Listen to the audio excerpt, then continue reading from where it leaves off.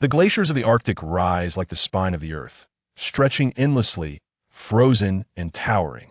An armed snow vehicle traverses the ice, delving deeper into the Arctic. In the rear seat of the vehicle, two armed soldiers flank a youth who resembles a student, their eyes fixed ahead. I say, brothers, it's been 2 days. Where exactly are we headed? The youth furrows his brow, tightening the military coat around him. His name is Su Yuan. 2 days prior, while engrossed in a game in his school dormitory, Su Yuan was abruptly yanked from his sanctuary by these soldiers, who kicked open his door without ceremony. Over the past 2 days, he has been transported by car, plane, and ship, and now by snow vehicle. Yet, the two soldiers remain uncommunicative, providing him only with a few warm garments, as if his words fell on deaf ears.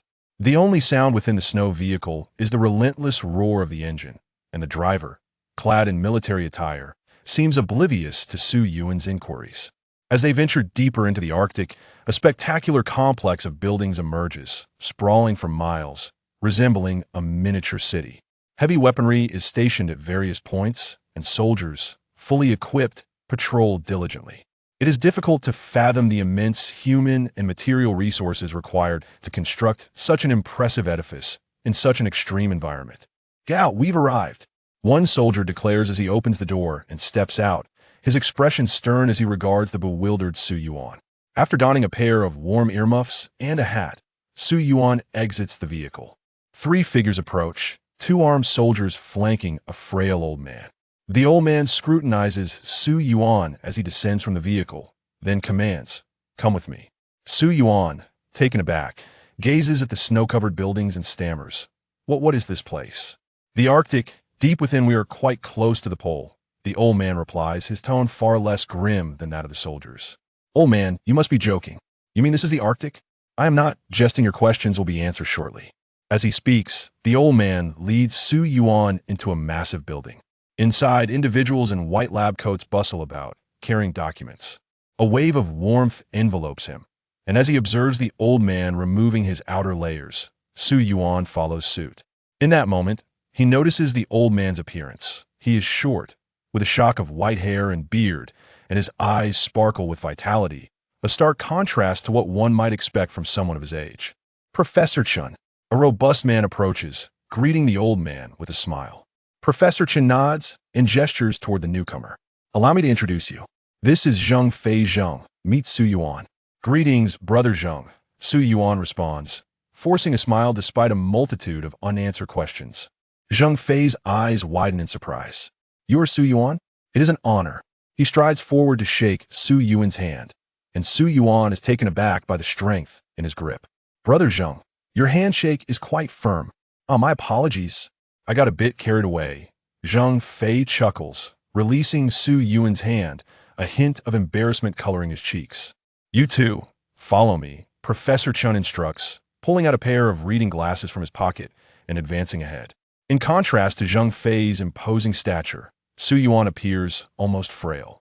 "Brother Zheng, when you mentioned knowing of me, was that mere politeness, or—" The office is quiet, prompting Su Yuan to lower his voice.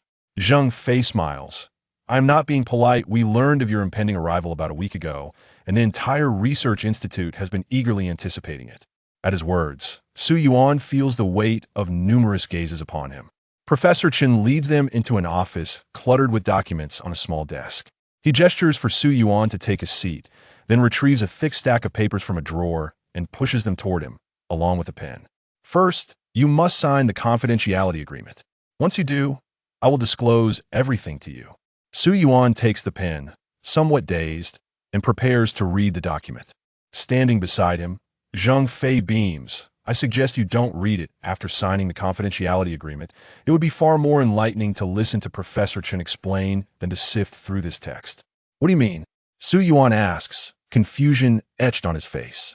Professor Chen leisurely sips from his teacup. "Just sign. We have no intention of harming you.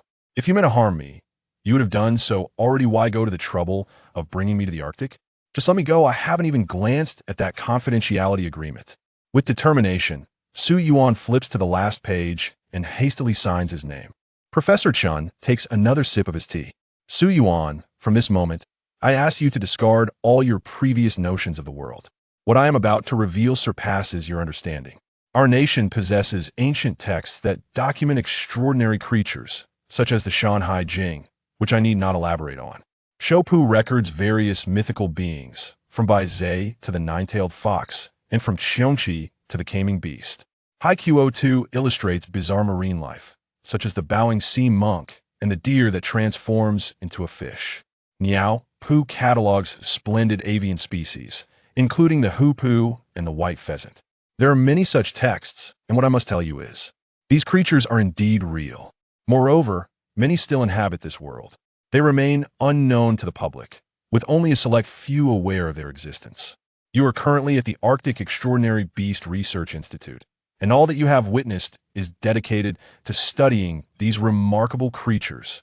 And you, Su Yuan, have been summoned because approximately a year ago, we discovered an ice dragon near the pole. We need your assistance to capture that ice dragon. Silence envelopes the room as Su Yuan's expression shifts from disbelief to incredulity, his lips twitching in skepticism. After a long pause, he finally erupts. Having undergone 9 years of compulsory education, he refuses to accept such absurdity. With a resounding clap, he rises, pointing an accusatory finger at Professor Chun. Are you pulling my leg? I've tolerated you long enough. I was happily playing games in my school dorm when those soldiers barged in, kicked down my door, and threw a hood over my head.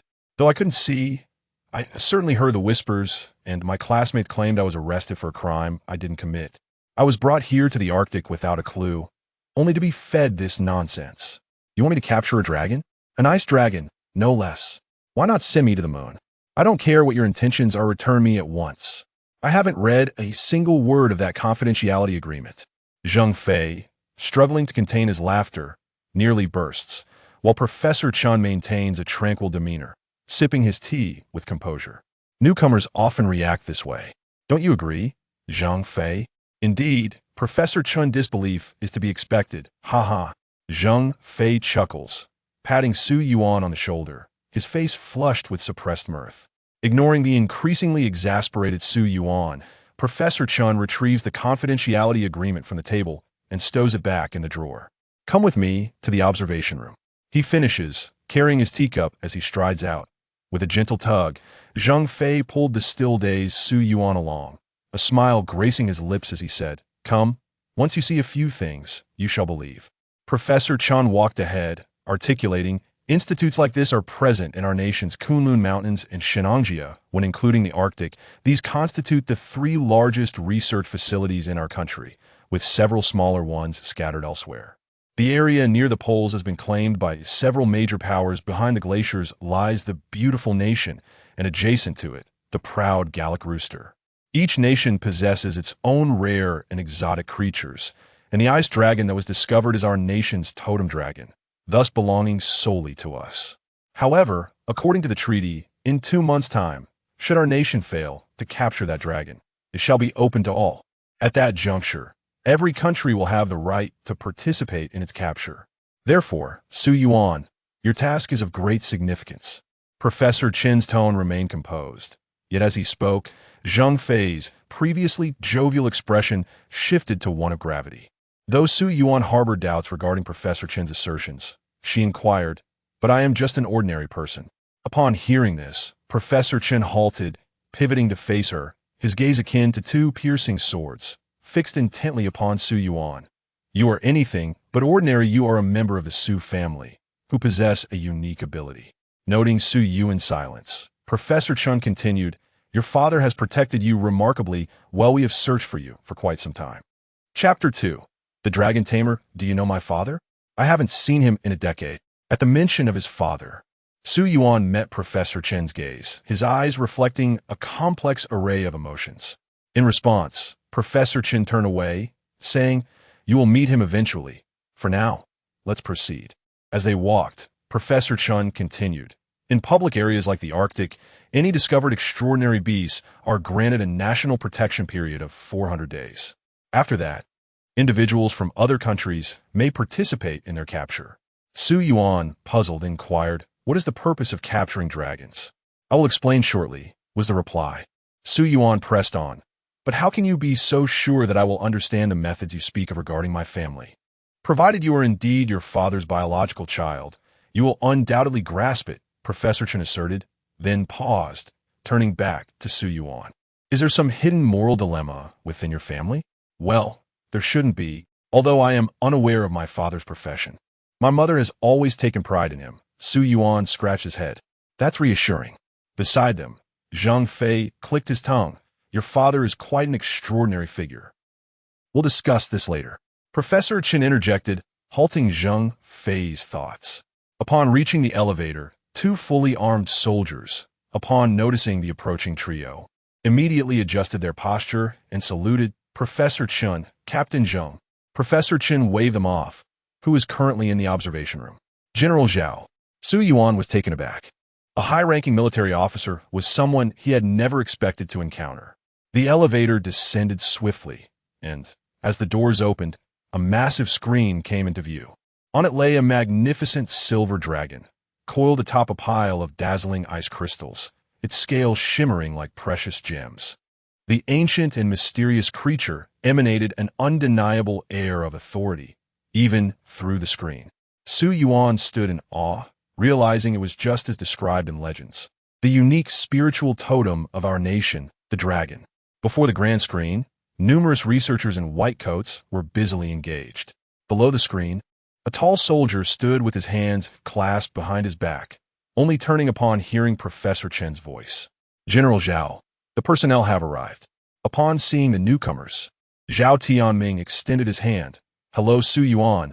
I am Army General Zhao Tianming. Greetings, General Zhao. I am Su Yuan. Su Yuan was eager to shake Zhao Tianming's hand, not daring to be dismissive. Zhao Tianming smiled. Professor Chen, has this young man signed a confidentiality agreement? He has. He was just passionately expressing himself, Professor Chen remarked, casting a glance at Su Yuan, who felt slightly embarrassed. He indeed had been overly excited. Who wouldn't be, after all, when confronted with such revelations after 9 years of compulsory education? Newcomers tend to react this way. Even those from Shenangjia have called us frauds, Zhao Tianming chuckled. He then summoned a researcher holding a file. Xiao Li, please prepare an identification badge for Su Yuan, along with several outfits in his size. As for accommodations, the room next to Captain Zhang is vacant. We shall place Su Yuan there. Understood. Xiao Li executed a crisp military salute, briefly glancing at Su Yuan before committing his measurements to memory. Once these matters were settled, Zhao Tianming gestured towards a nearby room. Let us proceed. It is time for official business. Su Yuan, still confused, silently followed behind the others. Upon entering the room, a blinding white light engulfed them, making it seem as though they were in a realm disconnected from this world. Zhang Fei, it's your turn to demonstrate. Zhao Tianming signaled Zhang Fei with a glance. All right, Zhang Fei replied, shedding his outer garments to reveal a fitted black bodysuit beneath. He took a few steps forward, turning to Su Yuan. Su Yuan, pay close attention. With that, Zhang Fei slowly closed his eyes. Transform, he bellowed, his voice resonating powerfully. His eyes snapped open, bursting forth with a brilliant yellow hue. His form rapidly expanded. Horns akin to those of a bull sprouted from his head, and his hands morphed into powerful claws. With a rush, a pair of white wings unfurled from his back. A sound akin to a sonic boom echoed as a hairless tail whipped behind him. In that instant, Zhang Fei transformed into a peculiar creature, retaining only his facial features, while the rest bore no semblance to humanity. Su Yuan. Zhang Fei's voice boomed, now towering at nearly 3 meters in height, looking down upon Su Yuan. This is my beastly form. Allow me to reintroduce myself. I am the beast tamer, Zhang Fei, and the beast I embody is called Qiongqi. His deep voice reverberated like thunder, crashing into Su Yuan's ears. Su Yuan stood frozen. Time seemingly lost its meaning as disbelief surged within him. Behind him, Zhao Tianming and Professor Chen exchanged knowing smiles as they observed his astonishment. Eventually, Su Yuan began to regain his composure, witnessing Zhang Fei revert to his original form. Leisurely dressing himself, Professor Chen, holding a cup of water, remarked, "This is precisely the purpose behind having you sign the confidentiality agreement. It is also the reason for summoning you here. There are individuals with unique bloodlines who possess the ability to channel the extraordinary beasts into their own power. Yet some ordinary individuals are also endowed with this innate talent, one that cannot be acquired through any means. Your Su family has long held the ability to tame dragons. While others are known as beast tamers, Su Yuan, you're different. Should you succeed in taming that ice dragon, you will be the sole dragon tamer in our nation. Seeing Su Yuan's bewildered expression, Zhao Tianming continued, beast tamers are a precious military resource for our country. Not only ours, but many nations boast hundreds, if not thousands, of them. The strength of a beast tamer determines our country's status and influence on the international stage. If you can capture and tame that ice dragon, becoming a dragon tamer, you will ascend to the pinnacle of the beast tamers, standing atop the world. Let us conclude for today. You have traveled north for 2 consecutive days and must be fatigued. Zheng Fei, please escort him back to rest. Zheng Fei immediately saluted Zhao Tianming. Yes, sir. As they made their way back, Su Yuan followed Zheng Fei in silence, overwhelmed by the day's revelations that had upended his entire understanding of the world. The notion of 9 years of compulsory education seemed utterly trivial in this moment. Zheng Fei, recognizing Su Yuan's turmoil, wisely refrained from disturbing his thoughts. After a winding journey, Zheng Fei finally led Su Yuan to a door. The wall beside it bore Su Yuan's name and photograph. Pointing to the room, Zheng Fei said, Su Yuan, this is your room. I am right next door. Feel free to seek me out any time you need assistance or answers. Brother Zheng, Su Yuan began, his expression laden with complexity. Zheng Fei turned back, curious. Now that I know all this, does it mean I can never return to my previous life? Zheng Fei faced Su Yuan, nodding solemnly, indeed. I am uncertain whether to deem you fortunate or unfortunate. Among the tens of thousands stationed here, nearly all aspire to become beast tamers. It is a mark of honor. Becoming a beast master entails exerting efforts and enduring hardships many times greater than others, and it may even cost one's life. Su Yuan furrowed his brows and inquired, What if I refuse? Will you kill me? No, came the reply, but your remaining years will be spent under constant surveillance. In essence, you will be imprisoned. You will no longer have any interactions with others. A situation that has indeed occurred before. Zheng Fei shook his head. Su Yuan, with a pained expression, remarked, Isn't that akin to boarding a pirate ship? That is precisely the case. However, Su Yuan, your father was also involved in this line of work, which means you are destined to enter this circle. I understand now. Thank you. Brother Zheng. Su Yuan finished speaking and pushed the door open, stepping inside. Gazing at Su Yuan's photograph on the wall, Zheng Fei sighed and turned back to his own room. Chapter 3. Beneath the polar night 2 days later. During these 2 days, aside from meals and making wishes, I scarcely ventured beyond this room. Professor Chun visited once, bringing some materials related to beast tamers for Su Yuan. Zheng Fei attempted several times to take Su Yuan out for a stroll, but was repeatedly thwarted by Professor Chun. They both understood that Su Yuan needed time to digest the information that transcended his previous comprehension. Knock, knock. The sound of knocking resonated. Su Yuan, engrossed in his studies at the table, lifted his head and walked over to open the door. There stood Zheng Fei, his face beaming with joy. Su Yuan, the weather is splendid today. Outside, it's a polar night. Would you like to take a stroll? A polar night. Are there auroras? At the mention of this, Su Yuan instantly perked up. The past 2 days spent poring over documents had been rather dreary. The combination of the Arctic's polar night and auroras was just the remedy for boredom. If the weather is good, there must be auroras. Let us go. The tranquility of the polar night seemed to resonate with the very breath of the universe, the boundless night sky dotted with countless stars. The vibrant auroras danced like a dream, mysterious bands of color shimmering in the sky, making the entire heavens pulse with life.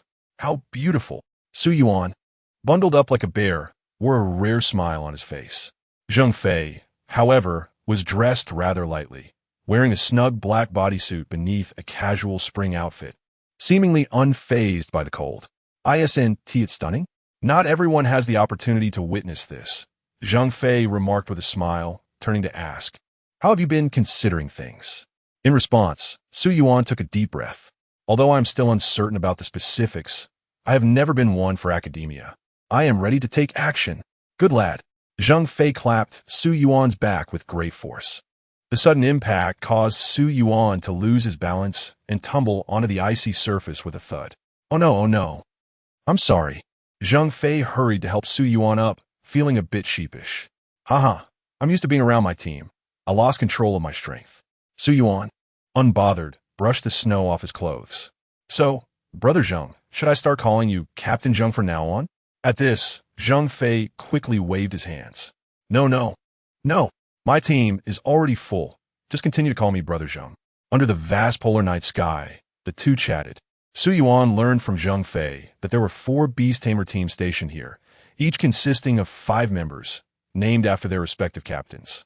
Zhang Fei's team was known as the Zhang Fei Squad. It's not surprising that you only see me as a Beast Tamer. My team has 5 members have been divided into 3 groups for missions.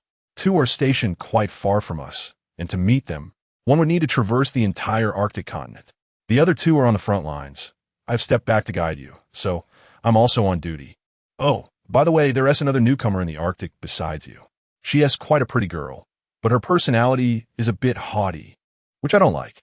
Zhang Fei, familiar with the area, led Su Yuan through winding paths until they reached a secluded corner. After ensuring no one was around, he produced a pack of cigarettes from somewhere and squatted down to light one. He offered the pack to Su Yuan. The research facility doesn't allow smoking, and I've been dying for a smoke these days. Would you like one? Su Yuan took a cigarette and was about to ignite it when, boom, a thunderous sound erupted. In an instant, the ice beneath them trembled violently, and a powerful shockwave surged from deep within the earth. Then came a resounding dragon's roar, and the brilliant auroras vanished in an instant.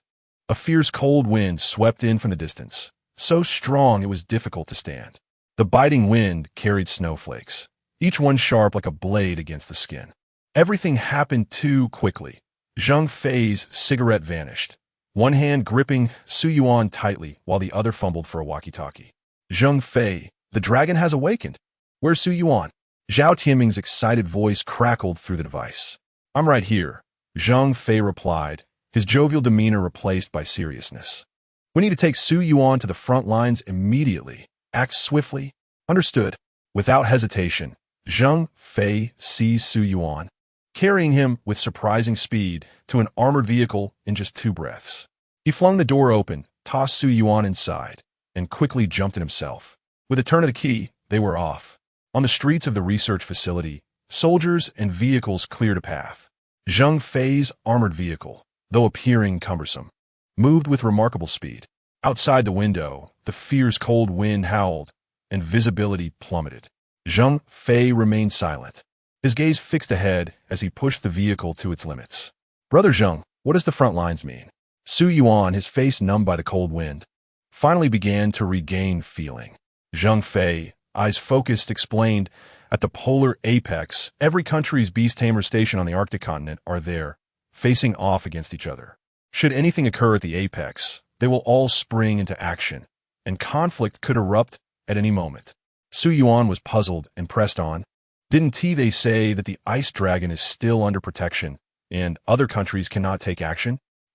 They cannot directly attack the dragon, but they will obstruct our efforts to capture it. Zhang Fei's gaze hardened, shedding his earlier amiable demeanor. He now resembled a seasoned warrior. Time seemed to blur as the vehicle sped forward. Su Yuan sensed they were drawing closer to the eye of the storm. Wow! Su Yuan exclaimed, staring out the window. In the icy winds, a colossal silver dragon spiraled above, its scales shimmering with light. Each movement of its body sent forth a stronger gust of cold air. From its awakening until now, this dragon has stirred 3 times over the past year. To tame it, one must do so during its waking moments. Otherwise, capturing it is futile, Zhang Fei remarked. Su Yuan's eyes were fixated on the dragon above.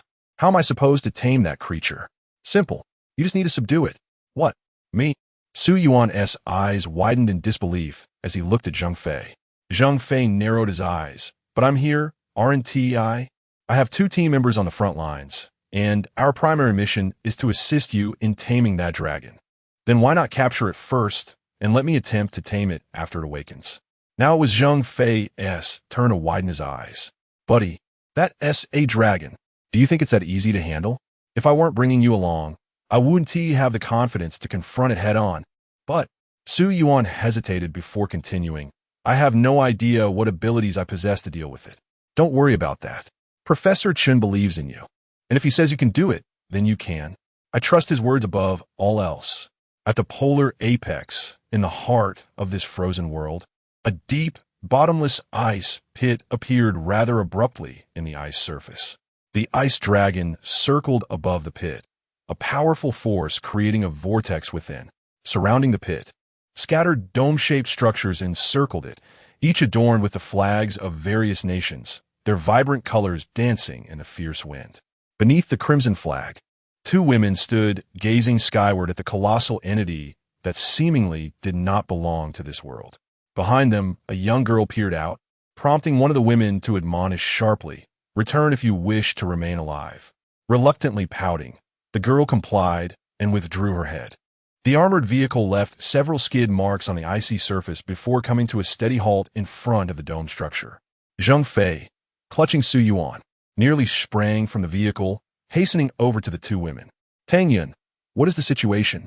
The long-haired woman, identified as Tang Yun, turned to him and replied, "Captain, I estimate the storm will persist for some time. This dragon's grumpiness has yet to dissipate." Li Xian, Tang Yun, returned to the base to assess the situation. Understood. Su Yuan was entirely supported by Zhang Fei, for in his current state, he would be swept away by the biting wind in an instant. Chapter 4. The eccentric sister inside the circular building. Minimalistic furniture adorned the space, and adjacent to the expansive living room were 5 doors, each marked with a photo and a name. It was evident that the house was designed with teams in mind. Su Yuan sat on the sofa for an extended period, gradually shedding the heavy winter garments enveloping her. Su Yuan, allow me to introduce my team members. This is Tang Yun. Zhang Fei gestured toward the woman with shoulder-length hair. Tang Yun smiled and waved elegantly at Su Yuan. Hello, Su Yuan. I have long admired your reputation. Hello, Sister Tang Yun. Before she could finish, another woman with a ponytail plopped down beside Su Yuan, resting her chin in her right hand with a grin. Hello, Su Yuan. I am Li Xian. Zhang Fei, standing nearby, wore an exasperated expression. Su Yuan, keep your distance from this woman. She has a penchant for young male college students. Su Yuan nearly leaped from her seat, eyes wide in disbelief as she stared at Li Xian. Zhenge, does she really eat people? Not in that way. Li Xian chuckled, crossing her legs on the sofa. Her interest piqued as she observed Su Yuan. Su Yuan pursed her lips, thinking to herself, this is nothing short of a peculiar sister. Zhang Fei sighed. This is the other newcomer to the Arctic expedition, besides you, Sun Wanlin. Sun Wanlin appeared to be of similar age to Su Yuan and stepped forward to extend her hand. Hello, Su Yuan. I am Sun Wanlin, destined to become the foremost beast tamer. Hello. Su Yuan's lips twitched, realizing why Zhang Fei had described her as somewhat arrogant. All right, enough chit-chat. It's time to prepare. Yes, both Tang Yun and Li Xian were members of Zhang Fei's team, undoubtedly possessing formidable strength. Meanwhile, Sun Wanlin shared a similar predicament with Su Yuan, lacking any beast-taming abilities, rendering her little more than a burden. Soon, the three who went to prepare emerged from their rooms, clad in form-fitting black bodysuits topped with matching black vests. The patches on their chests, vibrant red flags, represented their nationality. Zhang Fei placed 2 red flag arm badges on the table and retrieved 2 handguns from a box behind him. Put on the badges and take a handgun each. Su Yuan blinked. Zhenge, I don't know how to use a gun. Besides, will this even be useful against that dragon? Of course not. The gun is for your own protection, little brother. If you wish to survive, stick closely to your sisters. Li Xian responded with a beaming smile. Sun Wanlin shot Su Yuan a glance. If you encounter a foreign beast tamer who is incapacitated, you can use this gun to eliminate them. Her tone was flat. That's precisely the point. Zhang Fei nodded, addressing Li Xian. Li Xian, you are responsible for Su Yuan's safety. Tang Yun, you will look after Sun Wanlin. Understood, Captain. Outside, the relentless cold continued to rage, the immense force causing the very foundation of the base to tremble. Zhang Fei, Tang Yun, and Li Xen stood outside, their thin clothing utterly insufficient against the biting chill. Yet they seemed impervious to the cold. They stood there, gazing up at the massive silver dragon soaring through the sky. Su Yuan and Sun Wanlin remained indoors, peering out the window at the trio. Are they not cold? After holding her tongue for a while, Su Yuan could no longer contain her curiosity. The physique of a beast tamer differs from that of an ordinary person. Their strength relates to the creatures they command. Sun Wanlin answered politely, her expression devoid of emotion. Su Yuan scratched her head, recalling that Professor Chen's materials had mentioned this. Indeed, she realized she was not cut out for academia, having struggled to gain admission to a local second-tier university. Zhang Fei's team consisted of 3 men and 2 women. Su Yuan had not anticipated that the front line would be manned by 2 women. The cold persisted interminably until a resounding dragon roar echoed once more. Above the center of the vortex, the powerful whirlwind abruptly ceased. The dragon in the sky altered its course, its colossal form swiftly plunging into an icy cavern. Outside, Zhang Fei waved to the 2 inside. Su Yuan and Sun Wanlin instantly understood and hurriedly flung open the door to dash out. As the dragon's entire body vanished into the ice cave, Zhang Fei leaped without hesitation into the abyss. Tang Yun grasped Sun Wanlin's shoulder and followed Zhang Fei into the depths. Come on, little brother. Unlike Tang Yun, Li Xian smiled as she effortlessly lifted Su Yuan into her arms. Sister, is this really necessary? Su Yuan felt a bit embarrassed, having never been cradled by a woman before in such a manner. Sister is willing, Li Xian replied, exerting her strength as she leaped into the ice cave. A strong sensation of weightlessness washed over Su Yuan, the wind howling around him like a tidal wave, tugging at his hair and clothing. Fear gripped Su Yuan's heart, the unfamiliar panic rendering him somewhat frantic. Do not fear, trust me. Li Xian's voice was a reassuring balm. Thud. Li Xian landed firmly on the ice surface. Su Yuan gasping for breath as he stood there, involuntarily gazing upward. The entrance to the ice cave seemed to stretch far into the heavens. Who knew how deep this cavern truly was? Sun Wanlin, too, looked pale as she clung to Tang Yun's arm, observing the seemingly unbothered Zhang Fei and the others. Su Yuan couldn't help but wonder just how powerful these individuals were. The ice cave was a labyrinth of tunnels, with hanging icicles resembling exquisite ornaments. In the stillness, the gentle sound of flowing water could be heard beneath. Let us go. That dragon must have returned to its lair. Zhang Fei strode ahead, appearing quite familiar with the surroundings, as though he had explored this place numerous times. Tang Yun, how many people were by the cave just now? Zhang Fei inquired without turning his head. Tang Yun furrowed her brow slightly. The beautiful nation has a complete team, and the cherry blossom nation has 3. A pack of wretched creatures. I hope I do not encounter them. Zhang Fei gritted his teeth, knowing things would not proceed smoothly. He had not anticipated the Americans to be fully prepared, which posed a significant problem. To accommodate Su Yuan and Sun Wanlin's pace, Zhang Fei and the others slowed down, maintaining a distance of no more than 3 steps from Tang Yun and Sun Wanlin. Li Xian, on the other hand, linked her arm with Su Yuan's, her smile unwavering throughout. If the captain and Yunner were not here, how delightful it would be for just the 2 of us to share this ancient ice cave. Not everyone has the chance to date in a place that has been frozen for thousands of years. Li Xian's tone was gentle, though Su Yuan wondered how such tender words could be uttered so casually. Su Yuan shivered. Sister Xian, please refrain from such talk. I'll introduce you to my roommate, who is also a male college student. No, sister prefers you, someone who appears delicate and refined. Zhang Fei led the way, followed closely by Su Yuan and Li Xian, with Sun Wanlin behind them and Tang Yun bringing up the rear. The ice cave was eerily quiet, occasionally interrupted by the sounds of running water and the soft plop of droplets falling.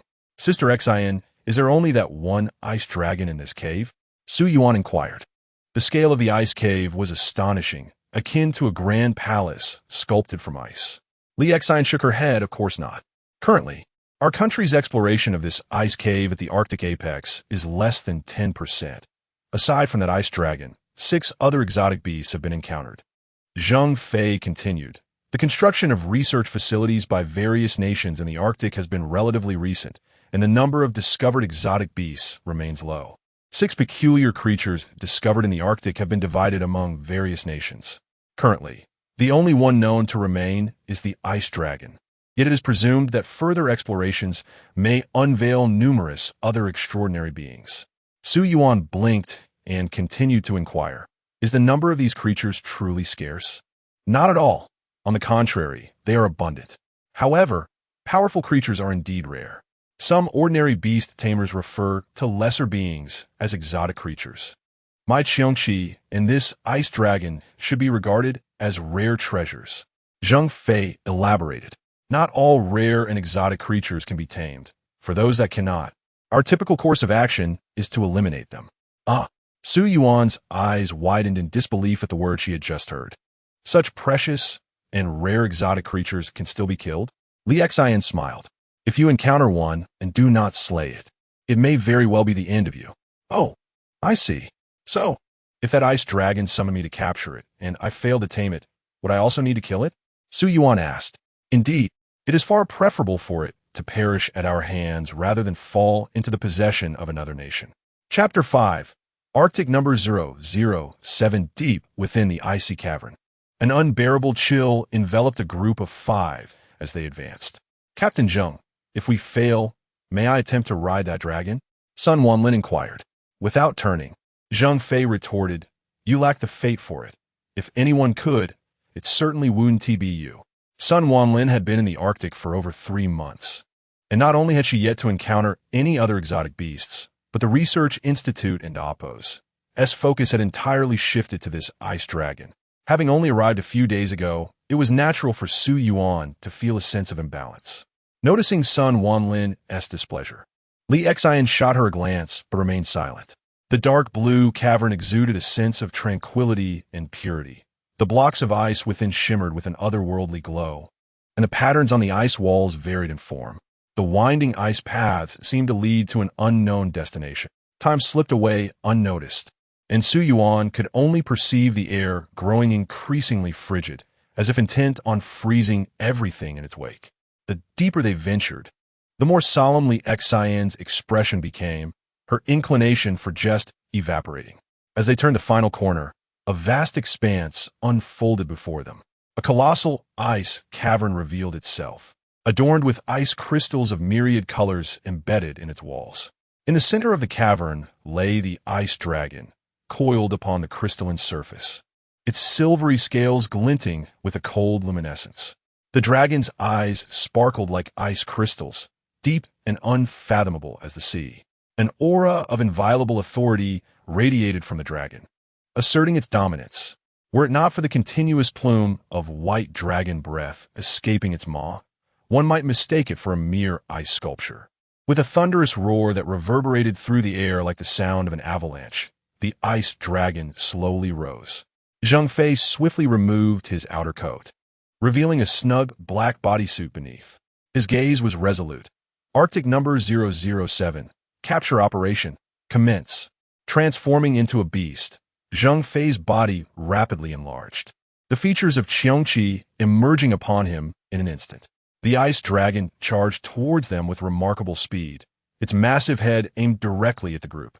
Zheng Fei propelled himself forward with tremendous force, akin to an arrow released from its bow, colliding with the oncoming ice dragon in a resounding boom. The powerful impact caused ice crystals to rain down from the surrounding walls. Su Yuan's eyes widened in disbelief at the unfolding scene. Zheng Fei's strength was formidable, his sharp claws gripping the dragon's horns with unyielding ferocity, and with a sudden surge of power, he flung the immense ice dragon away.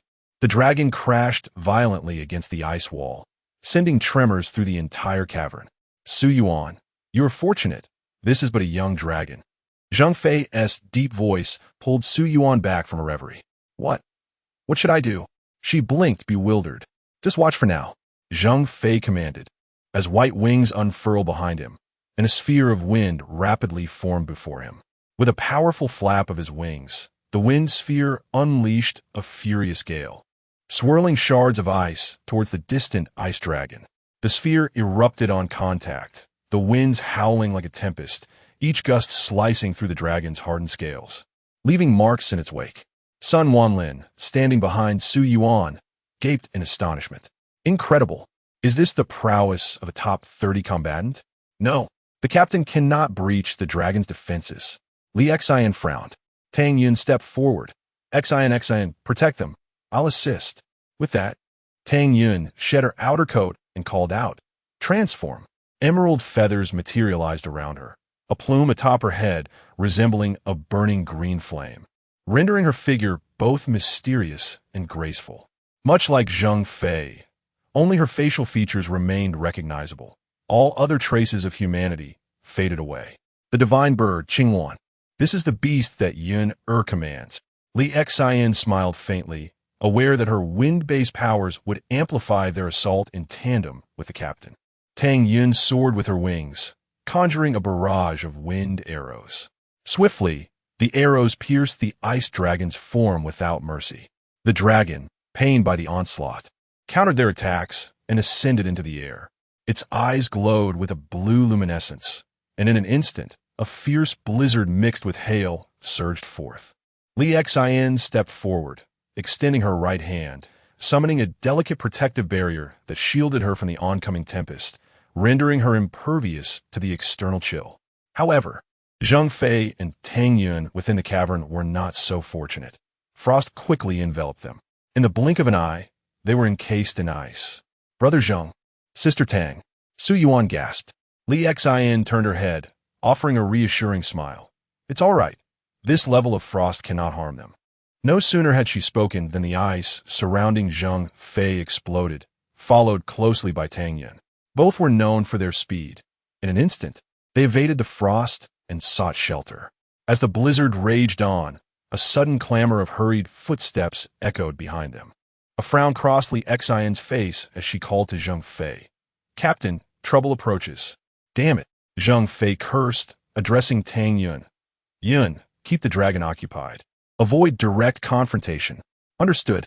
With that, Zheng Fei flapped his wings and soared, while Li Xian timed her movements perfectly to envelop him in her protective barrier. Su Yuan, you and Sun Wanlin should hide. Li Xian, follow me. Those foul beasts shall not return alive. Zheng Fei's face bore an expression of wrath, taken aback by the rapid arrival of foreign beast tamers. As the blizzard subsided, the dragon surveyed its surroundings, failing to locate Zheng Fei, and redirected its focus on a Tang Yun. Su Yuan and Sun Wanlin found refuge behind a crystalline formation. Peering out at Tang Yun engaged in a fierce struggle with the ice dragon.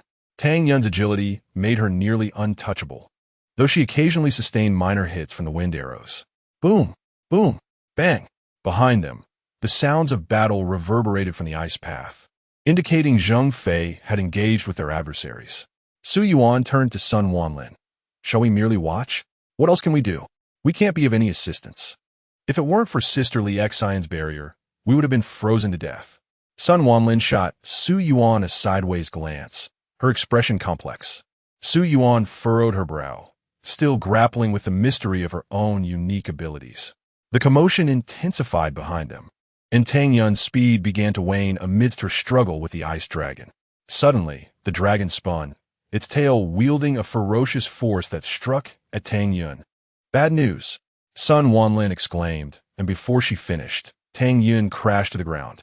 Without hesitation, Su Yuan rushed forward, supporting the 2-meter-tall Tang Yun. Sister Tang, are you all right? Blood trickled from Tang Yun's lips. This dragon possesses immense power. Without the captain, I stand no chance. We must retreat. With that, Tang Yun grasped Su Yuan's shoulder and swiftly flew to Sun Wanlin's side, pulling her as they fled down the ice path. The pursuing ice dragon was relentless, its furious roars echoing with wrath as frost encased its sinuous form. Tang Yun's complexion turned pale, blood flowing from her mouth as she led Su Yuan and Sun Wanlin into a nearby fork in the path, her beastly transformation gradually relinquishing its grip. Seeing this, Su Yuan hastily lifted Tang Yun, seeking refuge behind a protruding ice formation. Throughout the entire ordeal, Sun Wanlin maintained an expressionless demeanor, seated alone with her gaze fixed upon Tang Yun. The three of them dared not utter a sound as the colossal ice dragon swept overhead, its silvery form marked by wounds where icy blue blood streamed forth, a testament to its suffering. Only after the dragon had completely vanished from sight did they collectively exhale a heavy sigh of relief. It was at this moment that Sun Wanlin finally spoke. With your level of strength, you must be at the bottom of Captain Zhang's team. Am I correct? What do you mean by that? Su Yuan retorted, her anger evident as she glared at Sun Wanlin. I never mentioned you. Why are you so worked up? Sun Wanlin replied, holding her head high as she met Su Yuan's fierce gaze. If it weren't for Sister Tang Yun just now, we would have perished. And here you are, spouting sarcastic remarks. If you are so capable, why don't you step up? Su Yuan shot back without holding back. Sun Wanlin scoffed in disdain.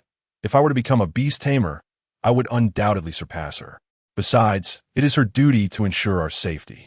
Tang Yun, her complexion pale, closed her eyes and grasped Su Yuan's hand, interrupting her as she prepared to continue. This is not the time for quarrels. Upon finishing her statement, she attempted to rise. I must go and intercept that dragon. It would be troublesome if it heads toward the captain. Chapter 6. The nine-tailed fox Su Yuan, filled with worry, supported Tang Yun. Tang Yun wiped the blood from the corner of her mouth, her right hand emanating a soft azure glow as she gently placed it upon her chest. As the azure light intensified, her complexion gradually improved. Observing Su Yuan's astonished gaze, Tang Yun remarked, My Qing Yuan is not a combat-type beast. Its strengths lie in assistance and healing. Tang Yun, you should rest for a moment. Su Yuan suggested, frowning. I'm fine. Just stay close to me, Tang Yun replied, adjusting her tousled hair and hastening after the ice dragon that had vanished from sight. Meanwhile, on the other side, three beast tamers from a foreign nation had entered their beast transformation state, their chests adorned with a white flag marked with red dots. Among them, two tamers resembling bulls were flanking Zhang Fei. Li Xian had also undergone her transformation, her face now covered in fur, a pair of fox ears twitching atop her head, and 9 white tails swaying irregularly behind her. Grasping a pink orb of light in her right hand, she fixed a steely gaze upon the woman across from her, who was panting heavily. To her surprise, the woman spoke in broken Chinese. I never expected to encounter you here. Her right hand pressed against her injured left arm, the signs of her beast transformation fading. I killed your sister. Now you shall die by my hand. Li Xian's tone remained flat as the pink orb in her hand gleamed brighter. Zhang Fei gritted his teeth, his right hand fully transformed into a tiger's paw, and he struck fiercely at one of the tamers. The tamer, sensing danger, pushed off the ground and swiftly evaded. Boom! Zhang Fei's strike missed, his powerful paw crashing down onto the ground, shattering the ice and creating a massive crater. Damn little devils. Not a single one of you will return alive today. An overwhelming killing intent surged like a tide, leaving the two Cherry Blossom Nation tamers visibly shaken. They could hardly fathom that their combined efforts were no match for Zhang Fei. Speaking in their native tongue, they muttered, Where have those damned beautiful countrymen gone? Were we supposed to ambush this Chinese team together? This person is too strong. We must find a way to retreat. As Zhang Fei listened, his irritation grew, and his strikes became even more forceful. While fierce battles raged on, Li Xian's fight had concluded. The Cherry Blossom woman lay lifeless, her chest punctured, a gory hole continually oozing blood as her body leaned against the ice wall. Several essences emanated from her corpse, gradually coalescing into a white pearl that floated above her. Li Xian stepped forward, grasping the white pearl, and coldly scoffed, overestimating oneself. Just as she prepared to assist Zhang Fei, a deafening dragon roar echoed, followed by a fierce cold wind sweeping in from the side, as a massive dragon head charged towards her. Something must have gone wrong with Tang Yun, Zhang Fei thought, momentarily distracted by the ice dragon. The two Cherry Blossom Nation tamers seized the opportunity, landing a heavy punch upon Zhang Fei. The combined strike knocked Zhang Fei back uncontrollably. He raised his head, his murderous intent intensifying. Li Xian, deal with that dragon. I'll finish off these two scoundrels and join you. Understood, Captain. The icy path was rather narrow, and the ice dragon's large body made it cumbersome to maneuver. Behind Li Xian, her 9 tails waved, each movement releasing a captivating pink mist that soon took effect, encircling the dragon's eyes and causing it to uncontrollably crash into the ice walls. Only seconds passed before the ice dragon regained its senses. It opened its mouth wide, a wave of frigid air rapidly condensing before it. Oh no! Li Xian's pupils dilated, her left hand overlapping her right, fingers splayed as a circular protective shield formed around her in the blink of an eye. Roar!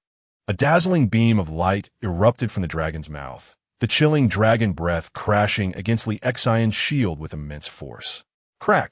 Cracks spiderwebbed across the surface of the shield. With a resounding bang, it shattered. The dragon breath slammed into Li Xian's body, obliterating the ice wall behind her. As the light dissipated, Li Xian, battered and bloodied, crawled from the shattered ice, her once pristine fur now stained crimson. Simultaneously, a gentle azure light settled beside her. Tang Yun had arrived. Tang Yun had re-entered her beast transformation, her hands glowing with azure light as she placed them on Li Xian. Her voice tinged with urgency. Xian, are you all right? I'm fine. What happened on your end, Yun'er? Tang Yun frowned. I couldn't overcome them. Sustained some injuries. At that moment, Su Yuan and Sun Wanlin rushed over. Su Yuan anxiously scrutinizing Li Xian. Sister Xian, are you all right? As she spoke, she took in Li Xian's appearance. Her eyes were now blood red. Although she was already beautiful, her transformation had rendered her figure even more graceful. Her 9 tails swaying with an enchanting spirit, appearing both mysterious and alluring. Sister Xian, are you a 9-tailed fox? Indeed, sister is quite beautiful, isn't she? Little brother, have you considered sister at all? Li Xian beamed at Su Yuan, her wounds visibly healing under Tang Yun's treatment. Tang Yun sighed beside them, even injured. You can't refrain from your playful banter. In the midst of their exchange, the ice dragon surged towards them once more. Bang! Before they could react, Zhang Fei's figure darted in from the side, delivering a powerful kick that sent the charging ice dragon sprawling. The 2 Cherry Blossom Nation tamers lay bloodied and motionless on the ground, their bodies also floating with white pearls. Zhang Fei's imposing figure stood protectively before them, instilling a sense of reassurance. Su Yuan retrieved those beast pearls. Having completed her healing, Tang Yun rose and instructed Su Yuan before she and Li Xian dashed towards the ice dragon. Turning to his teammates, Zhang Fei inquired, are you both all right? We're fine. Captain, awaiting your command. Zhang Fei frowned. This area is too confined for combat. We must lure it back to its lair. Understood. Su Yuan approached the 2 corpses, shivering at the sight of their brutal demise, nearly reduced to pulp. As he reached for the 2 beast pearls, the icy touch sent a shiver through him. With no time to dwell, Zhang Fei and the others were already leading the ice dragon away. Stuffing the 2 pearls into his pocket, he hurried to catch up. Just as they departed, 5 strikingly beautiful individuals with golden hair and blue eyes appeared, gazing at the 3 lifeless bodies. The leading woman scoffed. Those cherry blossom shorties are so easily deceived. Captain, it's Zhang Fei leading them this time. Should we proceed? The woman shot him a glare. What are you afraid of? They only have 3 beast tamers. We absolutely cannot allow the Chinese to control that dragon. Move. Meanwhile, within the Arctic Research Institute, Zhao Tianming paced anxiously in the observation room. Zhao, can't you take a break? Professor Chun, casually holding a document, wore a relaxed expression. Zhao Tianming sighed as he sat down. Alas, it's been so long without news. What if something has gone awry? Why worry about that kid following you? You're well aware of his strength, aren't you? Zhao Tianming wore a worried expression, fearing that beast tamers from other nations might act restlessly. Professor Chen set down the documents in his hand and adjusted his glasses, reassuring him, do not worry. With Li Xian's capabilities, their safety can still be assured. Let's hope so, came the reply. Chapter 7. Deadlock in the icy lair of the dragon. Frigid winds howled. Ice crystals crystallized in the air, and the frigid breath of the dragon left the cavern riddled with wounds. Zhang Fei and Li Xian stood side by side, surprisingly undaunted even in the grip of the ice dragon. Tang Yun's wind-based attacks enhanced Zhang Fei's strikes perfectly. The battle raged on for several minutes. Li Xian's face bore signs of fatigue. "Captain, my beast transformation is about to wear off. We must conclude this swiftly. If we cannot claim victory, we must retreat." Zhang Fei furrowed his brow. Their team was already not at full strength, and since their encounter with the ice dragon, they had been in a relentless fight, their stamina nearly depleted. "Tang Yun," Zhang Fei called out, and a massive ball of wind rapidly took shape before him. Upon hearing his command, a cerulean aura emanated from the feathered crown atop Tang Yun's head, and an energy field blossomed around her, enveloping Li Xian and Zhang Fei within its protective embrace. With eyes closed, Li Xian took a deep breath, her several white tails gradually gathering colorful energy orbs at their tips. "How imbibe?" Sun Wanlin, concealed behind a crystal of ice, could not help but exclaim. Su Yuan, puzzled, turned to Sun Wanlin. Sun Wanlin continued. "Each of the 9 tails of the fox possesses unique powers, along with abilities of mental control and seduction. Li Xian's abilities are even rarer than Captain Zheng's." Gazing at the 3 figures suspended in midair, Su Yuan harbored unspoken thoughts. Knowing he needed to return and catch up on his studies with Professor Chun, Tang Yun's ethereal silhouette moved gracefully, her voice resonating like a gentle breeze, wind spirit melody. Instantly, the aura surrounding her intensified, and tendrils of azure light transformed into gentle winds, nourishing Zhang Fei and Li Xian before her. "Cyclone impact," Zhang Fei declared. The massive wind ball before him erupted, unleashing a powerful gale that howled through the chamber. The energy orbs behind Li Xian radiated with various elemental energies, enveloped in a soft pink glow, racing towards the ice dragon. With a tremendous explosion, a torrent of energy surged forth, filling the dragon's lair with dazzling brilliance. Su Yuan crossed his arms before him, bracing against the overwhelming force. Amidst the light, 5 figures shot forth, heading directly towards Zhang Fei and the others in the center of the lair. "Brother Zhang, be careful," Su Yuan shouted, but it was too late. As the light dissipated, the dragon lair lay in ruins, teetering on the brink of collapse. A massive ice pillar shot up from the ground, and the ice dragon coiled around it, its body cloaked in a blue glow, seemingly healing. In the heart of the lair, 5 oddly shaped beast tamers surrounded Zhang Fei and his companions. They wore the same black, form-fitting suits as Zhang Fei's team, with a patch of their national flag on their chests. Li Xian's transformation had worn off, leaving her weakly kneeling behind Zhang Fei and Tang Yun. Meanwhile, blood streamed from Zhang Fei's left shoulder, a result of the foreign beast tamer's earlier assault. The leader of the group fixed his gaze on Zhang Fei, a harsh voice slicing through the air. "Zhang, long time no see." "Huh, fuck you," Zhang Fei retorted, raising his middle finger defiantly. Yet, the gravity of the situation soon dawned upon him. Tang Yun first helped Li Xian recover. He then turned his gaze towards Su Yuan and Sun Wanlin in the distance. "Li Xian, you take care of those 2. Use your abilities to get them out of here." "Tang Yun, Captain, no need to say more," Tang Yun interjected, determination in her voice. "I've been prepared for this. Forgive me." Beneath her, a blue halo glimmered, the power of the divine bird Qingwan continuously restoring Li Xian's strength. Struggling to her feet, Li Xian urged Captain Yun, "Execute the order." Xian, all my skincare products are now yours." Tears welled in Li Xian's eyes, her expression one of unyielding resistance. Zhang Fei inhaled deeply, his bright yellow eyes gradually shifting to crimson. A mysterious force surged through him, and he fell to all fours, roaring, "Feral beast."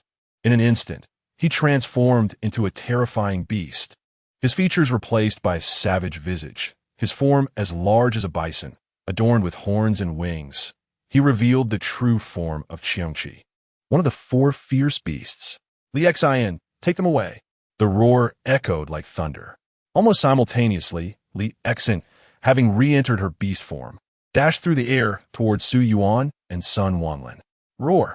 At that moment, the towering ice pillar collapsed with a thunderous crash. the ice dragon's roar reverberating with fury. Its majesty could not be challenged. A fierce blizzard descended, sharp as 1,000 icy blades, separating Li Xian and Su Yuan. Li Xian's expression darkened, realizing any further advance was nearly impossible. She shouted to the two, "Run!" As her words fell, Sun Wanlin, without hesitation, bolted back toward the path they had come from. Xian Jia. Su Yuan's brow furrowed, his face contorted with struggle. Just as he opened his mouth to speak, he noticed Li Xian, braving the icy winds, her face etched with disbelief. "Su Yuan, be careful." Suddenly, before she could finish, Su Yuan's pupils dilated as a dragon claw pierced through his chest. The ice dragon had silently glided behind him. Xian Jia. Su Yuan muttered, looking down at the crystalline dragon scale embedded in his chest, now stained with crimson blood. Blood dripped continuously, exploding into crimson blossoms upon the icy surface. His breathing slowed, and the light in his eyes began to fade. Thud! The ice dragon, as if discarding refuse, flung Su Yuan's lifeless body aside. Blood gushed from his chest, staining the ice beneath him. Su Yuan's eyes widened, his breath finally ceasing. "Su Yuan!" Li Xian trembled, consumed by rage that stripped her of rationality. A fierce power surging forth, shaking the entire icy cavern. Depleted of strength, she could no longer sustain herself. The features of the nine-tailed fox began to fade as she plummeted from the air. Su Yuan lay dead. Li Xian had succumbed to unconsciousness. Zhang Fei and Tang Yun were battered and beleaguered, embroiled in a desperate struggle. The situation had irrevocably devolved into a deadlock. Tang Yun, in her beast form, hovered above Zhang Fei, the azure light continually infusing him with vitality.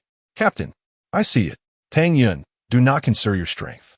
If we must die, let's take 2 more with us. 3, including Xian's share." "Ha ha, very well." Without further concern, Zhang Fei, enveloped in azure light, brought his powerful tiger claws crashing down. Boom! The icy surface erupted in an instant, a multitude of gales surging forth from beneath. The tremendous force swept through the entire cavern.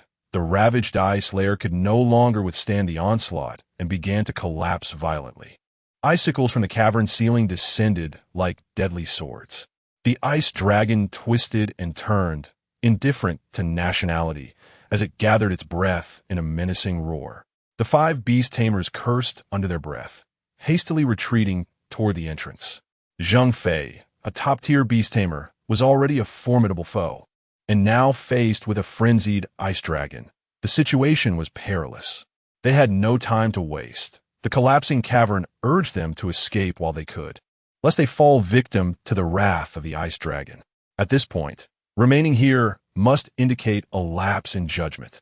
Observing the 5 beast tamers frantically fleeing, Zhang Fei felt utterly powerless to pursue them. Gradually reverting to his human form, he knelt on the ground, blood continuously spilling from his mouth. In the sky, Tang Yun also relinquished her beast transformation and descended beside Zhang Fei. "Captain!" Gazing at Tang Yun's pale visage, Zhang Fei managed a bitter smile. Zhang Fei's team. Arctic 007 capture mission failure. "Captain, in our next life, let us be ordinary people." Tang Yun forced a faint smile, leaning weakly against Zhang Fei's shoulder. "All right. Even as ordinary people, I still wish to enlist and take down these despicable wretches. Then I shall become a medic." "Ha ha, splendid." The ice dragon's breath was growing ever larger, its primary ire directed solely at Zhang Fei, completely disregarding the 5 fleeing beast tamers as it opened its massive jaws wide. Aimed at Zhang Fei. Chapter 8. The locking dragon chain. The ice cavern was in a constant state of collapse, as if the very earth was trembling. Zhang Fei and Tang Yun leaned against each other, their eyes fixed on the brilliant white light coalescing from the mouth of the ice dragon, awaiting the inevitable arrival of death. Suddenly, a thick black iron chain surged forth, wrapping tightly around the neck of the ice dragon in the blink of an eye. The immense force caused the incomplete breath of the dragon to dissipate into countless flecks of light. A roar erupted from the ice dragon, a sound imbued with fear and panic, as the overwhelming strength of the black chain compelled it to cry out. Immediately, an innumerable number of black chains erupted from the surrounding ice walls, reinforcing the collapsing cavern and ensnaring the dragon. The anguished groans of the ice dragon echoed throughout the icy expanse. Kneeling on the ground, Zhang Fei's face was a mask of disbelief. Su Yuan is still alive. Tang Yun mirrored his astonishment, pondering the origin of these mysterious chains. A faint smile appeared on Zhang Fei's scarred face, the Su family's ability. The locking dragon chain. Su Yuan slowly rose to his feet, his hollow eyes devoid of life. His upper garments had vanished, revealing a gruesome wound on his chest. He staggered towards the ice dragon, which was thrashing wildly, its chains clinking with metallic resonance. Yet, no matter how fiercely it struggled, it could not break free from the locking dragon chain, its strength waning. As Su Yuan approached, the panic in the dragon's eyes intensified. He resembled a mere shell of a man, his gaze vacant, with the gruesome wound on his chest a haunting sight. Zhang Fei and Tang Yun watched in stunned silence. Just as Tang Yun was about to speak, Zhang Fei gestured for silence. Let us regain our strength first. Su Yuan mechanically raised his right hand, placing his palm against the dragon's snout. The ice dragon's eyes widened, reflecting its terror of the unknown demise that awaited it. A chilling light radiated from its silver-white form, growing ever more blinding, enveloping the entire cavern in a brilliant white haze. In this surreal moment, Su Yuan found himself in a chaotic realm, standing as if on the surface of water, surrounded by darkness, with twinkling stars above. He sighed, scratching his head. It seems I've perished. What a grand deception. I thought I was extraordinary. Yet, the experiences of these past few days could inspire a novel. Just as he mused, a familiar roar echoed nearby. In an instant, the ice dragon materialized before him, surrounded by crystalline ice and swirling snowflakes, its basketball-sized eyes fixed upon Su Yuan. Is this really happening again? Su Yuan instinctively recoiled, incredulous that the dragon would still pursue him even in death. As he pondered this anomaly, the dragon's form began to dissolve, transforming into streams of blue light that surged into Su Yuan's being. A profound chill coursed through him, enveloping his body in frost. The exquisite sensation caused his pores to open, unleashing a torrent of latent power within him.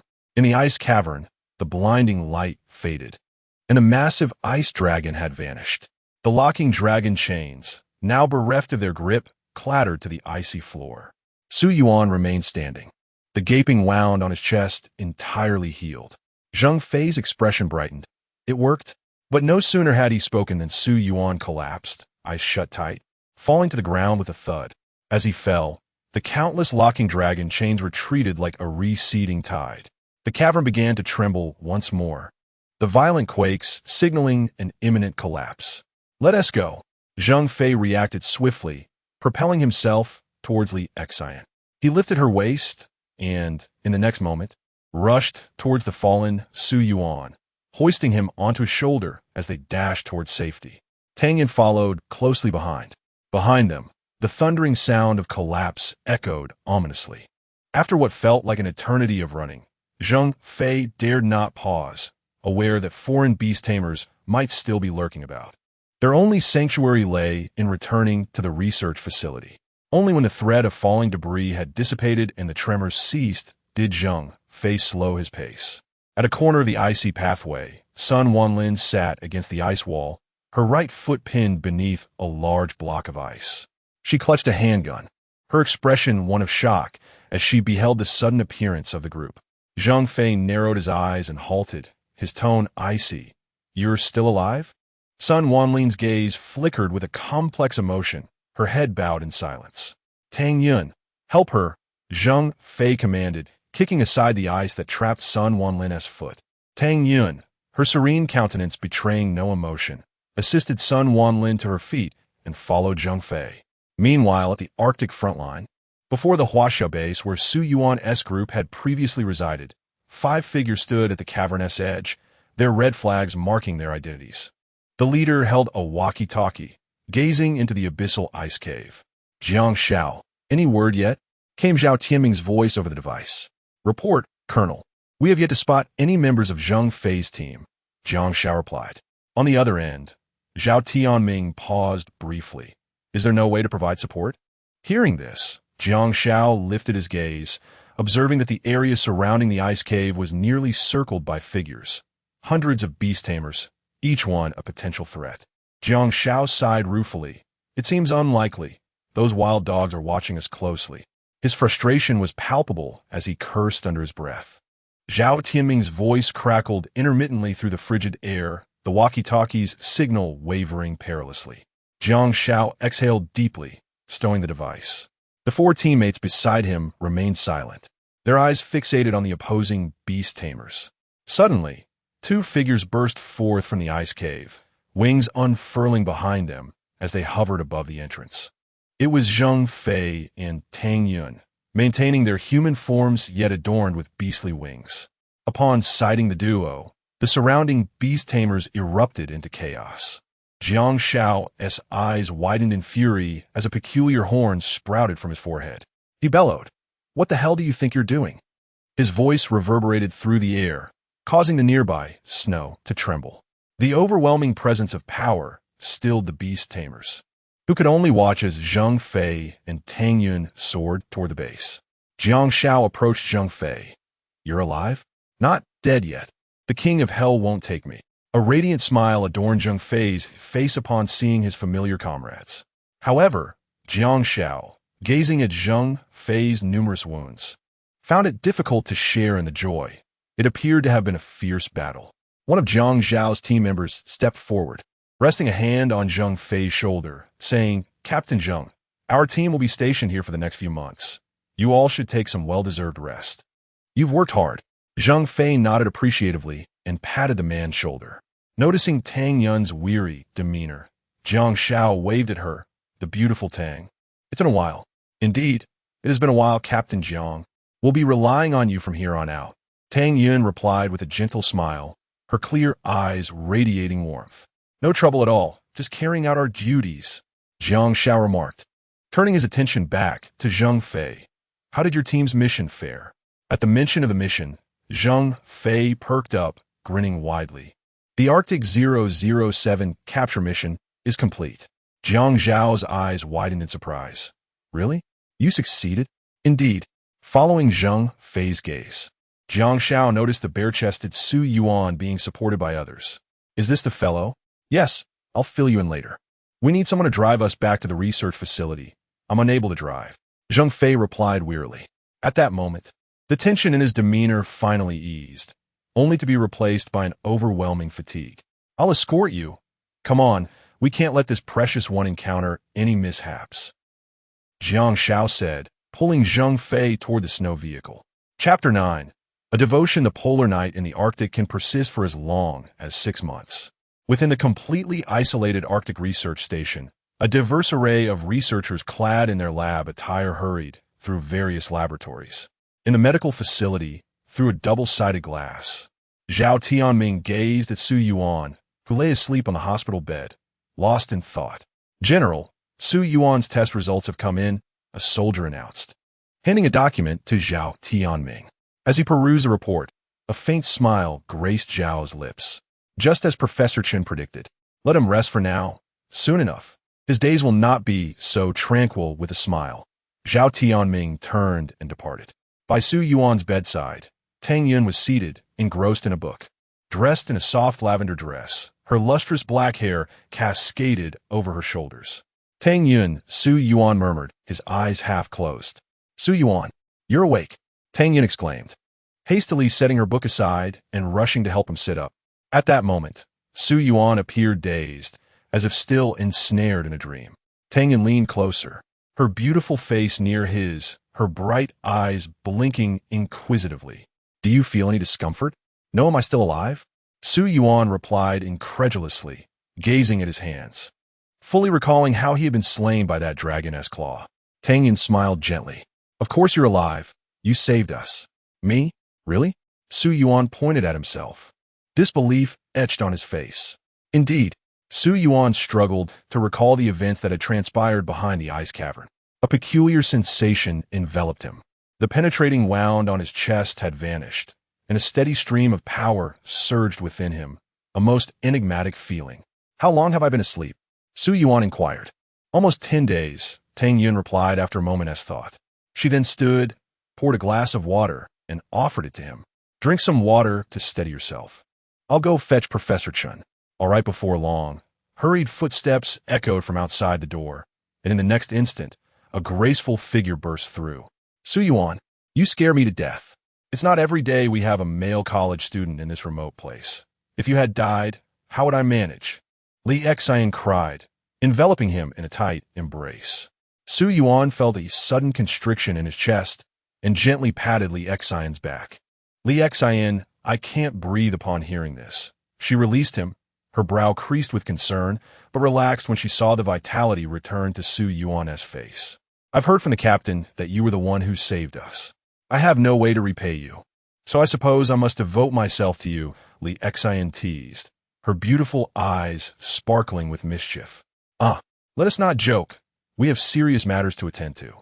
Professor Chun's voice came from behind Li Xian. Li Xian straightened, adjusting her slightly disheveled attire. "Professor Chun, how can my lifelong commitment not be a serious matter?" Ignoring her, Professor Chun approached Su Yuan and asked, "Do you feel anything unusual in your body?"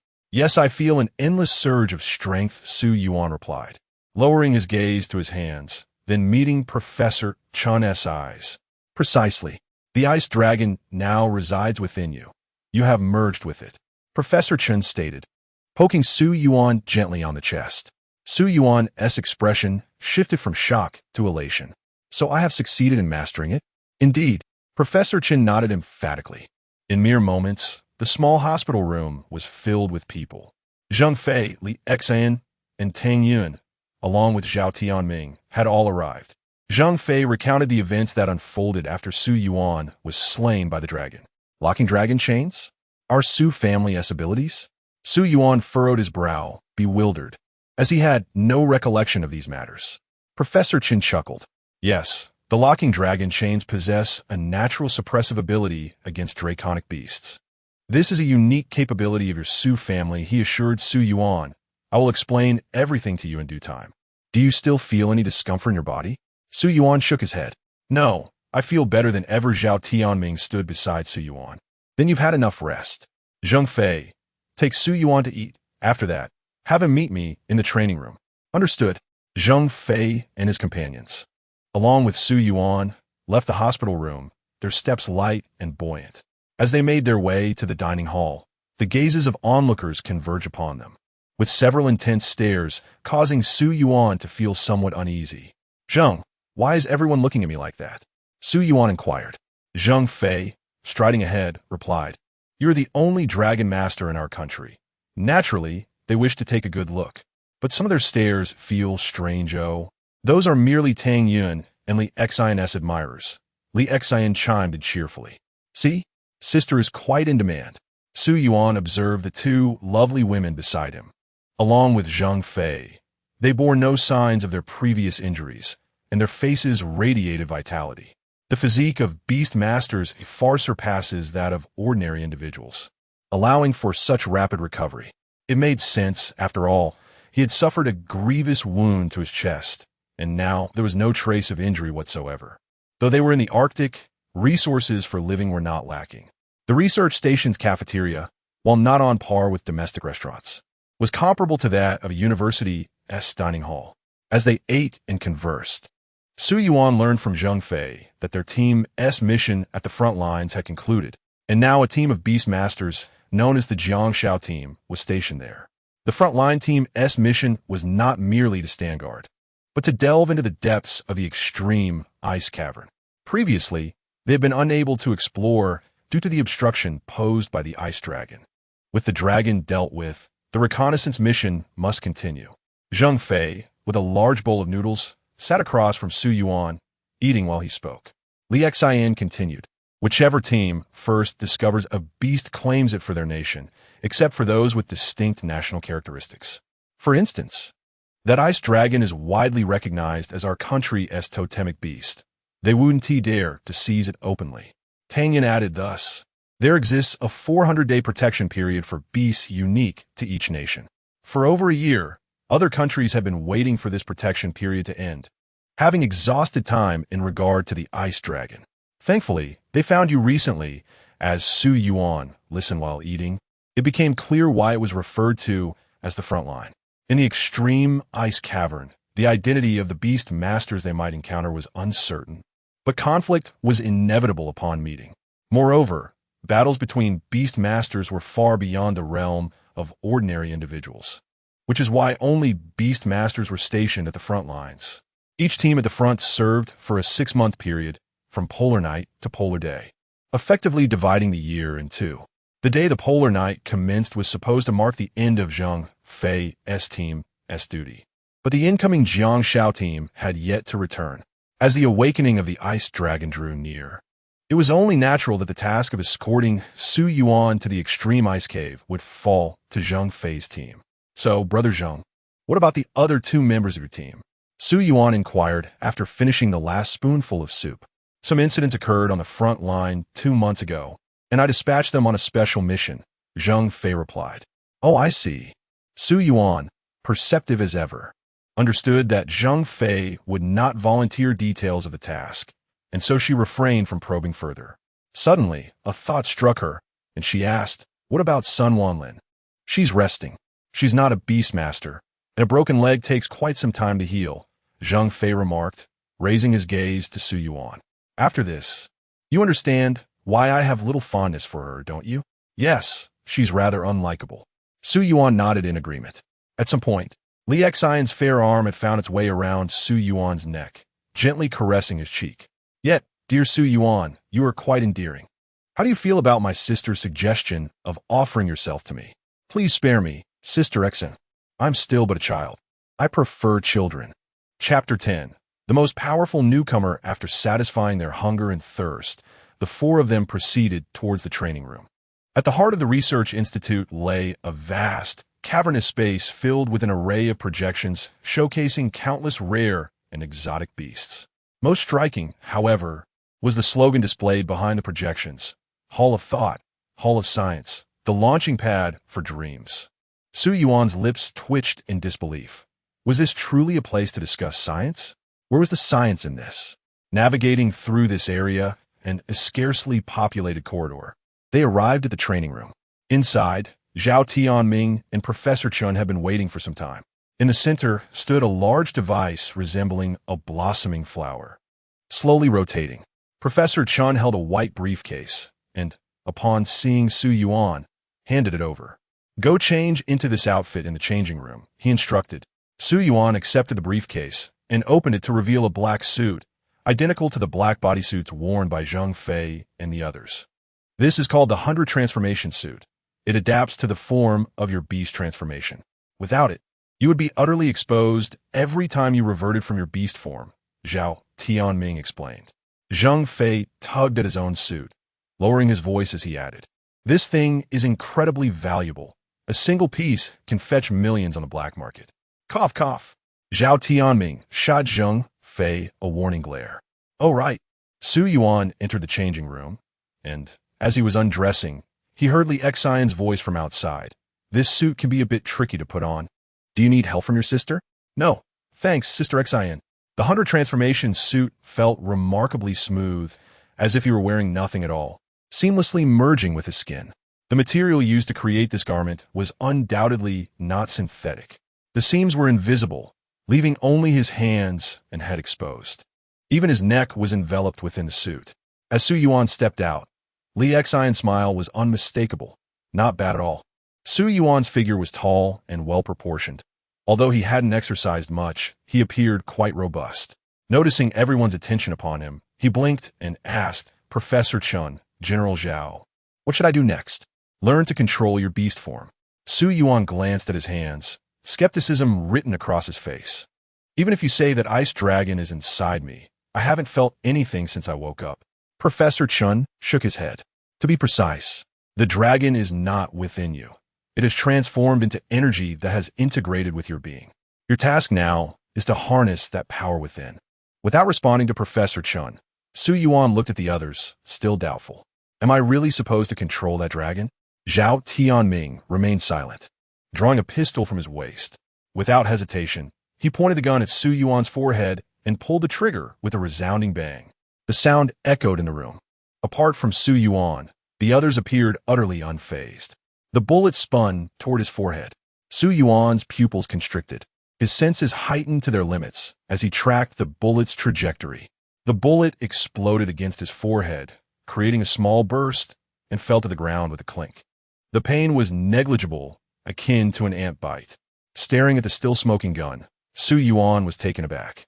Zhao Tianming's expression remained composed. If you hadn't harnessed that dragon, you'd be dead by now. Wow! Su Yuan blurted out. So bullets can't kill me anymore? Professor Chen clicked his tongue in disapproval. You're still a student. Watch your language. But Zheng Ge swears even more in the dragon's nest. Hey, why are you ratting me out? Zheng Fei exclaimed, eyes wide. Professor Chen chuckled. Zheng Fei, time to get to work. Coming. Zheng Fei replied, shedding his outer garment and stepping up to Su Yuan. Zhao Tianming and the others took a few steps back, observing the two. Next, I'll teach you to use your beast transformation, Zheng Fei said. It's quite simple, but requires a degree of intuition. Focus on drawing out that power within you. Think of it as a human suddenly sprouting a tail. You must familiarize yourself with this new appendage and learn to wield it skillfully. Now follow my lead. Zheng Fei closed his eyes slowly, and Su Yuan mirrored him. Relax your body. Inhale, exhale, inhale, exhale. After a series of deep breaths, the temperature around Su Yuan began to drop. A pair of ice-blue dragon horns gradually sprouted from his head, and silver dragon scales crept through the fabric of his suit, covering his body. His black hair transformed into shimmering silver, growing longer until it reached his waist. Unlike Zheng Fei and the others, Su Yuan's facial features underwent little change, though his originally handsome visage now bore a more ethereal quality. His height remained unchanged, yet the transformation was striking. The onlookers were left speechless, and Professor Chen, seemingly having acquired a tablet without notice, began recording Su Yuan's data. Su Yuan opened his eyes, his ice-blue gaze radiant as he examined his hands, now adorned with silver dragon scales and elongated, claw-like nails. Zheng Fei stared in awe, finally coming to grips with the reality of the situation. Is this what it means to be a dragon tamer? Even Su Yuan felt a rush of astonishment. He had truly achieved it. Professor Chen glanced at the tablet without lifting his head, stating, what he possesses is not merely a beast form. It should be termed a dragon transformation. With that, Professor Chen gestured toward the central device in the training room. Su Yuan, step onto that platform. Understood. Su Yuan's voice carried an air of authority, causing Zheng Fei to involuntarily shiver from the innate pressure exerted by this powerful being. Standing on the platform, the device began to close around him, enveloping him in its embrace.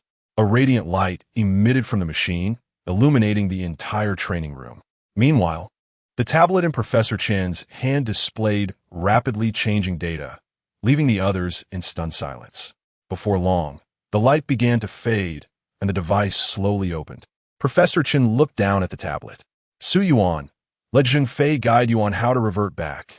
Your first dragon transformation cannot last too long. All right. Su Yuan nodded as he watched Professor Chen and Zhao Tianming exit the training room. As soon as they stepped out, Zhao Tianming burst into uncontrollable laughter. Did you see that, old Chen? This data is absolutely insane. Ha ha ha. I did see it. All I can say is that our wait has been worthwhile. Professor Chen replied, his laughter more restrained than Zhao Tianming's. Zhao Tianming exhaled deeply. This year, there are 24 newcomers nationwide. Judging by this data, Su Yuan must be the strongest newcomer of the year. Professor Chen's gaze remained fixed on the tablet. Not just this year, for many years to come. No one will surpass him. We struck gold. In the training room, under the guidance of Zheng Fei and the others, Su Yuan managed to revert to his original form, a wave of dizziness washing over him. Remarkably, he had only been in dragon form for less than 5 minutes. Yet his energy was nearly depleted. Li Xian quickly steadied the somewhat unsteady Su Yuan, saying, it's like this for the first time. Zheng Fei chuckled, transforming into a beast. Oh no, you are transforming into a dragon. The duration of your dragon form is contingent upon your physical attributes. Henceforth, you shall face rigorous training. Although your current physique renders you impervious to ordinary weapons, the strength of beast tamers is an entirely different matter. Enhancing your physical constitution and stamina is of utmost urgency. Once you become fully acquainted with your body, well, I cannot ascertain the extent of your potential growth. I must consult Professor Chun. Tang Yun, standing nearby, smiled. Captain, you have witnessed Su Yuan's physical data. His future prospects are indeed limitless. Indeed, I seem to fall short. Su Yuan listened to their conversation while panting heavily. The sensation of transforming into a dragon was exquisite, as if he were capable of anything in that state.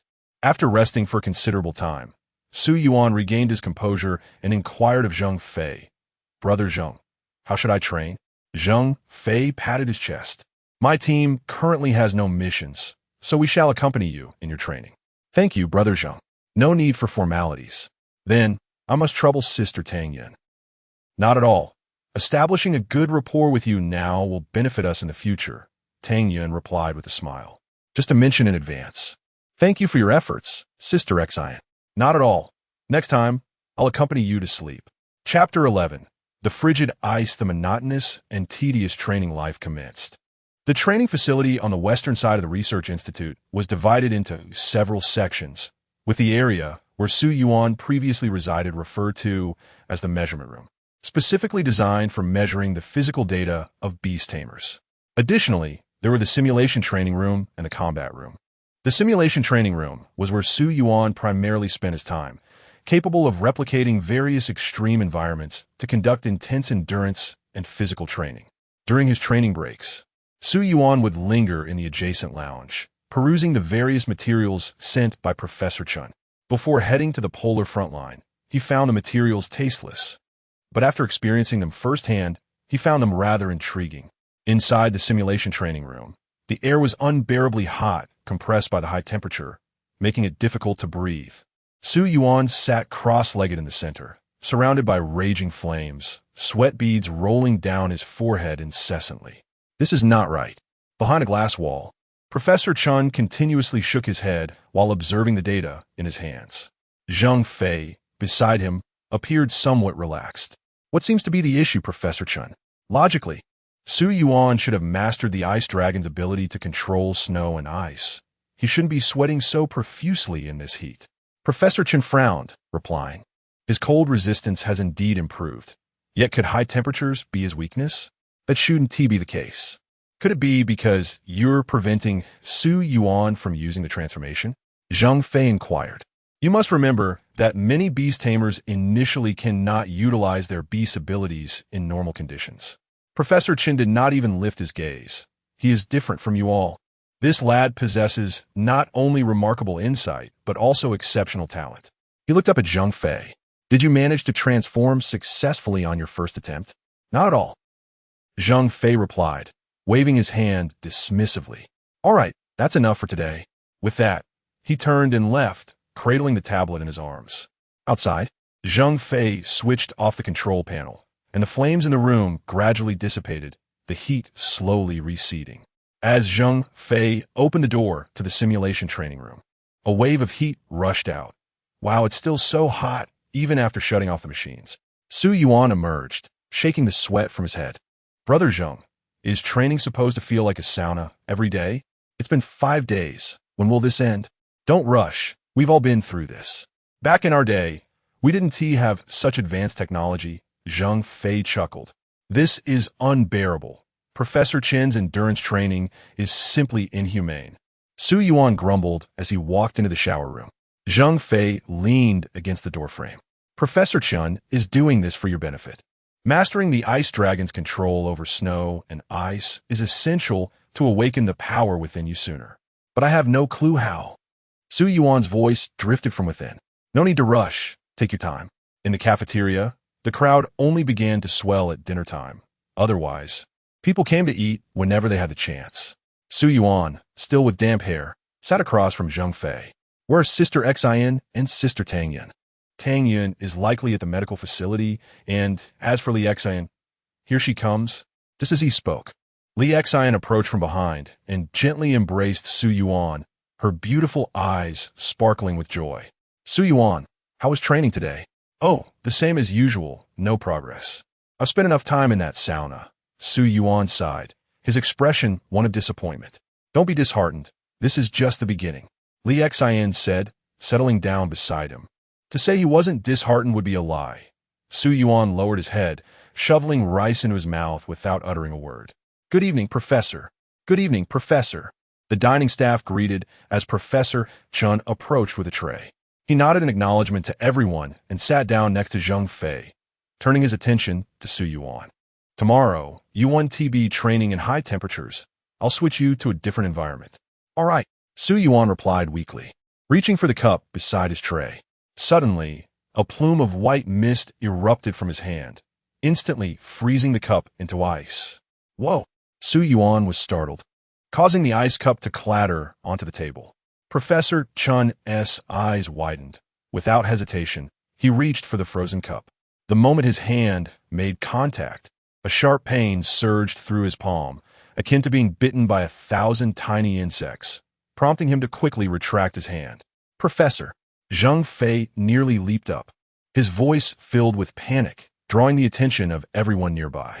Zheng Fei looked in disbelief at Professor Chen's right hand, which was already swelling and turning red, with hints of purple. Seeing this, Li Xian quickly pulled out her phone, dialing Tang Yun. Yunner, hurry back. Professor Chun has frostbite. On the other end, Tang Yun responded affirmatively before hanging up. Yet, Professor Chun remained unfazed, his gaze still fixed on the ice cup on the table. Su Yuan, clearly alarmed, raised his right hand, which was still emitting cold air, displaying a look of astonishment. Can you control it? Professor Chun ignored the frostbite on his hand, looking at Su Yuan. I'll give it a try. Su Yuan concentrated, attempting to control the cold emanating from his hand. The white mist gradually thinned until it completely vanished. Professor Chun nodded, shifting his focus back to the ice cup. They say that freezing 3 feet of ice does not happen in a single day. Your ability to freeze something instantly is remarkable. I have encountered many extraordinary beasts and beast tamers capable of controlling ice and snow, but your ability puts them to shame. Throughout the conversation, Professor Chen's expression remained unchanged, seemingly oblivious to those around him, lost in thought. Just then, Tang Yun rushed over, swiftly approaching Professor Chen's side.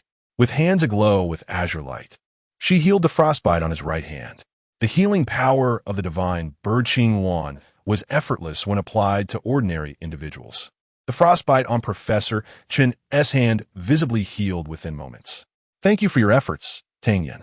After expressing his gratitude, Professor Chen took an empty tray and placed the ice cup on it, departing without touching his meal. Watching Professor Chen's retreating figure, Su Yuan blinked in confusion. Brother Zheng, is Professor Chen an ordinary person? He seems far too composed. Well, you'll get used to it, whether domestic or foreign. He possesses a vast wealth of knowledge about various extraordinary beasts engraved in his mind. He is a living encyclopedia who has witnessed all manner of storms, Zheng Fei replied. Li Xian chuckled, looking at Su Yuan. Although it was unintentional, this is a promising start. Keep it up, dear brother Su Yuan. After dinner, Su Yuan returned to his room, continuing to sift through the piles of materials cluttering his desk, his mind replaying the sensations from the cafeteria, hoping to uncover some techniques. Li Xian remained in his room, sprawled on his bed, engrossed in a drama on her phone. Knock, knock. A sound echoed from outside the door. Su Yuan looked up. Come in. Professor Chen entered, adjusting his glasses. Ah, Li Xian is here as well. How fortuitous. Hello, Professor Chun. Li Xian promptly stood up upon seeing him. Professor Chun took a seat beside Su Yuan, pulling out a chair. Starting tomorrow, the two of you will engage in practical training. It is imperative for Su Yuan to fully master the ice and snow powers of the ice dragon. Yes, Professor Chun. Li Xian responded earnestly with a nod. Your nine-tailed fox abilities are versatile and can help Su Yuan accumulate substantial practical experience. As for Zheng Fei's strength training, we shall postpone that. Professor Chen glanced at Li Xian as he spoke. Li Xian agreed. We shall heed your guidance. During a recent meeting, Li Xian was present, and the primary task for their trio was to mentor Su Yuan. Other assignments could be set aside for now. After briefing Li Xin, Professor Chun turned his attention to Su Yuan. I have named your power extreme Cold Ice. Do you have any objections? No, it sounds quite good. Su Yuan nodded, expressing no dissent. Excellent. Professor Chen remarked as he produced a small notebook from seemingly nowhere, inscribing, Dragon Tamer, Su Yuan. Master of Rare Beasts, Arctic number 007, Ice Dragon. Associated power, Extreme Cold Ice. Attribute Ice. Be sure to rest early, he added, writing as he stood to leave. Good night, Professor Chun. You too, sleep well. Su Yuan's words trailed off as Professor Chun turned the corner and vanished from sight. Li Xin smiled. Then I look forward to your guidance tomorrow, dear brother Su Yuan. I shall retire now. Good night.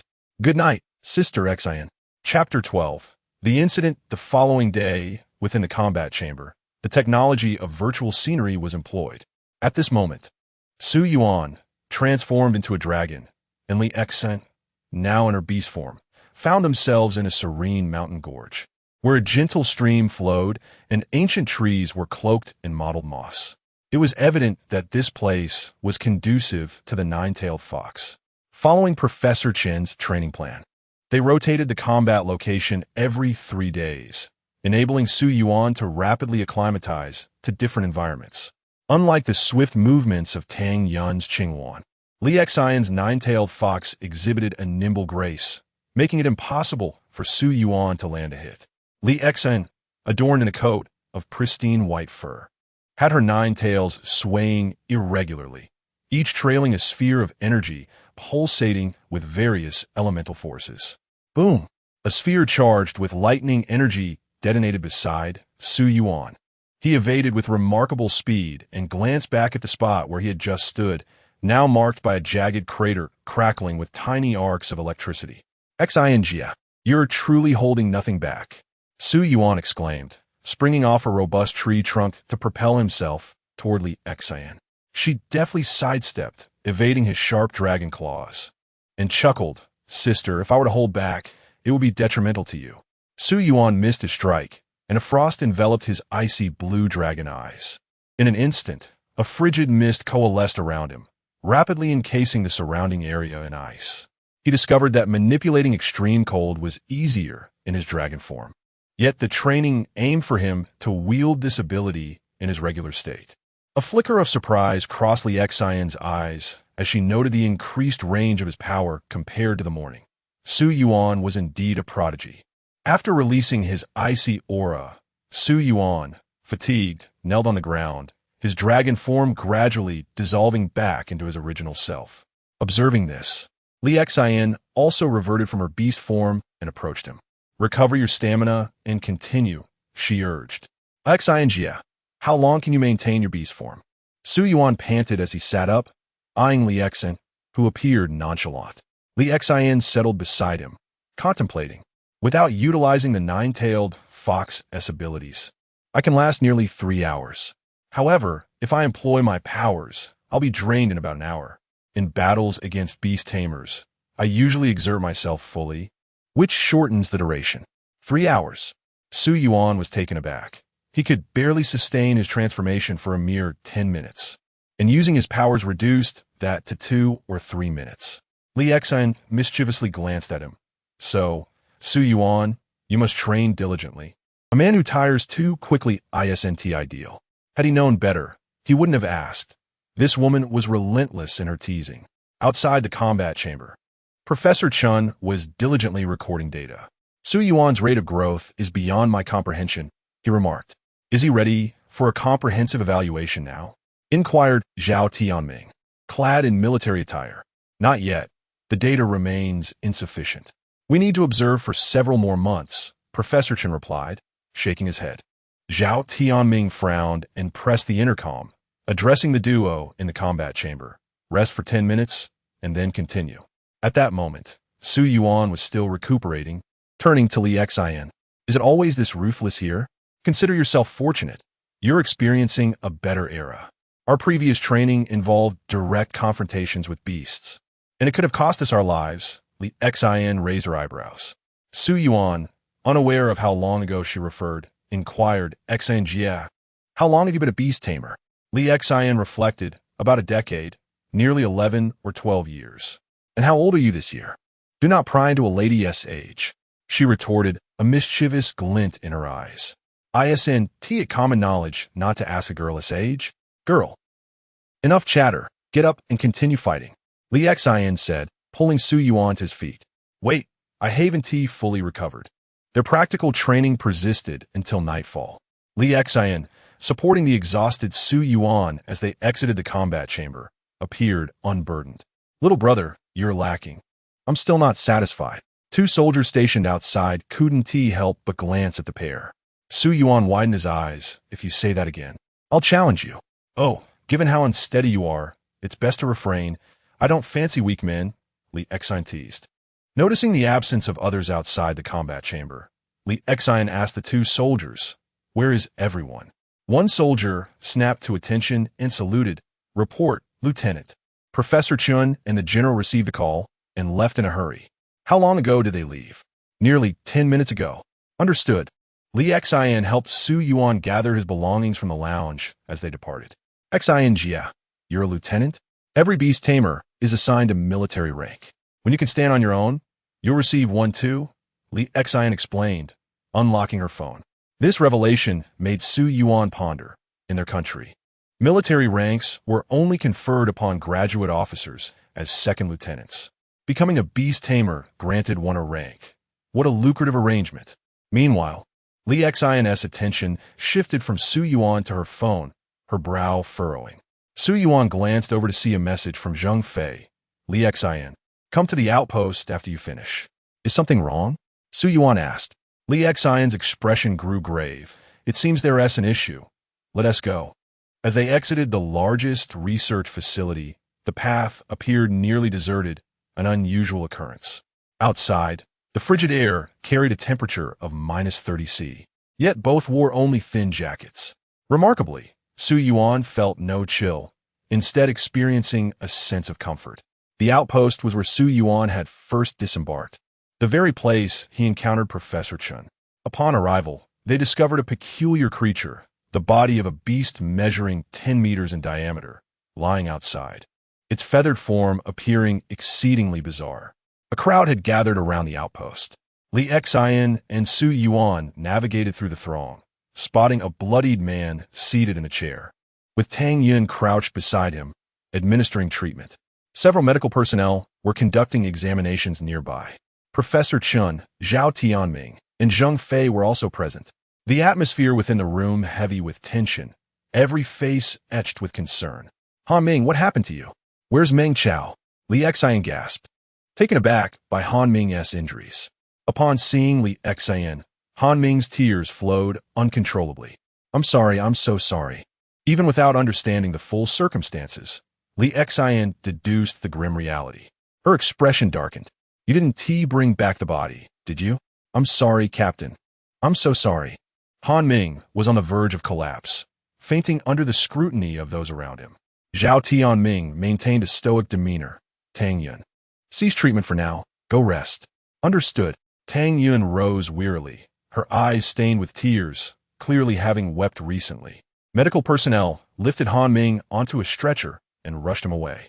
The journey back to the research facility was silent, Su Yuan trailing quietly behind the trio. As the research facility loomed nearer, Zheng Fei sighed. Join me for a smoke. Is it right for me to tag along? Su Yuan felt somewhat awkward. No, you're coming with me. Zheng Fei spoke as he turned to walk in another direction, with Su Yuan, Li Xian, and Tang Yun trailing behind him. This time, Zheng Fei did not avoid the cameras as he had previously. Instead, he casually leaned against a snow vehicle. He withdrew a cigarette, lit it, and gazed up at the aurora-laden night sky, exhaling a plume of smoke. It was my misjudgment. I should not have allowed those two to undertake the mission. 2 days prior to your arrival in the Arctic, we discovered the extraordinary beast you just witnessed on the other side of the glacier. We must keep a watch at the front line of the polar extremes. I do not wish to relinquish that creature. Simultaneously, I received word of your impending arrival in the Arctic, and General Zhao instructed me to return to the Research Institute to await you.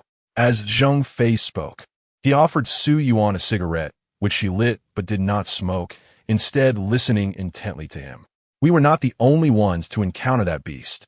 There was another team of beast tamers from a different nation. I had assigned Han Ming and Meng Chao the task of tracking it. I explicitly instructed them not to engage with that team directly, nor to recklessly challenge the beast. Why? Why did this situation arise?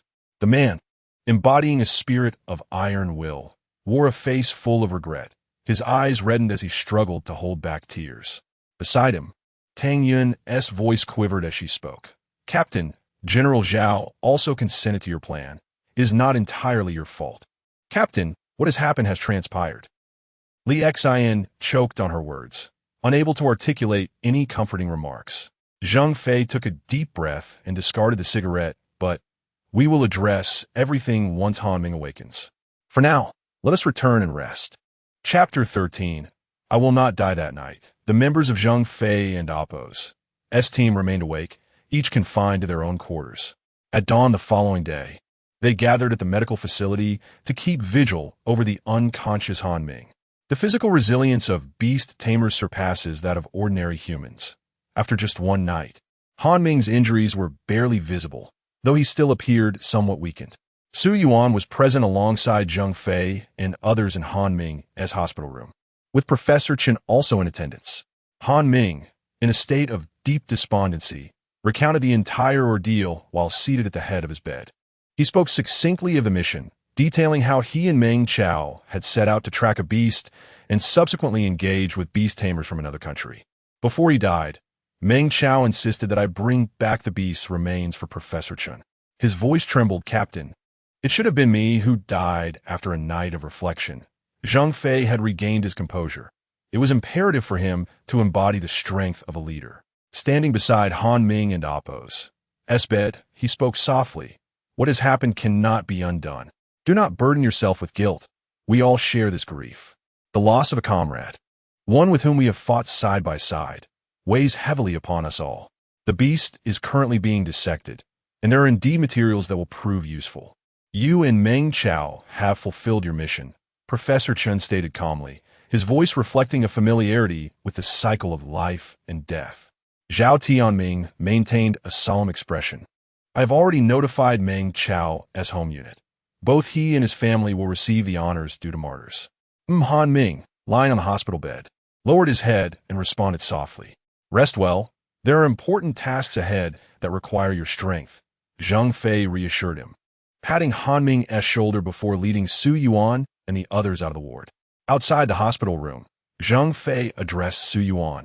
You must not delay the training plan that Professor Chen has devised for you. He then turned to the equally somber Li Xian. Li Xian, you still have responsibilities. Do not allow personal emotions to hinder your progress.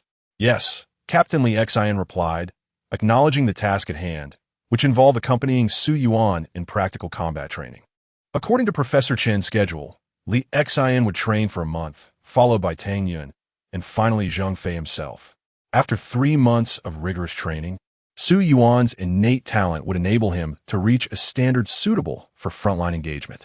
Inside the simulated combat arena, today's scenario unfolded within a mountain gorge. Sister Xian, shall we take a break? Noticing Li Xian's distracted demeanor, Su Yuan, having exited his dragon transformation, tentatively suggested. Li Xian nodded, and they found a rock to sit upon. Su Yuan felt at a loss, unsure how to console her, as he had never experienced such camaraderie. Half a month prior, he had been an ordinary freshman, yet it was Li Xian who initiated the conversation. Before I met the captain, I was part of another team. It was in the Shenangjia region. We were tasked with sampling in the primordial forest when we encountered a serpent known as the Crying Snake. This beast had lived for who knows how long and possessed immense power. Of the 5 in my team, I was the only survivor. Like Meng Chao, my 4 comrades were devoured, their bodies never recovered. I cannot recall how I endured those days, watching my comrades, with whom I had grown and shared countless moments, perish before my eyes. I spent considerable time at the Research Institute in Shenangjia until I met the captain Su Yuan. Su Yuan listened intently until Li Xian called his name, prompting him to respond. I'm here, Sister Xian. Look at me, Li Xian said, her voice grave, her tear-filled eyes fixed on him. Su Yuan turned to meet her gaze. Su Yuan, promise me you will not die. If death must come, let it be after me. I cannot bear to endure this again. Seeing Li Xin's earnest expression, Su Yuan nodded solemnly. Rest assured, Sister Xin, I will not perish. Good, your word must hold weight. Li Xin gently wiped her tears and stood. Thank you, Su Yuan. Let us continue our training. Training. Su Yuan recalled the crying snake that Li Xin had mentioned. He had encountered references to it among the various beast materials provided by Professor Chun. He remembered its general appearance resembling that of a serpent, adorned with 4 wings, its cry resonating like a chime. According to the classic of mountains and seas, it was a harbinger of drought. Half a month later, within the simulated combat chamber, Su Yuan and Li Xin navigated through a dense forest, their movements fluid and agile. The occasional rumble in the distance startled them into alertness. Su Yuan observed Li Xin perched on a branch nearby, his feet erupting with cold energy. With him as the epicenter, the surrounding trees were instantly encased in frost, the temperature plummeting. While Li Xin smiled, her ethereal form vanishing like a specter, only to reappear further away from Su Yuan. In his dragon form, Su Yuan furrowed his silver brows. What is this ability? Spatial leap, commonly referred to as teleportation. Li Xin replied with a playful smile as a luminescent fireball shot forth from behind her, aimed directly at Su Yuan. Su Yuan raised his right hand, forming a claw-like shape. The fireball froze into an ice block mere centimeters from his palm. My dear brother has made significant progress. Yet there remains much to achieve, Su Yuan remarked, propelling himself toward Li Xin with swift determination. Over the past month of sparring, Su Yuan had come to feel an overwhelming sense of powerlessness. Regardless of his rapid advancements, Li Xin always managed to counter with slightly superior prowess. He understood Professor Chen's intentions. Li Xin's nine-tailed fox abilities were diverse, with nearly 10 known capabilities at this point. Engaging her in combat indeed allowed for rapid experiential learning. However, as Li Xin herself had stated, while she possessed a variety of skills, she had not mastered any particular one, a characteristic of the nine-tailed fox. Unlike Su Yuan, whose focus lay in ice and snow, her freezing abilities paled in comparison to his. All right, that will suffice for today. Seeing Su Yuan's energy waning, Li Xin descended from the branch. Su Yuan, exhausted, leaned against a tree. I'm so tired. Fatigue is a sign of growth. Pushing oneself to the limits is the path to rapid development. Li Xin remarked with a smile, though her heart was filled with sentiment. This boy's rate of improvement was astonishing. Whether due to his own potential or the Ice Dragon's influence, Su Yuan's duration of dragon transformation had notably increased. If this trajectory continued, his future strength was incalculable. Please, let dinner not be another potato beef stew tonight. Su Yuan sighed beneath the tree, expressing his wish. This is the Arctic. Simply having a warm meal is a luxury. Be grateful and do not be picky.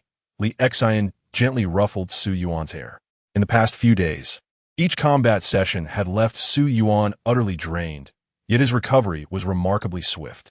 Professor Chun had remarked that the ice dragon had elevated his physical condition to an extraordinary level, ensuring he would only grow stronger. As the two exited the training room, they encountered Zheng Fei and Han Ming waiting for them. Upon seeing them emerge, Han Ming clapped his hands, impressive. I can hardly believe you are merely a newcomer who has been a beast tamer for less than a month. Please, you flatter me, Su Yuan replied, feeling slightly embarrassed. Han Ming approached amicably. Hello, Su Yuan. I am Han Ming, a member of Zheng Fei's team. Greetings, Brother Han Ming. I am affiliated with, well, the finance department of Hunan province. Before Su Yuan could finish his sentence, Li Xin playfully wrapped her arm around his neck. Currently, he is under my guidance. All right. Seeing Sister Xin so lively puts me at ease, Han Ming chuckled, then turned to Su Yuan and said, I'm only a few years older than you. You may call me Brother Han. Okay, Brother Han. Su Yuan smiled, noting that Han Ming appeared to be quite young, perhaps around 22 or 23 years old. Zheng Fei stared wide-eyed at Su Yuan. Did you just attempt to announce your school? Su Yuan scratched his head. Li Xian had informed him that he was still a newcomer and was not yet eligible to form a team, thus he remained unaware of his current affiliation. The dining provisions at the Research Institute were rather monotonous, yet plentiful enough to satisfy hunger. Zhang Fei, clutching 4 steamed buns in his left hand, devoured them with remarkable speed. Su Yuan, you should practice with Han Ming tomorrow. He specifically consulted Professor Chen about it. Then I shall seek your guidance tomorrow, Brother Han. Su Yuan said, glancing at Han Ming across from him. Please do not take offense, Su Yuan. I am merely curious, as I have never sparred with a dragon tamer before. Rest assured, I shall exercise restraint, Han Ming replied somewhat bashfully. Upon hearing this, Zhang Fei objected. Do not hold back. I am eager to witness Su Yuan's progress over the past half-month. He then turned to Su Yuan. What do you think? Su Yuan? I too am curious about my current capabilities. Brother Han, please do not hold back tomorrow. Very well. Chapter 14. You think I don't want the following morning, after breakfast, Su Yuan adjusted himself to an optimal state, preparing to confront the upcoming battle. Outside the simulated training room, Zhao Tianming and Professor Chen, whom he had not seen for a long time, were present. Zhang Fei and 2 others stood beside Zhao Tianming. Watching through the glass wall, Professor Chen was busy selecting the scenario to be simulated today. Choose an environment favorable to Han Ming and see how Su Yuan responds. Zhao Tianming suggested, ignoring Zhao Tianming and Amp, Oppos, S-words. Professor Chen continued his selection until he finally settled on a scene. It was a landscape divided into half plains and half hills. The 2 opponents stood facing each other on the plains. Han Ming extended his fist. Be careful, Su Yuan. I look forward to your guidance. Su Yuan stepped forward and lightly tapped Han Ming and Oppos' fist. Transform, Han Ming called out, and in the next moment, white fur emerged through his clothes, with spotted patterns appearing on his forehead and a long, slender tail sprouting from behind. His entire appearance resembled that of a leopard, albeit with peculiar markings. Beastmaster, Han Ming. Exotic beast, Ming Ji. Han Ming raised his right hand, a sharp leopard claw emanating a sense of threat. Dragon transformation. Su Yuan, not daring to be negligent, summoned a wave of chilling air, causing the temperature around them to plummet. White frost swirled around Su Yuan, forming a miniature snowstorm centered on him as he gradually entered his dragon form.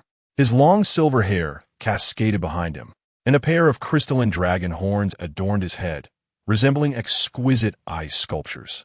His entire body was covered in silver dragon scales, appearing incredibly resilient. Snowflakes continuously fell around him, creating a halo effect. Han Ming was momentarily stunned, gazing at Su Yuan, who still retained a human face, feeling a tumult of emotions. This transformation exceeded his expectations. All the beast masters he had encountered, upon entering their beast form, retained only their facial features while the rest of their appearance transformed into that of a wild beast. At that moment, Su Yuan's mind raced with thoughts of Meng Ji's characteristics and abilities, lamenting his inability to fully grasp them despite having studied them.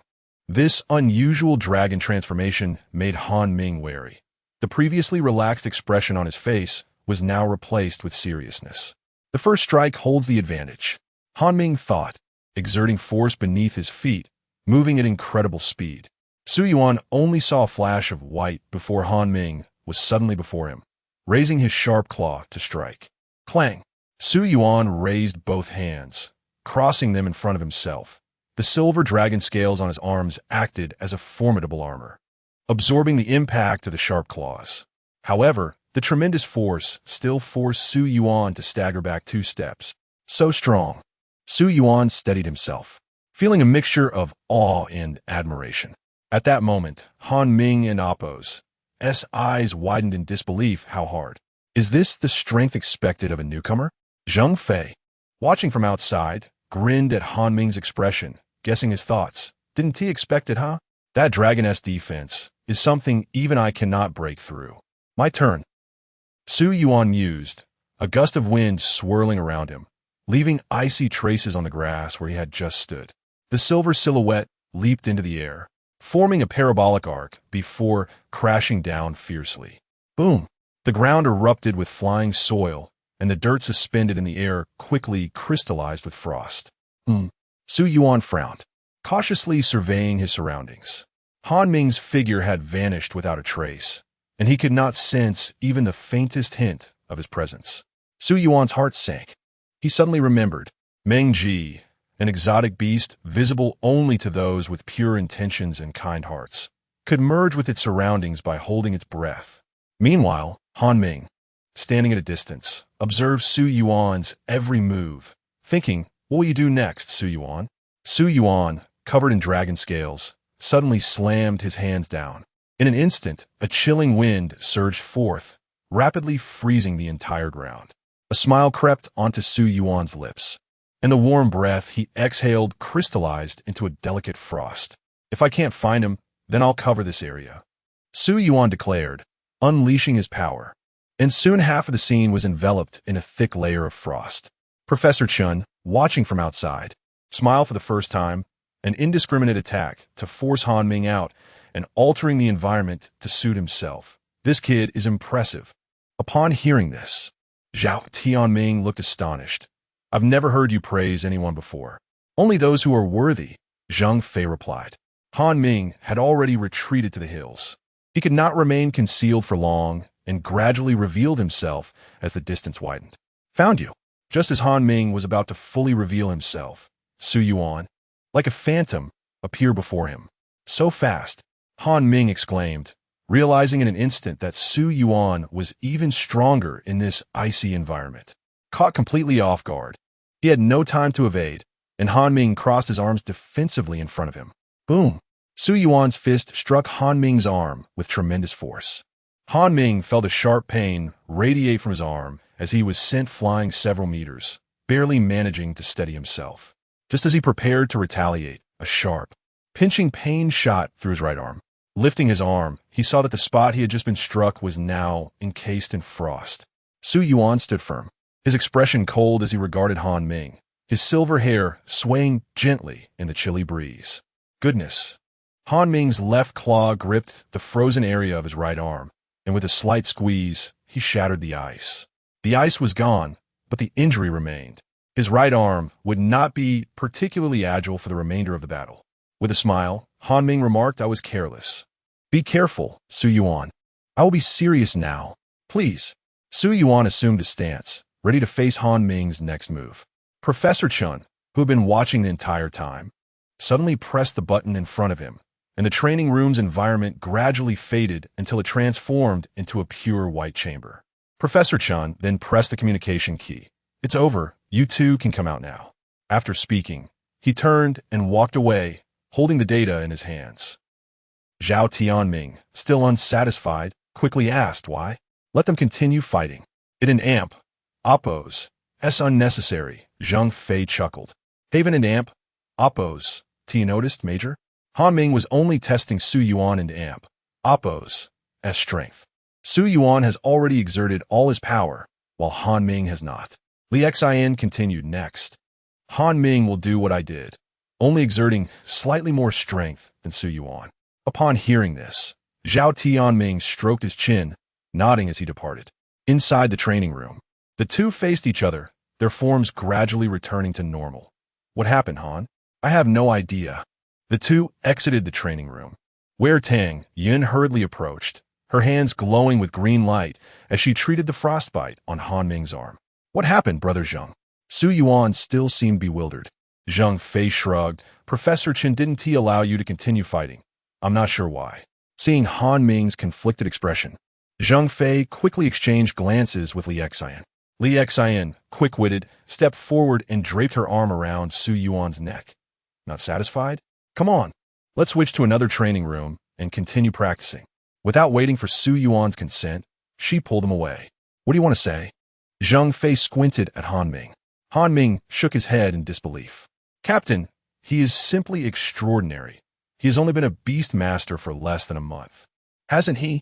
Zhang Fei nodded in agreement. "You think so too, right?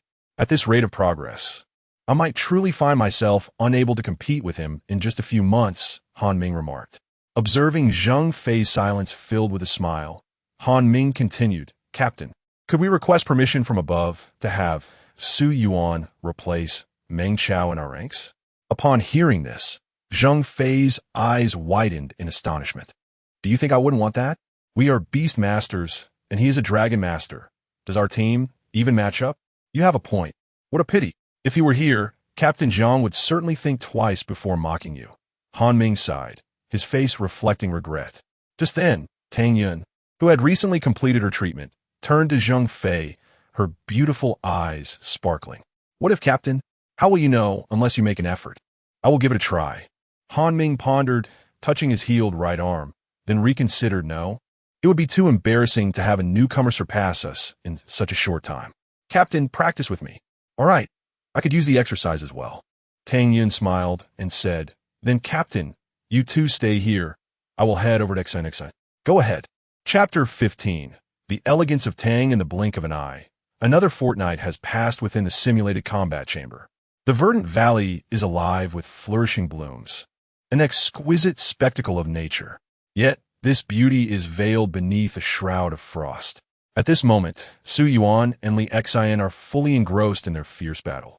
Professor Chun, stationed outside with his laptop, chronicles the data while mumbling to himself. Significant improvements in combat capabilities, extended dragon transformation duration, and an increasing area of freezing. Enhanced physical fitness and constitution. The compatibility with the ice dragon stands at 30. Accurate data requires continued observation. After recording, he glances at Zhang Fei. Today marks the final training day for Li Xian and Su Yuan, correct? Indeed, tomorrow Tang Yun will take over, Zhang Fei replies, his gaze fixed on the dueling pair, noting that Li Xian is exerting more than half of her strength, while surprisingly, Su Yuan holds his own against her. Professor Chen nods, putting away his laptop. The discrepancies are minimal. We can commence controlled training tomorrow. Professor Chen, shouldn't he get a couple of days to rest? Zhang Fei suddenly feels a pang of sympathy for Su Yuan. For the past month, Su Yuan's days have been consumed with battling Li Xian, resting only for 10 minutes when exhausted, before immediately resuming. Though Professor Chun asserts this rigorous regimen is essential for Su Yuan to adapt swiftly to the ice dragon, the intensity of the training seems rather inhumane. Rest? There's no time for that. The mission is pressing. On the front lines, Jiang Xiao has already led the team into the extreme ice cave. I expect news shortly. Professor Chen frowns. Do not worry for him. The enhancements conferred by the ice dragon are not so feeble. That is true. Zhang Fei concedes, recognizing that no matter how fatigued Su Yuan appears, a single night's sleep rejuvenates him completely. Within the combat chamber, the chill is palpable. Since last week, no matter the scenario Professor Chun sets for Su Yuan, it invariably culminates in a frigid, snowy landscape. Let's call it day, Su Yuan. Li Xian raises her hand, dissipating the pink energy sphere, slowly reverting from her beast transformation. Su Yuan, now returned to his normal state, collapses onto the icy surface, breathing heavily as he supports himself on the ground. All right. Li Xian expertly assists him to his feet, guiding him towards the exit. Your training with me is concluded. Starting tomorrow, it will be Yuner teaching you.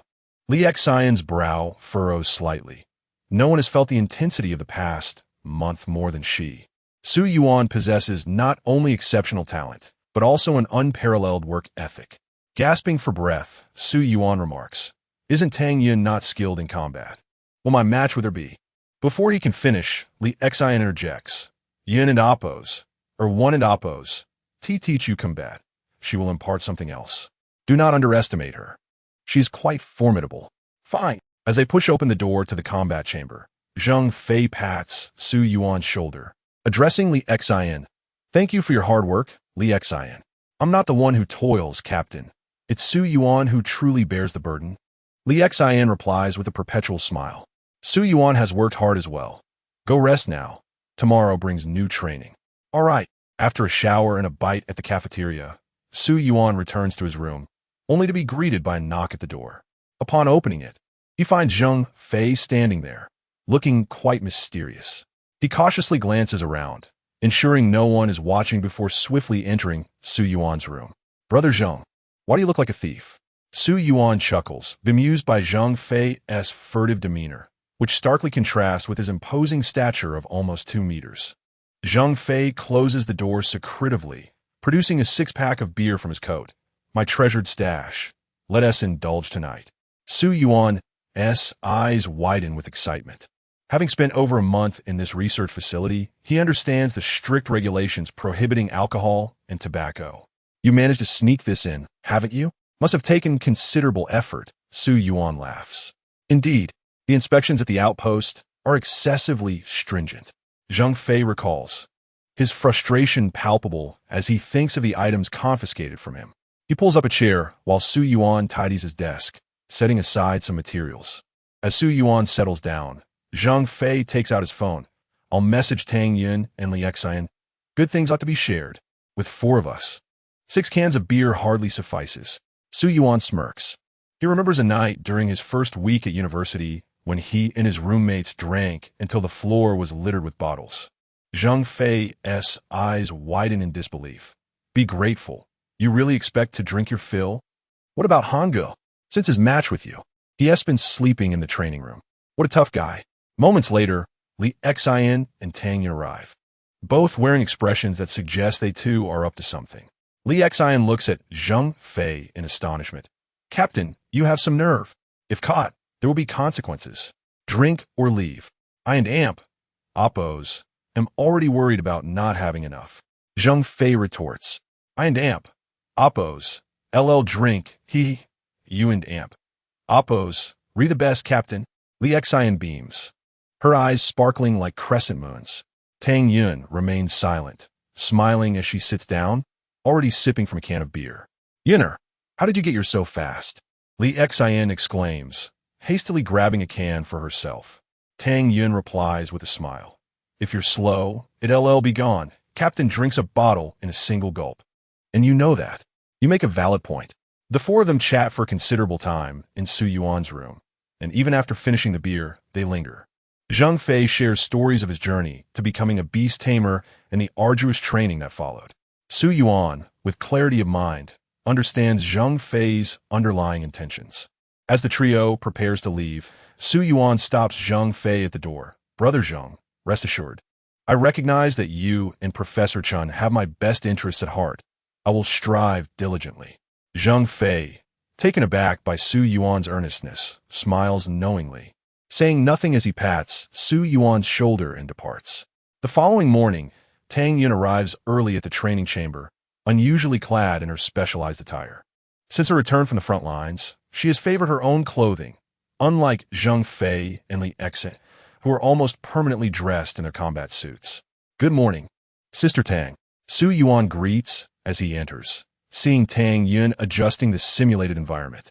Tang Yun turns, her eyes shining with warmth. Good morning, Su Yuan. You seem quite spirited today. Every day feels this way. Ever since becoming a dragon tamer, I notice my body transforming daily and my vitality grows stronger. Su Yuan replies with a smile. Tang Yun, a quiet soul with a gentle demeanor, carries an air of serenity that enchants all who meet her. They finally select a routine forest setting for the simulation. Let us proceed. Tang Yun smooths her hair and steps into the training chamber first. Dressed in matching black attire, they stand facing each other. With a smile, Tang Yun extends her hand. Allow me to formally introduce myself. I am Tang Yun, a member of Zhang Fei and Amp, Oppos, S-Squad, and I command a mythical beast known as the Qingwan. I am Su Yuan, and my beast is the Ice Dragon. Su Yuan replies earnestly as he shakes her hand. Tang Yun takes a deep breath. While Li Xian has taught you practical combat skills, I shall guide you in mastering the control of your own powers. More precisely, we will focus on your training with the frigid ice.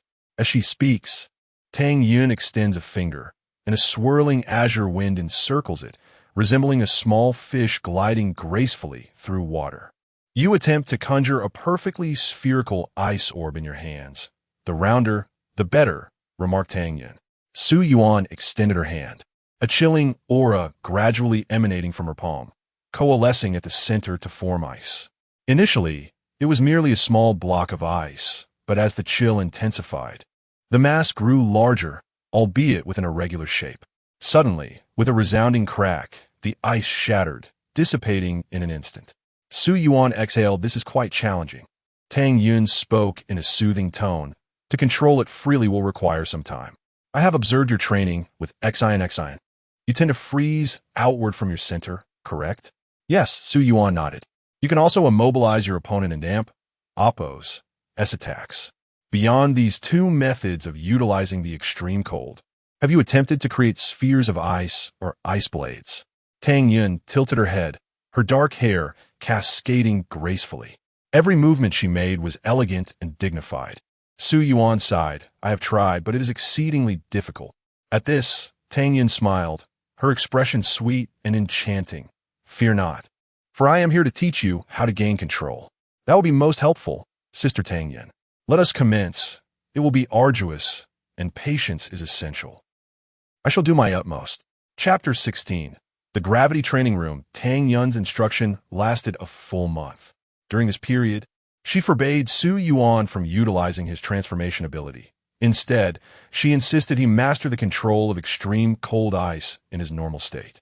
In Tang Yun's words, if he could wield this power with ease in his natural form, his capabilities would be significantly enhanced post-transformation. Given the inherent difficulty of accessing that power, coupled with the need for meticulous control, the challenge was evidently formidable. No wonder Tang Yun emphasized the need for patience.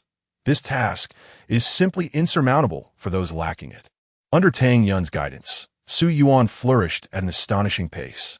Tang Yun observed his growth and began to understand why her peers referred to him as a prodigious talent. A combination of innate ability and relentless effort makes such individuals extraordinarily formidable. On the final day of training with Tang Yun, Su Yuan had scarcely seen Li Exant. According to Tang Yun, was also engaged in training. Han Ming had seemingly vanished without a trace. Those beast tamers not stationed at the front lines had their own training obligations. The Zheng Fei squad faced considerable challenges. They were tasked with completing their training while also mentoring Su Yuan. Starting tomorrow, your guidance will be under the captain. Take care, Su Yuan, Tang Yun said, her eyes reflecting a hint of sympathy. Su Yuan was perplexed by her words. What did take care mean? You will find out tomorrow outside the training room. Professor Chun sat in a chair, cradling a thermos. How has this month been for you? It's been fine, though I'm unsure how well I can control extreme cold ice after the transformation, Su Yuan replied. Professor Chun leisurely set down the thermos. There's no rush. You will have plenty of opportunities to experiment in the future. He then picked up a tablet and opened the layout of the entire research institute.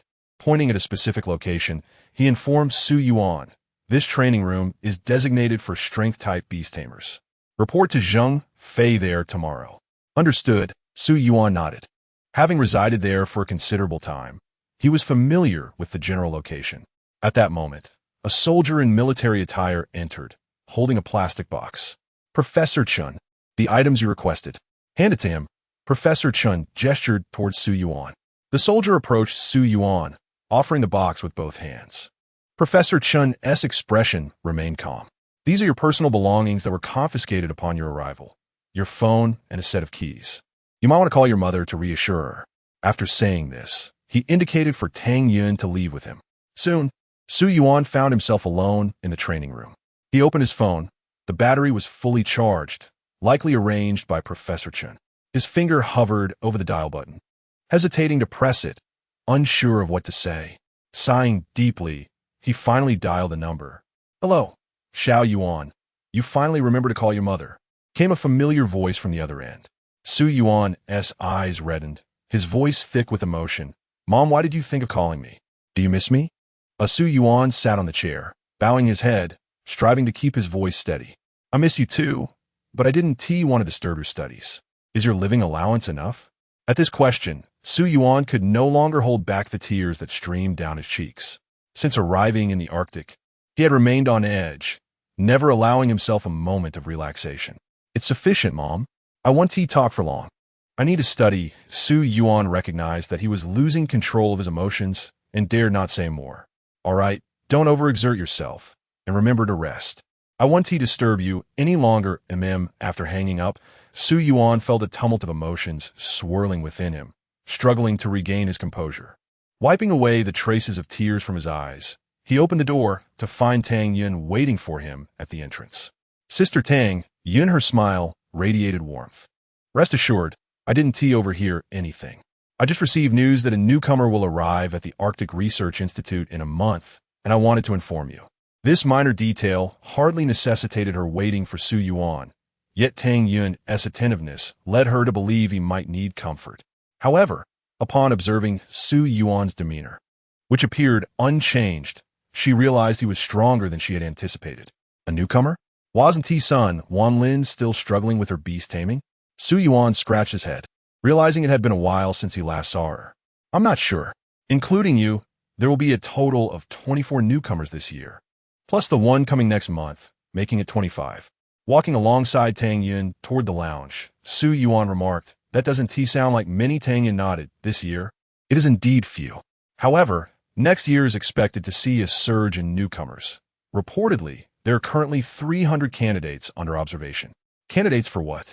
Su Yuan inquired, looking at Tang Yun in confusion. Candidates to assess their suitability as beast tamers.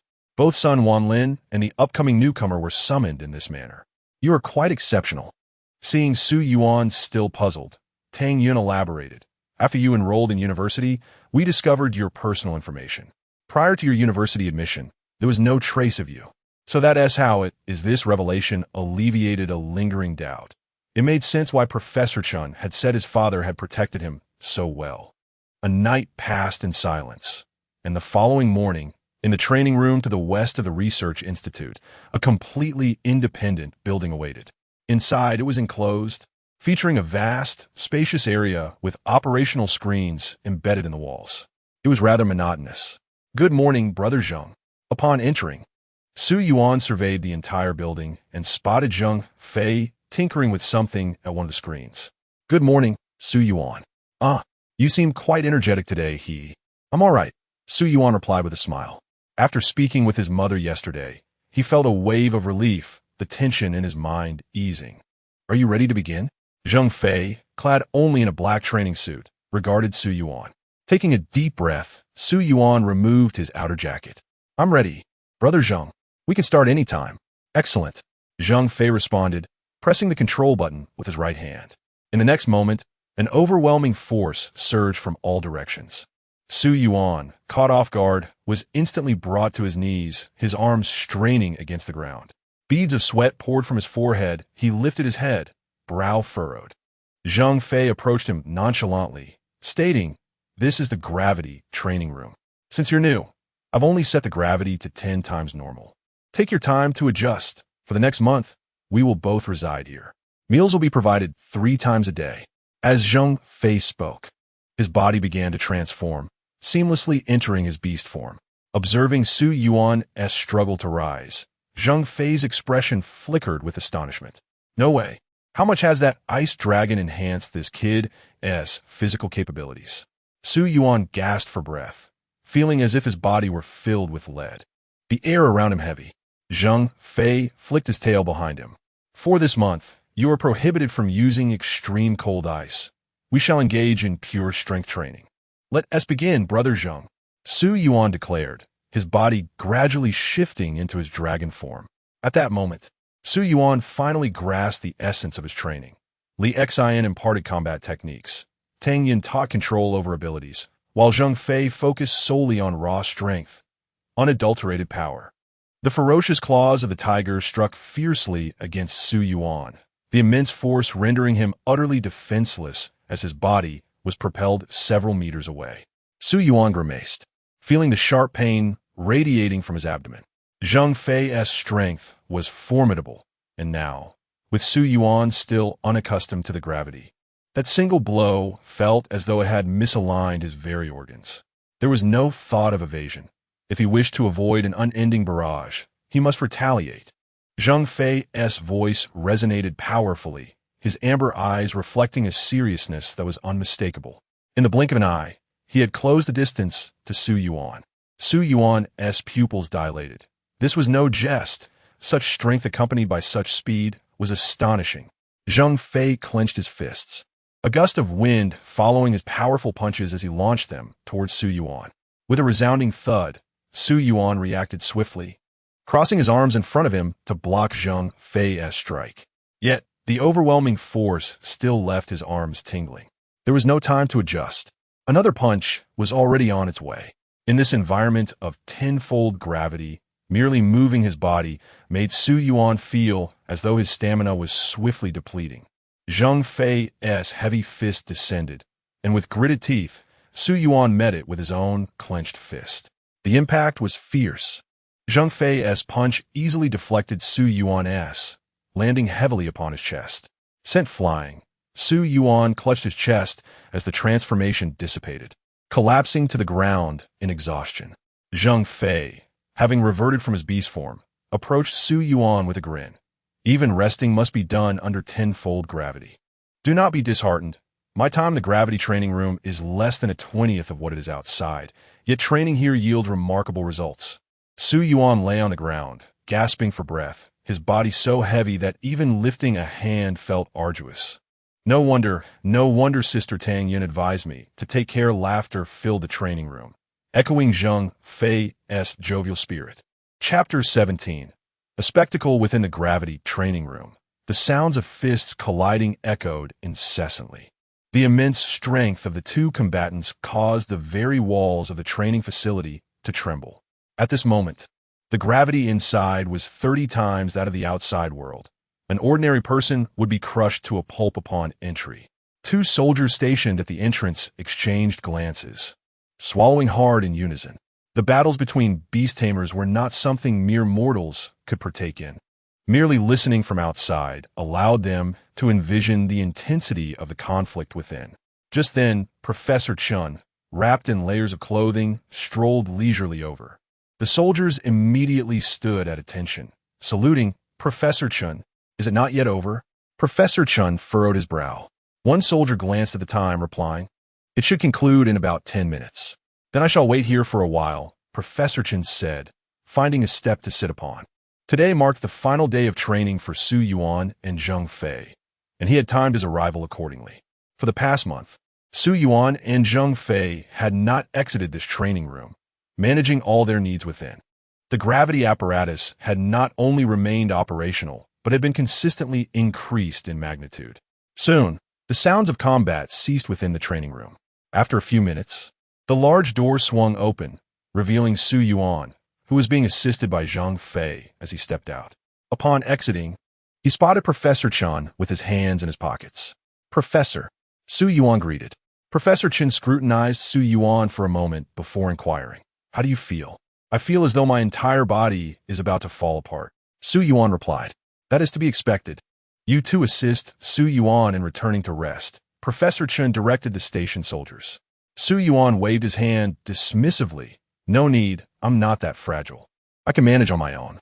Under the watchful eyes of the others, Su Yuan proceeded toward the rest area. Once he had left, Professor Chun turned to Zhang Fei, asking, was the training conducted according to my original plan? No. Zhang Fei, wearied, responded, it was completed ahead of your expectations. This lad adapted remarkably quickly. Oh, Professor Chun and Appo's usually placid expression revealed a hint of surprise. Zhang Fei continued, the initial tenfold gravity was quite taxing. According to your plan, Su Yuan would have taken approximately half a month to acclimate. However, I raised the gravity incrementally over the following month, and he adapted swiftly. Just 5 days ago, he fully acclimated to 30-fold, 3 days ahead of your schedule. I believe he could withstand even greater gravity, but I did not dare to increase it further without your approval. Having reported on the month's progress, Zhang Fei hesitated, as if he had more to say. You did well. He does not require additional training at this time. It is time for him to relax. Professor Chen nodded, then looked at Zhang Fei. What else do you wish to express? Professor, when will you help me devise a training plan? As they walked side by side toward the research facility, Professor Chen acknowledged, your team performed excellently on this mission. I will provide each of you with a training schedule as a reward. That's wonderful. By the way, Professor. Zhang Fei and Appo's excitement was palpable. What is it? Professor Chen raised an eyebrow, urging him to finish his thought. Should we have Su Yuan exert his full strength and face Han Ming once more? Professor Chun, maintaining his forward gaze, replied nonchalantly, there is no need. I fear Han Ming would be disheartened by a loss. At this, Zhang Fei and Appo's eyes widened in astonishment. Are you serious? Han Ming is quite formidable. I am serious. The current Su Yuan is not as weak as you imagine. I do not allow him to transform during training with Tang Yun, nor do I permit him to utilize the extreme ice when training with you. Both for specific reasons, Professor Chen explained, his pace unbroken, leaving Zhang Fei momentarily bewildered.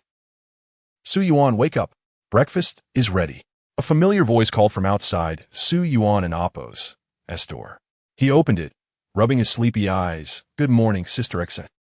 Li Xen, brimming with energy, immediately embraced Su Yuan. Did you miss me, Su Yuan? I'll wash up first, Sister Xen. Go ahead. After breakfast, we shall go on a date. Li Xen beamed. The breakfast at the research facility was quite simple, consisting of steamed buns and military rations, with a choice between white porridge and soy milk. After their meal, Li Xen naturally linked arms with Su Yuan, both clad in uniforms, attracting the attention of nearby soldiers and researchers. As they exited the cafeteria, they encountered a tall figure approaching, resembling Zhang Fei. The individual, upon seeing Su Yuan, approached with a friendly demeanor, extending his hand. Hello, Su Yuan. Hello. And you are? Su Yuan inquired, furrowing his brow as he did not recognize the person. I am Jiang Xiao, currently on duty at the front lines. The last time I saw you, you were in a coma. Su Yuan and Appo's expression brightened with recognition. Hello, Captain Jiang. Zhang Go often speaks of you. Ha ha. Does Zhang Fei really have the audacity to mention me? Jiang Xiao laughed heartily. He bore a striking resemblance to Zhang Fei, both exuding a carefree and approachable aura, making interactions with him quite pleasant. Shouldn't you be at the front lines, Captain Jiang? Su Yuan asked. New recruits are arriving in the next few days, and my superior ordered my team to bring them in, hence my return to fetch them. However, it has been 2 days, and I have yet to see anyone. Oh, the beautiful Xian is here too? Jiang Xiao only then noticed Li Xian beside Su Yuan. Li Xian rolled her eyes in exasperation. Captain Jiang, do you even notice me? What's that supposed to mean? It seems all your attention is focused on Su Yuan. Anyone who can draw Professor Chen from afar to the Arctic is surely more captivating than you. Jiang Xiao waved at them. All right, I'm off to eat. See you later. Once Jiang Xiao departed, Su Yuan asked, what do you mean by Professor Chen coming from afar, Sister Xian? Sighing, Li Xian replied, this is all because of you.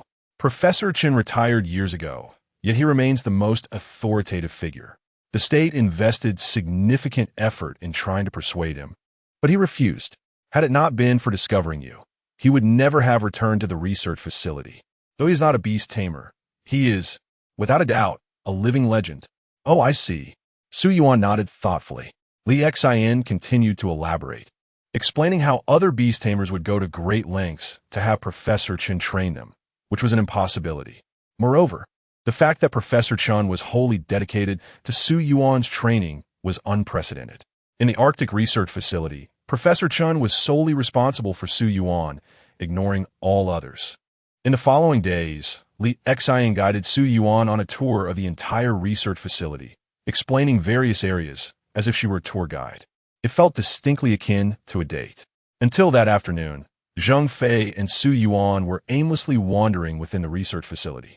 Zhang Fei had sought out Su Yuan to invite him skiing, but before they could leave, Zhao Tianming called him back, leaving them to wander idly. This new recruit is from Jiang Zhao's team, and the general forbids us from going out, Zhang Fei lamented, holding a snowboard. Who knows? Staying cooped up in the research facility is terribly dull, and they won't even let us go out to play. Su Yuan echoed in agreement.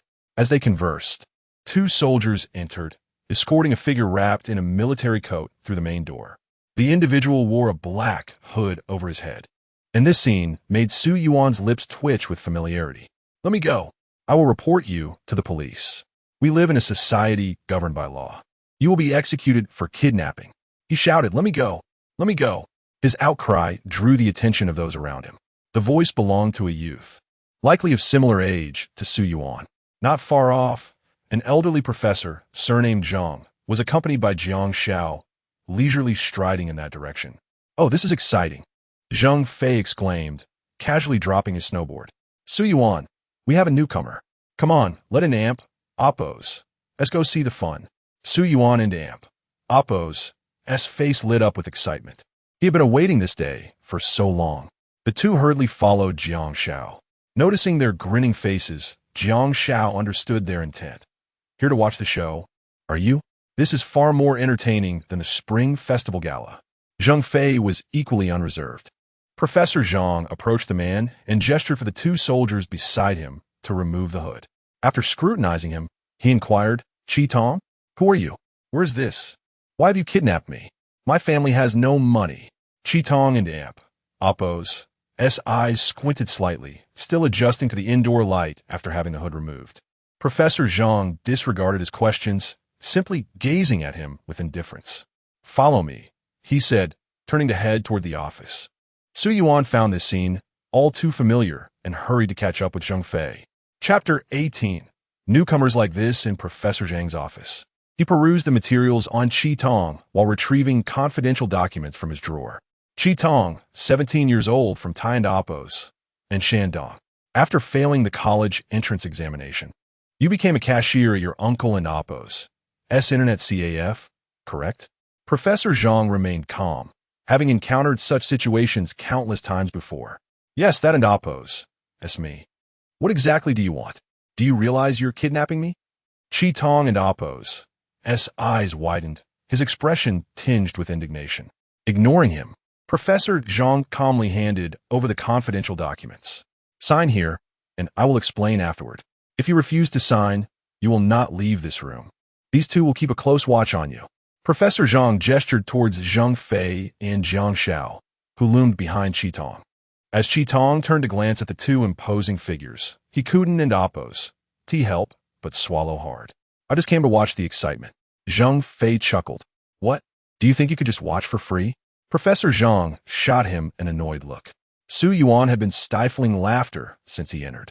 Jiang Shao and Zheng Fei stood like two sentinels, their expressions stern as they glared at Qi Tong, urging him, hurry up and sign. Su Yuan watched in astonishment, realizing that signing the confidentiality agreement was far from voluntary. The same phrases and procedures were repeated. Qi Tong, his face a mask of disbelief, felt his worldview being shattered by the extraordinary revelations. Finally, he could no longer contain himself. Nonsense, utter nonsense. I do not believe in any superstitions. Mr. Lu Sun once said to break superstitions, uphold science, discard ghosts and deities, and embrace progress. I am a young person living in the new China. You will not brainwash me. His voice rose passionately as he finished. Laughter erupted behind him, Zheng Fei wiping tears from the corners of his eyes. This is the most entertaining program at the Arctic Research Institute. Haha. He turned to Su Yuan. Newcomers always react like this, right, Su Yuan? Indeed, haha. The laughter drew Qi Tong's attention to Su Yuan, who was of a similar age. He quickly stepped closer, placing his hands on Su Yuan's shoulders. Brother, this is a scam organization. You must not let them brainwash you. We will surely wait for the police to rescue us. Not at all, my friend. I'm here voluntarily. Su Yuan and Oppo's smile froze slightly. Professor Zhang, looking resigned, glanced at Jiang Shao. I leave him in your hands. Jiang Shao nodded. Rest assured, Professor Zhang. Come on, kid. With that, Jiang Shao lifted Qi Tong by the collar as if he were a chick and led him out of the room, with Su Yuan and Zheng Fei following closely behind. To Su Yuan and Amp, Oppo's surprise, Professor Zhang did not allow Qi Tong to see the state of the transformed beasts, which differed from the procedure he had experienced. Upon exiting, they encountered Li Xian and Tang Yun, who were carrying documents and passing by.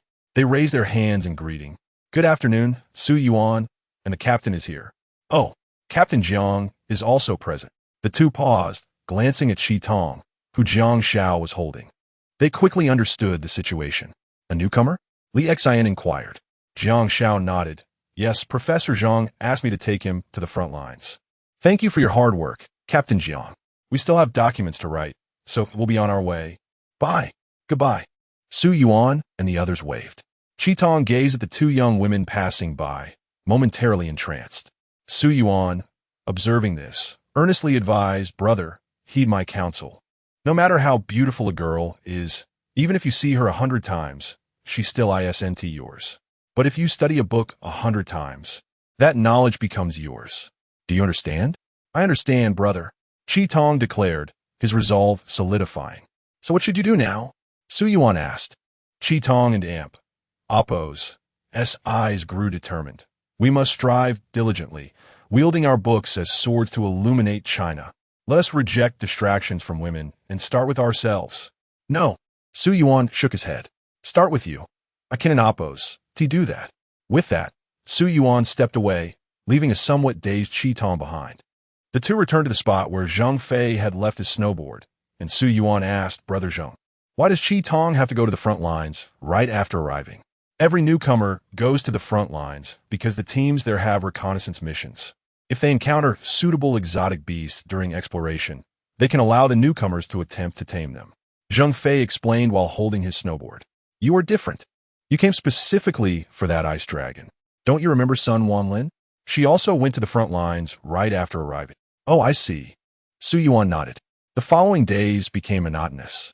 Until one afternoon, while Su Yuan was in his room reviewing materials, he heard a knock at the door. Upon opening it, he found Zhang Fei and his team of 4, all clad in battle gear, their faces devoid of their usual relaxed demeanor. Su Yuan, put on your combat gear and come with us, Zhang Fei instructed. Right away. Su Yuan promptly shut the door, changed out of his regular clothes, and donned the combat suit. His face lit up with excitement. A mission was underway. Ever since training concluded, he had been bored out of his mind. In this dreadful place, didn't he even allow gaming? After slipping on a black tactical vest over his black combat suit, he opened the door and followed Zhang Fei's team to the observation room. This was Su Yuan's second visit to the observation room. During his first, the large screen had displayed an image of the ice dragon. Now, however, a gigantic, translucent serpent graced the screen. The serpent's head bore 4 horns, hinting at its potential transformation into a dragon. Professor Chun stood before the screen and, upon seeing the newcomers, spoke. This is a photo Jiang Xiao just sent over. There are no records of ice snakes in our country. Beside him, Zhao Tianming, dressed in military attire, wore a serious expression. Other countries are likely reviewing their materials as well. Before they determine where this ice snake belongs, we must seize it. Yes, we will ensure the mission is accomplished. Regarding exotic beasts with no clear documentation, they were deemed open for competition. However, some countries would exploit loopholes in the rules, fabricating a backstory for the beast. If they could do it, so could they. Professor Chen turned to Zhang Fei. You all go prepare. Su Yuan, follow me. He led Su Yuan into a room adjacent to the observation area and closed the door. Gesturing for Su Yuan to sit, Professor Chen began. In the task report submitted by Zhang Fei and Appo's team, he mentioned that the dragon you tamed is a young one. Thus, I suspect there is a more powerful ice dragon deep within the extreme ice cave. While it may not be certain it is an ice dragon, there is certainly something formidable. If we encounter it, I hope you will attempt to tame it. If you cannot, it matters not. Even foreign beast tamers struggle against powerful dragons. Su Yuan was taken aback. Professor Chun, I've already tamed a dragon. Can I really tame another? Professor Chun and Appo's gaze grew peculiar. Who told you that you cannot? Have you ever heard anyone say that a person can only tame one exotic beast? Not really. Su Yuan reflected, realizing he had never heard such a notion. However, Professor Chen paused. The difficulty of taming a second beast is significantly higher. He looked at Su Yuan. During this mission, you may attempt to use your dragon locking chain. I have been researching it during this time, but I have made little progress. As for the method of use, I do not know. It will all depend on you. If you can adeptly wield the dragon lock chain, your prowess will be significantly enhanced. Do you remember? Su Yuan nodded vigorously. I remember, Professor Chun. Go now. Zhang Fei and the others are waiting for you. Ensure your safety. Professor Chun waved his hand, glancing at the documents on the table, and ceased to speak. Su Yuan pushed the door open and departed. He understood that Professor Chun held immense expectations for him. Not only Professor Chun, but during his leisure moments, he too had endeavored to master the dragon lock chain, yet with no discernible effect. Moreover, Su Yuan had only learned of the existence of the dragon lock chain through Zhang Fei and his companions. His prior use of it to entrap the ice dragon had been entirely instinctive. It was exceedingly challenging. It was akin to someone telling you that you could fly, and then you attempted to take flight with predictable results. Outside the research institute, the familiar snow vehicle awaited. Upon opening the door, Su Yuan found not only Zheng Fei and Oppo's team of 4, but also a 5th occupant, the long-absent Sun Wanlin. After finding a seat, Li Xian handed Su Yuan a patch emblazoned with a national flag. Sun Wanlin observed Su Yuan affixing the flag to his chest, then glanced at his attire of the multi-layered garment, instantly grasping the situation. "You have tamed that ice dragon?" Sun Wanlin inquired tentatively. Su Yuan nodded, somewhat surprised. "You didn't know?" "No.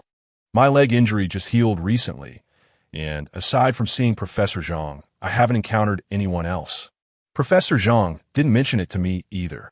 Sun Wanlin's tone carried a hint of melancholy, her gaze towards Su Yuan mingling envy with jealousy. Upon hearing her words, Li Xian scoffed.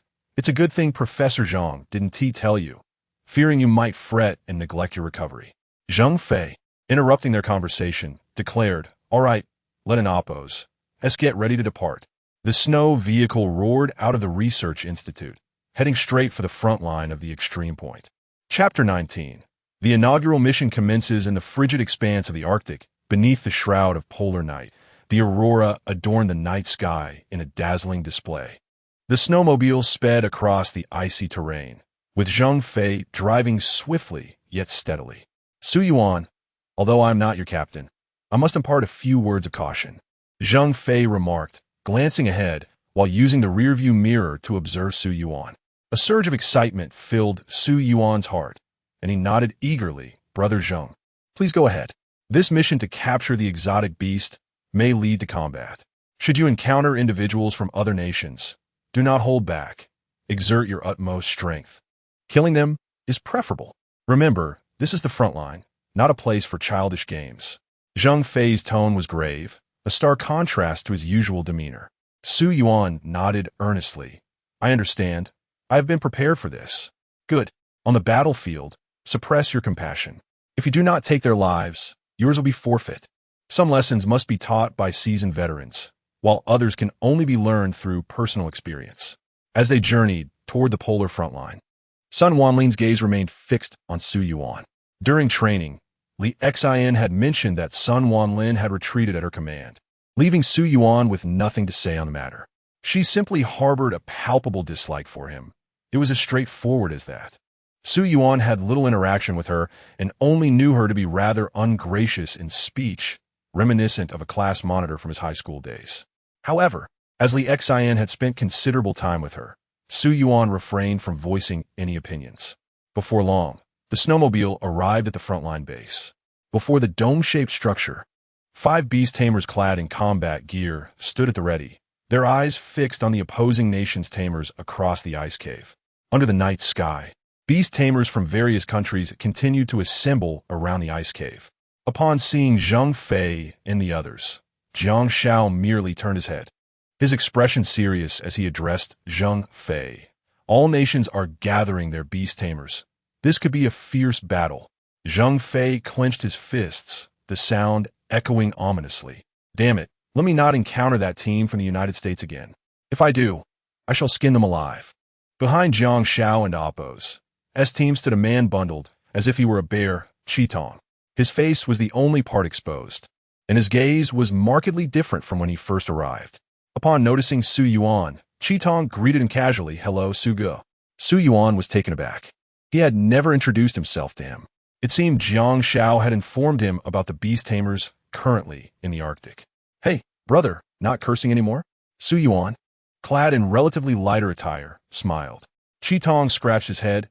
"Embarrassed, I was thoughtless before. Get used to it. Just a few months ago, I was like you," Su Yuan replied with a grin, turning to observe Zheng Fei and Jiang Shao and Oppo's conversation. "Su Yuan, come here," Zheng Fei beckoned, revealing a small black object in his palm as Su Yuan approached. Upon closer inspection, it was a compact black earpiece. "This is our team's communication device, equipped with simultaneous translation capabilities. It will aid in communication should we encounter tamers from other nations. Understood, Su Yuan said, slightly puzzled as he inserted the earpiece into his right ear. It fit snugly within his ear canal. Noticing Su Yuan's confusion, Zhang Fei added, sometimes, the enemy's enemy can become a temporary ally. After all, no one wishes to gamble with their life. Whether cooperation is feasible depends on your judgment. I comprehend, Brother Zhang. Su Yuan nodded. Seeing that everyone was prepared, Jiang Shao took a deep breath. Operation Arctic 008. The capture mission begins now. Task Force, Jiang Shao and Oppos. S-Team in full. N4 from Zhang Fei's team. Dragon Tamer, Su Yuan. Commander of Jiang Zhao's team, Jiang Shao. Zhang Fei interjected, Commander of Zhang Fei's team, Zhang Fei. In unison, they declared, mission commence. No sooner had the words left their lips than the leaders of the two teams leaped into the ice cave. One of Jiang Shao and Oppos' S-Team members yanked Qi Tong along, following closely behind the two. Tang Yun continued to look after Sun Wanlin. 11 individuals leaped one after the other into the polar ice cave. Some nations' beast tamers were unaware of the precise location of the ice serpent. Yet the gathering of beast tamers from other nations made the situation painfully clear. The familiar sound of the wind whistled past. This time, Su Yuan felt no trace of fear. His gaze was resolute as he peered downward. Beside him, Li Xi noticed Su Yuan's expression and smiled knowingly.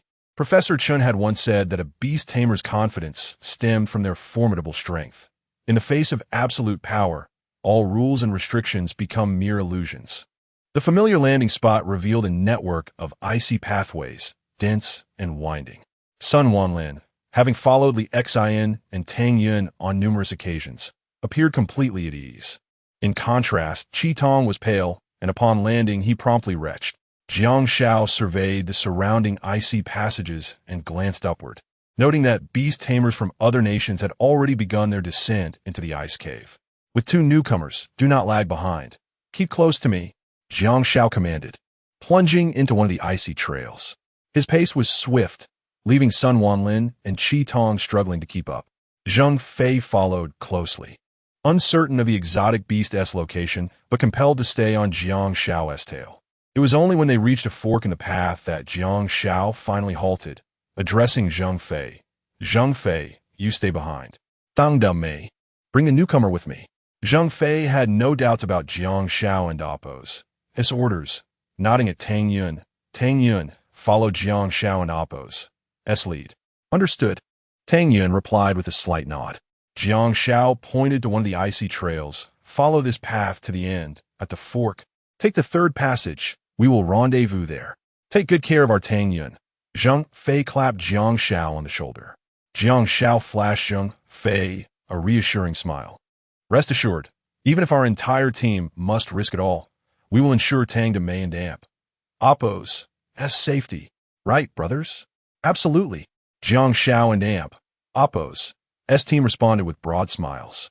Unlike Zhang Fei's team, Jiang Zhao's squad consisted entirely of male combat-oriented beast tamers, whereas Zhang Fei's team exhibited a more balanced composition. Soon, Jiang Shao and his group vanished around the corner of the icy trail. Zhang Fei swiftly began to organize. Han Ming, come with me for a 200-meter ambush. Su Yuan, for now, follow my command and stay here with Li Xian, preparing to support us. Yes. Zhang Fei and Han Ming quickly retreated in the direction they had come from, leaving Su Yuan and Li Xian behind. Time passed quietly, the surroundings eerily still, interrupted only by the occasional sound of cracking ice. The ice crystals around them sparkled with an extraordinary brilliance, radiant and captivating. Xian Jia, who is stronger, Brother Zhang or Captain Jiang? Su Yuan inquired. Li Xian did not hesitate. Captain Jiang is stronger. The captain ranks 28th domestically, while Captain Jiang ranks 27th. ISN and Oppos. T that merely a one-place difference? The disparity should and Oppos. T be significant, right? Su Yuan blinked, somewhat perplexed. Li Xian smiled. Brother, have you not been diligent in your studies? The difference in strength between each rank within the top 100 is monumental. After a pause, she continued. Those within the top 100 are regarded as the elite among the elite. Meanwhile, those in the top 20 are considered monsters. The individuals in the top 20 possess the power to shake entire realms. Su Yuan listened intently, recalling Zheng Fei's earlier mention of the strongest beast tamers, whose strength was said to be comparable to moving mountains and filling seas. At this moment, Su Yuan began to appreciate the formidable capabilities of Zheng Fei and Jiang Shao. After all, the two captains stationed at the Arctic Research Institute undoubtedly possessed exceptional strength. Suddenly, a thunderous sound erupted from the direction they had come. The crackling of static filled Su Yuan's earpiece, followed by Zheng Fei's voice. "Damn it, the French have sent 3 teams. Li Xian, Su Yuan, gather in the ice path to the right, where Jiang Shao indicated." This measure was taken to ensure the smooth operation on Jiang Zhao's side. "Understood, Captain," Li Xian replied, furrowing her brow as she swiftly sprinted into the designated ice path, with Su Yuan closely trailing behind, her focus still lingering on their rear. Li Xian urged, "Concentrate on your task and trust the captain." The ice tunnels within the cavern were a labyrinth, with numerous forks at the end of each path. A moment and Appo's inattention could lead to disorientation in this treacherous place. Li Xian led Su Yuan until they reached the end of the ice tunnel, where they concealed themselves behind a block of ice crystal, awaiting the arrival of Zheng Fei and Han Ming. At this juncture, Li Xian had completely shed her usual cheerful demeanor. This mission was unlike the last one, where no nation dared to brazenly interfere. This time, however, it was different. An unidentified beast awaited, and it was a race against time. Soon, the sound of hurried footsteps echoed through the ice tunnel. Li Xian instinctively tightened her grip on Su Yuan and Appo's hand, her entire being entering a state of combat readiness. In the span of 2 breaths, Zheng Fei and Han Ming burst into view. Both had transformed into their beast forms. Upon spotting Su Yuan and Li Xian concealed behind the ice crystal, Zheng Fei called out, "Han Ming, they're here." Han Ming's foot tapped on the ice surface as he extended his left hand.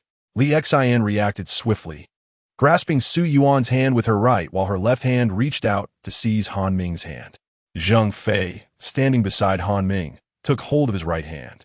Su Yuan felt her body gradually becoming transparent until she vanished from sight. Chapter 20. Never defeated under the concealed abilities of the beast Meng Ji. The group of 4 vanished without a trace, their very presence undetectable. Mere moments before and after their disappearance, a dozen foreigners with prominent noses burst in.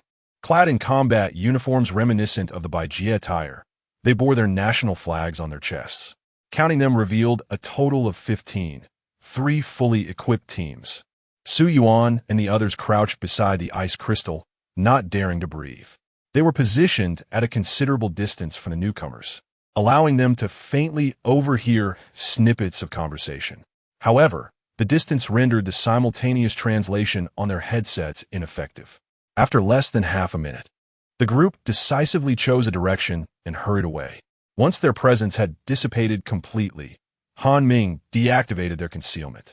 Su Yuan, surprised to see his form gradually materialize, marveled at Han Ming and Appo's ability to hide not only his figure but also his aura, an exceptional means for subterfuge. However, such a power could not be sustained indefinitely, otherwise it would indeed be too formidable. "Let us return to guard the ice passage," Zheng Fei declared, frowning slightly as he led the way. The primary mission for their team was to shield Jiang Zhao's squad on their expedition to the ice snake's habitat. A few gusts of icy wind swept through the passage, brushing against Su Yuan's face, which he found oddly refreshing. "This is intolerable." Zheng Fei gritted his teeth in anger. 3 teams converging here. Those Gauls are bringing all their might to the Arctic. Their numbers were 3-fold, leaving no chance for confrontation. It was crucial to note that the beast tamers present on the front lines of the North Pole were nearly all elite fighters. "Su Yuan, if we encounter other teams, remember that most of the newcomers at the back of our group lack experience with beasts. If we see them, eliminate them without mercy," Zheng Fei warned, his expression stern as he looked at Su Yuan. Su Yuan nodded. "Rest assured, I understand the perils of harboring sympathy for potential threats." Zheng Fei, well-versed in strategy, did not station his team at the entrance of the ice passage, but rather set an ambush at the fork. This way, even if foreign beast tamers arrived, they would remain oblivious to Jiang Shao and Appo's chosen route. Soon, the sound of hurried footsteps echoed from ahead. Su Yuan and Appo's senses sharpened within the icy cavern, and he furrowed his brow. 5 individuals, likely a complete squad. Zhang Fei's eyes glimmered with excitement at Su Yuan's perceptiveness. No matter who they are, we shall confront them. As he spoke, 5 figures emerged from around the corner, clad in earth-tone combat gear, their national flags proudly displayed. The 5 also spotted Zhang Fei, who stood prominently, halting cautiously as they approached. Asan. Zhang Fei's face darkened upon recognizing the flag on their chests. A full squad from India.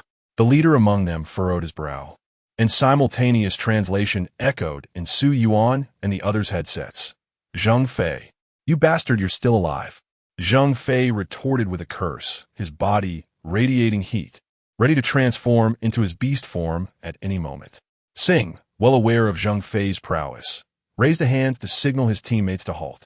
Meanwhile, Su Yuan and the others stepped out from behind the ice crystal, both sides standing face to face. Han Ming lowered his voice. Captain, the Indians had 2 squads assembled before we entered the ice cave. It seems the newcomers are not part of this group. I understand. Prepare for combat, Zhang Fei said, narrowing his eyes. Sing, you didn't discover the latest beast first, did you? Our country has dealt with snakes since ancient times. That ice snake belongs to India. Once the United Nations grants nationality protection, you will realize this. Sing and Appo's gaze remained fixed on Zhang Fei, and at this, Zhang Fei grew agitated. You're talking nonsense. Did it have your name written on it? How dare you shamelessly claim it for yourselves? In our Chinese mythology, there are countless snakes. Why should it belong to your lot? Su Yuan, unaware of what the Indians were hearing through their headsets, could see Sing's face alternating between red and white, indicating that the message had likely been understood. You are utterly insane. Zhang Fei, your future child will surely be a daughter. Sing retaliated, angered by Zhang Fei's insults. However, the foreign cursing lacked any real impact. Indeed, upon hearing Sing's words, Zhang Fei paused. What do you mean? Su Yuan, exasperated, thought, to call you insane is a profound insult. As for the daughter remark, it's because Indians view women as burdens. How do you know this so well? Li Exine asked, her eyes wide. There's an Indian vendor selling flying pancakes outside my neighborhood. I often tease him, Su Yuan replied, somewhat speechless. Zhang Fei's mouth twitched. You're no saint either. He then raised his middle finger at Sing in a gesture of international camaraderie. Damn you. If I have a daughter in the future, you'll have to call her and Appo's, mother and Appo's. Oh wait, I don't want a grandson like you. Your place is so chaotic. Sing, do you even know who your father is?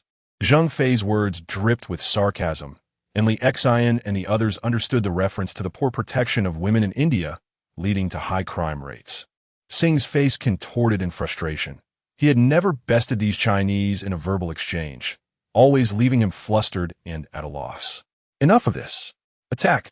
Sing could no longer contain himself, bellowing as his team instantly entered their beast forms. Their transformations exaggerated their animal traits. Sing's beast was a peculiar lion, one Su Yuan had never encountered before, likely a creature from Indian mythology. Let us engage. Not a single one shall escape, Zhang Fei commanded, his own beastly features manifesting swiftly. Li Exine and Han Ming showed no hesitation, completing their transformations in the blink of an eye. Zhang Fei caught a flash of silver white before him. In the next instant, Su Yuan, now a dragon, charged ahead with remarkable speed. Li Exine even witnessed the tactical vest Su Yuan had discarded still suspended in the air. Su Yuan's ice-blue dragon eyes sparkled with excitement, surrounded by a chilling aura. The dragon scales on his right arm shimmered with icy brilliance as he delivered a powerful punch towards Sing. Sing barely had time to react, crossing his muscular arms in a defensive posture. Bang! The force of Su Yuan's punch nearly sent Sing reeling, the pain radiating from his arms causing his pupils to constrict. Su Yuan and Appo's next strike followed closely. At this moment, Sing and Appo's teammates reacted, two of them with hair resembling burning green flames and dark gray skin, raising their sharp hands to confront Su Yuan. "We do not exist, do we?" Zhang Fei's voice roared like a tiger, his massive form retaining agility as he intercepted the two attackers with powerful punches. Li Xian conjured a fireball in her right hand, moving swiftly to Su Yuan's side. "These two are Yaxas. Be wary of their green flames." The exchange unfolded rapidly, taking less than a breath. The two teams had now distanced themselves, and Sing stared incredulously at Su Yuan. "You tamer of that ice dragon." Su Yuan's lips curled into a slight smile. "I am a dragon tamer." "Su Yuan, leave this Indian leader to you. Do not lose," Zhang Fei said, looking down at Su Yuan, who brimmed with confidence. "I won't lose. I have never been defeated in a fight," Su Yuan declared, eager to test the fruits of his recent training. As soon as the wish was uttered, Sing leaped into the air, propelled by an almost ghostly speed towards his adversary. With a smile, Su Yuan effortlessly sidestepped the massive palm aimed at him, confident in his dominion over this frigid realm. At that moment, while Sing had yet to touch the ground, Su Yuan seized the opportunity, delivering a powerful kick to Sing's abdomen. The impact was thunderous, sending Sing hurtling backward to crash against the ice wall, the immense force shattering the ancient ice into myriad fragments. Su Yuan showed no mercy, immediately propelling himself forward as Sing was ejected from the wall. Embedded in the icy surface, Sing, a seasoned beastmaster, quickly gathered himself. With a sudden strike of his left hand against the ice, the inertia allowed him to free himself swiftly. Su Yuan, however, was relentless. His right fist descended with ferocity upon the very spot Sing had occupied moments before. Crack! Crack! Boom! The ice wall rapidly succumbed to a spiderweb of fissures, culminating in a catastrophic shattering that left a gaping, shocking crater in its wake. This spectacle left not only the other Indian beastmasters in stunned silence, but also astounded Zhang Fei, Li Xian, and Han Ming. Was this truly the strength expected of a newcomer? Sing regained his balance, his expression darkening. Another formidable force had emerged from Huaxia. Their future days were bound to be increasingly challenging. Chapter 21. The Roar of Dragons and Lions. Su Yuan wore a smile on his face, yet to Singer, it appeared as a sinister grin. Boom! Boom! Two heavy punches struck the icy wall, sending shards of ice flying in all directions. Having suffered losses before, Singer dared not take the hits head-on.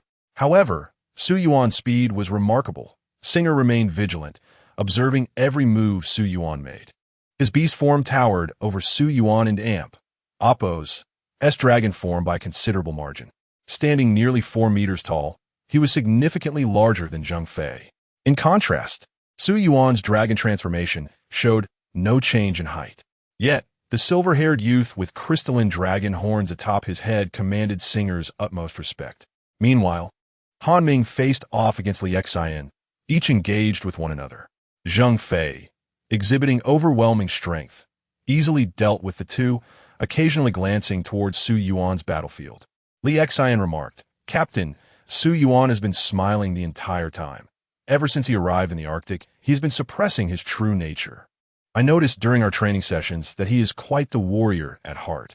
Zhang Fei dispatched an adversary with a swift slap, then delivered a powerful knee strike to another's abdomen, distorting his features from a force. As they spoke, a silver figure suddenly crashed towards them. It was Su Yuan. Rising to his feet, he stretched his arms and gazed intently at the direction from which he had flown. "Damn, I knew that bastard had a trick up his sleeve." Su Yuan spat, his fists cracking ominously. Zhang Fei followed Su Yuan's gaze, noticing Singer, whose fur stood on end and whose lion's tail shimmered with a golden hue. Noting Su Yuan's nonchalant demeanor, Zhang Fei cautioned, "Be careful, Su Yuan. Singer is quite skilled. Even in India, rest assured." Su Yuan's focus remained fixed on Singer as he surged forward with all his might. Bang!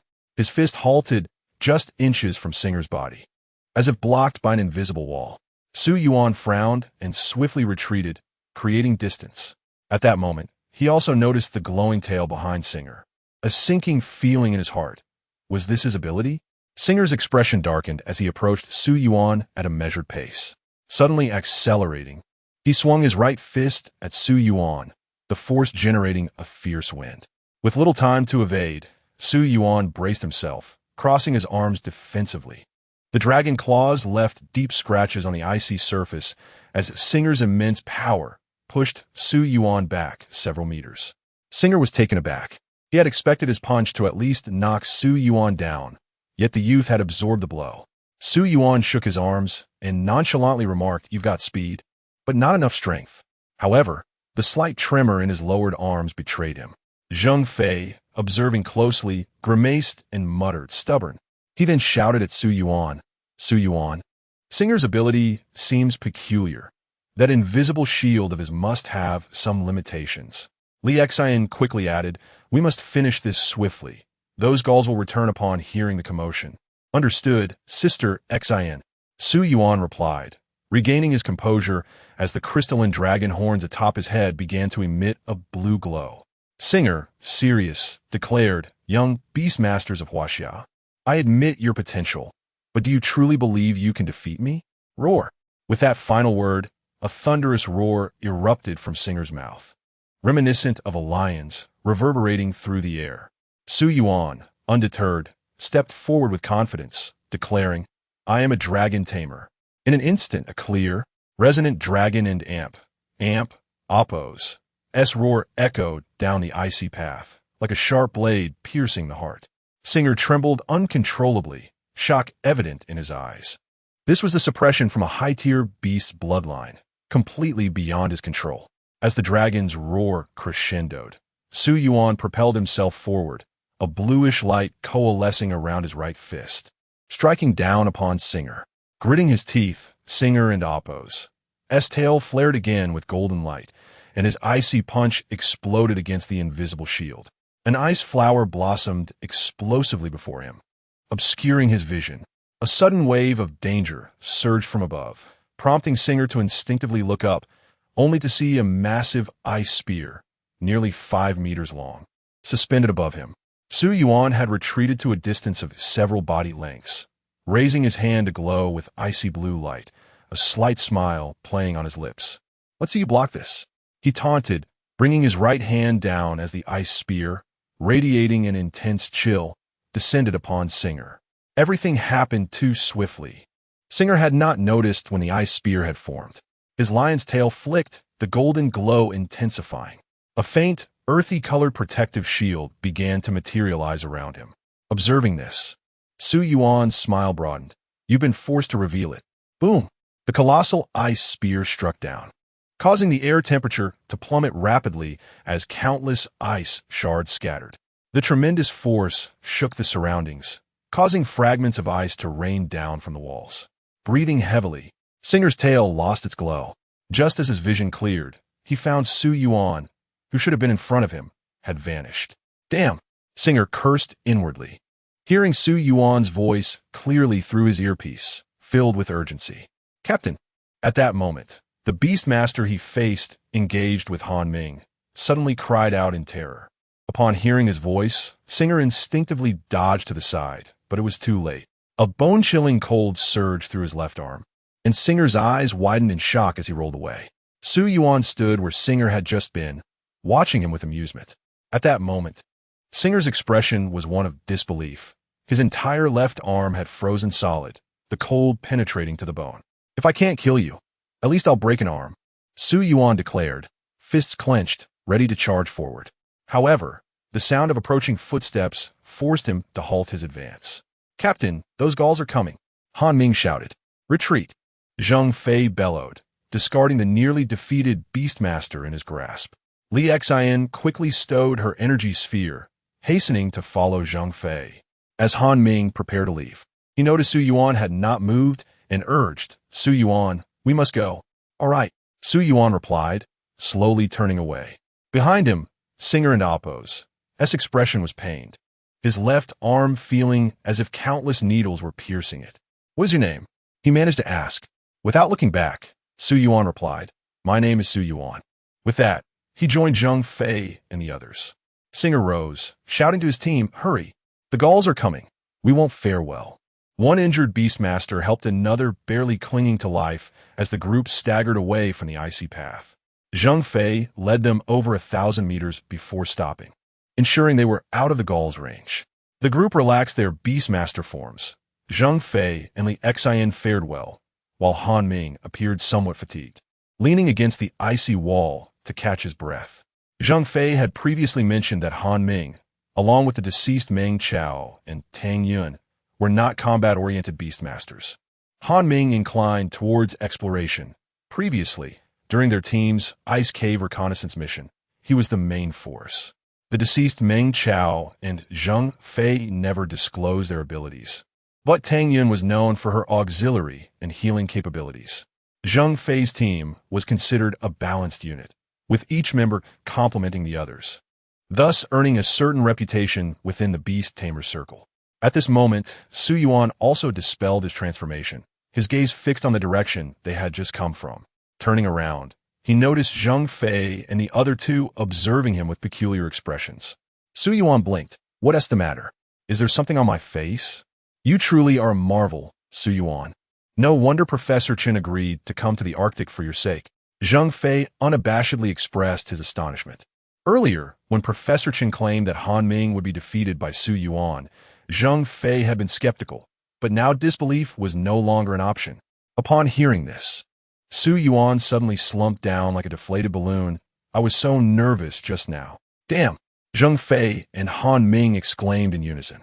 Meanwhile, Li Xian cheerfully approached and sat beside Su Yuan. "So, were you certain that your ice spear would be blocked?"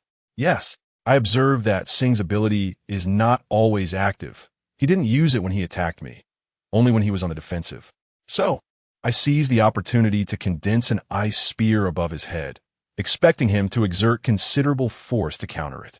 When he believed he had successfully blocked it, that would be my moment of triumph," Su Yuan explained with a smile. Zhang Fei regarded him with a look of astonishment. Your battle intelligence is so high. What exactly are you?" "Oh, it was quite a gamble. I just wagered that Sing would perceive me as a novice and wouldn't fight with full strength," he admitted, a hint of bashfulness in his tone. The fearless spirit of a newcomer, indeed. Chapter 22. Ice Explosion. Han Ming felt utterly disheartened as he witnessed a newcomer, who had only trained for a few months, surpassing him. However, upon reflection, he understood that Su Yuan was controlling the Ice Dragon, a creature they were all powerless against, and he found solace in that realization. After all, they had different starting points. They were born as cattle and horses, while Su Yuan was born in Rome. Observing the others, Su Yuan remarked, "My current strength is entirely due to your patient guidance and training." Damn. This sentiment was pleasing to the ear, prompting Zhang Fei to break into a broad grin. Li Xian even leaned closer, teasingly saying, "Su Yuan's little mouth is so sweet. Come, let your sister have a taste." At that moment, Su Yuan was lost in thought. Although that was his first real battle, the exhilarating rush of adrenaline still coursed through him. During his school days, he struggled to absorb knowledge, but the combat techniques Li Xian taught him were easily grasped with a single glance. Perhaps he was simply not cut out for academia. In the recent battle, the frigid environment significantly enhanced their powers. Since entering the ice cave, Su Yuan felt a remarkable difference. It was as if he had found his natural battlefield. Han Ming looked at Su Yuan with a hint of envy. How fortunate. My instructor once told me that Meng Ji's beast is a rare opportunity, and I was somewhat deceived in mastering it. Don't worry for your second beast. Just choose a combat type, Zhang Fei reassured. Upon hearing this, Han Ming couldn't help but smile wryly. With my talent, can I really manage, Captain? Of course you can. If I say you can, then you can. You are all my carefully selected team members. My judgment is infallible. Zhang Fei patted his chest in assurance. It was then that Su Yuan asked, "Brother Zhang, why have I never heard you mention the ability to control multiple beasts before?" Zhang Fei replied, "Because it wasn't your time yet. How much do you feel your affinity with that ice dragon now?" Su Yuan pondered briefly and responded, "Approximately 60%? He continued, "I'm not sure how dragon tamers operate, but beast tamers typically need at least 50% affinity with their beasts when they first begin to control them. Otherwise, success is unattainable. With personal cultivation, affinity increases. but it hits a bottleneck at 90%, making it challenging to surpass. Most beast tamers spend their entire lives unable to break that barrier, while a rare few achieve 100% affinity. However, you must remember that only after reaching 100% can you qualify to control a second beast. And mind you, that is merely qualifying. There are many stringent conditions thereafter, with significant risks involved. Su Yuan listened attentively. Sitting beside him, Li Xian blinked her beautiful eyes. Do you remember when I told you about the rankings of beast tamers in our country? I remember. Didn't Amp, Oppos, you say that those in the top 100 are the best of the best? And those in the top 20 are monsters? Su Yuan deeply, Li Si note that. Exactly. Those ranked within the top 100 have achieved at least 90% affinity, with some even reaching 100%. Rankings are not solely based on strength, but rather comprehensive ability. When your overall ability improves, your rank will rise. However, those in the top 20 are individuals who have mastered at least 2 beasts, with some even controlling 3. Hearing this, Su Yuan felt a storm of emotions within him. 3 beasts. How could that be possible? Zhang Fei scratched his head sheepishly. Actually, my ranking might be somewhat inflated. Some beast tamers who didn't make the top 100 possess individual strength that surpasses mine. Li Xian interjected, but Captain, your overall ability rating is high. Strength is not the only factor in evaluating a beast tamer. Cough, cough. Let's not dwell on that. Su Yuan, if you wish to learn more, I can explain it to you gradually. Zhang Fei cleared his throat to change the subject. All right, Su Yuan note that. Standing up and extending his hand to Li Xian. She smiled knowingly, taking his hand and rising as well. Han Ming had also rested enough, and the group's spirits were high. Zhang Fei glanced at the maze of ice paths surrounding them. I wonder how Jiang Xiao is faring. Let's head over. Zhang Fei's sense of direction was commendable. During their hurried retreat, Su Yuan hadn't focused on memorizing the route, but Zhang Fei skillfully led them back to the intersection where they had parted ways with Jiang Xiao. Without hesitation, the 4 of them plunged into the ice path Jiang Xiao had indicated. Upon reaching the end of this path, they encountered another intersection and chose the 3rd ice path. Su Yuan and Li Xian followed closely behind Zhang Fei, with Han Ming bringing up the rear. As they progressed, Su Yuan reflected on Zhang Fei and Li Xian and Oppos' earlier conversation. He now realized how audacious Sun Wanlin and Oppos' claim of becoming the foremost beast tamer in China truly was. Although he felt powerful, he paled in comparison to Zhang Fei and Li Xian. The group maintained a brisk pace, but even at their speed, they had traversed the ice path for over 10 minutes. Turning a corner, several intersections appeared ahead. Without breaking stride, Zhang Fei led them into the 3rd ice path. After running for about 3 minutes, a subtle rustling sound echoed from behind them. Su Yuan furrowed his brow and halted, while Zhang Fei and the others exchanged puzzled glances. What's wrong, Su Yuan? Someone is following us. Su Yuan quickly turned, his brow knitted in concern. Zhang Fei's expression darkened. Damn it, it's too late to retreat now. We must intercept them here. Come out, Su Yuan shouted, prompting his companions to prepare for battle. Silence enveloped the ice path, and gradually, a figure clad in tight-fitting attire emerged, its identity revealed solely by the national flag emblazoned on their chest. The flag bore a red and blue Tai Chi symbol, flanked by 4 hexagrams of the I Ching, signifying great peril. Upon recognizing the figure, Zhang Fei's anger flared. Damn those bastards. As he moved forward, Su Yuan quickly intercepted him. Zhang Fei glared, ready to protest, but then Li Xian spoke with a grave tone. Captain. Zhang Fei looked up to see more figures materializing behind the first beast tamer. Counting them, there were 10 in total, 2 fully equipped teams. Zhang Fei's demeanor shifted to calm urgency. This could be problematic. He glanced behind him. Jiang Xiao and his team were just beyond them. If they could lure these 2 teams over, he and Jiang Xiao would undoubtedly have the confidence to eliminate them all. However, the current situation did not support such a strategy.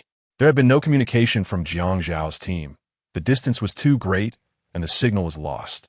Han Ming and Li Xian remained composed. Captain, give the order. After a brief contemplation, Zhang Fei inhaled deeply. Prepare for battle. Just then, The first beast tamer spoke up, his voice crackling through the earpiece. I knew that following you would lead us to the location of that ice snake.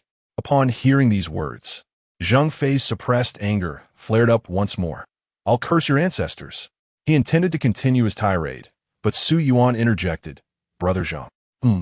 Su Yuan lifted his gaze, meeting the eyes of Zhang Fei, who towered over him. You three should go ahead. I'll cover the rear. How could that be possible? Zhang Fei's eyes nearly bulged out in disbelief. Li Xian's tone grew urgent. Su Yuan, don't even think about doing something reckless.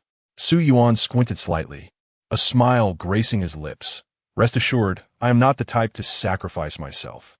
I happen to have something I wish to test. Before Zhang Fei could finish his sentence, Han Ming stepped forward and patted his shoulder. Captain, does Su Yuan's demeanor suggest he is preparing to meet his demise?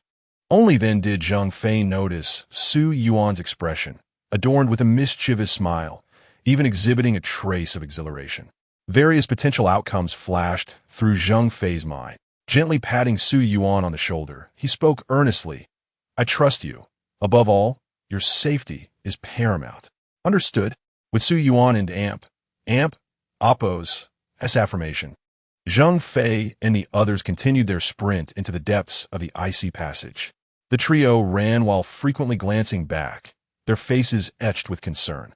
The beast tamer from Goryeo, witnessing Zhang Fei and his companions retreat, narrowed his eyes in his slits, a tone of mockery lacing his words. Your teammates have fled. What significance does your presence hold now? Are you merely stalling for time? Su Yuan's right hand spread wide, palm pressed against the icy wall. With unabashed delight, he replied, his gaze tinged with a hint of mockery. I hope you don't run away. The smile on Su Yuan's face deepened. I have stated before, this is my domain. Ice detonation. In an instant, the entire icy corridor seemed to have been triggered by an invisible detonator, the endless icy walls concealing countless explosives. As Su Yuan's voice echoed, the ice walls on either side erupted violently. Bang! Boom! The thunderous explosions of the ice walls roared like the wrath of a colossal beast, shaking the entire passageway. Countless ice shards cascading down. The beast tamers, their expressions obscured, revealed a glimmer of terror in their eyes, much to Su Yuan's satisfaction. Without a moment's hesitation, they turned and fled in a frenzy, as the explosions along the icy walls continued to erupt around them. Chapter 23. A narrow path for rivals not long after their retreat. Zhang Fei and his companions involuntarily came to a halt, staring blankly behind them. The explosions of the ice walls continued unabated, reverberating like thunder.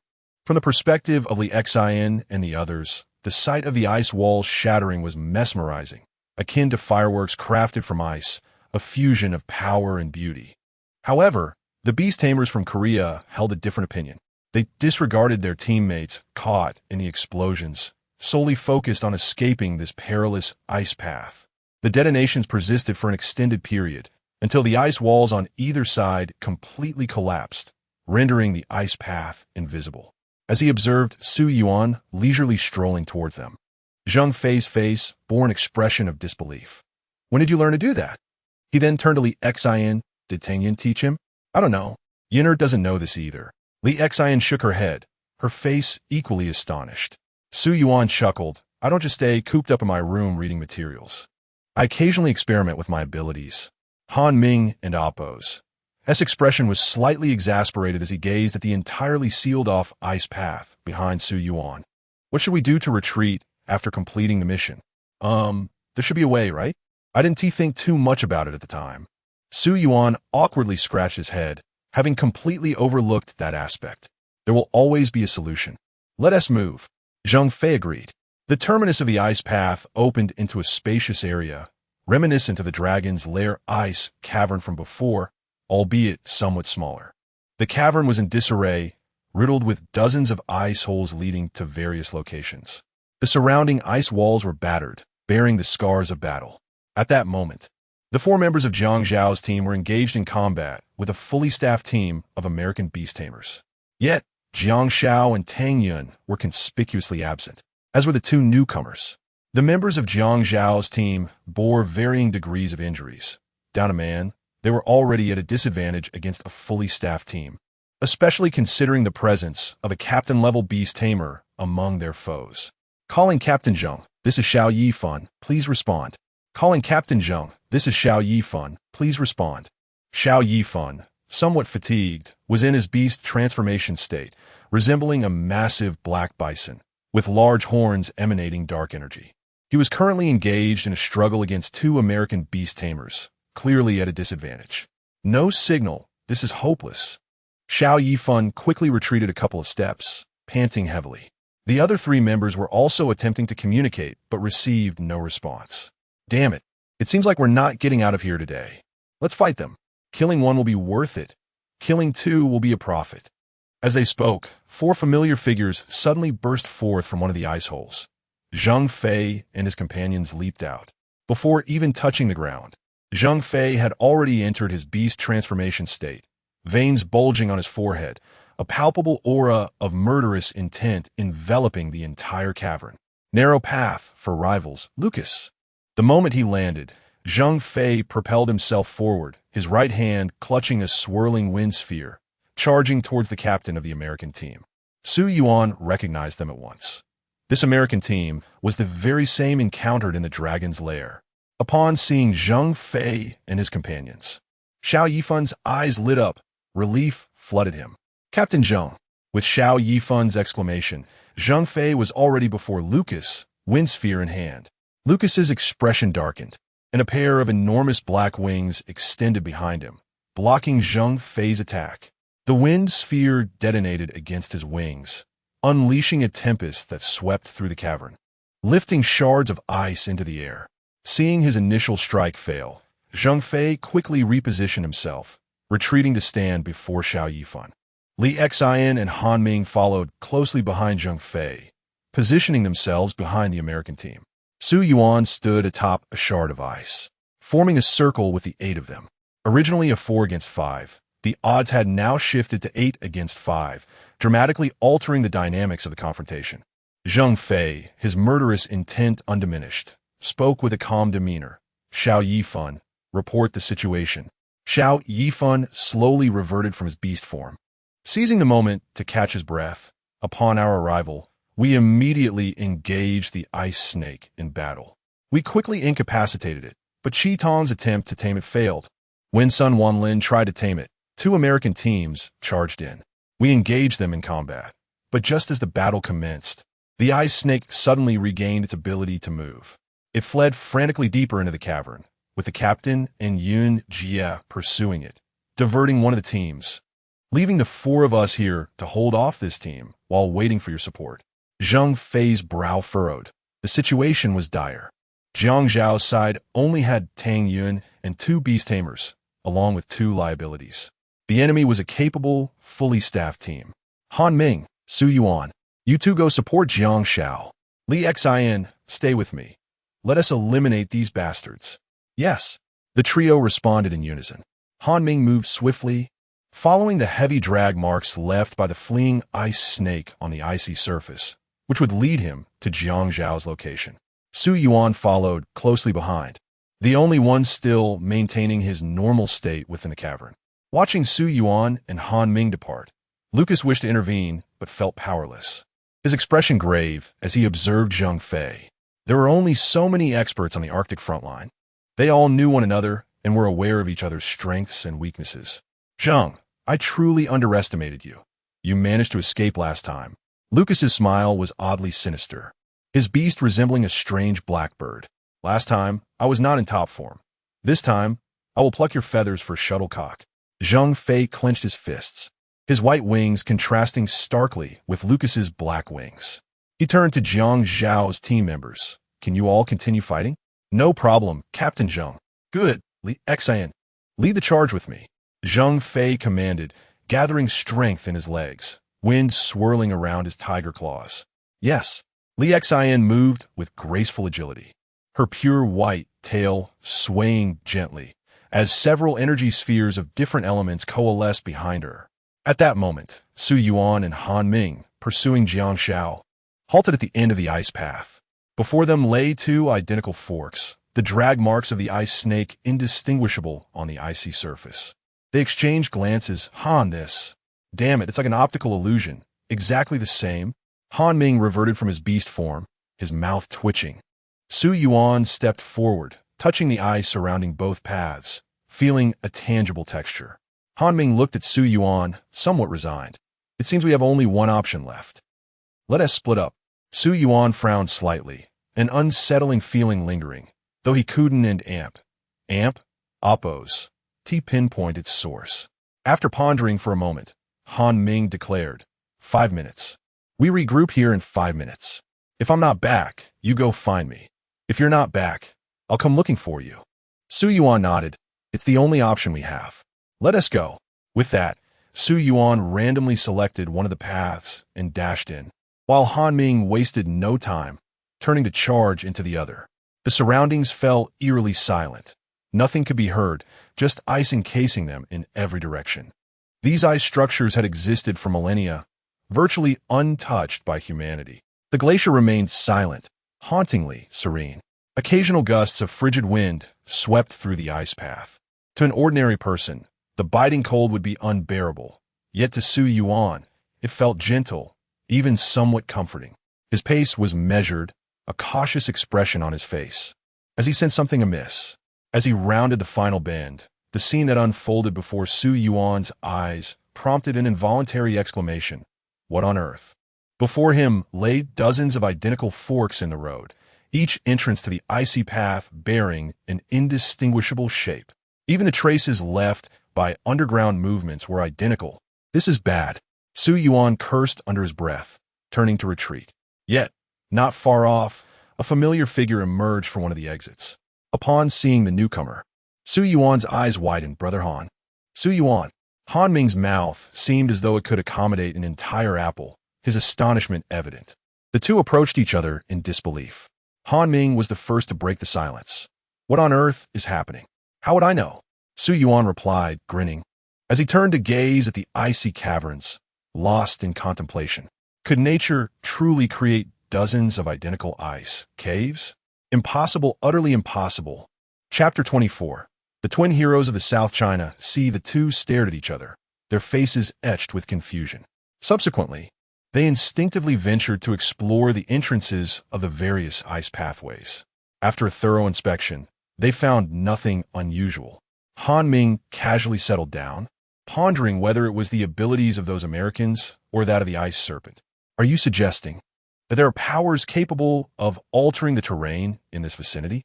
Su Yuan furrowed his brows, incredulous about such a possibility. Indeed, Han Ming nodded, recalling their previous encounter in Zhangjiji with a peculiar beast that had the ability to reshape the landscape, eluding capture for 4 days. Upon finishing his explanation, he turned to Su Yuan, asking, "Can we blow this place up?" The recent image of Su Yuan demolishing the ice pathway still lingered vividly in his mind. Su Yuan sighed in resignation.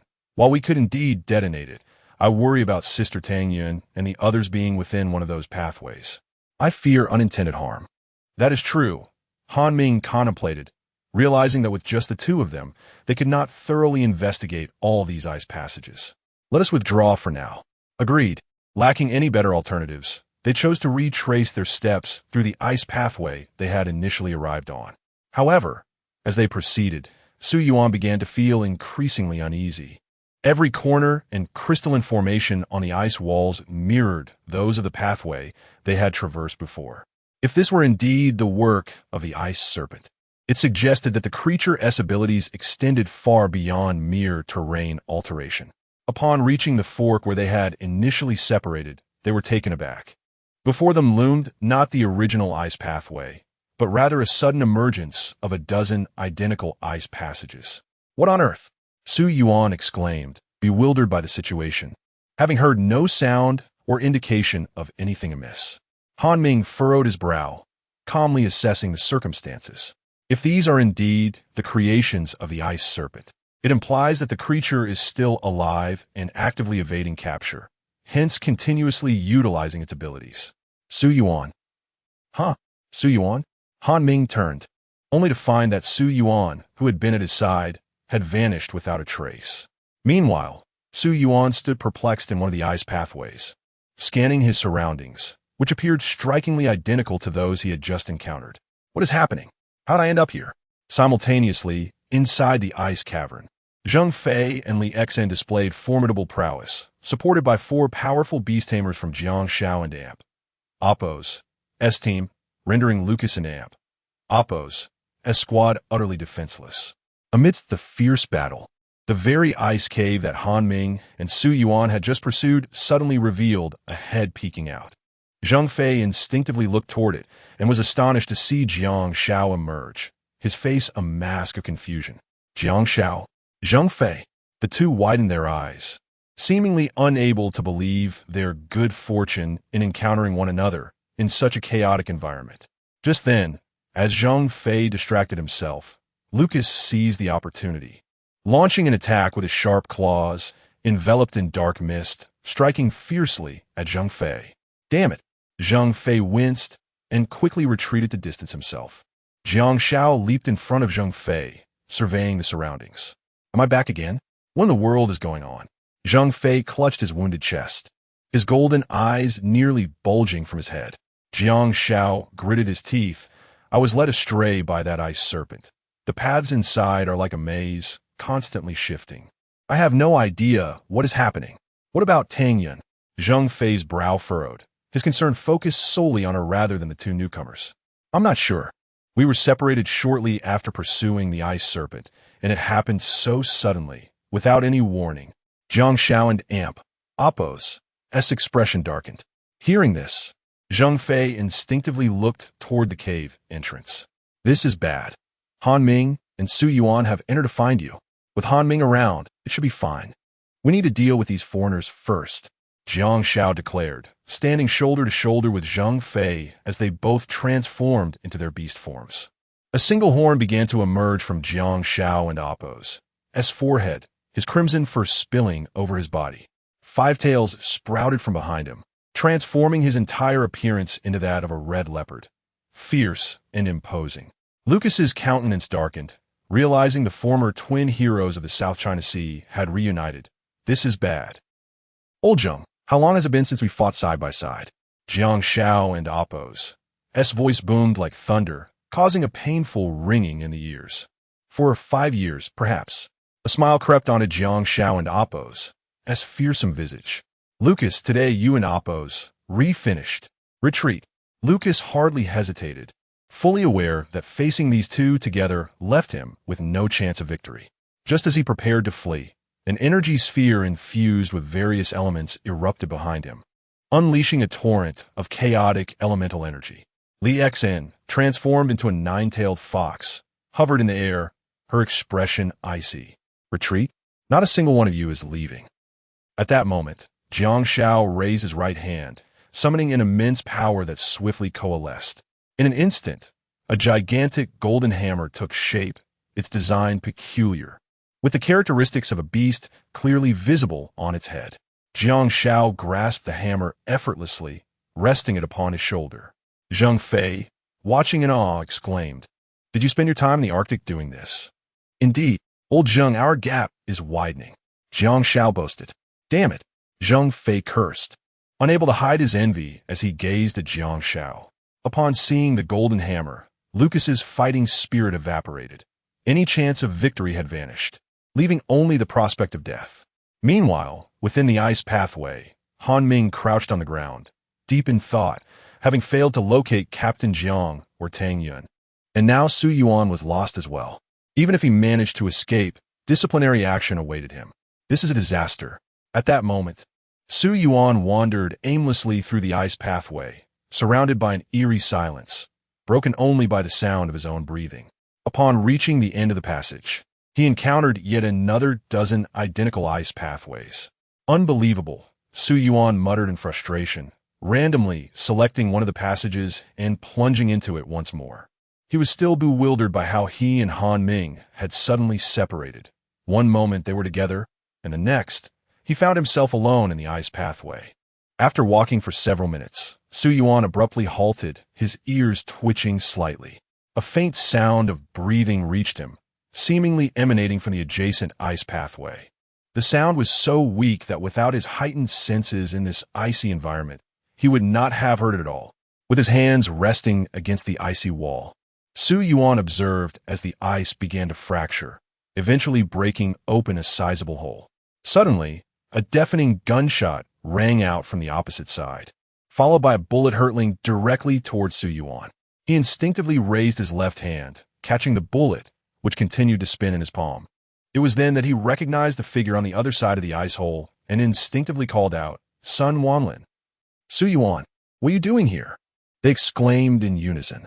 Only after recognizing Su Yuan's face did Sun Wanlin exhale deeply, gradually lowering her weapon. Su Yuan stepped through the ice hole, approaching Sun Wanlin. "What's going on? I am uncertain." Suddenly, we were separated. Sun Wanlin was dressed like a bear, with only her facial features exposed. She was strikingly beautiful and of similar age to Su Yuan. During previous training sessions, Zhang Fei had teased Su Yuan, suggesting that had it not been for Sun Wanlin's less than amiable personality, the two would indeed have made a splendid pair. Su Yuan's response had been a more forceful punch. Upon seeing Su Yuan, the tension in Sun Wanlin's body finally began to ease, leaving her nearly limp as she leaned against the icy wall behind her. Su Yuan pondered for a moment. "So you have no idea where Sister Tang Yun and Captain Zhang are?" After a brief reflection, Su Yuan spoke. "Are you able to walk?" "Yes." Having finally encountered a familiar face, Sun Wanlin was anxious that Su Yuan would leave her behind, and she nodded vigorously. "Then keep close to me." After Su Yuan spoke, she ripped off Sun Wanlin's scarf, gripping one end tightly in her hand while offering the other end to Sun Wanlin. Instantly understanding Su Yuan's intent, Sun Wanlin grasped the scarf with her left hand. Su Yuan led the way, not glancing back as she warned, "Do not let your guard down. There's a team of beast tamers from the beautiful country lurking in this maze." "Understood." Sun Wanlin gazed at Su Yuan's back, her heart a tumult of emotions. Su Yuan, who had arrived later than her, had already become a capable beast tamer. Meanwhile, after spending so long in the Arctic, she remained merely an ordinary person. This disparity was difficult for her to bear. Chapter 25. Together they advanced. The two walked in silence until they reached the end of the icy path. As expected, they found themselves facing numerous familiar forks in the road. Behind them, Sun Wanlin expressed her surprise. "Why are there so many junctions?" Were you waiting here the whole time?" Su Yuan replied, equally astonished, given that she had entered much earlier than he had. Sun Wanlin furrowed her brow slightly. "Well, in this place, I determined that waiting for rescue was the best course of action." Without responding, Su Yuan chose another icy path and stepped forward. Sun Wanlin's gaze remained fixed on him, her eyes a complex mix of emotions. After a long moment of hesitation, she finally spoke. "Su Yuan, what does it feel like to become a beastmaster?" After months of contemplation, the arrogance in Sun Wanlin and Appo's tone had diminished significantly. "I feel great and am thriving. Professor Chun said I should not be called a beastmaster, but a dragon master." Su Yuan paused, then continued, "Once you have mastered a beast, you will understand. I cannot quite articulate the sensation. It is rather extraordinary." At this point, Su Yuan felt a twinge of curiosity. He had been unconscious when he commanded the ice dragon and wondered how an ordinary person could control a beast. He stopped, turning to Sun Wanlin. "Have you learned how to command a beast?" "Indeed." Sun Wanlin nodded, "but I have yet to have the opportunity to practice." She pondered for a moment. "I only possess theoretical knowledge. The specifics elude me. Professor Zhang informed me when I first arrived in the Arctic. He mentioned that those with the potential to become beastmasters would enter the mental realm of an immobilized beast upon contact, by employing various methods to erase the beast's consciousness. One could then command it." Upon hearing Sun Wanlin's words, Su Yuan recalled the pitch-black space he had entered earlier, remembering how the ice dragon had vaporized and entered his body. However, he had not actively done anything at that moment, let alone erase the dragon and damp Appo's as consciousness. Could it be the effect of the dragon-locking chain they had mentioned? Sun Wanlin continued, "Just now, I witnessed Chi Tong commanding the ice serpent. He stood before it, reaching out to touch it, and shortly thereafter, he collapsed, spitting blood.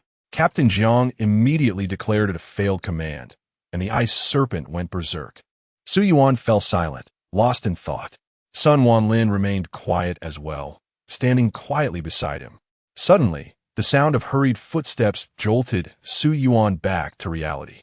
His expression darkened as he positioned himself protectively in front of Sun Wanlin. The footsteps grew closer, and Sun Wanlin held her breath, hiding behind Su Yuan, afraid to make a sound. Around the corner, two foreign individuals with blonde hair and blue eyes appear before them, adorned with the Union Jack on their chests, likely members of the American team pursuing them. Upon seeing Su Yuan and Sun Wanlin, the two American Beastmasters halted, their expressions wary. One of them frowned. That woman is an ordinary person. I've never seen that Beastmaster before. Has China sent another Beastmaster team? Impossible. Intelligence indicates that China has only dispatched 2 teams for this operation. Su Yuan could hear their conversation clearly, though the distance rendered their words somewhat indistinct. Realizing that he was the only Beastmaster in the vicinity, the two Americans grew more confident and approached him. Su Yuan's face remained impassive as he said lightly, "Do not stray from behind me." "Ah," Sun Wanlin murmured, inching closer behind him. "You are the newcomer who commanded the ice dragon?" The leading American inquired directly. Su Yuan did not shy away, a smile playing at the corners of his lips. "Yes, and what of it?" "Ha ha ha. Is there truly no one left in your Huaxia to send to the battlefield? You are resorting to sending a newcomer." They regarded Su Yuan with disdain, believing that a newcomer required at least 2 to 3 years of systematic training to shed the title. Yet, Su Yuan had only taken command of the Ice Dragon a few months prior, and it was evident how little strength he could have amassed in such a short time. The first American Beastmaster spoke again. "Let us not be accused of bullying newcomers. Choose someone to fight against you. If you win, we will let you go." Su Yuan scoffed. "This is a battlefield. You could lose your lives doing this." "Just you." The two burst into laughter, clearly mocking him. Su Yuan raised his right hand gently, a pale blue light enveloping his palm. The laughter of the two Americans abruptly ceased as they turned to see a thick wall of ice forming behind them. Simultaneously, another wall of ice emerged behind Su Yuan and Sun Wanlin, sealing off both ends of the icy path. As he lost his mind, blocking off his own escape route, they still bore mocking smiles on their faces. Su Yuan smiled slightly. "No, I fear you might flee. Transform." With a commanding shout, Su Yuan's body swiftly began to change. Surrounded by swirling snowflakes, an aura of cold emanating from him. In the blink of an eye, he had entered his dragon transformation.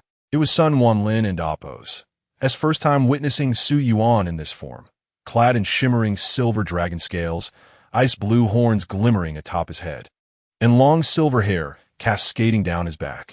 Su Yuan opened his eyes, his gaze fierce and icy, exuding an air of aloofness that deterred any approach. Sun Wanlin was entranced. Su Yuan's transformation was entirely distinct from the beast transformations she was familiar with. Seeing Su Yuan in this state, the two Americans swiftly abandoned their derisive expressions, entering their own beast forms. One resembled a rhinoceros, while the other took on a peculiar fish-like appearance. "Damn, I don't even recognize them." Su Yuan cursed inwardly, as most of the data provided by Professor Chan pertained to Chinese beasts, leaving him unfamiliar with foreign creatures. "Not important," Su Yuan thought, beckoning the two with a finger. "Don't say I'm bullying you. Come at me together." "Are you insane?" Sun Wanlin and Appos' eyes widened in disbelief. The Beastmasters on the front lines were rarely weak, and Before she could finish, Su Yuan interrupted. "If you cannot fight, just watch and refrain from interjecting. Boy, while arrogance can be beneficial, it may also lead to your demise." With that, the two Beastmasters charged at Su Yuan, the one resembling a fish moving at an astonishing speed. In an instant, they were upon him, the fish-like Beastmaster lifting his right leg to deliver a powerful kick. Bang! Su Yuan reacted swiftly, raising his own leg to block the attack. The force reverberated through the assailant and Appos' leg, leaving it numb. Before he could recover, a chilling aura enveloped him. The leg he had aimed at Su Yuan was instantaneously encased in ice, the biting cold forcing him to retreat rapidly. "Ryan, don't engage with him." "Ryan." The one transformed into the rhinoceros steadied him. "What is happening?" The Beastmaster with the frozen leg gritted his teeth. "Damn, I and amp. Oppose. You never seen ice freeze so rapidly. Then use your abilities to kill him, Ryan declared, crossing his arms, a massive water sphere forming swiftly in front of him. The sphere compressed rapidly, shrinking until it was the size of a palm. Iron water cannon, Ryan shouted, sending the water sphere hurtling towards Su Yuan. Su Yuan wore a look of disbelief. You think you can use water against me? As he spoke, a piercing cold surged forth, and the water sphere transformed into an ice ball before it could travel halfway. Bang! The ice ball exploded, showering the air with countless shards of ice. The ability to compress water. Gazing at the swirling ice crystals, Su Yuan made a wish. Had it not been for the compression of that water sphere, such an abundance of ice crystals could not have been produced. How could this be possible? Ryan's eyes widened in disbelief. That water sphere appeared diminutive, yet it contained a vast reservoir of water. How could it freeze in such a brief span of time? Su Yuan and amp. Oppose. S right hand rested upon the ice wall. Let in amp. Oppose. S see if you can withstand this technique. As soon as the words left his lips, the entire ice wall seemed to come alive, undulating like jelly beside the two beast tamers. Whoosh! A sharp ice spike suddenly erupted from the ice wall, striking without warning, emerging abruptly from its frozen confines. Be careful, Ryan! Shouted the person dragging his right leg. Ryan and amp. Oppose. S pupils constricted as he crouched swiftly, narrowly evading the ice spike. A sinister smile crept onto Su Yuan and amp. Oppose. S face. And what of the second? The third? The fourth? With each utterance, another sharp ice spike shot forth from the wall. Retreat. This Huaxiao individual's power is too bizarre. Ryan dodged the spikes launching from both sides while assisting his incapacitated teammate. Su Yuan's eyes glimmered with murderous intent. Brother Zheng instructed that none must escape. With that, countless ice spikes surged forth simultaneously from both sides of the ice wall. Hood. The merciless ice spikes plunged deeply into the bodies of the two. Sun Wanlin stared vacantly at the multitude of menacing ice spikes before her. Looking up, she saw that the ice wall above was similarly adorned with spikes. What force could this possibly be? Su Yuan gradually released his dragon transformation, gazing at his hands. Is this the power of the extreme cold ice? In an icy environment, Su Yuan felt an invincible strength coursing through him, though the extent of his influence remained regrettably limited. If only he were powerful enough, the entire glacial continent of the Arctic could become his weapon. Chapter 26. Deeper within, above the bodies of the two deceased beast tamers from the beautiful nation, two pearly spheres floated gently. At this moment, Su Yuan was still contemplating the power of the extreme cold ice, feeling that he had yet to unlock its full potential. Only now did he comprehend why Tang Yun had initially prevented him from entering the transformation into a dragon, insisting instead on conducting control training in a normal state. The control over the extreme cold ice became more refined and diversified after the transformation. At this time, Sun Wanlin had not yet recovered from her shock. The 1-against-2 scenario had been almost instantaneous annihilation.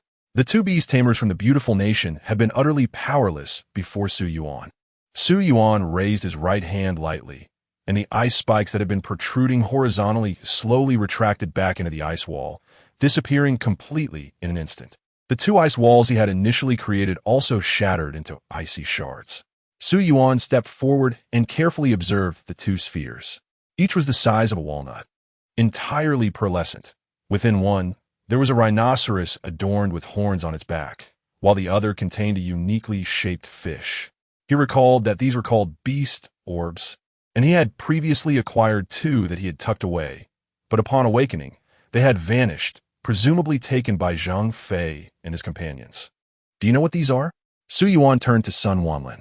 Her voice snapped back to reality as she quickly approached him, gazing at the two beast orbs. They are beast orbs, but I am unaware of their specific uses. Su Yuan rolled his eyes, acknowledging that he too recognized them as beast orbs. He handed them to Sun Wanlin, saying, I have no pockets in this attire. Please keep them safe for me until we return. All right. In truth, Su Yuan had also considered tearing off the country flag patches from their chests. Zheng Fei had mentioned that these were personal medals, a form of merit.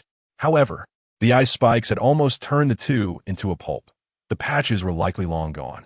Sun Wanlin naturally accepted the two beast orbs and placed them in her pocket, then looked up at Su Yuan. Are we still wandering aimlessly? Do you have a better plan? No. Then that's settled. Having witnessed Su Yuan's prowess, Sun Wanlin felt a sense of security. The two continued forward, unaware of the numerous ice paths they had traversed. Suddenly, the surrounding ice walls began to tremble, and with a resounding crash, they shattered like glass. Su Yuan furrowed his brow, watching as the ice paths on either side crumbled, the fragments vanishing before they even touched the ground. What was happening? Su Yuan cursed inwardly, having encountered various bizarre occurrences since entering this cursed place. The ice walls gradually decayed, revealing their true form. Ahead appeared a broader ice path, distinct from the repetitive ones they had encountered earlier. Stay close to me, Su Yuan instructed, quickening his pace and charging into the ice path without a moment into oppose as hesitation. Despite Su Yuan deliberately slowing down, Sun Wanlin struggled to keep up. The ice crystals within this path were larger, some towering to the height of 1 or 2 stories, radiating dazzling brilliance. At the end of the path sat a beautiful woman. Beside her lay a pale young man, Tang Yun and Qi Tong. Tang Yun, Su Yuan and oppose. S eyes brightened as he disregarded Sun Wanlin trailing behind and hurried forward. Tang Yun appeared exhausted, managing a faint smile upon seeing Su Yuan. Su Yuan. As she spoke, she attempted to rise, but Su Yuan quickly stopped her. Rest first. What happened? Gasping, Tang Yun ziplit. You must have been trapped in the maze created by that ice serpent, right? Yes. The serpent altered its surroundings while fleeing. Those repetitive paths were its doing. Tang Yun sighed. Fortunately, I kept close behind, or it would have truly escaped. I suspected it was. Su Yuan's brow furrowed, aligning with his previous conjecture. Sun Wanlin had just caught up to Su Yuan, standing beside him, breathless and silent. Su Yuan then glanced at Qi Tong behind Tang Yun. What is wrong with him? He successfully tamed it. Otherwise, you wouldn't have emerged from the maze. Tang Yun smiled, at least relieved that the mission was accomplished. Su Yuan was taken aback. Successfully tamed? Yes. Qi Tong tried 4 times before succeeding. Had he failed again, I would have been at a loss, Tang Yun said weakly. Su Yuan could sense Tang Yun's fragility. She was nearly exhausted. He couldn't fathom the effort required from her, a tamer unaccustomed to combat, to thwart that ice serpent. Sun Wanlin, listening to their exchange, regarded Qi Tong with a mixture of emotions, another who had succeeded after her. At that moment, Su Yuan noticed a dark, gaping hole beside Tang Yun, exuding an endless gloom. Following Su Yuan's gaze, Tang Yun remarked, that ice serpent must have intended to escape into there. Fortunately, while Tang Yun spoke, Su Yuan had already approached the edge of the abyss, gazing into the seemingly infernal chasm. Professor Chen speculated that a more formidable dragon might exist at the North Pole. If it truly did, it would likely be within this chasm. Tang Yun, Su Yuan called softly. Tang Yun looked up slightly. I wish to descend and investigate. Su Yuan turned, his gaze resolute as he fixed it on Tang Yun. She immediately shook her head without hesitation. Absolutely not. That is an unknown realm. We must report back first. Moreover, Tang Yun glanced at her hands. I lack the strength to transform into a beast and cannot guarantee your safety. As Tang Yun finished speaking, Sun Wanlin produced a wrapped chocolate bar from her pocket and offered it to Tang Yun. You. Tang Yun furrowed her brow, looking at Sun Wanlin with confusion. Eat it. It will help you recover more quickly. Sun Wanlin and oppose. S tone remained cold. Su Yuan instantly discerned her intentions. She wished for Tang Yun to regain her strength swiftly so they could dive into the deeper ice chasm together. Su Yuan could surmise that greater beasts awaited them below, as Sun Wanlin must have realized as well. After a moment of hesitation, Tang Yun understood the situation and accepted the chocolate from Sun Wanlin. Perhaps she was anxious upon hearing that Qi Tong had also succeeded in taming. The group settled down to rest. Su Yuan remained standing at the edge of the chasm. Soon, Qi Tong gradually regained consciousness, his complexion now flushed, appearing a stark contrast to before. Awake? Su Yuan turned to Qi Tong. Sugo! Qi Tong exclaimed joyfully upon seeing Su Yuan, then immediately glanced at his hands. Did I succeed? Did I really succeed, Tang Jia? A wave of indescribable excitement surged within Qi Tong, tears of joy shimmering in his eyes. Tang Yun remained calm. You succeeded. Had you not, you would have perished long ago. To withstand 3 failures, that ice serpent must belong to you now. Fantastic. Ha ha. From now on, I too shall be a beast tamer. Qi Tong laughed unabashedly, his exuberance contrasting sharply with Sun Wanlin's deepening frown. At this point, Tang Yun had nearly recovered. She stood up and moved to Su Yuan's side, standing shoulder to shoulder as they gazed into the unfathomable ice chasm. Su Yuan, we will only venture in to investigate. If we encounter any beasts, we retreat immediately. Su Yuan nodded, understood. As Tang Yun turned to speak again, Sun Wanlin stepped forward decisively. I will go too. Then I shall also accompany you. I have already become a beast tamer, so I surely possess the ability to protect myself. Qi Tong quickly raised her hand, fearing she might be left behind. Not to mention Tang Yun. Even Su Yuan was perplexed. What can you possibly protect yourself from when you haven't learned anything yet? Qi Tong awkwardly scratched her head. I just feel. It should be fine. Sigh. Tang Yun sighed deeply, glancing at the 3 companions beside her, all of whom were novices. She felt assured about Su Yuan and Amp, Appo's strength, but she harbored genuine concerns for the other 2. Once more, let me reiterate, if we encounter a strange beast, we shall retreat. There is no other choice, Tang Yun said, looking at Su Yuan. No problem. Su Yuan et Galim, grabbing Qi Tong's arm and leaping down. Having just become a beast tamer, Qi Tong clearly had not yet acclimatized, her face turning pale with fright. The rushing wind howled past her ears as they plummeted. It was unclear how long they fell until a glimmer of light appeared below. Su Yuan and Appo's left hand transformed into a claw, which she thrust forcefully into the ice wall, slowing their descent. Tang Yun grasped Sun Wanlin and Appo's arm, a pair of azure wings sprouting from her back, causing their fall to gradually decelerate. The 4 of them landed steadily, and as Su Yuan released her grip, Qi Tong teetered and fell on the ground. Wow! Even the usually composed Tang Yun couldn't help but exclaim at the sight before her. Unlike the polar ice cave, this ice chamber opened into a vast, expansive space, resembling an underground world beneath the Arctic. Chapter 27. How bad you are here lies a mysterious realm of ice, an enchanting wonderland where crystals of various forms shimmer with dazzling hues, creating a dreamlike atmosphere that captivates the soul. The entire landscape is tranquil and sacred, evoking admiration for the artistry of nature. Tang Yun and Appo's lips involuntarily curl into a smile, a sense of intoxication washing over her. I have traveled to many beautiful places, yet I have never encountered such a breathtaking scene of ice and snow. Soon, however, Tang Yun regains her composure, adjusting her state of mind, for this is an unfamiliar territory. One must not be careless in wishing. At this moment, Su Yuan's face bears a relaxed and content smile, feeling a refreshing sensation upon arrival, as if every pore of her being is absorbing the chill in the air. Perhaps that ice dragon also hails from this realm. Do not worry, Sister Tang Yun, Su Yuan reassures, taking the lead. The vicinity is eerily quiet as the 4 companions advance for quite some time, until the sudden sound of trickling water intrudes upon their ears. Could it be? Qi Tong furrows her brow. In such a cold place, there exists an underground river? This is absurd.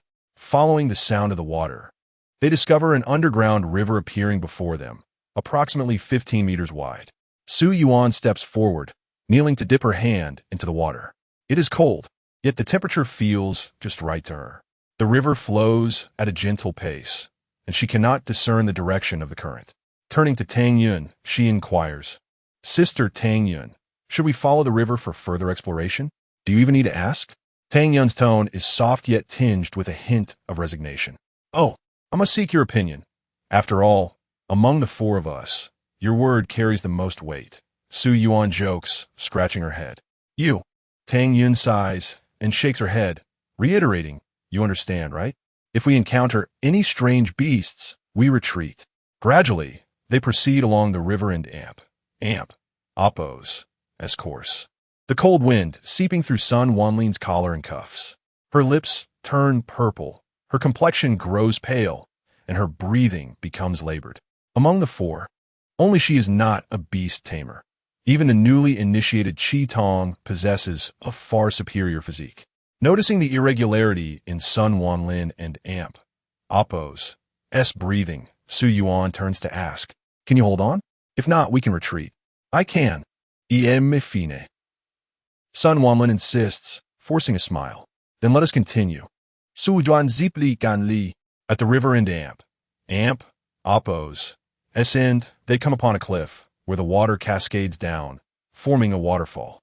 Su Yuan peers over the edge, estimating a drop of several dozen meters. Strangely, despite the significant height, the waterfall produces no crashing sound. Before them lies a pristine world of ice crystals. And in the distance, they spot an ice crystal nest. Within, a peculiar creature slumbers. It is a snow-white fox, adorned with a deep blue crystal embedded in its forehead, resembling a jewel. Its elegant crystal tail trails behind, exuding beauty.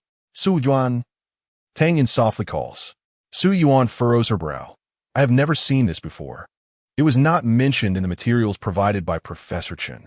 Tang Yun nods. "Neither have I. The Arctic Research Institute has only recently been established, and Professor Chen previously concluded that most creatures in the Arctic are related to ice." She glances at Su Yuan, her long lashes fluttering. "Let us return and report our findings." As Su Yuan turns to leave, Tang Yun reveals a barely perceptible smile, following closely behind. Chi Tong blinks in surprise and hurries after them, leaving Sun Wanlin standing still, her gaze fixed longingly on the ice fox, a hint of reluctance in her eyes. After the trio has walked a few meters, Sun Wanlin calls out, "Su Yuan." Hearing her voice, Su Yuan and Tang Yun exchange knowing smiles. "What is it?" "Su Juan zipli, zai sing an Icebound." Sun Wanlin bites her slightly purple lips, pausing momentarily. "Help me." Having witnessed Su Yuan and Chi Tong become beast tamers while she has achieved nothing, she cannot bear the thought of letting this opportunity slip away. "No, we need to return for the Research Institute to analyze whether this creature is suitable for you." Su Yuan shakes her head, her tone neutral. She is aware of the protocol. For this ice snake, Chi Tong was to attempt taming first, and only if she failed would Sun Wanlin have a chance. Tears glimmer in Sun Wanlin's eyes as she seems to grapple with a difficult decision. Staring intently into Su Yuan's eyes, she tightens her brow. "I want that creature. If something goes wrong, I won't blame you. Just the two of us, Sister Tang Yun and I, may not be able to handle it, and we cannot ascertain the strength of that ice fox." Su Yuan and Oppo's expression grows troubled. Chi Tong, standing nearby, raises her hand halfway, but Su Yuan shoots her a glare. "You don't count." "All right." Chi Tong reluctantly lowers her hand. "Please." Sun Wanlin bows deeply to Su Yuan and Tang Yun, her voice laced with sincerity. Su Yuan turns to Tang Yun, smiling. "Shall we give it a try, sister?" "Why not? If we cannot defeat it, we can simply retreat." Tang Yun replies with a gentle smile, her eyes radiating warmth. She gestures to Sun Wanlin and Chi Tong. "You two find a place to hide." "Okay." With the affirmation she sought, Sun Wanlin and Oppo's eyes spark with determination as she quickly finds a vantage point to observe the ice fox. Chi Tong hurries to join her. Su Yuan and Tang Yun stand side by side at the cliff and Oppo's edge, watching the slumbering creature. "What makes you so certain she would ask for our assistance?" Tang Yun inquires, her face alight with amusement. "Her? She reminds me of my high school class leader, proud, competitive, and utterly arrogant. Such individuals require a firm approach." Su Yuan chuckles, recalling a girl with a ponytail. Upon entering the ice cave, Su Yuan had exchanged glances with Tang Yun, and they both understood each other's intentions.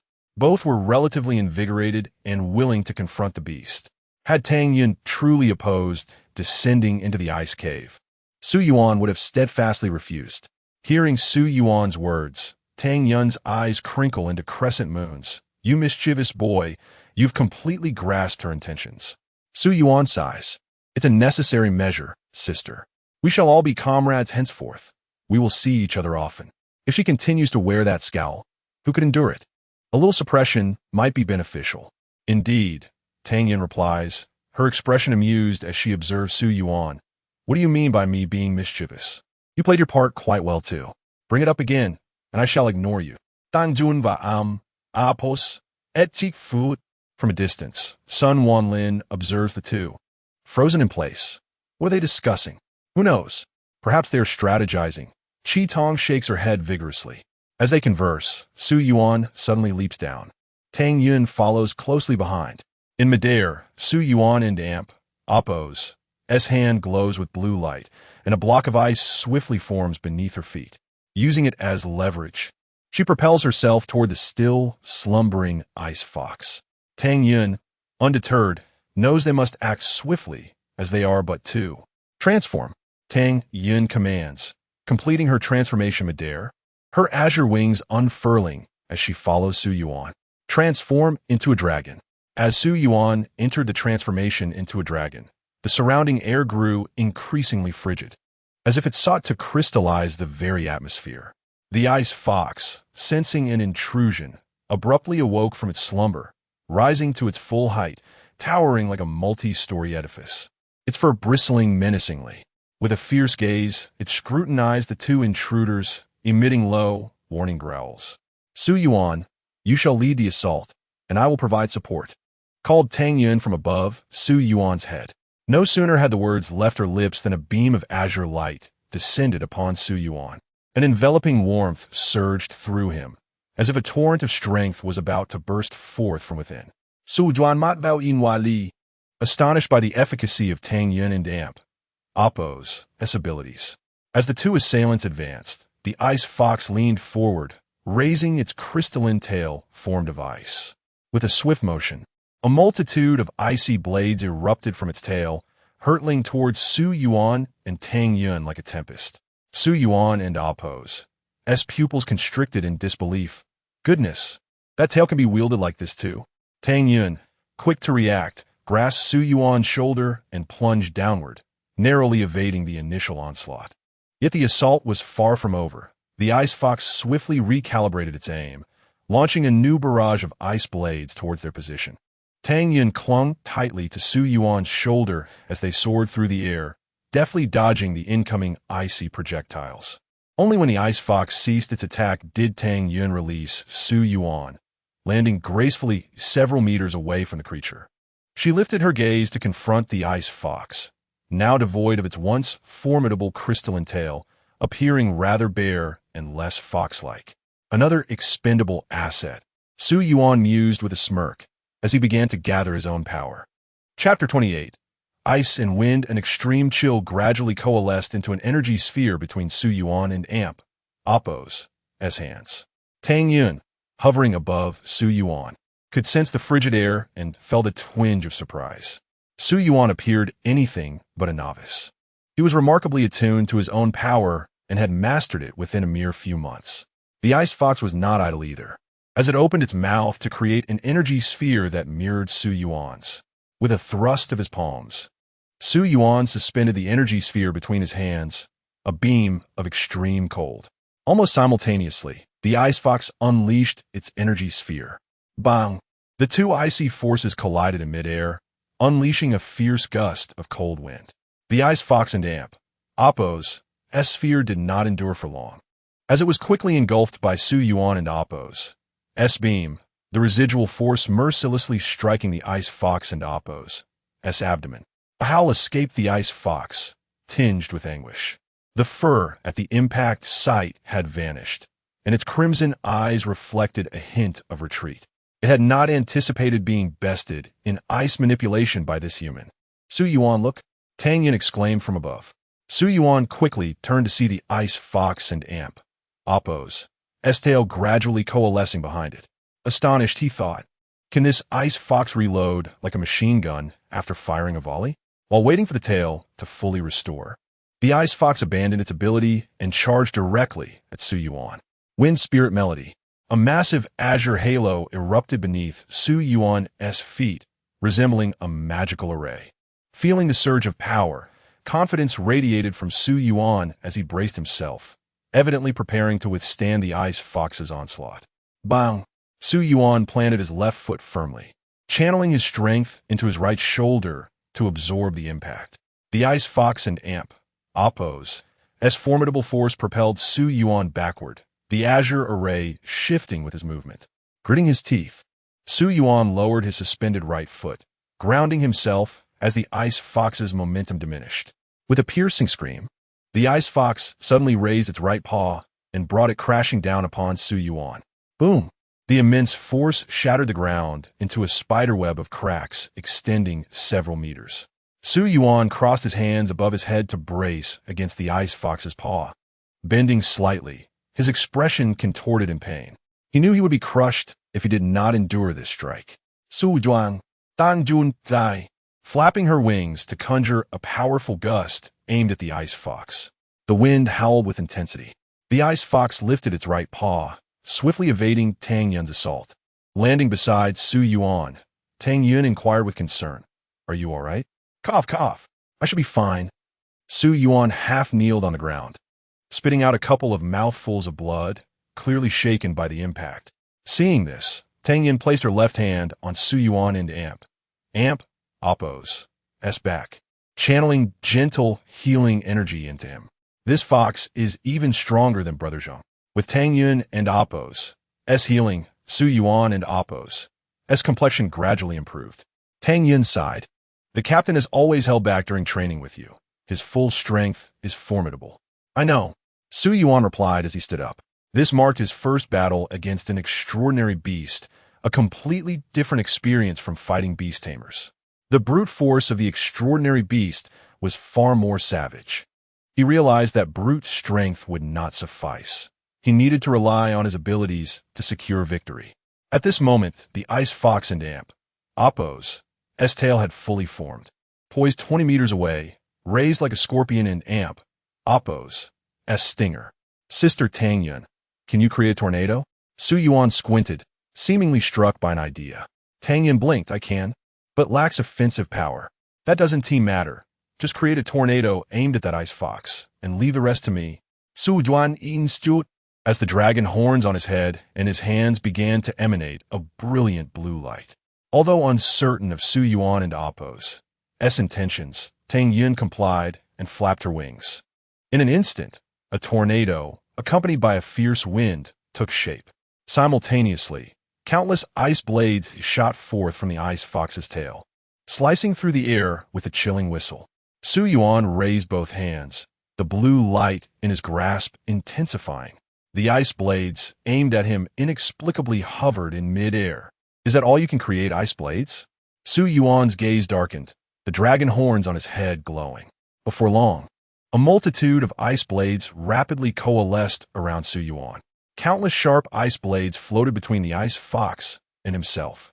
With a swift motion of his right hand, the blades surged forward, as if commanded, diving into the tornado conjured by Tang Yun. At this moment, Tang Yun finally grasped Su Yuan and amp, oppose, strategy.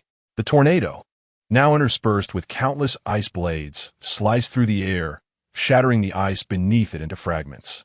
The tornado howled toward the ice fox. Realizing the impending danger, the ice fox lifted a leg, preparing to flee. "Flee?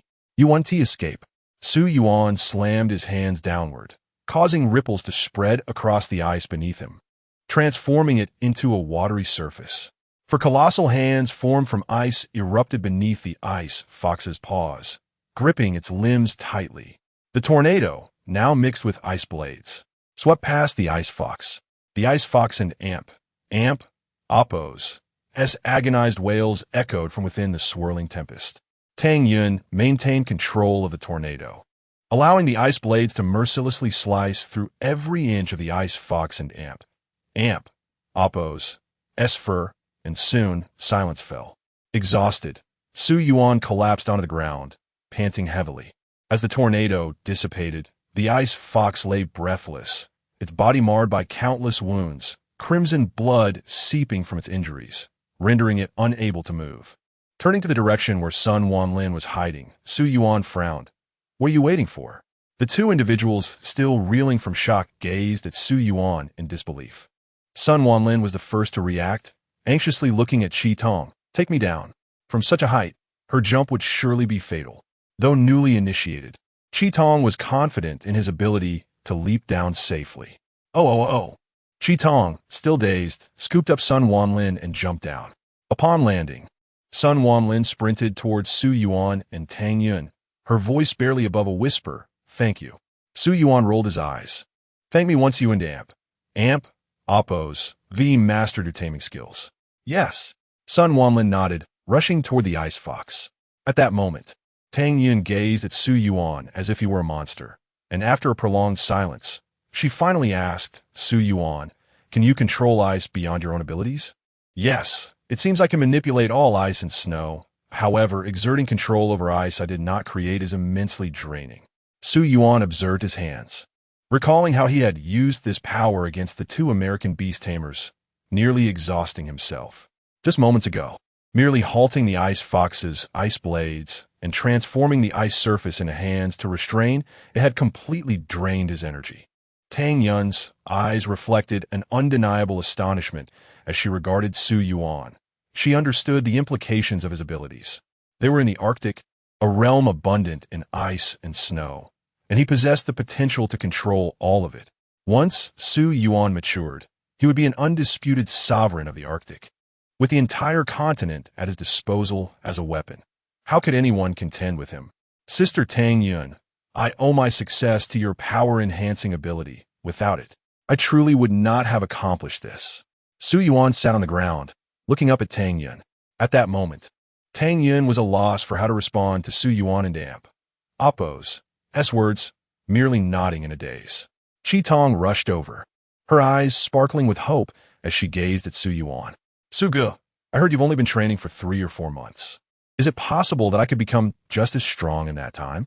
"Perhaps," Su Yuan replied, still panting and reluctant to engage in conversation. At that moment, Sun Wanlin stood before the ice fox, removing her gloves and placing her hands gently upon its body, her eyes closed in concentration. She remained there, frozen and motionless.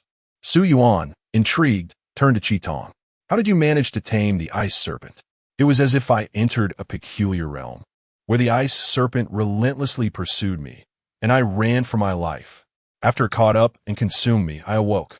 Tong recounted, her voice tinged with wonder. "Upon waking, I felt dizzy and unwell, plagued by nausea and even spitting blood." Tang Yun sighed. "That was the ice serpent assaulting your mental fortitude. It's truly miraculous that you survived 3 failures. Is that so?" "Hee. Perhaps it's due to my robust constitution." Tong chuckled, scratching her head. What Tong described sounded fantastical to Su Yuan, who listened with wide-eyed curiosity. "And how did you ultimately succeed in taming it?" "I simply outpaced it. Once the ice serpent grew weary, it entered my body. I felt as though I'd been running for ages, yet upon waking, it seemed like no time had passed at all." Tong blinked, presenting her experience with casual simplicity. Su Yuan furrowed his brow, turning to Tang Yun. "So, Sister Tang Yun, taming a beast is essentially a battle of mental strength?" "Tang Yun not that up fi my see." "Indeed, it's a test of endurance. However, most do not succeed on their first attempt. Many beast tamers achieve success only on their second or third try." She then glanced at Tong. "In fact, his case of taming a single beast 4 times is quite rare. Generally, if one fails 3 times, a lengthy rest is necessary before attempting again, because an ordinary person's mental capacity cannot withstand it, correct?" Su Yuan inquired. "Precisely. So that's how it is." He began to grasp the concept. Chapter 29. Exceeding expectations, the surroundings were enveloped in an eerie stillness, reminiscent of the unique tranquility that characterizes the Arctic. The group found themselves in a position where they could hear the gentle murmurs of flowing water nearby, while the landscape showcased the serene beauty of ancient glaciers. Su Yuan sat on the ground, recuperating his strength, with Tang Yun and Tong by his side. Directly in front of them was Sun Wanlin, her hands resting on the nearly lifeless ice fox, her eyes tightly shut. Gradually, Sun Wanlin's complexion shifted, revealing signs of distress. "We did it. Tang Yun Wheatspo Sopti." As soon as her words faded, the ice fox before Sun Wanlin suddenly burst apart with a loud pop, transforming into countless beams of light that surged into her being. A radiant white glow enveloped her, exuding an air of mystery. Su Yuan could distinctly sense that Sun Wanlin's aura was evolving from that of an ordinary person to that unique to beast tamers. Qi Tong's eyes widened in disbelief. How is she managing this so effortlessly? That ice fox is on the brink of death. What spirit could a dying creature possibly possess? Tang Yun raised an eyebrow playfully. Su Yuan gradually rose to his feet. It appears this mission has been remarkably accomplished. Sun Wanlin slowly opened her eyes, her face reflecting exhaustion. Just as she attempted to speak, her eyes fluttered shut again, and she fainted. Hey! Qi Tong rushed over to support the collapsing Sun Wanlin. Su Yuan smiled. Qi Tong, carry her. We're heading back. All right, Su Gu, Qi Tong replied cheerfully, lifting the unconscious Sun Wanlin and hastily following in the footsteps of the other two. Within the ice serpent and Appo's lair, Zheng Fei and Jiang Xiao sat on a block of ice, resting amidst the bodies of the beautiful national team, of which only 4 lay in sight. Lucas's body was absent. Jiang Xiao's 4 teammates were missing, as were Li Xian and Han Ming. Moments later, Xiao Yifan and others emerged from various directions, shaking their heads at Jiang Xiao. Captain, we didn't find them. Han Ming also appeared from the tunnel he had pursued the ice serpent through.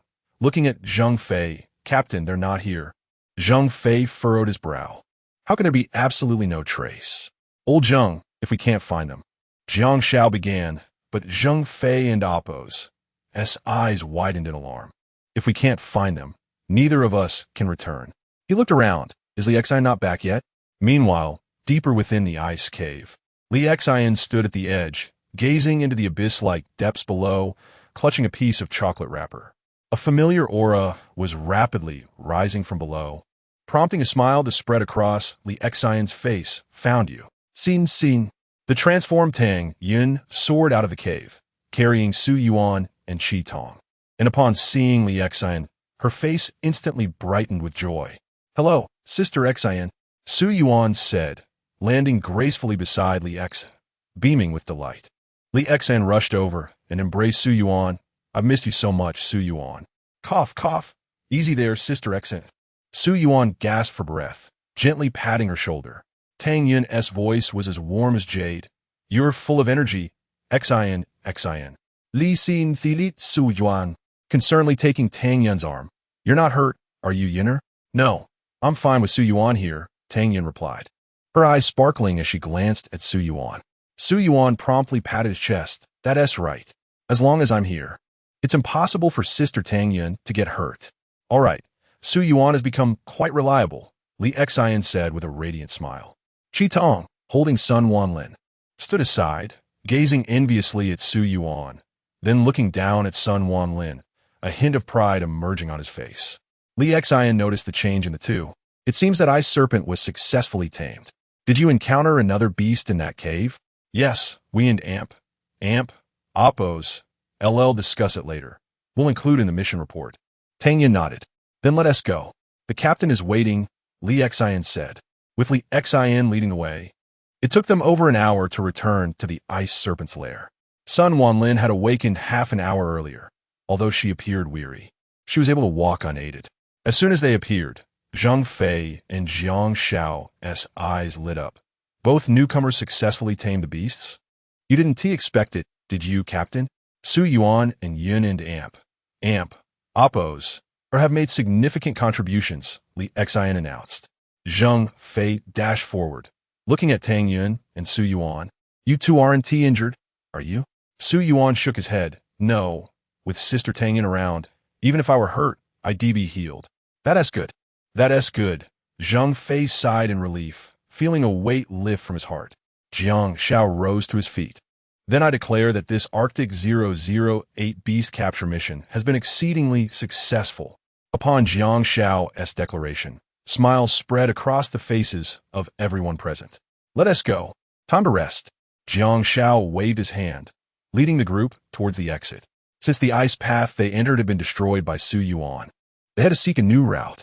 Fortunately, with Han Ming's expertise in exploration, they found one without much difficulty. At the Arctic frontline base, Jiang Zhao's team was to continue their duty, while Qi Tong was assigned to be escorted back to the Arctic Research Institute by Zheng Fei's team.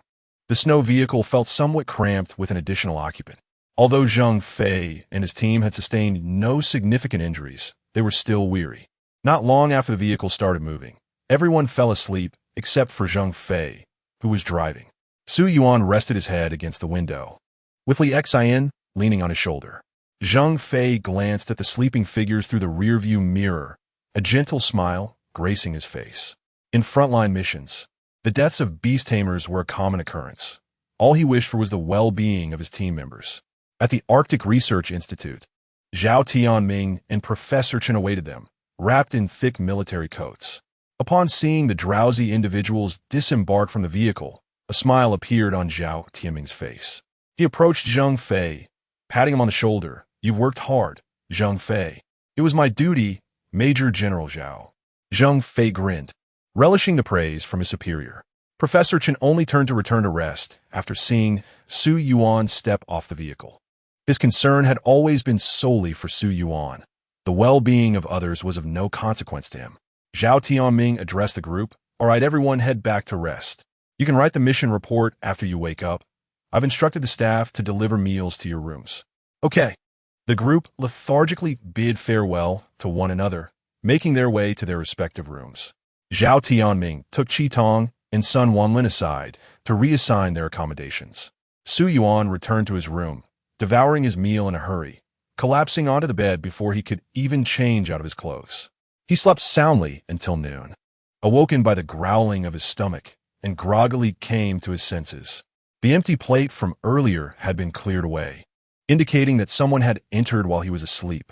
After shedding his attire, he dove into the bathroom for a shower. While he was washing, he heard rustling noises from outside. Wrapping a towel around himself, Su Yuan peeked out to find Professor Chen sitting at the table, 2 lunches laid out before him. Professor Chen glanced up, "Dry off and come eat." "Understood." Quickly drying himself, Su Yuan hastily donned a simple military-style outfit provided by the Research Institute.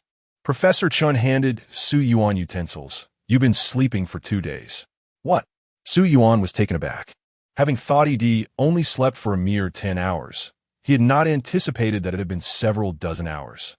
No wonder he felt so famished upon waking. Professor Chen's tone remained unperturbed. "That's quite normal. Frequent use of abilities can lead to such exhaustion. I reviewed the mission report from Zheng Fei and the others. I shall commence my writing shortly, but first, let us dine." In contrast to Su Yuan and Appo's manner of eating, Professor Chen exhibited a far more refined demeanor. The two exchanged no words until Professor Chen finished the last spoonful of soup, wiped his mouth, and inquired, "I did not observe your use of the dragon lock chain in the task report. What is the reason for this?" Su Yuan furrowed her brow. "I am utterly at a loss regarding the dragon lock chain. I have made attempts well. Let us take our time with this." She continued, "You and Tang Yun deserve the primary credit for this mission. Zhao Tianming is likely to reward you both." Professor Chen's gaze was fixed intently upon Su Yuan, his eyes sparkling with vitality, far removed from what one would expect at his age. Noticing Su Yuan's silence, he continued, "There is another matter. Most winged beasts possess the ability to fly, and those who tame them also acquire this ability, such as Zheng Fei and Tang Yun. However, there are some exceptional beasts, like your ice dragon. In the myths and legends of our ancient civilization, dragons were depicted without wings, yet possessed the power to soar through the clouds. Therefore, you do indeed have the ability to fly. You must contemplate how to harness this." Su Yuan and Appo's heart soared with joy upon hearing this, her lips curving into an uncontainable smile. Wonderful. Who would refuse the ability to fly? Humanity has sought various means to ascend since ancient times. As Professor Chen spoke, he retrieved 2 milky white beast orbs from his pocket and placed them on the table. "These are for you. Keep them safe." "Professor Chen, what purpose do these beast orbs serve?" Su Yuan asked, picking up the 2 orbs, which were indeed the same one she had entrusted to Sun Wanlin for safekeeping. "You shall have Zheng Fei explain their use to you later. These 2 beast orbs are of no use to you. Feel free to gift them or sell them as you wish." With that, Professor Chen lifted the 2 empty plates and departed. Before leaving, He left Su Yuan with a final instruction: complete your task report and deliver it to my office. Understood. Chapter 30. Joining the team, the so-called task report encompasses the entire experience from the moment one enters the ice cave until the completion of a mission. It is imperative to document the process in meticulous detail. Generally, tasks are conducted in small teams, and each member is required to submit a report to prevent any discrepancies in the accounts. Recently, Su Yuan vividly recalled the events, and the report flowed smoothly from his pen. As he stepped outside with the report in hand, he spotted Li Xin approaching the dormitory after a workout. Clad in yoga pants and a sports tank top, with her hair styled in a high ponytail, she exuded an air of vitality. Li Xin, you're really putting in the effort, Su Yuan remarked, his eyes brightening at her appearance. The laboratory housed few women, most of whom were middle-aged professors or doctors.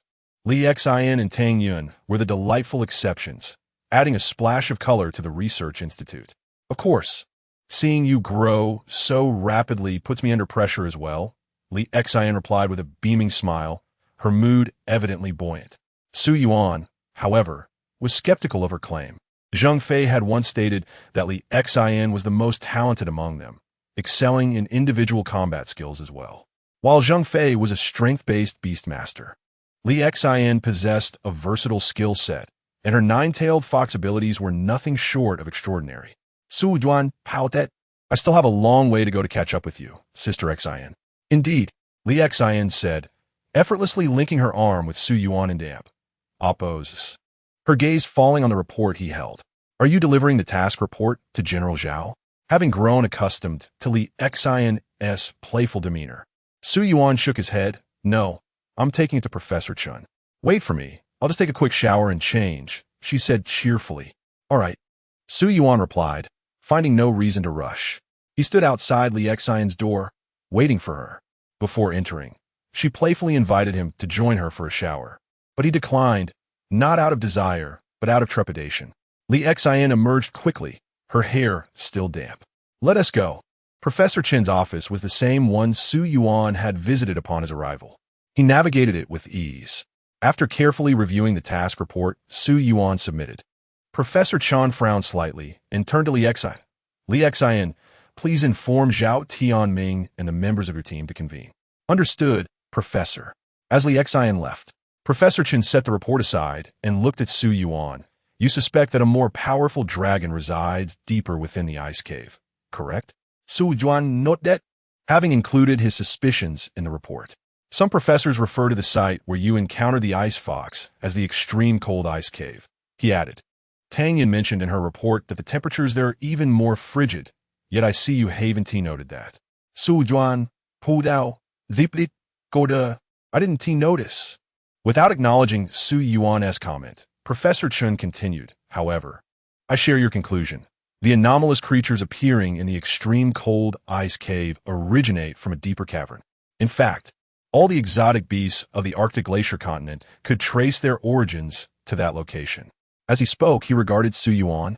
You must have realized that I didn't name your ability and oppose. Extreme cold ice and oppose, without reason. It possesses the power to control all ice and snow. Indeed, though the area I can influence is still quite limited, Su Yuan remarked, gazing at his hands. Take your time. There is no need to rush. Your journey has only just begun, Professor Chen advised, rising from his seat. Come with me to the conference room. Am I to accompany you? Su Yuan inquired, pointing to himself. Zheng Fei often attended meetings with Zhao Tianming, yet he had never been summoned. Yes, Professor Chen replied curtly, showing no inclination for further discussion. The conference room was adjacent to the observation area. When Su Yuan and Professor Chen entered, they found 7 or 8 professors already seated around the conference table, alongside Zhao Tianming and Zheng Fei's team members. Professor Chen took a seat beside Zhao Tianming, and Su Yuan slid into the empty spot next to Li Xin. The professors circulated Zheng Fei's task report among themselves, while Professor Chen handed Su Yuan's report directly to Zhao Tianming. After reading it, Zhao Tianming made no effort to circulate it further and simply tucked it into his folder. First, I would like to congratulate the 4 beast masters from Zheng Fei's team. Along with the dragon master Su Yuan, for successfully completing the Arctic 008 exotic beast capture mission. As the Jiangshao team is absent, we will honor you individually. The room erupted in applause, save for Professor Chun, who remained stoically focused on the documents before him. After a moment, Zhao Tianming gestured for silence. Additionally, Su Yuan and Tang Yun have located the extreme cold ice cave and successfully identified an ice fox exotic beast, which was subsequently tamed by the newcomer Sun Wanlin. The Jiangshao team has already entered for exploration based on the coordinates provided by Li Xin, and we anticipate news soon. Beast Master Tang Yun and Dragon Master Su Yuan have made the most significant contributions in this mission. You will receive rewards shortly. Su Zhuang, I will hold on to your reward for now and present it to you later. Su Yuan and Appo's lips twitched in annoyance, feeling as if you were being offered empty promises. What a farce. Just empty rhetoric.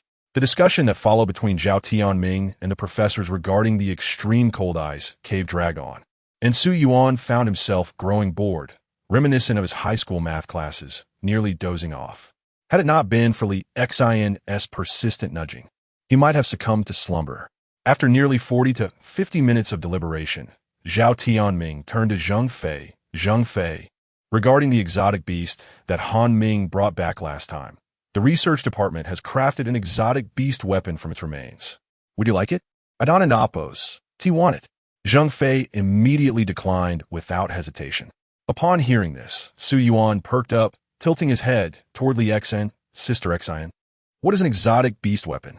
I'll tell you when I have a chance, Li Xin replied without looking back, her attention fully on Zhao Tianming. Are you sure? If you don't want it, I'll have it shipped back home, Zhao Tianming said with a slight smile. Zheng Fei grimaced. I don't want any artificial creations. All right. In a few days, I'll send you some profiles of potential candidates for that vacant spot in your team. Take a look and see if any are suitable, Zhao Tianming offered, not pressing the issue further. Zheng Fei nodded in agreement, recognizing the need to fill the gap in his team to ensure their efficiency in future missions. At that moment, Su Yuan stood up, addressing Zhao Tianming, General Zhao. May I join Brother Zheng and Appos? Team? The room fell into an eerie silence. Even Professor Chun, who had been absorbed in his documents, lifted his head, and all eyes turned to Su Yuan. Zhao Tianming's expression shifted from lighthearted to serious. Su Yuan, you have yet to qualify for team membership, especially as you are still a newcomer with much training ahead of you. What must I do to qualify for team membership? Su Yuan asked, locking eyes with Zhao Tianming, his gaze unwavering. Zhao Tianming frowned. Every newcomer has a training period of 3 years, and only after its completion can they qualify for a team. Moreover, after your training, superior teams will be eager to recruit you. Zheng Fei's team cannot accommodate you. I believe Brother Zheng's team is excellent. All my abilities were developed under their guidance. I have no desire to join another team. Su Yuan countered firmly. Zhao Tianming's frown deepened. Their instruction is merely in service of their assigned tasks. Do you not understand this? I do. Su Yuan replied, his determination evident. Zhao Tianming found himself at an impasse.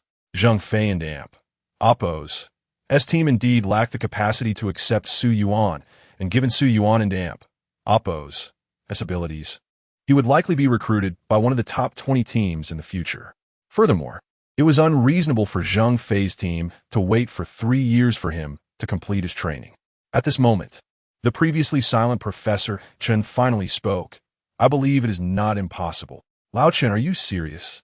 Zhao Tianming and Appos' eyes widened in disbelief.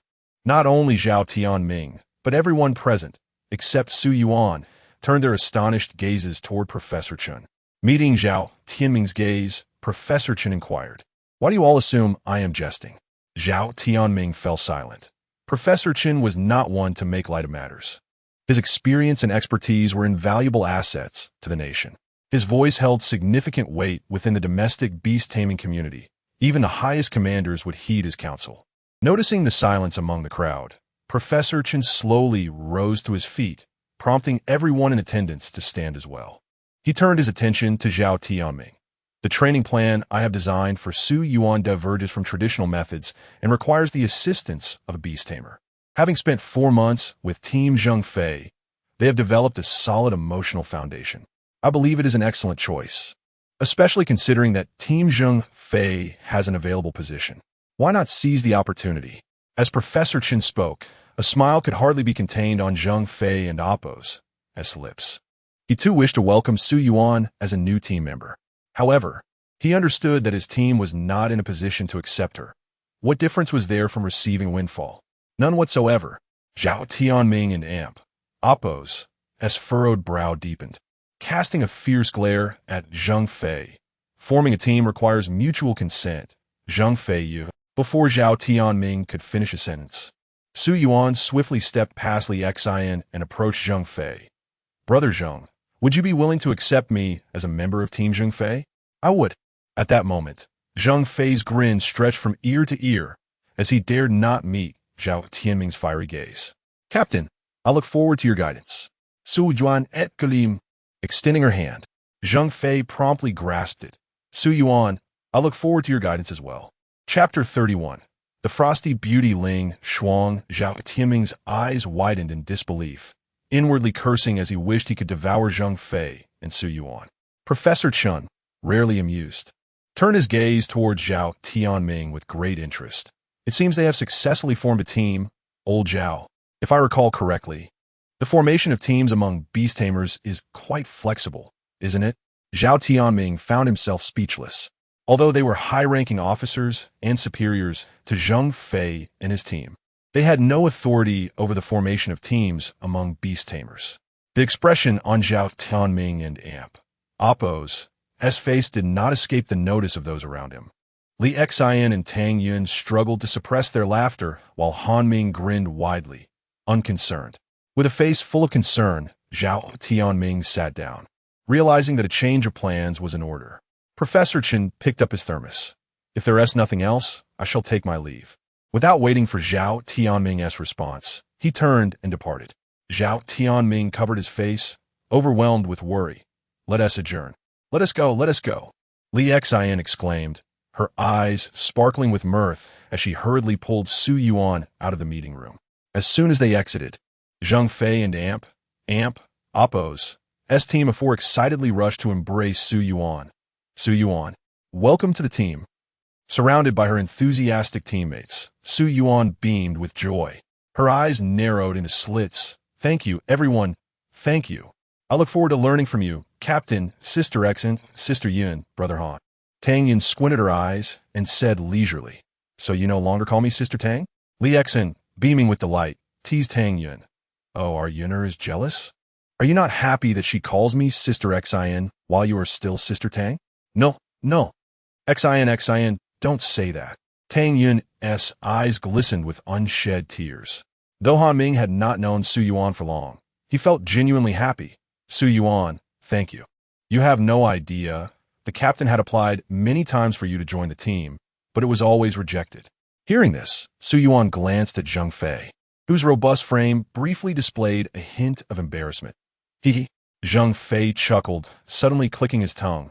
Oh no, I'm out of supplies in my room. How will we hold a welcome ceremony for Su Yuan? We can discuss that later. Su Yuan waved her hand dismissively, unconcerned. Li Xian laughed. When the opportunity arises, we shall make it up to you, little brother Su Yuan. At that moment, Zhao Tianming, the last to exit the meeting room, paused, glancing at the excited crowd before glaring at Zheng Fei and turning to leave. The following days unfolded in a similar manner, with Zheng Fei spending nearly all his time in the conference room. Su Yuan's sudden addition necessitated many changes in plans. Professor Chen initiated the meetings, and with the situation set in motion, Zhao Tianming had no choice but to adhere to his plans. After lunch one day, Su Yuan strolled and chatted with Tang Yun, while Li Xian and Han Ming went off to train. This left just the two of them leisurely wandering. As the medical facility was relatively quiet and Tang Yun had nothing pressing to do, Su Yuan had wanted to train, but Professor Chen had ordered her to refrain. With no other choice, she could only wander around the research institute. Eventually, they reached one of the training rooms, where a beast tamer Su Yuan had never seen before was instructing Qitong. Sister Yun, who is that? I've never seen him before. Through the glass wall, the scene was clearly visible. To her surprise, Tang Yun shook her head. I haven't seen him either. He must be Qi Tong's instructor, likely not particularly powerful himself, and thus responsible for training newcomers. She then looked at Su Yuan. In our country, there are many such beast tamers. Those with outstanding personal abilities are selected by captains for dangerous missions, while those of average ability take on these roles. Oh, I see. Su Yuan nodded, grasping the concept. Zheng Fei had previously mentioned that powerful beast tamers were serving in various combat zones. Although there were many beast tamers in the country, most did not meet the requirements for battlefield deployment. Of course, some strong individuals remained in the country to execute special tasks. At that moment, Qi Tong, who was training, spotted Su Yuan and Tang Yun outside. After exchanging a few words with his instructor, he dashed out, exuberantly greeting them.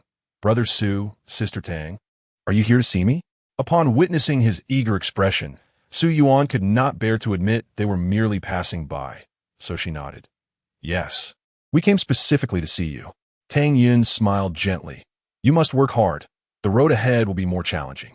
With encouragement from such lovely companions, Qi Tong visibly perked up, wiping the sweat from his brow. Don't worry, I will definitely give it my all. I'll head back to continue training now. Goodbye. Brother Su, goodbye, Sister Tang. The two merely smiled and waved as he departed. In another training room, Sun Wanlin was being taught by a relatively young woman, appearing to be in her early 20s. Upon seeing her, Su Yuan inquired of Tang Yun, but she remained unfamiliar with her. Beast tamers who spent extended periods on the front lines often did not know many of the beast tamers within the country. Sun Wanlin, upon noticing Su Yuan and Tang Yun, exchanged a few words with her instructor before rushing out. She gazed at them, her previously haughty demeanor considerably diminished. After emerging from the ice cave, I couldn't find you to express my gratitude. Tang Yun maintained a subtle smile, remaining silent, while Su Yuan waved her hand. Just treat us to a meal when you return to the country. Of course. Sun Wanlin nodded vigorously, then turned to Su Yuan. Su Yuan, I heard you joined Zheng Fei's team? Yes. Sun Wanlin frowned slightly. That's a bit unfortunate.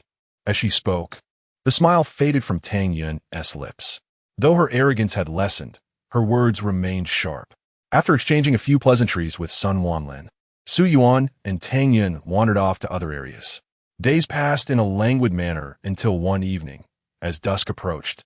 Zheng Fei knocked on Su Yuan's door. Su Yuan, we gather at the outpost in 10 minutes. Understood, Captain. Su Yuan set down her documents and tidied up before heading to the outpost. The polar night would persist for over a month. After it concluded, the polar day would commence. At the outpost, soldiers armed with rifles stood in two lines, with Zhao Tianming positioned in the center. The entire Zheng Fei team was present. Upon spotting Su Yuan, Zheng Fei greeted her. You're here, stand beside me. Both Zhao Tianming and Zheng Fei gazed forward, seemingly awaiting something. Su Yuan quietly asked Han Ming beside her, Brother Han, what is happening? We're here to welcome a new team being dispatched from another combat zone. Han Ming replied in a low voice. However, Li Xian overheard and displayed a hint of displeasure. Of all people, it had to be that woman. You know her, Sister Xian? Su Juan Get In Guing. More than just knowing her. Li Xian's face contorted with distaste. Just then, a snow vehicle entered their line of sight, coming to a halt in front of the outpost. The vehicle door opened, revealing a long leg stepping out, followed by a woman clad in black cargo pants and a black tank top. The moment she alighted, Su Yuan felt an overwhelming sense of pressure emanating from her, a presence unique to the powerful. She strode directly to Zhao Tianming, saluting, General, Ling Shuang, thank you for your hard work on the journey. Zhao Tianming nodded. Ling Shuang, it has been a long time. Zheng Fei stepped forward to extend his hand. To his surprise, Ling Shuang completely disregarded Zheng Fei's request for a handshake, walking straight to Li Xian, leaving Zheng Fei awkwardly frozen in place. Her countenance was as frosty as her name suggested, and her cold gaze held no warmth. Li Xian, are you still lingering in such a team? Do you plan to live your life in a daze? A cold glimmer emanated from Li Xian and Amp.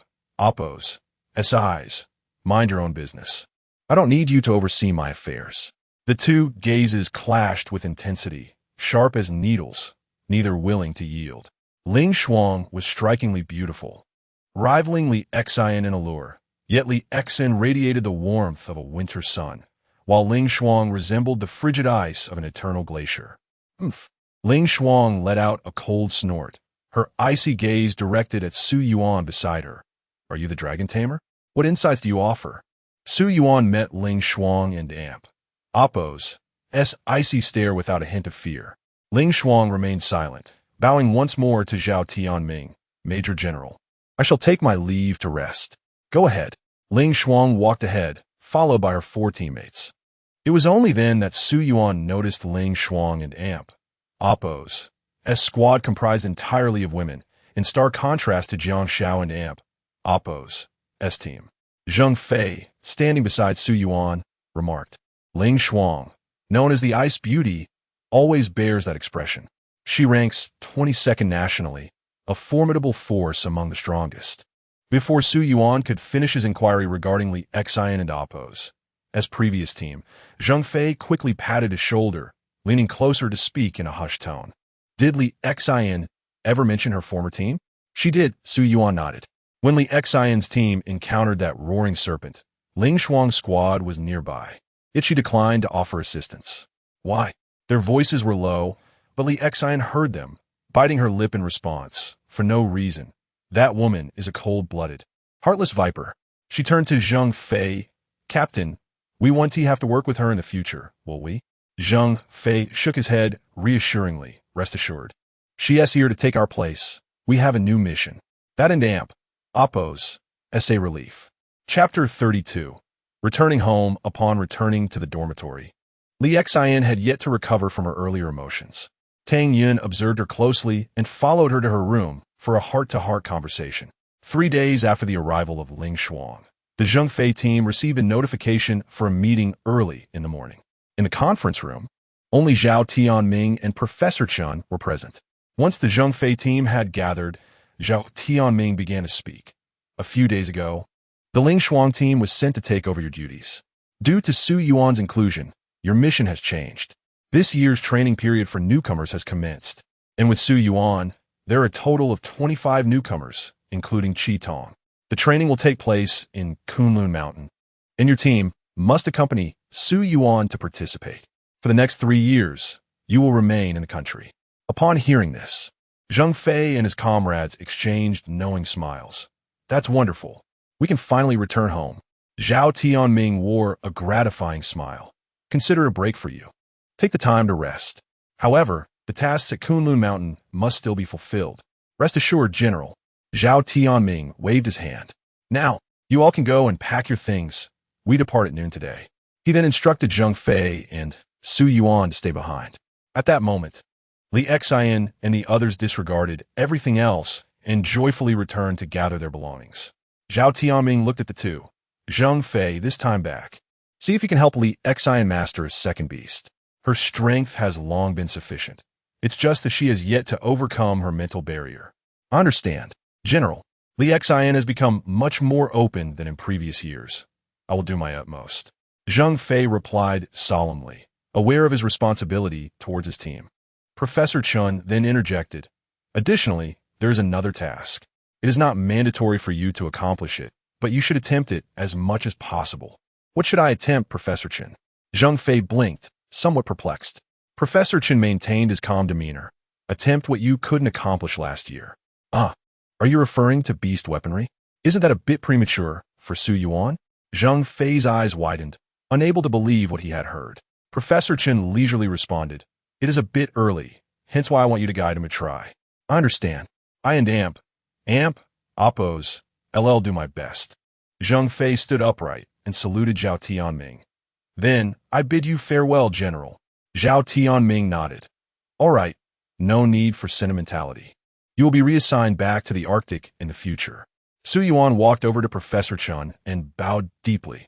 Professor Chen, thank you for your guidance during this time. Please take care of your health.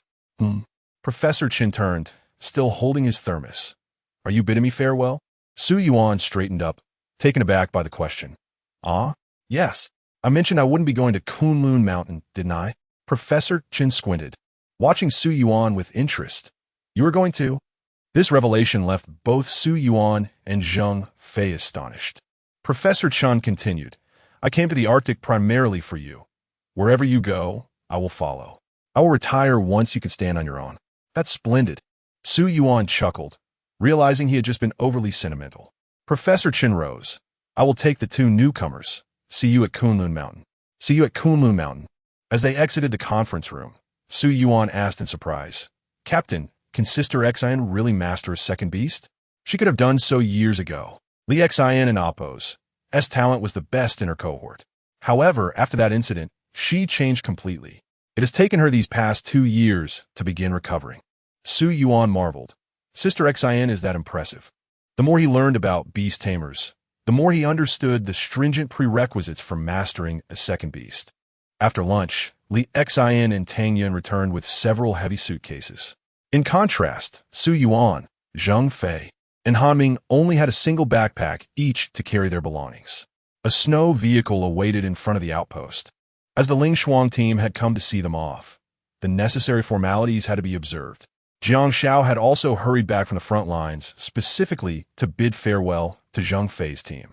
Jiang Xiao grinned widely, unbothered by the presence of Ling Shuang. Old Zheng, you are leaving, but why did you bring her along? I can and Appo's handle this woman. The orders came from the general. You can take that up with him. How wonderful. The Ling Shuang team complements your team perfectly. Zheng Fei found amusement in the situation, grinning broadly. You rascal. I want to find beautiful team members too, but no one wants to join me. Jiang Zhao's expression mirrored that of someone in distress, overwhelmed by unspoken woes. Zhao Tanming urged, enough of this banter. Hurry up and leave. 2 grown men shooting into Appo's.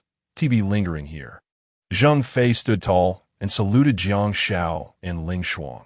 Captain Jiang, Captain Ling, may you both have prosperous fortunes in your endeavors.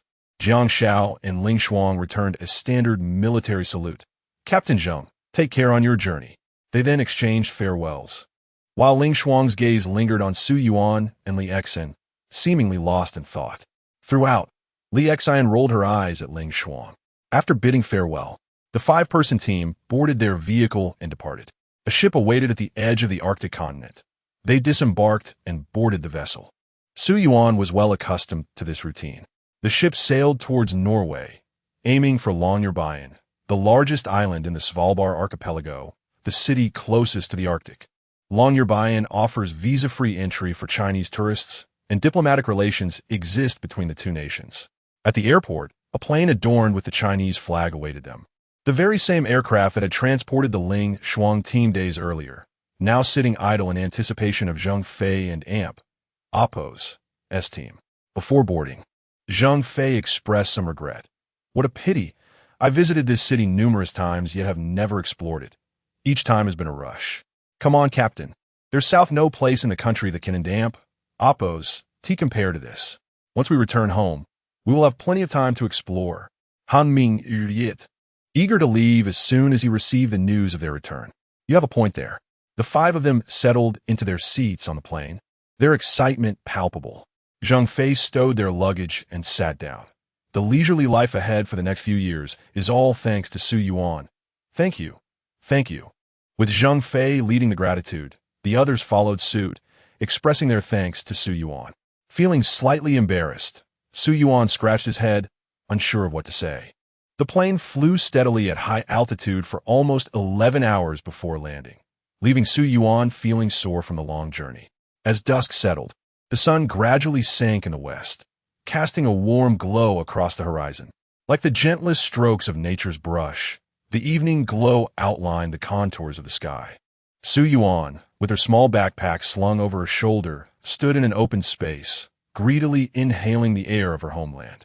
Beside her, Li Xin and Tang Yun leisurely stretched, the radiant light illuminating their faces with an exquisite beauty. They had landed at a military airport, where 4 to 5 fighter jets were stationed nearby. A formation of soldiers stood at attention, awaiting the arrival of Zheng Fei and his companions. Major General, a man resembling an officer, stepped forward, saluting Zheng Fei, then turned to salute Li Xin and the others, addressing them as captain. Zheng Fei and his group returned the salutes in kind. Su Yuan, still without a military rank, had been informed by Li Xin that promotions would follow the completion of their training. Your journey must have been arduous, the officer remarked, fully aware of their identities. His eyes filled with respect.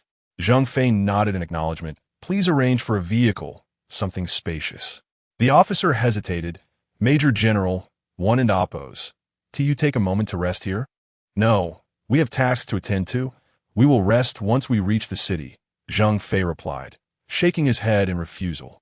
Very well, Xiao Wang, prepare the vehicle. The officer called to a soldier without pressing further. Yes, sir. Shortly thereafter, a white military vehicle approached, its license plate designated for military use, ensuring they would encounter fewer complications on the streets. The five of them loaded their luggage into the car, with Zhang Fei behind the wheel and Han Ming in the passenger seat. Su Yuan found herself nestled between Li Xin and Tang Yun in the back seat. They drove slowly out of the military zone, under the watchful eyes of the soldiers. Captain, where exactly are we? Su Yuan inquired, noticing that aside from the military base, there were no other structures in sight, making it difficult to ascertain their location. Zhang Fei replied while driving. This is the Hebei Province Military District. We are heading to Cangzhou. Su Yuan, somewhat puzzled, asked, what are we going to Cangzhou for? As soon as the question was posed, a somber atmosphere enveloped the vehicle. Han Ming turned to Su Yuan, Meng Chao and Oppos. S hometown is in Cangzhou. We need to pay a visit. Su Yuan nodded in silence, choosing not to respond further. Chapter 33. Are you out of your mind? By the time they arrived in Cangzhou City, it was already deep into the night. Many restaurants had closed their doors, leaving Zhang Fei with no choice but to navigate towards the night market. Let us just grab a quick bite for dinner. We can indulge in a feast tomorrow, Zhang Fei declared as he halted the car. Outside the night market stalls, tables were arranged, and a multitude of young individuals were relishing barbecued delicacies accompanied by beer. They were somewhat taken aback to see a military vehicle parked there. Li Xin beamed with joy. This is delightful. It smells far better than the cafeteria at the research institute. As the night descended, the city lights flickered to life. Although it was late, the night market buzzed with vibrancy, the air rich with the aroma of diverse street food. Zhang Fei and his companions found table, while Li Xin and Tang Yun eagerly perused the menu, eyeing everything on offer. After enduring the harsh conditions in the Arctic, merely having access to a warm meal felt like a luxury. Now, back home, they could eat whatever they desired. Zhang Fei observed the nearby tables where patrons were drinking. His appetite piqued. He stood up, scanning the surroundings. Su Yuan blinked curiously. Captain, what are you up to? With an eye roll, Han Ming interjected, he has craving alcohol. He is probably looking for a hotel. Just as he spoke, Zhang Fei pointed ahead. Li Xin, Han Ming, come with me to register for a room. Su Yuan, you and Tang Yun stay here and order whatever you fancy. Su Yuan's lips twitched slightly. Han Ming had indeed guessed correctly. All right, don't forget to order drinks. I got it, Tang Yun replied with a cheerful smile.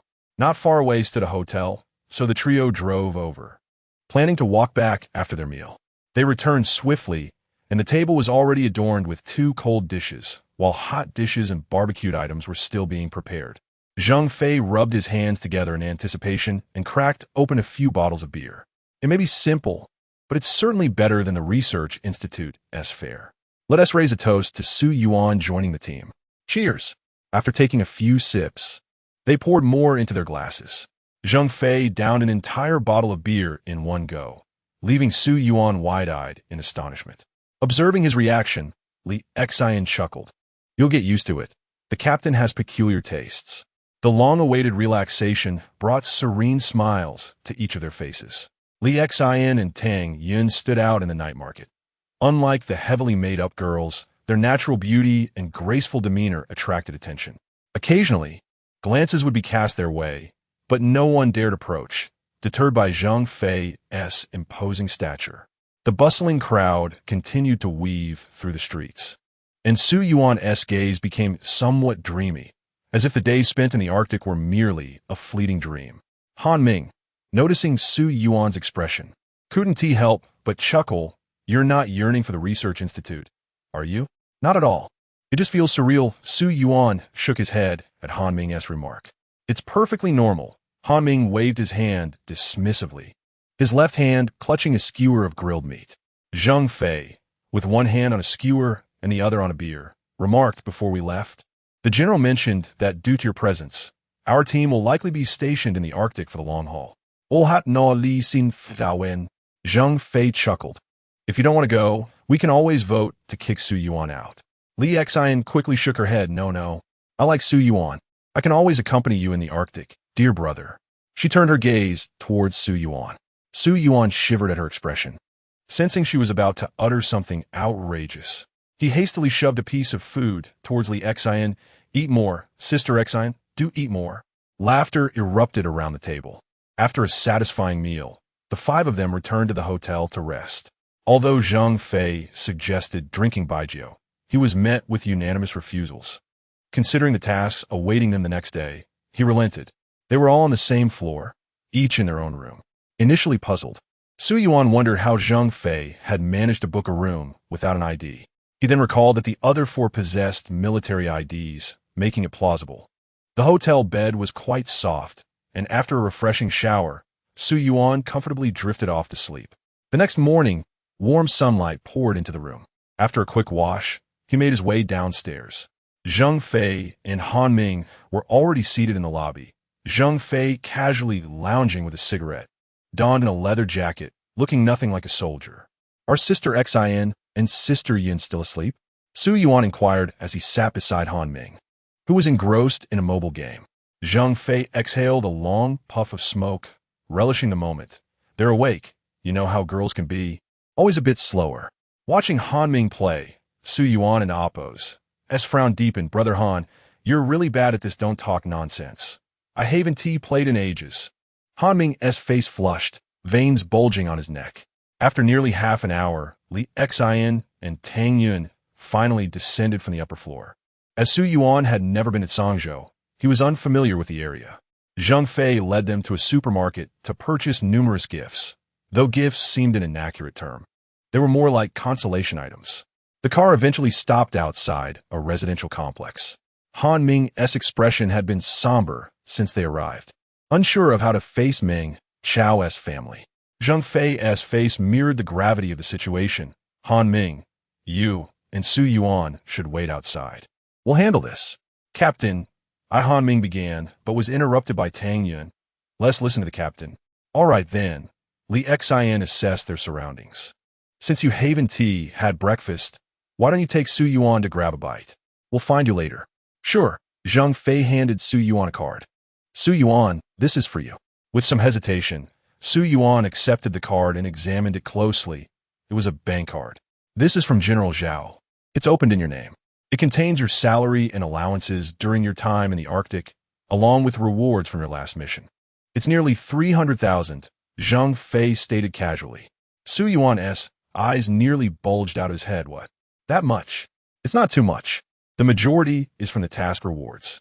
For Zhang Fei, it was a trivial amount, but for Su Yuan, a struggling student, it felt like a fortune.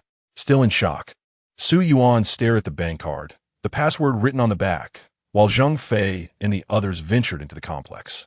Noticing Han Ming's continued despondency, Su Yuan glanced around and spotted a hamburger joint. "Come on, Brother Han, let us grab breakfast." "My treat." "No, let me treat you," Han Ming sighed, following Su Yuan. The restaurant was sparsely populated. It was a weekday, and the time was quite early. Su Yuan hurried to the counter, craving a taste he had longed for. "Hello, I'd like a chicken burger, a serving of fries, a portion of chicken nuggets, and a cola." The cashier momentarily froze, then informed him, "Sir, we offer meal deals." "I just want this." Han Ming looked on in astonishment. "Have you lost your mind? Even if you're rich now, you can't splurge like this." Su Yuan shot him an exasperated glance. "Is fast food considered splurging?" "I'm just in a good mood today," Han Ming sighed. "I'll have the same as him." He began to pull out his wallet, but Su Yuan insisted. "I'm treating you, so I want to let you pay." With a decisive motion, he produced his bank card. "Charge it." Han Ming's face darkened. "I can pay with my phone, charge it." After finishing their meal, Zhang Fei and the others still hadn't arrived, so they decided to order a few more dishes since they hadn't eaten enough. As they were enjoying their meal, Zhang Fei and his companions entered, engaging in casual conversation after placing their orders. Both Su Yuan and Han Ming tacitly refrained from mentioning anything regarding Meng Chao and Appo's family. Once breakfast concluded, there was no longer a reason to remain in Sangzhou. Just as they boarded the vehicle, Zheng Fei turned to Su Yuan and inquired, "You hail from Changsha, correct?" "Yes," Su Yuan nodded in affirmation. "Is your school also in Changsha?" "Indeed." Zheng Fei promptly opened his phone and Appo's navigation to set a course for Changsha. Su Yuan blinked in surprise. "What brings us to Changsha?" "There are some matters concerning you that require attention, and I thought it would be a splendid opportunity for you to visit your family." Zheng Fei replied with a gentle smile. Su Yuan couldn't and Appo's help but smile in return. The thought of returning home was indeed delightful. Meanwhile, Li Xian, with her captivating eyes, looked at Su Yuan and remarked, "No wonder Su Yuan and Appo's younger brother is so charming. It turns out he's a handsome lad from Changsha." "Sister Xian, where are you from?" Su Yuan swiftly shifted the topic. Li Xian chuckled. "I am from northern Jiangsu." Yin and Appo's hails from southern Jiangsu. "Captain, is from the northeast." Han Ming is from Luoyang in Henan. Su Yuan continued to inquire, "Northern Jiangsu and southern Jiangsu? Is that in Jiangsu province?" "Precisely." Tang Yun nodded in agreement. "Which specific city, though?" Su Yuan pressed on. "That's not for you to worry about." Li Xian and Tang Yun replied in unison. Chapter 34. Return to Changsha. The journey from Sangzhou to Changsha spans over 1,300 kilometers. During the trip, Zheng Fei would frequently pull over at service areas for brief rests. Consequently, they arrived in Changsha in the early hours of the morning. After a hasty meal, they retired to their hotel for the night.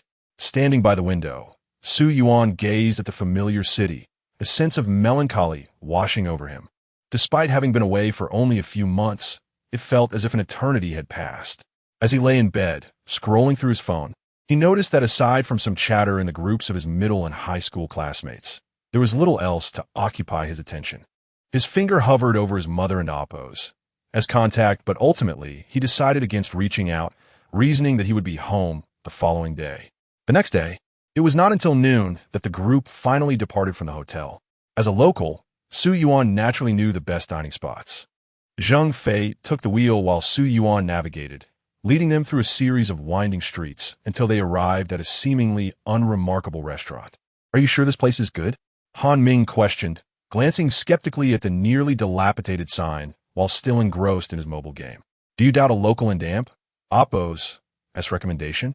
Or would you prefer I take you to the snack street, which is notorious for scamming tourists?" Su Yuan shot him a disapproving glance. This restaurant had been a frequent haunt during his middle school days, conveniently located near his school. It was a place where only locals dined, offering authentic Hunan cuisine. Once the dishes arrived, the five of them devoured their meal with gusto. Han Ming, patting his belly and picking at his teeth, said Su Yuan, "I apologize for my earlier skepticism." "No problem," Su Yuan replied, relishing the familiar flavors of home. Li Xian and Tang Yun, undeterred by their diets, indulged even more than Su Yuan. Zheng Fei handed his phone to Su Yuan. "Help me navigate to your school." What do you need to go there for?" Su Yuan inquired, though he instinctively typed in the address of his institution. "To gather your personal belongings and delete your personal information." "Oh, I see." At Hunan Provincial Finance and Economics College, a military vehicle rolled in, stopping directly beneath the male dormitory. The campus was bustling with students, who paused to gawk at the rugged military vehicle adorned with official plates. "Su Yuan, I'm coming with you," Li Xian stated, while the others waited outside. Zheng Fei followed Su Yuan upstairs. En route, Zheng Fei had contacted several individuals in Changsha, the purpose of which remained unclear to Su Yuan. Su Yuan and Appo's dorm was on the third floor. Upon entering, he found only one occupant, who was engrossed in a game with headphones on. Upon recognizing Su Yuan, the student removed his headphones, his expression one of shock. "Su Yuan, you've been released." Su Yuan clenched his jaw, recalling some painful past events. It was indeed in this very scenario that two soldiers had burst in, placing a hood over his head and escorting him away. Whispers among classmates echoed in the hallway, proclaiming his capture as a rapist, much to their delight. "You didn't actually go inside, did you?" The student's sentence trailed off as he caught sight of the imposing Zheng Fei behind Su Yuan, effectively stifling his words. Zheng Fei shot him a blank look before turning to Su Yuan. Su Yuan, hurry up. Understood. His dorm was a shared room for 4, with his bed situated at the far end, coated in dust. He decided to leave behind the bedding and only took his identification and laptop. A recent purchase he couldn't and oppose, bear to abandon. His roommate watched him in bewilderment. Su Yuan, are you dropping out? Dropping out? The world awaits my rescue. Su Yuan replied with a grin, clutching his laptop and charger. Let us go, Zheng Fei said as he turned to leave. Su Yuan bid farewell to his roommate and followed Zheng Fei. They had only known each other for a little over a month, so there was little to discuss. Exiting the dormitory, they spotted a black Passat parked behind Zheng Fei and Oppo's vehicle, with several middle-aged men standing nearby. One man, dressed in an administrative jacket, immediately recognized Zheng Fei and approached him, extending his hand. Comrade, hello. Zheng Fei shook his hand. We're in a hurry. Let us expedite this. Right away, the man responded. The two vehicles drove toward the administrative building on campus. Upon arrival, they were greeted by a middle-aged man accompanied by several school officials. Su Yuan recognized this individual as the principal, whom he had seen during the opening ceremony. Director Wang, what brings you here? The principal swiftly approached the man in the administrative jacket, who was the head of the Education Bureau. Director Wang, understanding the situation, stepped aside for Zheng Fei. Addressing the principal, let this comrade explain. I'm here to assist Su Yuan with his paperwork. Apologies for the inconvenience, Principal, Zheng Fei replied, his expression stern and devoid of the usual warmth. Not at all, not at all. Come, let us go to my office for some tea. The principal quickly realized the gravity of the situation and forced a smile. In the principal's office, the officials from the Education Bureau busily searched through documents on a computer, while Zheng Fei and Han Ming observed from behind. The principal scrutinized Su Yuan. Su Yuan? Hello, Principal, Su Yuan replied awkwardly, his smile tinged with nervousness. The principal adjusted his glasses, his brow furrowing deeper. Arin and Oppos. To you, the one who reported to the female dormitory on the first day of school? Yes.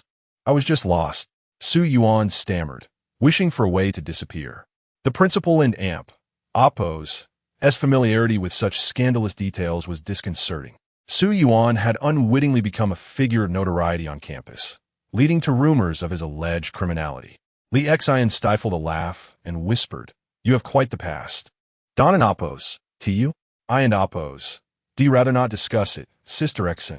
Su Yuan and Oppos' face flushed with embarrassment.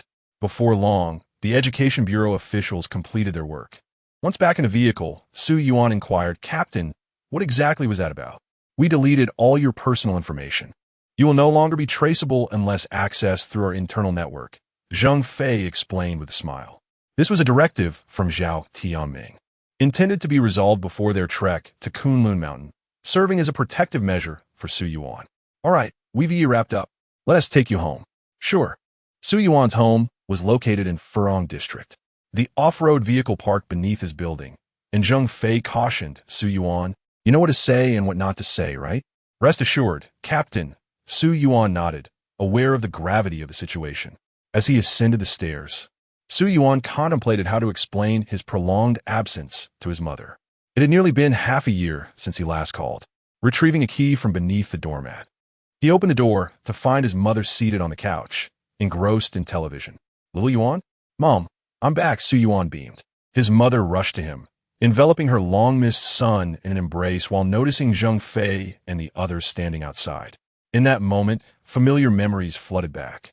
She released Su Yuan, her eyes glistening as she stared intently at him. Su Yuan felt a pang of guilt and could not meet her gaze. Zheng Fei and the others stood awkwardly at the threshold. After a lengthy silence, his mother finally spoke, Little Yuan. You did something like your father, didn't you? Her voice trembled with emotion. This revelation stunned not only Su Yuan, but also Zheng Fei and the others. Mom, Su Yuan mumbled, unable to articulate his thoughts as he lowered his head. His mother fought back tears, taking a deep breath as she looked at Zheng Fei and the others. You, Auntie, We are Su Yuan's comrades. Zhang Fei stepped forward, positioning himself protectively in front of Li Xian and the others. Do not just stand there, come in.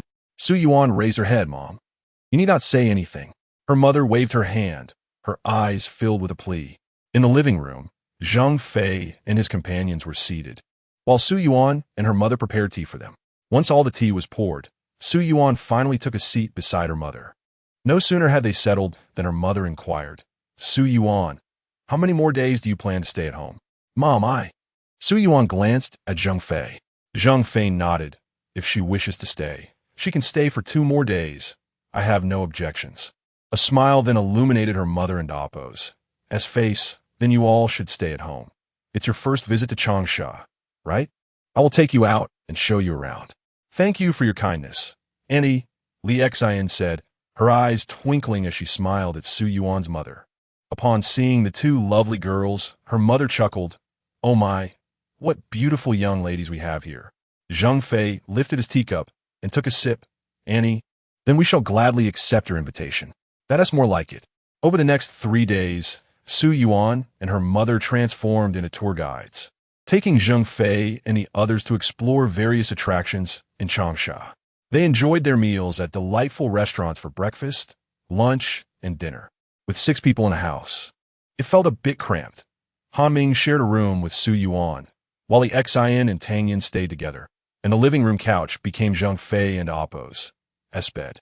Throughout these days, Su Yuan and Appo's mother refrained from mentioning anything regarding Su Yuan and Appo's job, treating the matter as though it had never been raised. This surprised Zhang Fei and his friends, who had anticipated a barrage of questions, for which he had even prepared his responses. Little did he expect that they would go unused. Chapter 35. The Kunlun Mountains. Before parting, Su Yuan and Appo's mother said little, even reluctant to descend the stairs to see them off. Zhang Fei understood her thoughts and took the puzzled Su Yuan away. The vehicle traveled along the highway, with streams of cars passing by outside the window.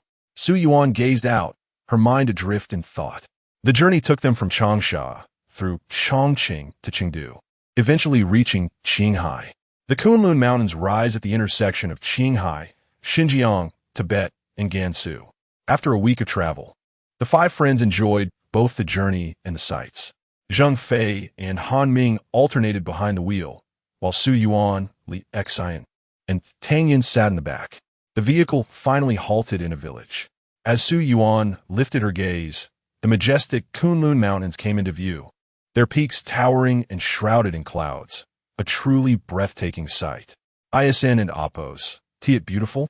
Zhang Fei remarked, unloading the luggage with a smile. Su Yuan nodded, her expression one of awe. It and Appo's, so magnificent. The village was home to many ordinary folk, along with a considerable number of soldiers and military vehicles stationed there. They found Zhang Fei's group unremarkable. Su Yuan, however, felt it curious and asked Tang Yun beside her, Sister Yun, do these locals know about the existence of strange beasts? Tang Yun nodded, explaining, indeed. Look around. This area is under military jurisdiction. These villagers have guarded this land for generations. You can rest assured, they are our own. That an amp, Appo's. That's good. Zhang Fei continued, at the onset of our nation and Appo's founding, all researchers and beast tamers gathered in Qinghai. Those researchers studied atomic bombs in Shihai town, while the tamers employed extremely stringent measures to manage the mountain guardians. Eventually, the indigenous people received state support, providing living supplies for the researchers and tamers at the Kunlun Mountain Research Institute. At this moment, Su Yuan continued to admire the grandeur of the Kunlun Mountains. Crowned with snow and bathed in what seemed like golden sunlight, a sight to behold. Just as Zhang Fei finished unloading the luggage, a soldier in uniform approached. Excitement evident on his face. Brother Zhang. Recognizing the newcomer, Zhang Fei laughed. Xiaohua, why are you still stationed here? Xiaohua, with his dark complexion and broad smile revealing a set of bright white teeth, replied, I got promoted, Brother Zhang. I applied to remain here. Good lad. Zhang Fei clapped Xiaohua on the back with a forceful pat that nearly knocked the breath out of him. Xiaohua greeted the others in turn. seemingly familiar with them all. Upon seeing Su Yuan, he paused, as if realizing something important. He cautiously inquired, "Brother Meng." Zheng Fei sighed. "He fell in battle in the Arctic." "I see." Xiao Hua's expression dimmed momentarily, but he quickly regained his composure and extended his hand to Su Yuan. "Hello. You look a bit younger than me, so just call me Hua Ge." "Hello, Hua Ge. I and Oppos. M. Su Yuan," she replied with a smile, shaking his hand. Upon hearing her name, Xiao Hua was momentarily taken aback, his surprise evident. "You and Oppos. Re Su Yuan?" "Ah." Su Yuan was startled by his reaction and nodded reluctantly. Xiao Hua's eyes widened in disbelief as he turned to Zheng Fei. "Brother Zheng, is he really the Su Yuan?" Before Zheng Fei could respond, Han Ming chimed in, putting an arm around Xiao Hua. "Indeed, he is the Su Yuan." Surprised, Arn and Oppos. "Tiu?" Xiao Hua and Oppos. Gaze returned to Su Yuan, still incredulous. "I can't and Oppos. T believe it. Am I really that famous?" Su Yuan felt a bit embarrassed, scratching her head. After the pleasantries, Zheng Fei mentioned, "Xiao Hua enlisted at 18 and has been here for about 7 or 8 years now. He'll take us in the mountains tomorrow." "All right." At this point, Li Exine approached and linked arms with Su Yuan. "Su Yuan, sister will take you to a place I used to frequent. Are you coming, Yuna?" "Sure. I'm a bit hungry too." Tang Yun rubbed her stomach. Li Exine smiled at Zheng Fei. "Captain, Han Ming, we'll leave the luggage in your capable hands." "Don and Oppos. T worry, Sister Exine. I and Oppos. V got this," Han Ming assured with a pat on his chest. As they walked to the restaurant, Li Exine recounted past events, sharing that 5 years prior, they had executed a mission in the Kunlun Mountains, residing there for nearly a year. Afterward, the entire team was reassigned to the South China Sea battlefield, and only after 2.5 years there did they proceed to the Arctic. The village lacked tall buildings, mostly consisting of single-story homes. At the end lay the military encampment, fostering a harmonious atmosphere through years of cohabitation. Li Xin pulled Su Yuan into a restaurant, calling out, "Aunt Wang, are you here?" A plump, middle-aged woman emerged, her face lighting up upon seeing them. "Ah, it's you, Li Xin, and Tang Yun has come too." Aunt Wang greeted them warmly, embracing the two women. Li Xin smiled. "It's been years since I last saw you, Aunt Wang. We just arrived and came straight to find you." Aunt Wang beamed. "Oh, how wonderful. Who is this handsome young man?" Li Xin wrapped an arm around Su Yuan and Amp. Oppos' shoulders. "Teasing, this is my new boyfriend. Handsome, right? Very handsome indeed. No wonder they say you have good taste, girl. Please sit down. I'll prepare something delicious for you."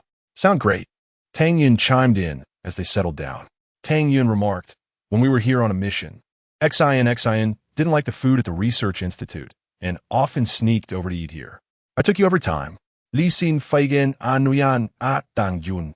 Hearing this, Su Yuan's expression turned worried. "I hope the food at the Kunlun Mountain Research Institute isn't too terrible." Tang Yun laughed. "Don't worry. It's better than what they serve in the Arctic. Just a little bit better." Li Xin pouted, clearly displeased with the Research Institute's cafeteria. Su Yuan felt that as long as it was better than the Arctic, he would be satisfied, as he wasn't into Oppos. Tea particularly picky. Aunt Wang and Oppos, as culinary skills were indeed exceptional, serving up Qinghai specialties.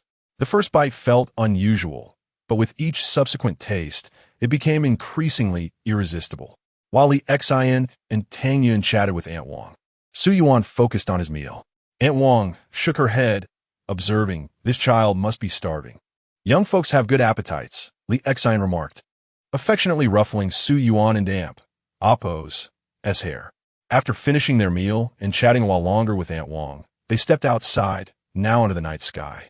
Since they were to enter the mountains the following day, they would stay with the military that night. Before leaving, they took 3 bottles of beer from Aunt Wang's shop and strolled through the village towards the military encampment. The night sky in Qinghai boasted a beauty distinct from that of the Arctic, its stars crystal clear and seemingly within reach. Coupled with the fresh air and gentle evening breeze, it was a most pleasant experience. Su Yuan held a half-full beer bottle, asking, "Sister Xin, are we heading into the mountains early tomorrow?" "Not quite. We'll first buy some supplies after waking up. We'll enter the mountains after lunch," Li Xin replied lazily. Walking ahead, Tang Yun added, "Though the Research Institute provides supplies, they are not as abundant as those sold here. The locals rely on the researchers for their livelihoods. Hearing this, Su Yuan noticed a few passers-by on the streets, their appearances suggesting they were not locals.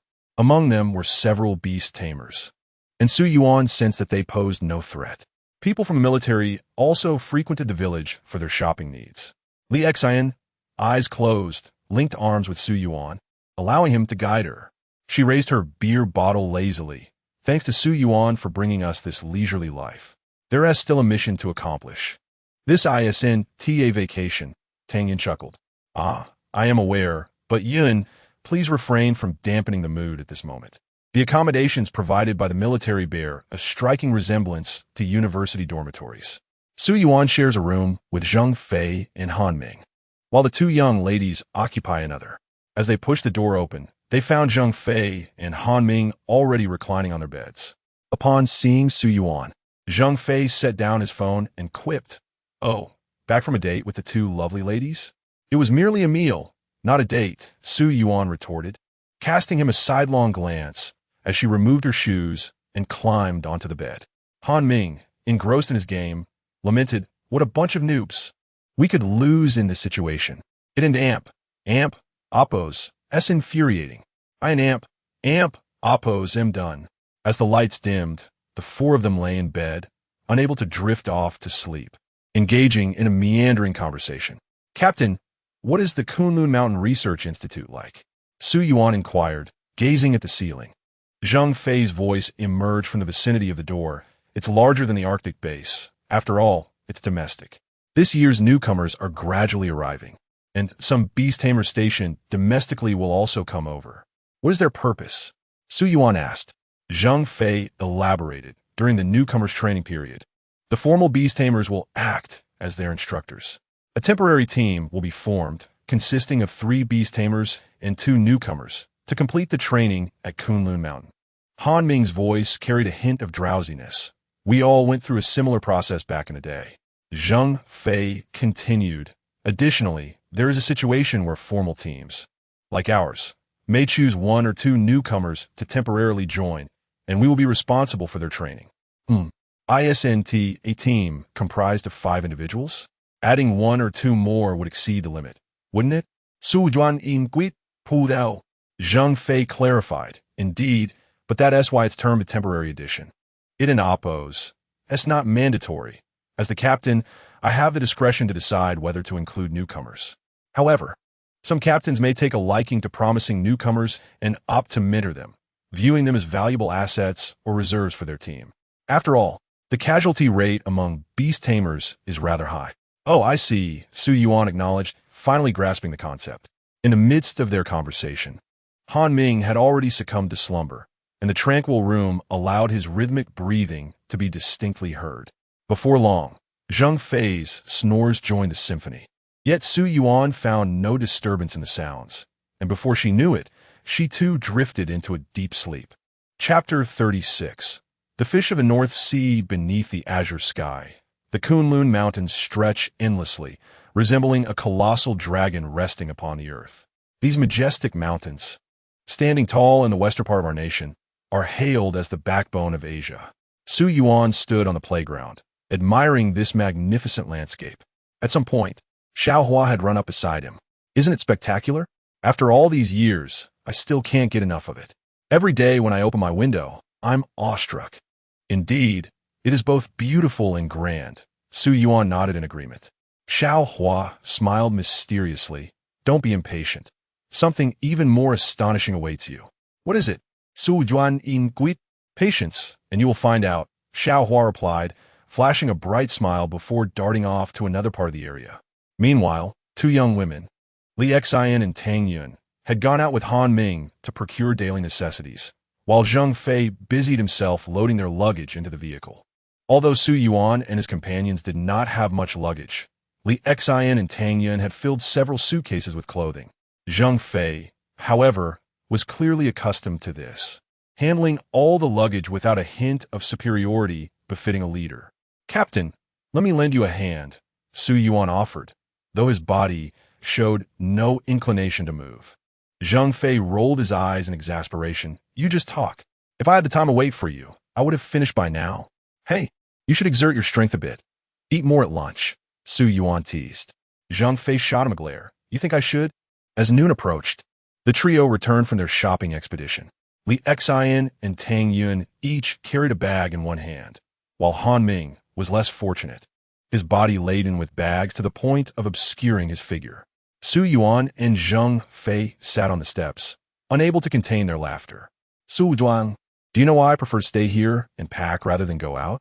Zhang Fei chuckled, a cigarette perched between his fingers. Su Yuan felt relieved. I'm glad I woke up late. Zhang Fei gestured. This is still in the village. Had we been in the city, those two would have raided a chicken coop like weasels. I think I'll pass on that, Su Yuan gasped, recalling how exhausted he felt after shopping trips with his mother. If I went out with these two shopping maniacs, I might just collapse. As they loaded the bags into the vehicle, Li Xian pulled out a piece of paper from her pocket and handed it to Zhang Fei. Captain, we got everything.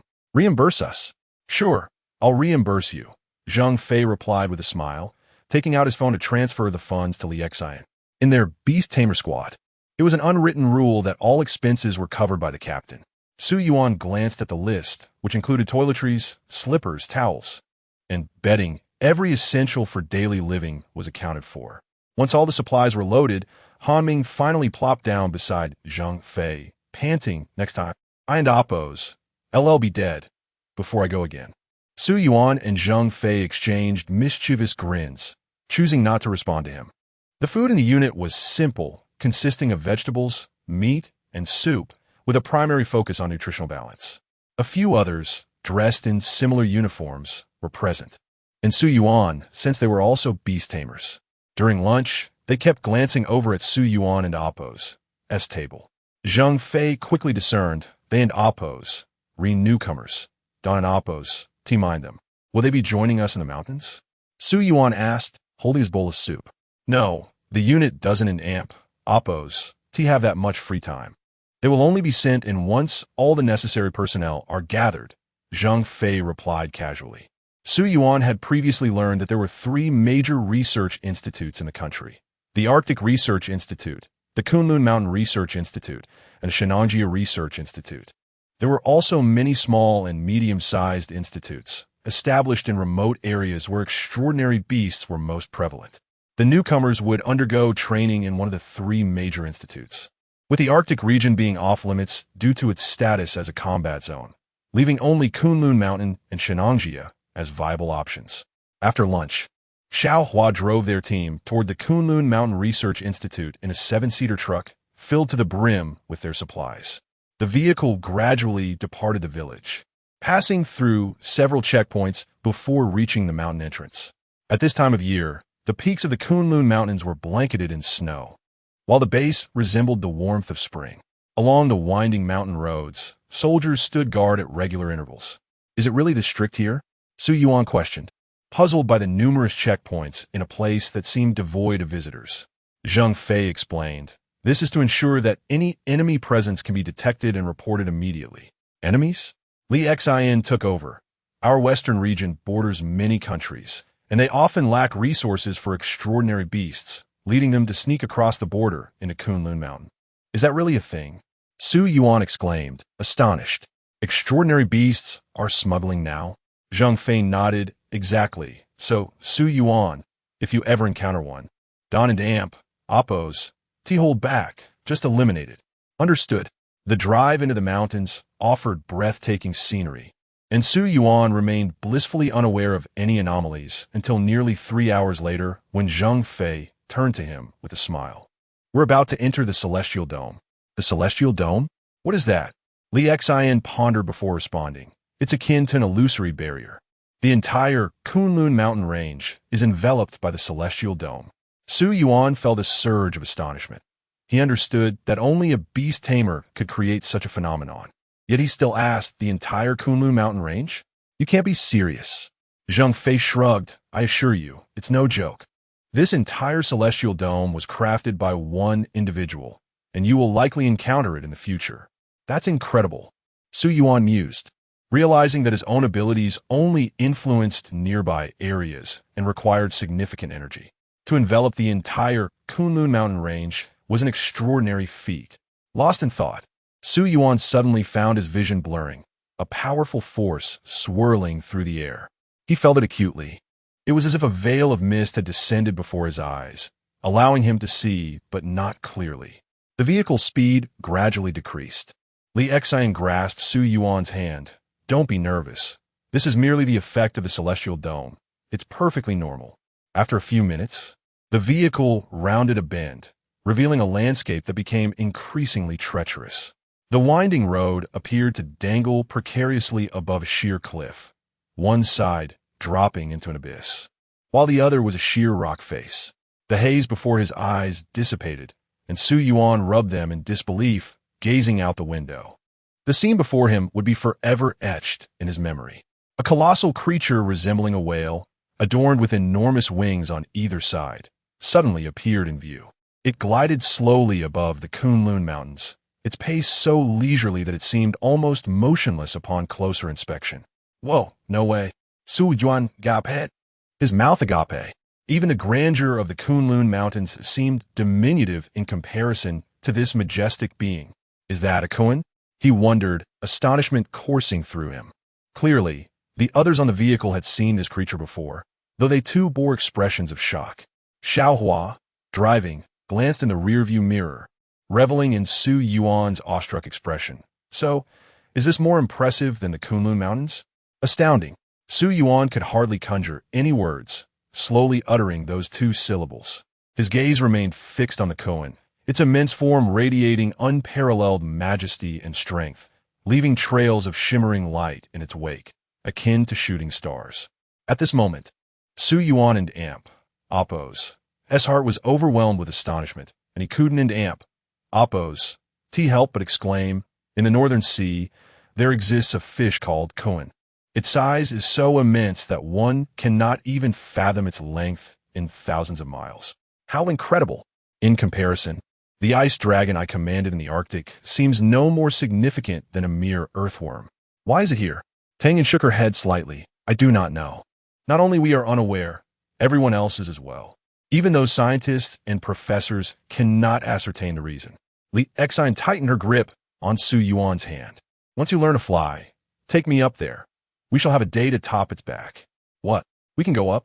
Isn't it dangerous?" Su Yuan felt that his worldview had been completely reshaped today. Li Xian raised an eyebrow. "Of course. In the past, Yin secretly took me up there, and it wasn't Appos' dangerous at all." "Ahem." Zhang Fei quickly cleared his throat, then remarked, "The Research Institute has strictly forbidden any contact with this Kun. Anyone caught will face repercussions." Li Xian whispered softly into Su Yuan's ear, "As long as we aren't caught, it's fine. We can sneak away." Except for Xiaohua, everyone present were beast tamers, and their hearing was remarkably acute. Even Li Xian's hushed tones were overheard by the group. Zhang Fei wore an expression of exasperation, but remained silent. What could he do? He could only indulge his team members. Xiaohua gleefully declared, "I relish witnessing your expressions. Once the new beast tamers arrive, I will drive them around, ha ha ha." Zhang Fei nodded in agreement. "I understand you." His greatest amusement in the Arctic was watching newcomers have their worldviews shattered, feeling the same exhilaration as the current Xiaohua. Chapter 37. The Kunlun Mountain Research Institute. Su Yuan found himself lost in thought, unable to shake off the shock he had experienced for an indeterminate amount of time. The vehicle traversed the perilous cliffs above the clouds, and through the thin veil of mist, the location of the Research Institute came into view. Xiaohua mentioned that they would not arrive until nightfall, as the winding mountain roads would consume considerable time. "By the way, Zhengge," Xiaohua turned to glance at Zhang Fei. "Since you have returned, I shall take over the task of delivering supplies into the mountains from now on. Just let me know what needs to be brought along when the time comes." As he spoke, Xiaohua raised an eyebrow at Zhang Fei, who immediately understood and grinned broadly. "Good lad. I've not spoiled you for nothing." The Kunlun Mountain Research Institute strictly prohibited smoking and drinking, but with Xiaohua around, they could slyly sneak in a few contraband items. Su Yuan rested his chin on his hand, his gaze fixated on the colossal creature. How did this being come into existence? In essence, these extraordinary beasts possessed unique abilities. They could not be tamed, and many had undergone mutations. The situation was undeniably complex, and the Research Institute had been tirelessly seeking answers. There was an ancient legend in our country about dragons giving birth to 9 sons, each distinct. Yet another saying goes, dragons beget dragons, phoenixes beget phoenixes. Some genetically compatible extraordinary beasts could interbreed, producing even stranger creatures. Li Xian, sitting close to Su Yuan, spoke patiently. Su Yuan's thoughts drifted, lost in contemplation. Xiao Hua glanced at Su Yuan through the rearview mirror and remarked, Su Yuan, you must have tamed an extraordinary beast of your own. Haven't you? Su Yuan finally tore his gaze from the koan and replied, Oh? You didn't know Huaga? He assumed Xiao Hua was aware of his prowess. Xiao Hua pursed his lips. How could I possibly know? You needn't tell me what it is. The less I know, the better. Zheng Fei chuckled beside them. You'll find out in due time. Xiao Hua was only aware that a remarkable newcomer named Su Yuan had emerged from the Arctic Research Institute. Yet he remained oblivious to the nature of the beast Su Yuan commanded. Only those within the beast-taming circle knew of Su Yuan's abilities. A few days ago, I also ventured into the mountains to deliver supplies to Professor Chun, who was accompanied by 2 newcomers. He must have come for you, right? Xiao Hua continued. Swing Su Yuan. Su Yuan nodded. It seems so. The team leaders have mentioned as much. A sense of melancholy washed over Xiao Hua. He understood Professor Chun's significance and recognized that the young man before him would achieve extraordinary feats in the future. The vehicle wound its way along the mountain road, with the melodic tunes of Jackie Chung filling the air. At the summit, they gazed up at the vast sky. As the sun dipped below the horizon, the vibrant evening glow resembled a phoenix rising from the ashes, exuding a grandiose aura. The mountaintop, adorned in hues of orange and crimson, seamlessly blended with the distant peaks, creating a mesmerizing spectacle that captivated all who beheld it. Just like the exterior, the interior of the Kunlun mountain range was cloaked in snow-capped peaks, while the verdant foothills teemed with lush greenery. Occasionally, the roar of wild beasts echoed from outside, a clear indication of the presence of extraordinary creatures. Su Yuan couldn't help but admire the beast tamer who crafted this celestial canopy. Otherwise, the immense form of the koan would have been impossible to conceal, even before entering the Kunlun range. With the celestial dome in place, the entire Kunlun mountain range appeared no different from any ordinary mountain range. Xiao Hua, acting as a guide, explained that the winding mountain roads had been constructed by the military, who would often gather during their leisure to speculate about the origins of the koan. Su Yuan listened intently, finding everything here to be a novel experience. The Kunlun Mountain Research Institute, nestled at the foot of the mountains, resembled a basin, surrounded by towering peaks. The verdant grasslands at the base flourished with a riot of wildflowers, alongside numerous unnamed plants. As nightfall approached, the Research Institute shone brightly. The vehicle came to a halt at the outpost, where soldiers conducted their routine searches, while others had little to report. Zheng Fei and Appo's bag yielded 2 bottles of liquor and a pack of cigarettes, prompting a grimace of pain from him. My treasures. How many times must this happen before you learn? Li Xian shot him an exasperated glance. The vehicle slowly halted in front of the largest building, presumably the main research institute. A bald elder clad in military attire stood at the entrance, his posture erect, exuding an extraordinary presence. Accompanying him were a group of researchers donned in white lab coats, waiting expectantly. Upon disembarking, Zheng Fei and the others promptly stood at attention and saluted Commander. Su Yuan was taken aback, gazing at the bald officer. The commander, a general of our nation, held a vice-ministerial rank. He was undoubtedly the highest authority of the Kunlun Mountain Research Institute. Commander. Su Yuan mimicked their salute, though he held no military rank himself. Before such a high-ranking official, anyone would feel compelled to show respect. The commander approached Su Yuan, sizing him up with a warm smile. You must be Su Yuan, correct? Yes, Commander, that's me. Su Yuan nodded, surprised at the commander's amiable demeanor. I am Zhu Buoqing, the leader of the Kunlun Mountain Research Institute. You bear little resemblance to your father. Zhu Buoqing remarked, scrutinizing Su Yuan. Su Yuan chuckled. Everyone says I look like my mother.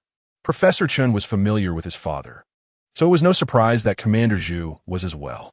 Zhu Boqing smiled slightly, glancing at Zheng Fei and the others, still standing at attention. All right, every time we meet, it's the same routine. You all must be getting tired of it. Ha, Commander, how is your health lately? Zheng Fei asked, lowering his salute and smiling as he approached. Zhu Boqing shot him a sidelong glance. You never come to check on me, yet now you're concerned about my health? It's just that I've been on missions these past few years, Zheng Fei replied, appearing like a child in front of him.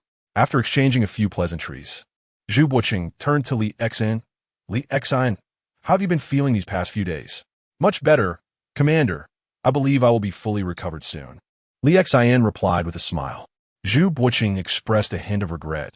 It's a pity that had it not been for those events back then, you would be much stronger than that girl Ling Shuang by now. Before Li Xian could respond, a voice called out from behind Zhu Boqing. Which one is Su Yuan? Let me take a look. An elderly man, disheveled and clad in a research uniform, rushed out from the institute. Upon seeing him, Zheng Fei and the others became respectful. Professor Liu. The old man strode purposefully, pushing Zhu Boqing aside and disregarding the greetings from Zheng Fei and the others. He approached Su Yuan, inspecting his arms and then squatting to examine his legs. With weathered fingers, he pried open Su Yuan's mouth to inspect his teeth. Su Yuan stood there, bemused. Was he being examined like livestock? Zhu Boqing introduced. This is Professor Liu Shunsen. After his inspection, Liu Shunsen nodded in satisfaction. A fine specimen. No wonder you could stir the old man Shun from his slumber. With that, he turned and disappeared into the institute without another word. Su Yuan was left in a daze, bewildered by the peculiar encounter. Zheng Fei sighed. Professor Liu is quite different from Professor Chen. One is impatient while the other is methodical. Their authority is comparable, but there are distinctions. What distinctions? Su Yuan blinked in confusion. Han Ming chimed in. Oh, one is a newly crowned king, while the other is a seasoned champion. Having exchanged a few pleasantries with several other professors, with the assistance of a few soldiers, Su Yuan successfully delivered a vehicle laden with supplies to the dormitory. Just as he finished tidying up and sat down, he was greeted by the leisurely appearance of Professor Chun at his door, teacup in hand. Su Yuan. Professor Chun, Su Yuan exclaimed, rising to his feet, feeling an inexplicable sense of familiarity upon encountering him here. Professor Chun cast a glance around Su Yuan's dormitory, which was constructed from a standard template, resembling the accommodations at the Arctic Research Institute. You shall stay here for tonight. I will arrange new lodgings for you tomorrow, he stated, his expression as unchanging as ever. Huh? I find this place quite satisfactory, Su Yuan replied, only to be met with a narrowed gaze from Professor Chun. You need not stay in the dormitory like the others. When you awaken tomorrow, summon Zheng Fei and the others to my office. Understood. After bidding farewell to Professor Chun, Su Yuan quickly freshened up and reclined on his bed. His mind was still preoccupied with the image of the colossal Kun, leaving him in a state of agitated contemplation. The day and Appo's revelations had profoundly shaken him. Is it possible for someone to tame that otherworldly beast? Su Yuan murmured to himself, the thought startling him. How could anyone possibly control such a creature? The night passed in silence. The following morning, Su Yuan, guided by Zheng Fei and others, made his way to the dining hall. The breakfast selection here was far more abundant, as they were in their homeland, where resources were plentiful. The dining hall Zheng Fei brought him to was filled solely with researchers, and Su Yuan sensed that they were all ordinary individuals, with not a single beast tamer in sight. Tang Yun introduced, this is the East Dining Hall. The Kunlun Mountain Research Institute has a total of 4 dining halls. Over the next few days, I shall take you to sample each one. Thank you, Sister Yun, Su Yuan smiled. Beside him, Li Xian pouted. If you're not going with Yin, then I'll take you instead. Chapter 38. The Purple Forest Villa. After satisfying their appetites, the 5 of them exited the dining hall. Lifting their gaze, they beheld the continuous snow-capped mountains resembling a picturesque scroll, shrouded in mist at their midsection. Below them, the Research Institute was alive with verdant trees and vibrant flowers, accompanied by the melodious chirping of myriad birds and the gentle babbling of streams. Most astonishing of all was the colossal creature that could be seen at any moment, its presence both jarring and awe-inspiring. Without a clue about Professor Chen's office, Su Yuan and his companions inquired with several individuals before finally discovering its location. Inside, Professor Chen was engrossed in the documents before him, his brow furrowed in contemplation. Su Yuan, come here, he beckoned. Taking a seat before him, Su Yuan received a dossier that Professor Chen slid across the table. Take this home and peruse at your leisure. All right, Professor Chen, Su Yuan replied, flipping to the first page, where the title read, The Preceding Conjecture for Dragon Riders Controlling the Second Dragon. Su Yuan gasped. Had it arrived so soon? He had yet to fully synchronize with the first dragon. Simultaneously, Professor Chen handed him a chart. This is the training plan for this year. I've circled the courses you need to attend in red. You need not concern yourself with the others. Additionally, you are exempt from any training. Popo, Su Yuan Guestin. Then what is my purpose here? Professor Chen, however, did not address his inquiry and instead turned to Zheng Fei. Zheng Fei, your team will be responsible for guiding Su Yuan through various tasks over the next 3 years. I will notify you directly of any assignments. Understood, Professor Chen. Zheng Fei replied with a nod. The others shared expressions of delight. Compared to frontline duties, tasks at the Research Institute were undeniably more relaxed. After delivering his instructions, Professor Chen rang the phone beside him. Shortly after, a young soldier entered. Professor Chen. Continuing to focus on his documents, Professor Chen instructed Xiao Zhang. Please escort them to their accommodations. Su Yuan, once your team is settled, come back here to find me. Yes, Xiao Zhang affirmed. Then turned to Zheng Fei and the others. Please gather your belongings and follow me. Zheng Fei grimaced slightly. Seriously? I just tidied my room last night, and now we have to move again. Xiao Zhang grinned. Stop complaining. Once you see your new place, you won't have any grievances. Zheng Fei was about to respond when Professor Chen interjected, Take your discussions outside. Do not disturb my reading. Understood. We shall take our leave. Su Duan, Zheng Fei, and Han Ming quickly organized their things, while the two ladies took their time. Outside the dormitory area, Xiao Zhang arrived with a vehicle. Zheng Fei's eyes widened in disbelief. Wait, is our new dormitory really that far? We need to drive there? Well, it is a bit of a distance, but rest assured, it will surpass your expectations, Xiao Zhang chuckled. After waiting for approximately half an hour, the two ladies reluctantly emerged, dragging their various suitcases. Li Xian grumbled, had I known, I wouldn't have been so diligent yesterday. Come on, let's go, Sister Xian, Su Yuan said, stepping forward to assist her with the luggage. The vehicle slowly departed from the Research Institute, heading towards the nearby mountains. Is it true that we are moving outside the Institute? How will we manage meals now? Zheng Fei lamented, his face displaying resignation. They had grown accustomed to the convenience of dormitory life, where dining was just a short walk away. Throughout the journey, Xiao Zhang merely smiled, casting glances at Su Yuan in the rearview mirror. Su Yuan had grown accustomed to such attention in recent days.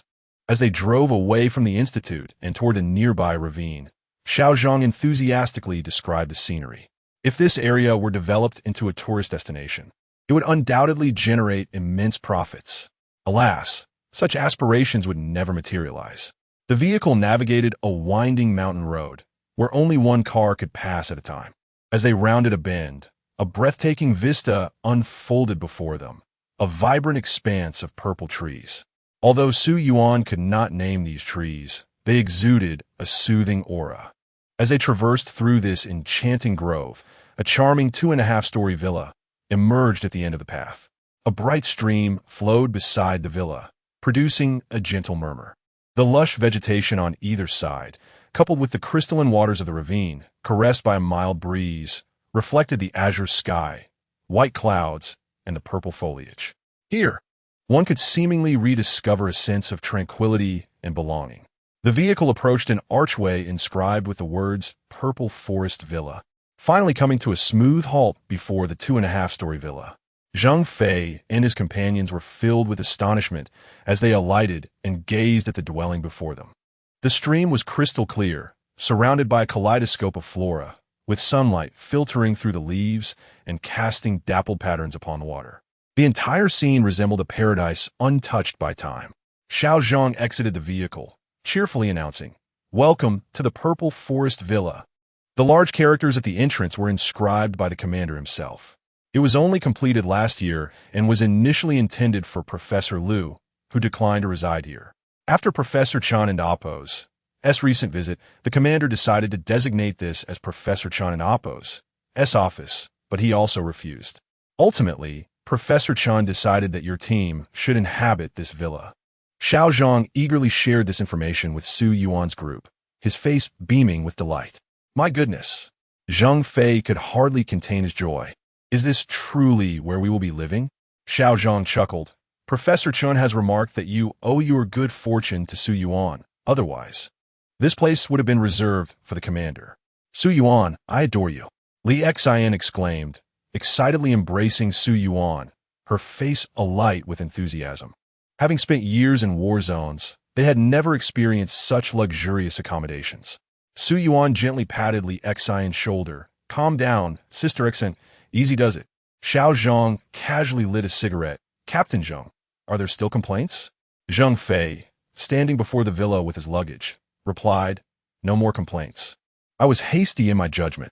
Su Yuan, you are truly our lucky star, he declared, delivering a playful slap to Su Yuan's back, which could have been perilous had Su Yuan not already mastered the control of a mythical beast. Xiao Zhang assisted them in unloading their belongings from the vehicle. Let us go, everyone. I still need to help you settle in before returning to the Research Institute. Absolutely.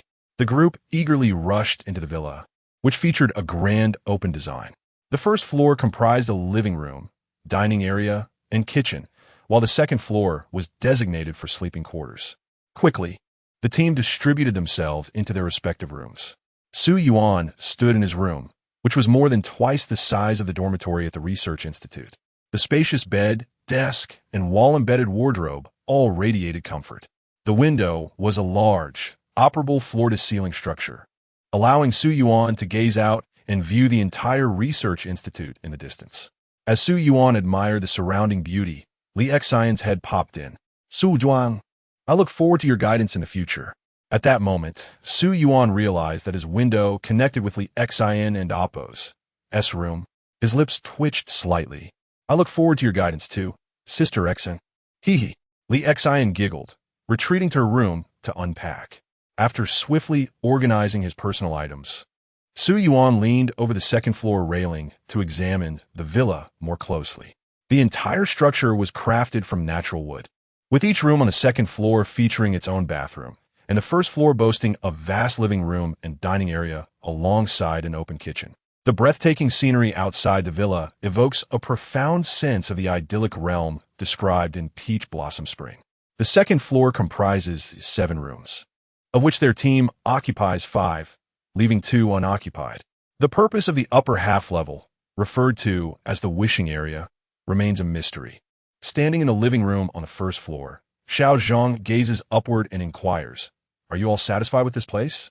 Voices echo from various rooms in response. Absolutely. We are exceedingly pleased. Ha ha ha ha. This dwelling offers far greater comfort than the accommodations at the Research Institute. How fortunate am I, Han Ming, to reside in such a house on Mount Kunlun. Xiao Zhang beams with pride, as if he were the architect of this splendid abode. Once you've tidied up, you may proceed. Professor Chen has instructed you to find him in his office. We're on our way. Right away. After organizing their respective rooms, the members of Zhang Fei's team can hardly contain their smiles. For these beast tamers, who have long lived in war zones, this place is nothing short of paradise. Even the usually reticent Tang Yun instinctively takes Su Yuan's hand and exclaims, Su Yuan, it's wonderful to have you on our team. You're too kind, Yun Jia. Su Yuan replies with a smile.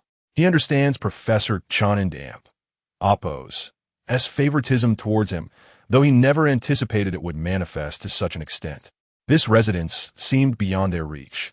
Yet Professor Chun had procured the Zilin Shangyuan from Commander Zhu and bestowed it upon them. With excitement still coursing through them, the group boards the vehicle with Xiao Zhang. Along the way, Xiao Zhang continues, Professor Chun has also requested 2 cars from the commander, which will serve as your team's exclusive vehicles, facilitating your commutes between Zilin Shangyuan and the Research Institute. Ha ha, this is utterly fantastic. I wouldn't Appo's. To have dared to dream of such a scenario. Zhang Fei unabashedly laughs, unable to contain his elation. Chapter 39. The Town of Dragons from a zillion Tang Yun to Professor Chun and Appo's office. The smiles on Su Yuan and his companions and Appo's faces never faded. Along the way, Xiao Zhang revealed that he was the assistant assigned to Professor Chun by the commander, responsible for the professor and Appo's daily needs and various affairs. After exchanging greetings with Professor Chun, Xiao Zhang busied himself, leaving Su Yuan and Appo's group behind. Professor Chun set down his thermos, his gaze softening. Are you satisfied with your accommodation? Extremely satisfied. Thank you, Professor Chun. Su Yuan was interrupted by Zhang Fei, who spoke first. Professor Chun shook his head, saying, "It is a waste for us old fellows to occupy such a place. It is better suited for you young people." As he spoke, he stood up, surveying the group in the room. "Now that Su Yuan is among you, there are certain matters you have the right to know. Follow me." Outside the research institute, Xiao Zhang stood by a vehicle, with Commander Zhu Buqing beside him. "Commander."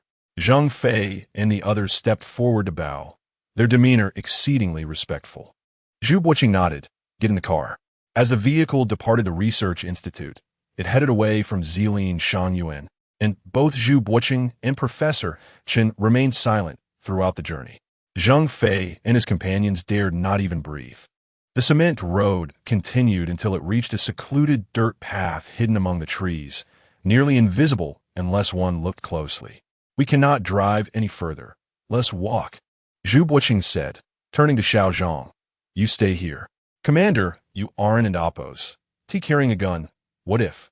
Xiao Zhang hesitated, as his purpose for coming out was to protect Zhu Buqing and Professor Chen.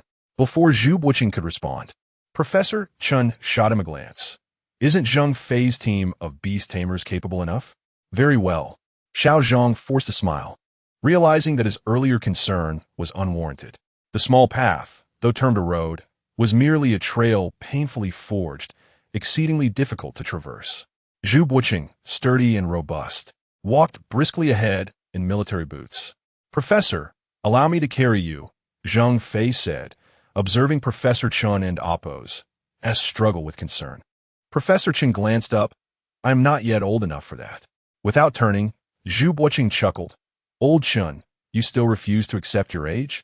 How do you find your assistant, Xiao Zhang? Shall I arrange for someone else?" "No need. He is a bit dull, but he is just fine," Professor Chen replied nonchalantly. Initially, he had resisted Zhu Buqing's decision to assign him an assistant, but he ultimately acquiesced. As they ventured deeper, Su Yuan's brow furrowed increasingly, a vague sense of unease rising within him. Professor Chun and Zhu Buqing occasionally glanced at Su Yuan, assessing his expression. Zhu Buqing remarked, "This is one of the restricted areas of the Kunlun Mountain Research Institute, the earliest batch of beast tamers once stationed here." "Commander, what is our purpose for coming here?" Li Xian inquired, puzzled. Professor Chun, with a profound gaze fixed ahead, replied, "To show Su Yuan something." As they progressed further, Su Yuan and Appo's discomfort intensified. After nearly an hour of walking through the woods, they emerged into a clearing. An expanse lay before them, dominated by a cluster of dilapidated buildings, the largest of which bore a weathered sign of the Kunlun Mountain Research Institute, teetering precariously. This place has fallen into disrepair. Some structures have already collapsed, looking utterly desolate. When the new research institute was rebuilt, all vital documents were removed, leaving only these crumbling buildings behind, Zhu Buqing explained. Han Ming blinked. "Were we here to show Su Yuan? There are no documents left to see." "Follow me," Zhu Buqing instructed, leading the group around the dilapidated structures. Behind them lay an irregularly stone-constructed well, with a ladder protruding down into its depths. The group gathered around the well as Zhu Buqing removed his jacket and prepared to descend. "Hey, Commander!" Zhang Fei exclaimed, alarmed, rushing forward to stop him. Zhu Buqing glared. "I don't need your help. I have been here many times. You should assist old Chen instead." "I don't need it either," Professor Chen huffed, glaring back. Zhu Buqing had been teasing him about his age the entire time. Although Zhang Fei and the others were bewildered, they followed the two down into the well.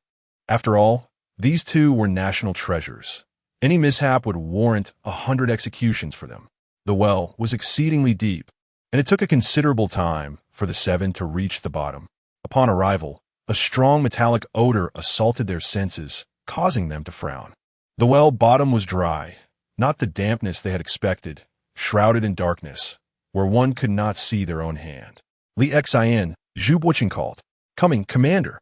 Li Xin, sharp-witted, immediately understood Zhu Buqing's intent, spreading her fingers. In an instant, a brilliant energy orb coalesced in her palm, illuminating the well's bottom.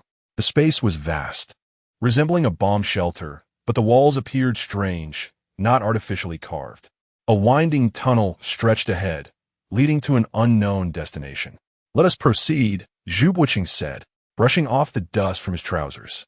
Li Xin held the energy orb aloft, leading the way with caution, acutely aware of the tunnel and Oppos, unknowns, especially with Zhu Buqing and Professor Chen behind her. Zhu Buqing observed her demeanor. Do not worry. There is no danger here. Walk boldly.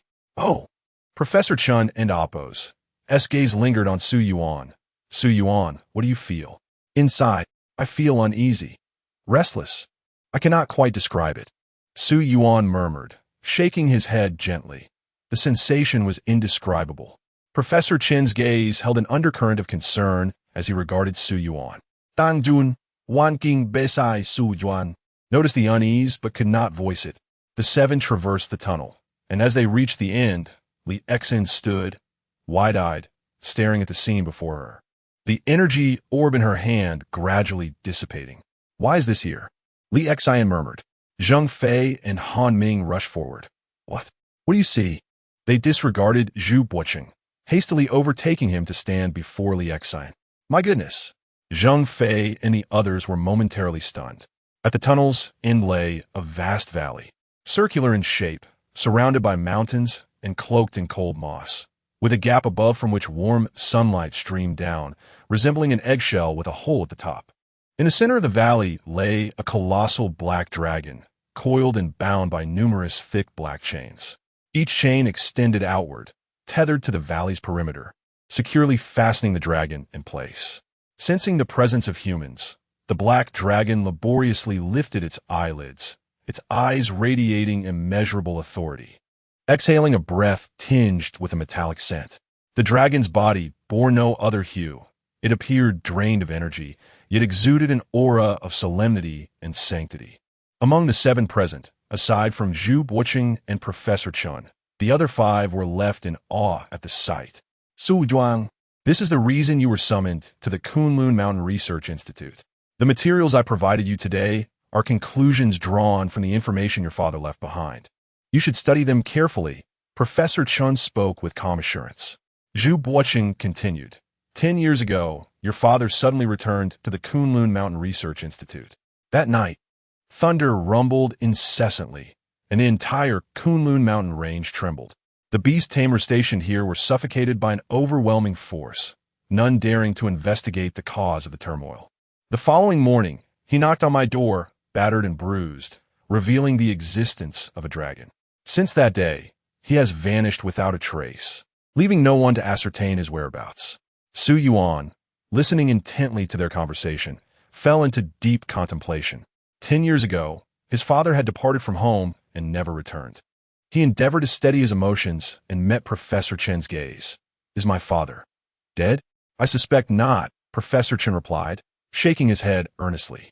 Those chains are dragon-binding chains, a tool of your Su family. If your father had perished, these chains would have vanished as well. Of course, this is merely my conjecture. Su Yuan lifted his head and leapt into the valley. Zheng Fei and the others attempted to restrain him, but were halted by Zhu Buqing. Let him go, Zheng Fei observed the densely intertwined dragon-binding chains. Professor Chen, these chains are significantly thicker than those Su Yuan released previously. Professor Chen glanced at him. When his father gained fame, you were all still novices, unaware of the extent of his power. However, he furrowed his brow. What is it? Zheng Fei tilted his head. Professor Chen, please don't keep us in suspense. Zhu Buqing sighed. This dragon is the very one that Su Yuan's father once commanded. What? The four of them widened their eyes in disbelief. How could it be possible for a tamed beast to re-emerge from Tamer. Li Xian asked incredulously. Professor Chen's brow remained furrowed. I cannot say. This is entirely beyond my understanding.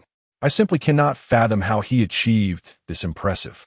Zhang Fei remained silent for a long moment before finally uttering those two words. Chapter 40. The gathering of newcomers. Su Yuan leapt down into the valley and walked slowly towards the colossal dragon. His gaze locked onto the dragon's eyes, while the black dragon fixated intently on the approaching human. The 6 individuals above were all focused on Su Yuan, with Zhang Fei furrowing his brow. Could Su Yuan be in danger? Not at all. I have studied this. The dragon locking chains are continuously siphoning the dragon and Appo's power. It cannot move, Professor Chen asserted confidently. Li Xian, appearing somewhat anxious, remarked, Su Yuan wouldn't he be foolish enough to attempt to tame it? Would he? He will. Professor Chen replied, his eyes fixed on Su Yuan below, uttering those 2 words with certainty. At that moment, Su Yuan had reached the dragon's front and began to move aside, his gaze scanning the dragon locking chains that bound the black dragon. This was his first encounter with the dragon locking chains.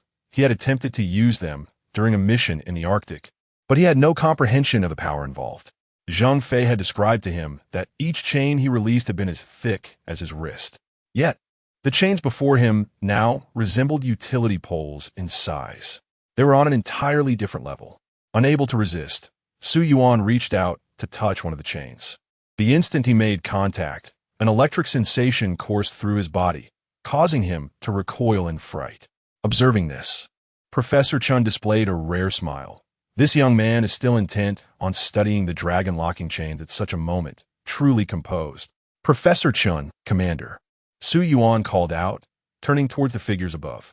Zhu Boqing and Professor Chen exchanged glances before nodding in acknowledgement. With their permission granted, Su Yuan stepped forward once more towards the black dragon. Under the watchful gaze of the dragon's enormous eyes, he slowly raised his right hand. Clang, clang, clang. Roar. Before Su Yuan's hand could reach the dragon, it suddenly went berserk, thrashing violently in a frenzy. The thunderous roar reverberated, causing Su Yuan to stumble backward uncontrollably. The sound of clashing chains echoed around them. The black dragon writhed desperately, attempting to break free from the dragon locking chains.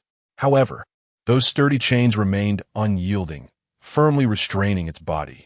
After several futile struggles, the black dragon seemed to exhaust its strength, collapsing onto the ground in a motionless state.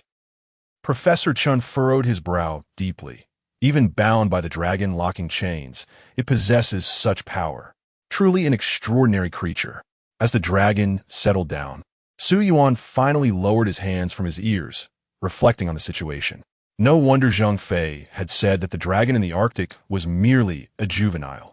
In comparison to the black dragon before him, it truly was a mere hatchling. The black dragon's form was 5 times larger than that of the ice dragon, and its strength was undoubtedly many times greater.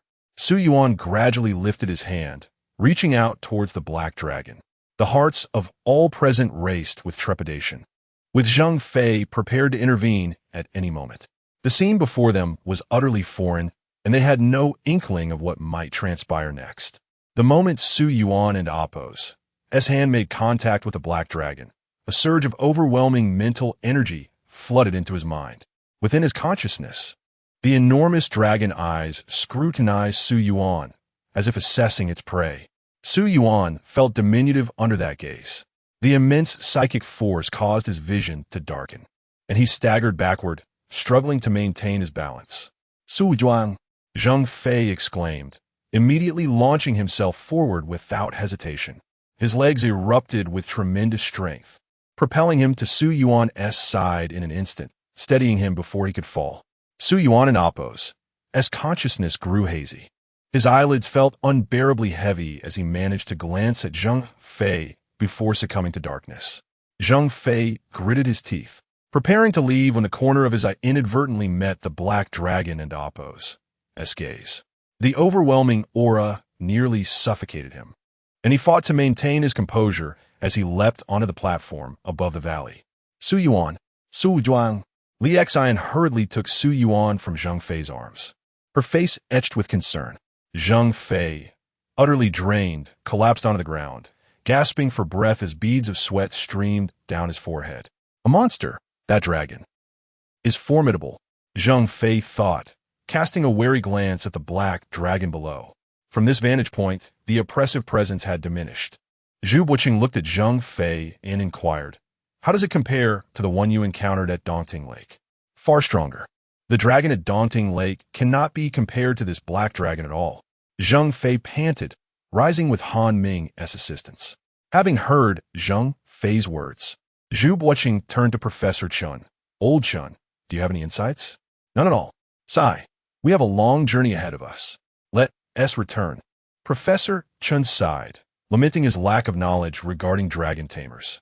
After dedicating his life to the study of rare beasts and tamers, he had only encountered 2 dragon tamers. One was Su Yuan's father, and the other was Su Yuan himself. Yet, he could not fathom how that man had separated the dragon from within him. It defied logic. Therefore, he was uncertain whether he was alive or dead. But once the dragon was extracted, his father should no longer be considered a dragon tamer. This engendered the notion that Su Yuan was the only dragon tamer in the country. In the haze of sleep, the black dragon's eyes remained fixed upon him. Su Yuan suddenly awoke with a start, finding himself lying on Li Xian's lap, his body drenched in sweat.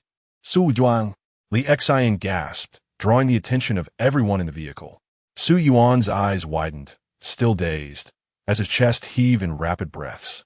Lingering in a state of shock, "Su Yuan," Li Xian's voice was gentle, her brows knitted with concern as she softly called his name. After a moment, Su Yuan finally replied, "Sister Xian." Upon hearing him speak, the tension in the vehicle dissipated. "Su Yuan, how do you feel?" Professor Chen asked, turning his head. Su Yuan slightly turned to meet Professor Chen's gaze, his voice sounding weak. "I feel a terrible headache." "Sigh, I was too hasty," Professor Chen muttered, shaking his head in silence. Zhu Buqing pointed ahead. "Xiao Zhang, take them directly back to their residence."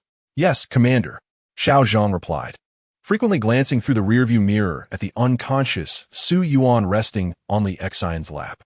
He had distinctly heard a beast's roar earlier. He was certain it belonged to a rare creature, though he could not identify it.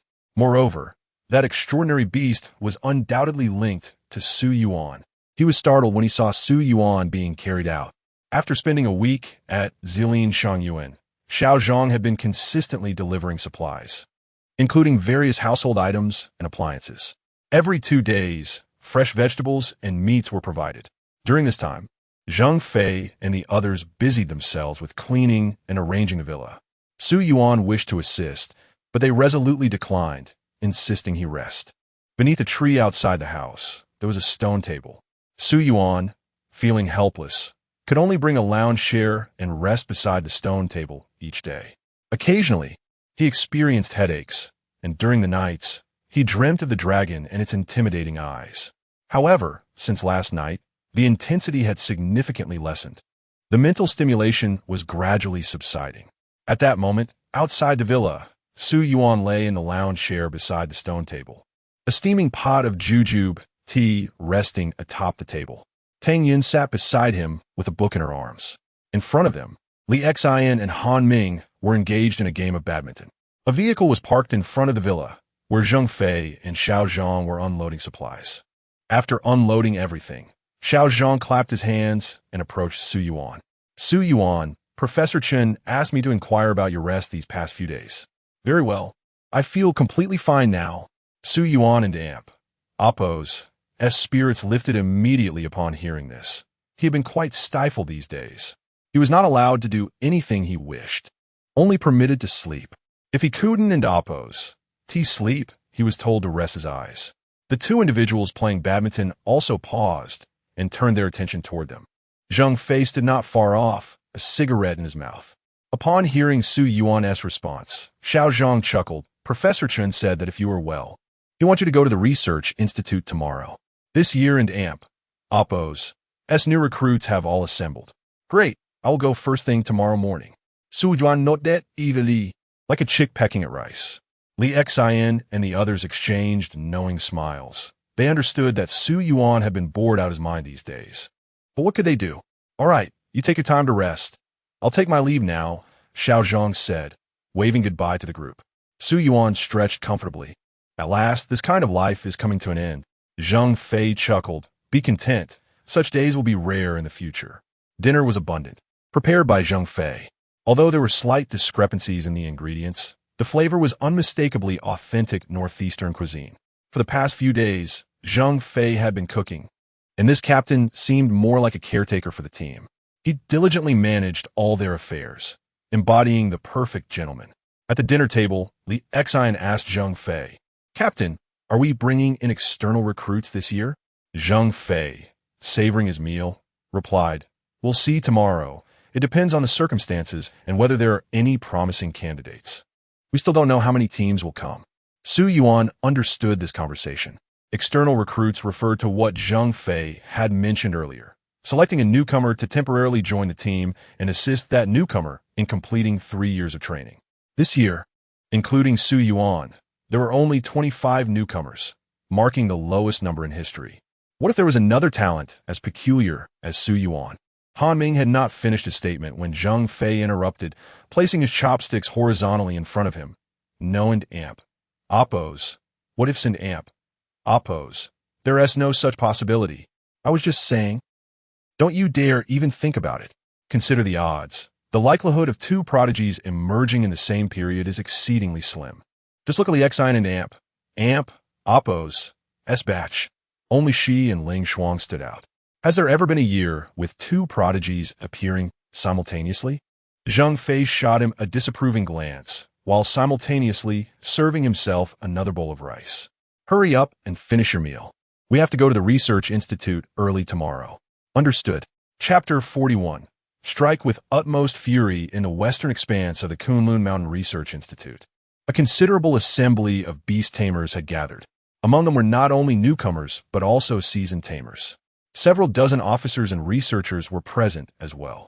At this moment, Su Yuan and his companions were traversing the entire institute from the east to the west for a rendezvous. The corridor was spacious, flanked by transparent glass walls that afforded a clear view of the personnel engaged in their work within. As they passed a laboratory, Su Yuan couldn't help but pause. What on earth is this? He pressed his face against the glass, fixating intently on the scene inside. The apparatus was hoisting the corpse of a strange beast. While hundreds of fully armed staff members were conducting an autopsy under the direction of a disheveled professor, he recognized Professor Lu Shunsen. Seeing the beast and amp, oppose, S remains, Zhang Fei chuckled. Well, it seems we'll be in for a treat these next few days. We have beast meat to savor.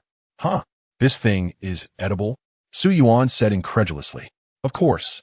What is it that humanity does not consume? Zhang Fei replied. That makes sense, remarked Tang Yun, suppressing a smile. They are dissecting this beast. Aside from the meat, the skin, scales, and horns can all be utilized to forge beast weaponry. Zhang Fei, hands tucked into his pockets, continued. I've mentioned before that beast weaponry is crafted from the refinement of beasts, exclusive to the refiners. However, the process is arduous, and few tamers possess such weapons. Jiang Xiao has one, but he only completed it recently. There are artificially manufactured options, but their potency pales in comparison to those refined the proper way. Professor Liu is an authority in the realm of synthetic beast weaponry, surpassing Professor Chun. As Zhang Fei spoke, he turned and urged them forward. Let us move. It's nearly time. Su Yuan nodded, wishing he could linger a bit longer, but the current circumstances did not permit it. On the flight back from the Arctic, Zhang Fei had informed him that their team's mission upon returning comprised 3 tasks. First, to ensure Su Yuan completed his training. Second, to assist Li Xian in locating a suitable beast for her to attempt to tame a second one. And third, to allow Su Yuan to try refining his own beast weapon. Zhang Fei had also mentioned that before heading to the Arctic, he had attempted refinement in the South China Sea combat zone, but all his efforts had ended in failure. As they proceeded, a staff member approached Zhang Fei, relaying some information. Zhang Fei chuckled and turned to the group, saying, It appears their ISNT an official team to select newcomers this year. It seems the prospects for new recruits are rather bleak. That has to be expected, Captain. This year, the spotlight is solely on Su Yuan, who has already formally joined team. Other squads likely want to be scouting for more recruits, Li Xin remarked with a smile. Thus, the responsibility of mentoring newcomers fell to some ordinary beast tamers, those who did not meet the criteria for formal teams. The Western Research Institute was teeming with beast tamers, with a total of 24 newcomers standing at the center. In front of them stood several officers and some researchers clad in white coats, likely professors or doctoral candidates. Behind the newcomers, dozens of seasoned tamers observed with keen interest. Many recognized Zhang Fei's team and greeted them as they entered, their gazes frequently drifting towards Su Yuan. At that moment, the officer at the front noticed Su Yuan and his companions. With a list in hand, he cleared his throat and addressed the assembly. Greetings, everyone. Now that we are all present, let's commence. Upon hearing this, the newcomers turned to look back, scanning the circle of beast tamers, their eyes eventually resting on Su Yuan. He too spotted two familiar faces. Qi Tong raised his right hand enthusiastically, exclaiming, Su Gu, Su Gu. Su Yuan squinted, feeling a bit embarrassed, and gestured for him to lower his voice. Sun Wanlin, on the other hand, politely nodded in his direction, which surprised Su Yuan. A murmur of quiet conversation spread among the crowd. They had all heard of Su Yuan, the anomaly who had only been a beast tamer for a few months, yet was already participating in formal missions and had joined team. Su Yuan observed them in turn. These were his contemporaries, varying in age from those resembling uncles to others who appear to be merely 14 or 15 years old. Enough. The officer, standing in the center, called out, frowning. Instantly, all eyes shifted to him. I am Zhou Wenzheng, and I will be your direct superior from now on. You may address me as General Zhou. I am of similar age to Zhao Tianming, and we both hold the rank of Major General. The professors beside me will be responsible for your entire training regimen.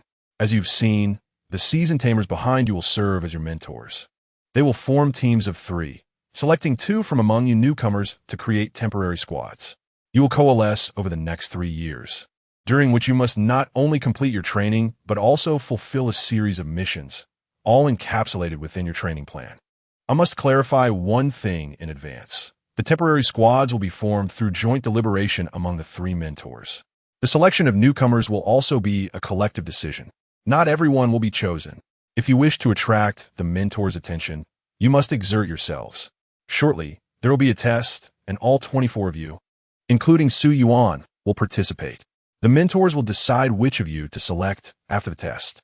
After concluding, Zhou Wenzheng turned to the professors beside him. You may begin your preparations now. The rest of you, follow me. Zhou Wenzheng organized the documents in his hands and exited, followed by a throng of individuals. Su Yuan's team trailed at the back, and he inquired, Captain, what will the test entail? One-on-one combat, followed by further matches within the winning and losing groups. Zhang Fei replied promptly. This procedure was all too familiar to him, as every beast tamer had undergone it.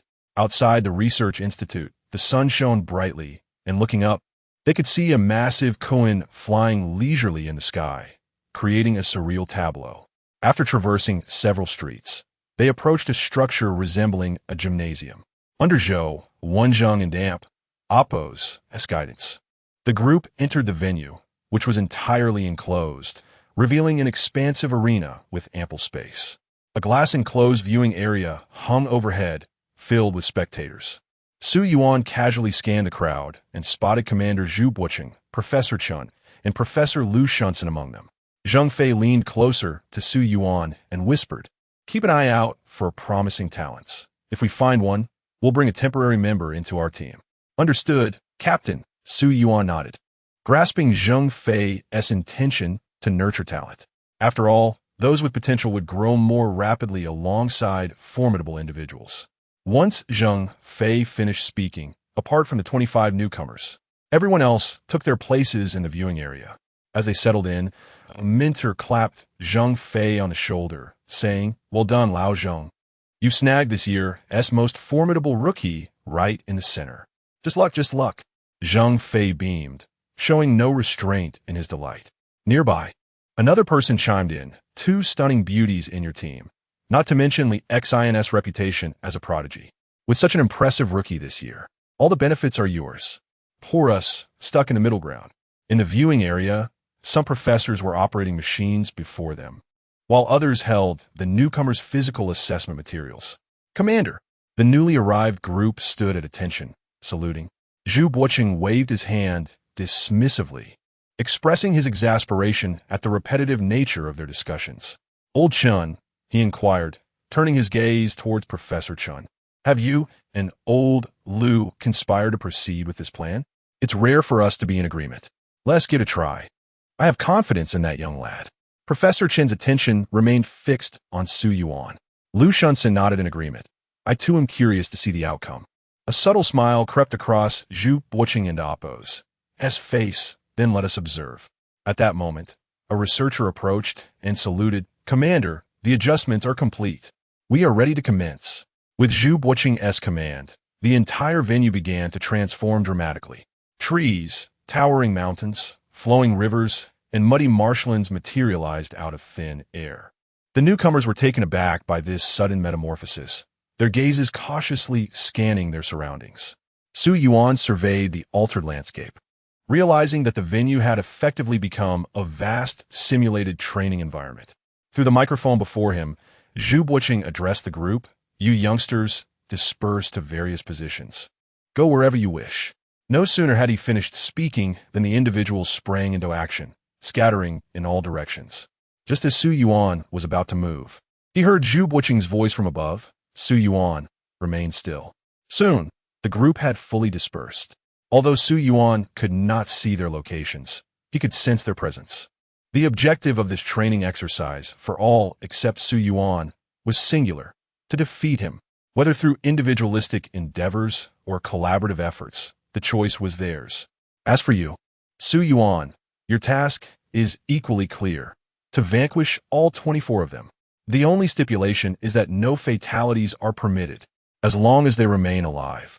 Fight with all your might. I hereby declare the test to commence. Chapter 42. Do not play with ice in my presence. The atmosphere was charged with disbelief as everyone present, including those in the stands, turned their incredulous gazes toward Zhu Buoqing. "Commander, are you serious? This is utter chaos. 24 against 1. Isn't that just bullying?" they exclaimed. Although Su Yuan is the most gifted of this year in Appo's newcomers, this is simply outrageous. The crowd buzzed with chatter, a situation never before witnessed. Only Zhang Fei's team and Professor Chen remained composed, while Professor Liu scoffed. "I'm curious to see what this young man can conjure." In the center of the arena, Su Yuan stood with a furrowed brow. This was not the one-on-one scenario Zhang Fei had described. It had morphed into a full-blown melee. Tang Yun whispered, "Captain, do you think Su Yuan will take the initiative?" "He absolutely will. This kid is no pushover." Zhang Fei grinned, recalling Su Yuan and Appo's debut battle, a memory still vivid in his mind. At that time, Tang Yun had not been present and was unaware of the details. Su Yuan began to loosen his body, shedding his outer layer to reveal his inner garment. It seemed he was being made an experimental subject for these individuals. The original one-on-one test had turned into a free-for-all, and it was as if they were testing him alongside themselves. Surely, nothing serious would come of this, right? Su Yuan swung his arms and glanced toward the stands. Zhu Buoqing nodded, intrigued. Having only read about Su Yuan in documents and reports, he had yet to witness him in action. "All right then," Su Yuan said, focusing on the nearest presence.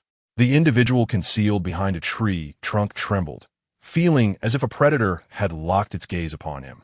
The 24 scattered around the arena regarded Su Yuan with apprehension from various angles, none willing to take the lead. "Are you all planning to band together to strike? Or shall I draw you out one by one?" Su Yuan's voice rose, laced with a hint of mockery. "Let us be clear. Zhang Fei has mentioned that while strength isn't the sole measure of a beastmaster within this circle, it's the one with the strongest fist who earns respect. This is a perfect opportunity to establish credibility." He smirked, lifting his leg, prepared to launch an attack. From the side, a girl stepped forward, her long, dark hair cascading down her back, her features exquisite and her eyes glinting with combativeness. "Sun Wanlin?" Su Yuan furrowed his brow, taken aback. Sun Wanlin approached Su Yuan, stopping 5 meters away.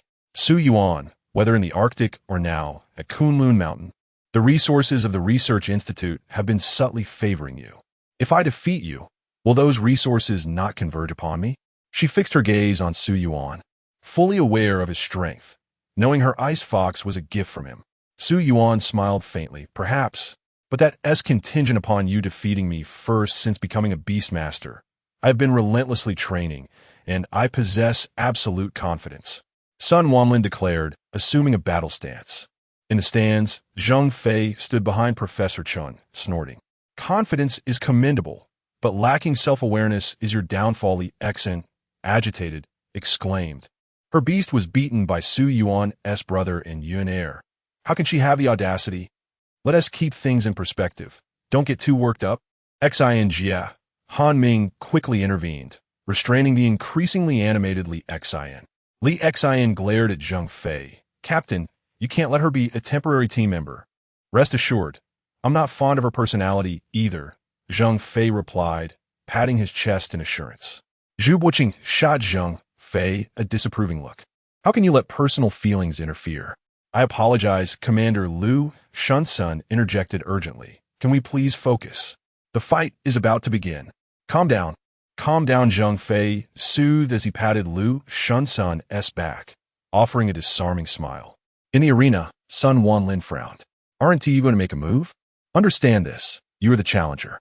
Su Yuan's tone was relaxed, yet he was poised for battle. Sun Wanlin's complexion shifted from red to pale as she yelled, transform. Instantly, white fur crept over her body through her garment, a glimmering ice blue gem materializing on her forehead. The temperature around them plummeted, and shards of ice formed out of thin air, coalescing behind her to form a thick foxtail. Unlike typical transformations, Sun Wanlin retained her facial features while morphing into the visage of the ice fox, her eyes radiating the cunning allure of her beastly counterpart. Su Yuan narrowed his eyes, acknowledging her beauty, but found her arrogance off-putting. Su Yuan, you Sun Wanlin began, her voice ethereal. Before she could finish, another figure darted into view. Wait. Both turned to see Qi Tong. Sun Wanlin's expression soured. What are you doing here? Wanlin, listen to me. You alone might not defeat Su Ge. I'm here to assist you, Qi Tong said cheerfully as he approached her. If you call me that again, I'll kill you. Sun Wanlin's tone was deadly serious. I won't call you that anymore, Qi Tong replied, standing shoulder to shoulder with her. Su Yuan observed the scene with bemusement, surprised to see Qi Tong attracted to Sun Wanlin. Perhaps this fellow had a penchant for masochism. Acknowledging the challenge Su Yuan posed, Sun Wanlin tacitly accepted Qi Tong's alliance. Meanwhile, the remaining newcomers hid in various corners, intently watching, eager to gauge Su Yuan's strength through this confrontation. Transform, Qi Tong commanded, his body quickly enveloped in scales, his hands not sprouting claws, but rather covered in scales like his skin. A robust tail emerged from behind him, and peculiar horns sprouted from his rounded head, distinctly different from Su Yuan's dragon horns. Together, they presented a formidable sight. Qi Tong's expression turned grave as he rasped. Su Ge's abilities are also ice-based. We don't have a significant disadvantage in terms of capacity. Our combined strength should be sufficient to subdue him. Hearing this, Professor Chun in the stand scoffed. How naive this young man is. Don't hinder me, Sun Wanlin snapped, propelling herself forward with force. Qi Tong followed closely. As the two charged at him, Su Yuan remained unhurried, shifting slightly to evade Sun Wanlin and damp Oppo's sharp claws, simultaneously lifting his right leg and delivering a powerful kick to Qi Tong and Oppo's abdomen. Qi Tong's pupils dilated as he felt an overwhelming force strike his stomach, sending him flying uncontrollably. Sun Wanlin braced herself against the ground to steady her balance, astonished, realizing Su Yuan had not even transformed into his dragon form. Qi Tong, tumbling through the air, quickly regained his composure, using his tail to anchor himself and halt his momentum. The two flanked Su Yuan, encircling him. Sun Wanlin's expression darkened as she positioned herself, her icy tail raised high. Su Yuan was all too familiar with this scenario. His focus was on Qi Tong, as he was unaware of his capabilities. Qi Tong raised his hands, forming a fist-sized ice sphere between them. Damn, why is it still so small? He cursed silently, exerting more effort. Yet the ice sphere showed no signs of enlarging. Having only been a beastmaster for less than a month, his ability to manipulate his powers was already commendable. With a swift whoosh, a chilling gust of wind whispered past Su Yuan and Amp. Oppo's left ear, as countless shards of ice shot forth like daggers. Bang! At that moment, Chi Tong exerted every ounce of strength to hurl the ice sphere above his head.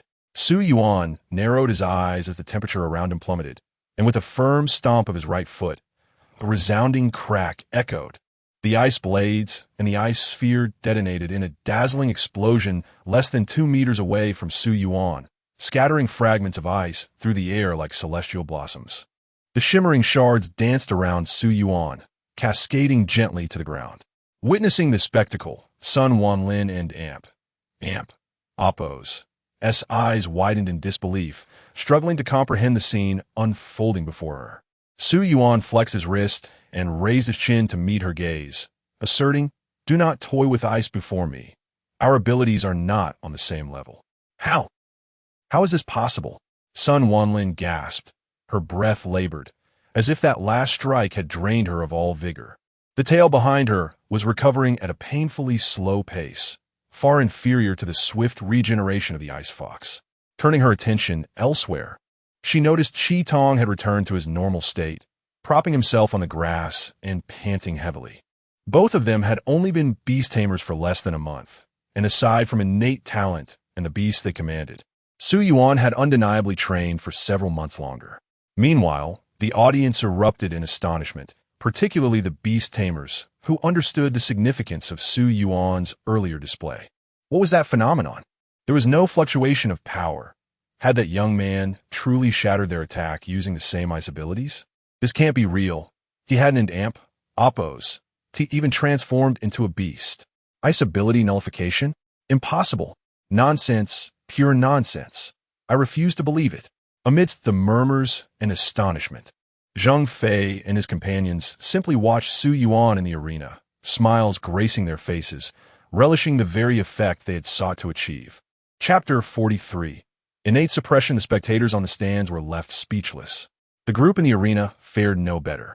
They observed Su Yuan leisurely striding towards Sun Wanlin, gazing at him as though he were a monster. Two beast tamers, transformed into their beast forms, had exerted their utmost in a single strike, yet failed to harm him in the slightest. What was the point of this? Sun Wanlin maintained her beast form, but the recent attack had drained her completely of energy. She struggled to rise, her legs trembling incessantly.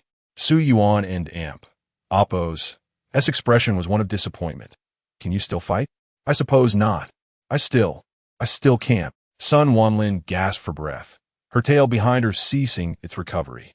Drawing a deep breath, she concentrated her remaining strength in her right hand, trudging heavily towards Su Yuan. Su Yuan had previously experienced this state. After transforming into a dragon, he could barely withstand 3 minutes before Liexien. The dragon form consumed vast amounts of stamina per second, and without exceptional physical fitness, one could not endure it. Yet that had merely been the beginning. Improvement was inevitable. Sun Wanlin had spent this time learning to harness the abilities bestowed upon her by the Ice Fox, having never trained individually. On the stands, Zhang Fei worried for Su Yuan, silently urging him, "Do not show mercy, Su Yuan. This is a grave mistake." At this moment, Sun Wanlin was utterly spent. Su Yuan sighed, effortlessly dodging her final attack, swiftly delivering a knee strike to her abdomen. A sharp pang of pain surged through Sun Wanlin, her eyes widening in disbelief as her beast form gradually dissipated. With a thud, she collapsed. Wanlin, Chi Tong, not far away, struggled to raise her hand, still concerned for Sun Wanlin. Su Yuan turned around, chuckling softly. "Do not worry. She merely fainted from exhaustion and the impact." The beast tamers in the stands exchanged information on the newcomers. These two are impressive. They've only been beast tamers for less than a month and can already utilize their abilities. They show promise. I'll reserve them. On what grounds? Calm down, calm down. Look further back. Perhaps there are more prodigies like Su Yuan? Unlikely. Can't I comfort myself? Once Chi Tong confirmed that Sun Wanlin posed no danger, She seemed to release her burden and fainted in contentment. Su Yuan, at this moment, had no time to concern himself with the two. He scanned his surroundings. Everyone, do you intend to continue hiding? As soon as his words fell, several figures emerged from the shadows, their expressions grave as they regarded Su Yuan in the distance. Hiding was certainly not the solution. To be chosen by the instructors, one must take the initiative. Everyone understood this implicitly. A middle-aged man stepped forward, sporting a short beard that suggested he hadn't shaved in a few days. His skin was sallow, his face chiseled and rugged, exuding a sense of toughness. His gaze was piercing. I am Wang Jianjun, an active serviceman, now a beast tamer. I don't believe introductions are necessary before a fight. Su Yuan felt slightly flustered by his serious tone. Should he introduce himself? That seemed too abrupt. Surely, Wang Jianjun recognized him. Yet, not introducing himself would make him appear uncultured. Well, I am Su Yuan, he stammered, scratching his head awkwardly. Wang Jianjun raised a hand. There and Oppos. No need for introductions. Everyone has seen that he is not someone who can be defeated by just a few. Upon his command, several others emerged from the shadows. Su Yuan scanned the area, noting that, excluding the incapacitated Qi Tong and Sun Wanlin, there were 17 individuals surrounding him, with 5 more lurking in shadows. Shall we wait for everyone to gather before we engage? Su Yuan, unperturbed, surveyed the encircling 17. Wang Jianjun and Oppos. Expression darkened. Young man, there must be limits to arrogance. My captain taught me that arrogance and strength are fundamental in this realm. Su Yuan chuckled, grateful for his captain's wisdom. Zhang Fei gritted his teeth, thinking, that arrogant brat. I never claimed to be arrogant. One of the beast tamers held a dossier. Wang Jianjun, 14 years in the Southern Military District, recently discovered to possess beast tamer potential. Is that so? I am Oppos, am not interested. He is older and has more service time than I do. I fear I would not dare to take charge.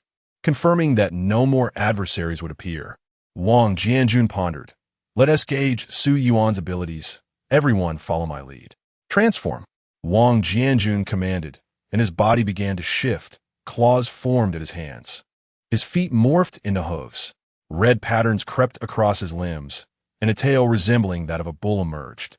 With a horse in Oppos, visage and a bull in Oppos, tail, he resembled a creature that combined both. Su Yuan narrowed his eyes. He recognized the creature from the dossier, an aquatic horse. Just as he was observing Lu Jiangwo, a wave of heat surged from behind. Su Yuan turned to see a petite girl who had completed her transformation. She resembled a crane, flames dancing atop her head. Her skin a blue base marked with red patterns. Bai Fong? How rare, Su Yuan mused. Simultaneously, he glanced at the beast forms of the others. Aside from the aquatic horse and Bai Fong, nothing else caught his eye. Zhang Fei studied the dossier of the girl who had transformed into Bai Fong. Lu Ro, 16 years old. Her physical condition post-transformation is average, hailing from the Flame Mountain Research Institute. Lu Jiangwo's voice carried a peculiar resonance, almost a roar. Su Yuan, it's your turn to transform. Apologies. What I possess is not merely a beast form. It is a dragon. In an instant, the air around Su Yuan plummeted to freezing temperatures, snowflakes swirling within the enclosed training arena. Under the gaze of all, Su Yuan swiftly transformed into a dragon. His body was adorned with shimmering scales, crystalline horns sprouting from his head, and silver hair cascading to his waist, moving as if caught in a breeze. His visage remained unchanged, yet radiated an aura of cold detachment. His white brows furrowed slightly, and an invisible pressure emanated from him. All eyes on the stands held their breath, fixated on Su Yuan, who presented a form utterly distinct from their beast forms. This unseen pressure radiated outward from Su Yuan, forcing several weaker beast tamers to revert from their beast forms, unable to maintain their transformations under the overwhelming force. Professor Lu recorded frantically, dragon-type beasts are the pinnacle among extraordinary creatures. Even when tamed, they retain their majesty as top-tier beings. In the presence of dragon tamers, weaker beast tamers cannot sustain their forms. As for dragon tamers, my speculation, Lu Shunsun mused to himself. Yet, no one paid him any heed. All eyes remained on Su Yuan. "Please proceed." Su Yuan's voice resonated clearly, reminiscent of a dragon's roar. As he spoke, he gestured invitingly, maintaining a calm demeanor. At this moment, Wang Jianjun was too stunned to speak. Even though he had recently become a beast tamer, he could sense that Su Yuan was on an entirely different level. "Oh, by the way, I am not particularly fond of this environment," Su Yuan remarked, his eyes shifting slightly. The grass beneath his feet froze at an astonishing pace, a fierce chill radiating outward. Snowflakes began to drift from the heavens, the temperature plummeting drastically. On the stands, Li Exan smiled faintly. How familiar. During her previous training session with Su Yuan, regardless of the simulated scenario, it ultimately transformed into a frigid landscape. Wang Jianjun widened his eyes and leaped nimbly, evading the encroaching ice beneath him. Behind Su Yuan, Lu Rou conjured a barrier of flames, enveloping her in warmth. Yet, the ice seemed impervious to Lu Rou and Amp. Oppo's fire, continuing its advance unabated. A jolt of alarm surged through Lu Rou and Amp. Oppo's mind. How could this be? Was fire ineffective against ice? Let us move. Wang Jianjun landed firmly on the icy surface, his limbs splayed like a wild stallion unleashed, charging towards Su Yuan with fervor. Su Yuan glanced back and noted that among the 4 who had just reverted from their beast forms, an additional 13 were now surging forward in unison. Remaining composed, Su Yuan exerted force through her legs, propelling herself into the air. The snowflakes swirling around her coalesced rapidly, forming countless slender icicles suspended in the atmosphere. "This is bad," Wang Jianjun muttered under his breath, arcing his body as a wave of water manifested above him, creating a protective dome. Lu Rou, agile and quick, retreated several steps, her entire form engulfed in flames, particularly the energy concentrated atop her head, radiating with a searing luminescence. Each beast tamer employed their unique tactics, while some, unfamiliar with their abilities, hastily sought shelter. "Now," Su Yuan commanded, her presence accompanied by a cascade of innumerable icicles descending from the sky. Chapter 44. The table is upended, observing Su Yuan standing effortlessly at his place. Wang Jianjun and Oppo's expression underwent subtle changes. This individual exhibited remarkable control over his capabilities, appearing far from a novice. If he could manage his abilities so well, then his strength must be. Wang Jianjun mused, as his feet, reminiscent of horse hooves, propelled him across the water's surface towards Su Yuan. His fist, slicing through the air, surged forward with remarkable speed and force, aimed directly at Su Yuan. Su Yuan, with a casual flick of his wrist, opened his right hand to meet Wang Jianjun and Oppo's punch. Bang! The powerful collision resonated with the sound of wind being displaced. Su Yuan furrowed his brow slightly. Indeed, as a soldier, Wang Jianjun possessed formidable physical prowess, which only intensified after becoming a beast master. Yet, compared to Zheng Fei, he still fell woefully short. How could this be? Wang Jianjun silently gritted his teeth, abruptly retracting his fist and adopting a combat stance. Though the commander had instructed him to fight to the brink of death, he feared his strength might be too overwhelming for Su Yuan to withstand. Su Yuan regarded Wang Jianjun and Oppo's eyes and gently shook his head. Upon hearing this, Wang Jianjun and Oppo's pent-up frustration surged, channeling all his might into his right fist. A faint wave of water enveloped his knuckles, resembling a glove crafted from liquid. "Don't just stand there. Everyone attack together," Wang Jianjun bellowed, his feet creating depressions in the icy ground as he unleashed an immense burst of energy, propelling himself to his utmost speed. As Wang Jianjun charged forward, the other beast masters surged alongside him. Su Yuan, now fully engaged, understood the weight of the punches he would endure and clenched his fist, a chill radiating from his hand. Bang! The two powerful fists collided, and Wang Jianjun, caught off guard, felt the waterways around his fist solidify rapidly. The icy aura seemed to possess a life of its own, swiftly creeping up his arm. In the face of the other approaching beast masters, Su Yuan moved with agility, delivering merciless punches, dispatching the weaker newcomers back to their original state. writhing in pain on the ground. Just as the fight continued, a blazing fireball suddenly shot forth from his side. Su Yuan, oblivious to the little girl transformed into a Baifeng, barely managed to evade as the fireball whizzed past his dragon horn. Boom! The fireball struck a nearby frozen mountain, erupting with a tremendous explosion. Su Yuan felt a pang of alarm and instinctively glanced towards Lu Ro. At that moment, Lu Ro had completely reverted from her beast state, her delicate face glistening with sweat as she gasped for breath. It seemed that the earlier attack had drained her of all her strength. Seizing the opportunity while Su Yuan's attention was diverted, Wang Jianjun swiftly retreated, his right arm now entirely encased in ice. He stared incredulously at Su Yuan, realizing that his earlier full-force strike had been effortlessly countered, and it appeared as though Su Yuan had not even exerted his full potential.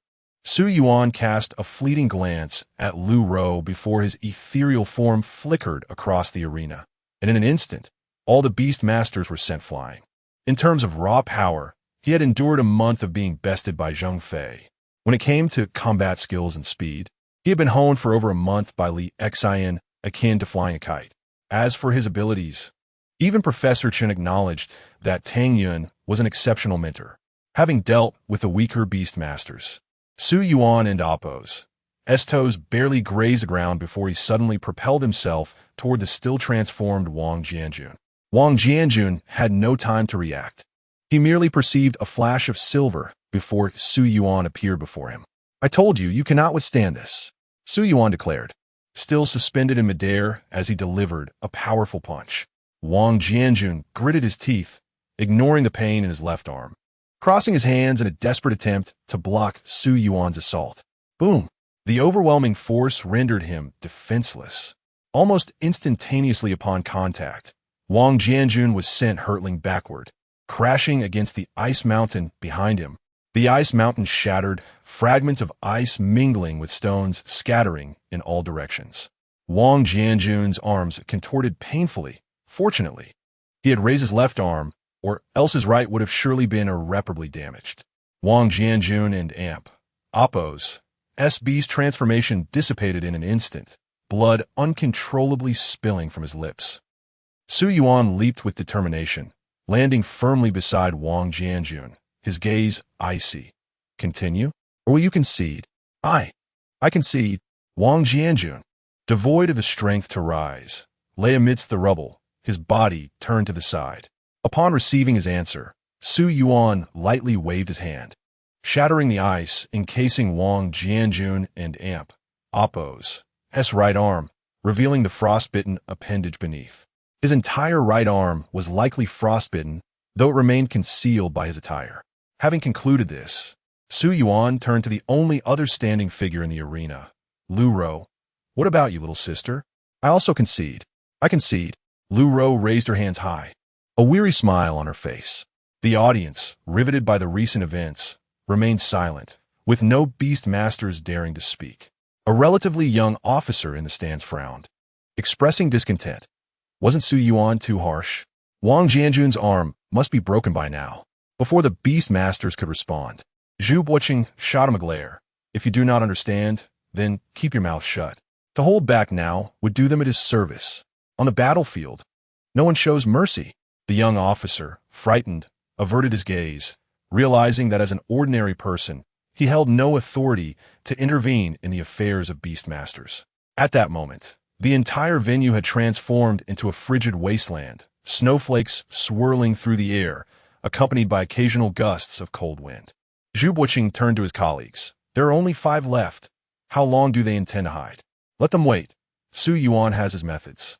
Professor Chen replied with a slight smile, confident in Su Yuan and Appo's capabilities. Lu Shunsen shook his head.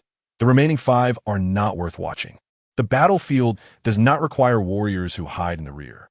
Zhu Buqing nodded in agreement, recognizing Lu Shunsen and Appo's point, and activated the microphone. "Since you 5 have chosen to remain concealed, this practical test will conclude here." "Wait, Commander!" Su Yuan quickly interjected, a barely perceptible smile gracing his lips as he whispered, "Those who are cowardly must pay the price." In the stands, Zheng Fei grinned widely. This kid is not done yet. Su Yuan and Appo's hands, resembling dragon claws, pressed against the icy ground. His crystalline dragon, horn shimmering with blue light, explode the ice. Boom, boom, boom, boom, boom. In an instant, the arena erupted with a cacophony of explosions, shaking the entire venue, each sound sending chills down the spine. The arena resembled a minefield, with Su Yuan and Appo's command. Explosions ensued. Debris, earth, and trees intertwined with shattered ice, creating a breathtaking spectacle.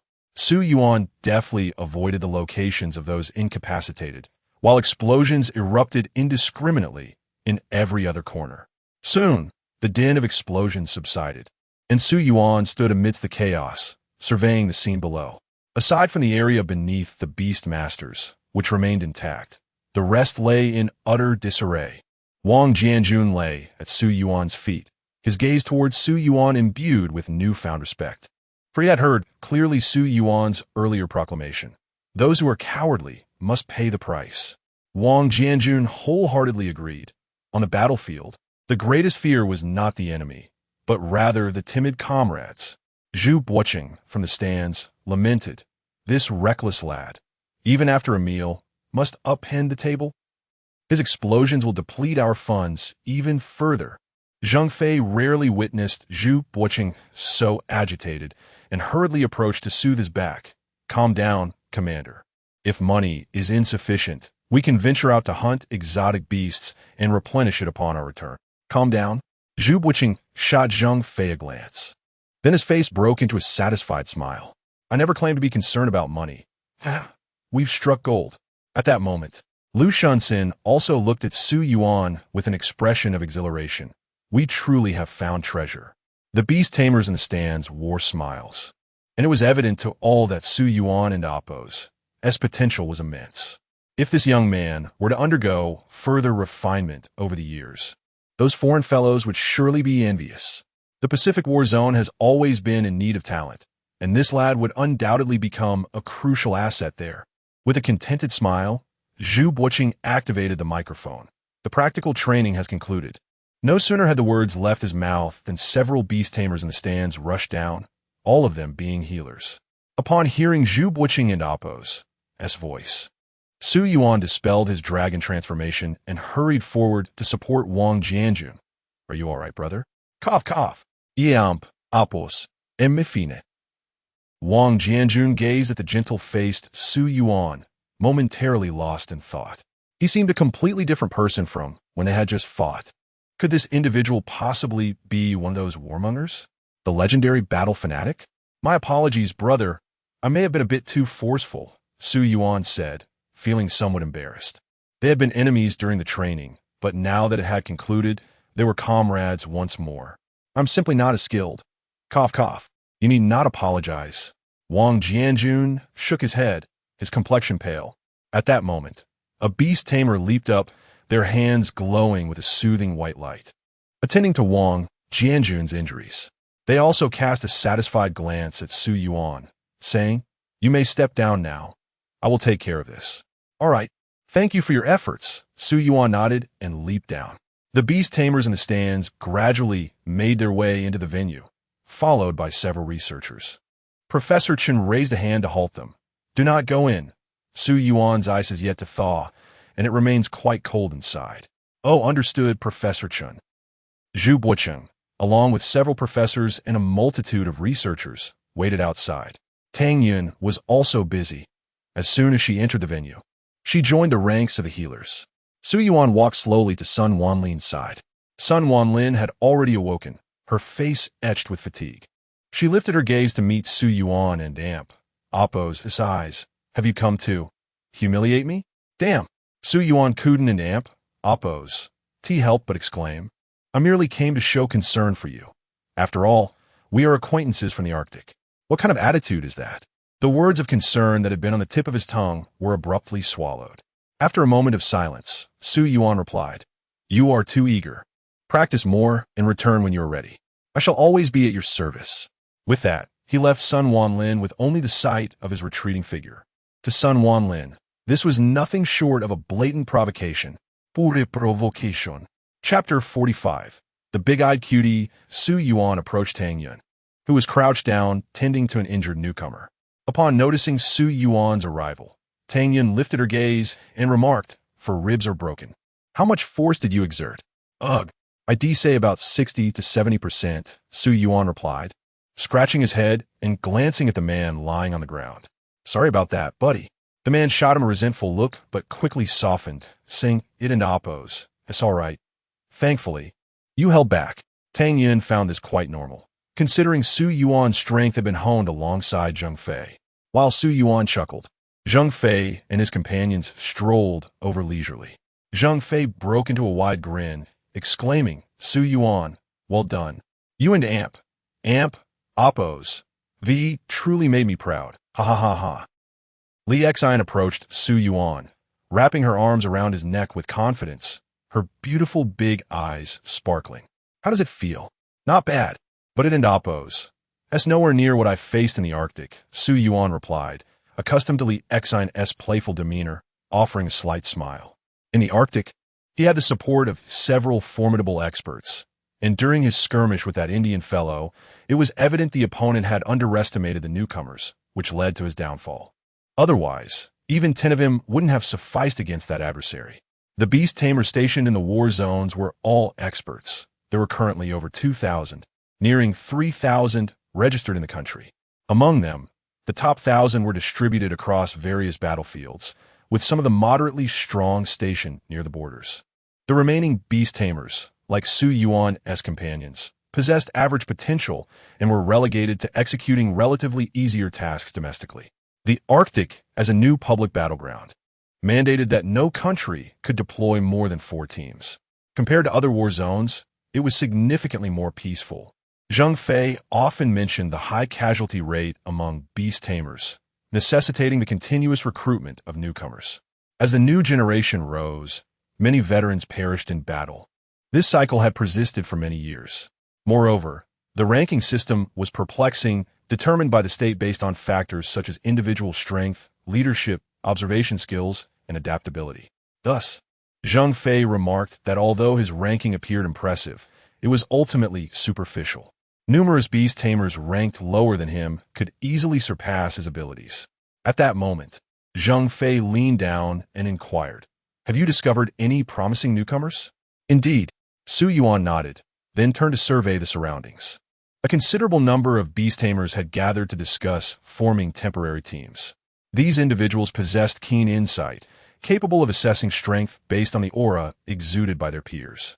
Therefore, Wang Jianjun and Sun Wanlin were undoubtedly among the top choices. Excluding himself, Su Yuan could sense the strengths and weaknesses of the 24 other newcomers. Once one became a beast tamer, they would emit a unique aura that fellow tamers could easily detect. "Go, bring that person over. We are an official team and have the first pick." Zheng Fei clapped Su Yuan on the shoulder, intentionally raising his voice. Indeed, his shout drew the attention of those around them. 4 newcomers, becoming an auxiliary member of an official team was the best option, allowing for accelerated growth. Su Yuan stepped forward under the watchful eyes of the crowd. At that moment, Sun Wanlin looked at him with hope. She too desired this opportunity. Just as everyone expected Su Yuan to choose Sun Wanlin or Wang Jianjun, he walked past both and fixed his gaze ahead. His focus was on a petite girl, Lu Ro, who had just transformed her beast into a Baifang. 3 beast tamers stood before Lu Ro, holding documents. Upon seeing Su Yuan approach, they could not help but smirk. Well, look who decided to swoop in.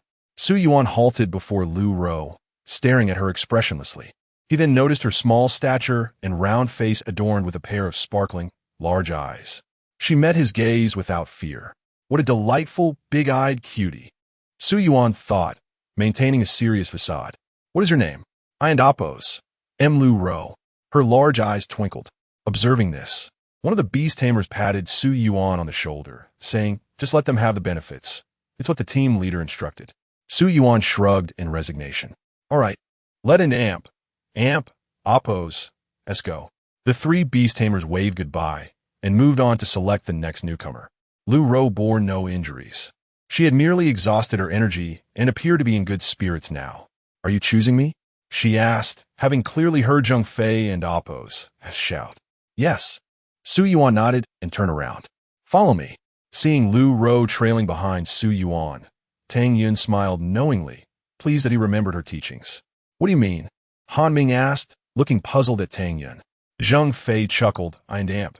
Amp? Oppos. V reviewed her profile.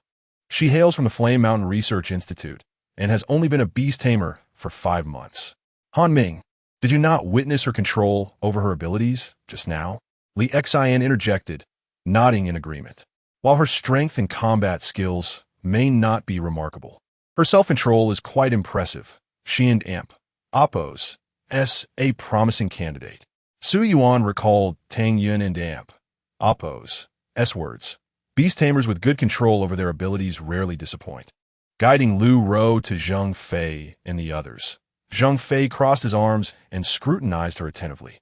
Lu Ro appeared somewhat anxious, her hands fidgeting as she bowed to the group. Hello everyone, I am Lu Ro. Save the rest for later. Let's go, Zhang Fei interjected, assuming the authoritative demeanor of a team leader, turning to lead the others away. Tang Yun gently addressed the injured beast tamer. I'll be leaving now. Others will come to treat you shortly. All right. The man blushed, gazing wistfully at Tang Yun's retreating figure. At that moment, a burly man suddenly appeared before him, his hands glowing white as he pressed against the man and Oppo's chest. Stop daydreaming. You have no idea how many people have their eyes on the beautiful Tang. Confronted by the imposing figure, the beast tamer's fantasy shattered, and he lay back down, dispirited.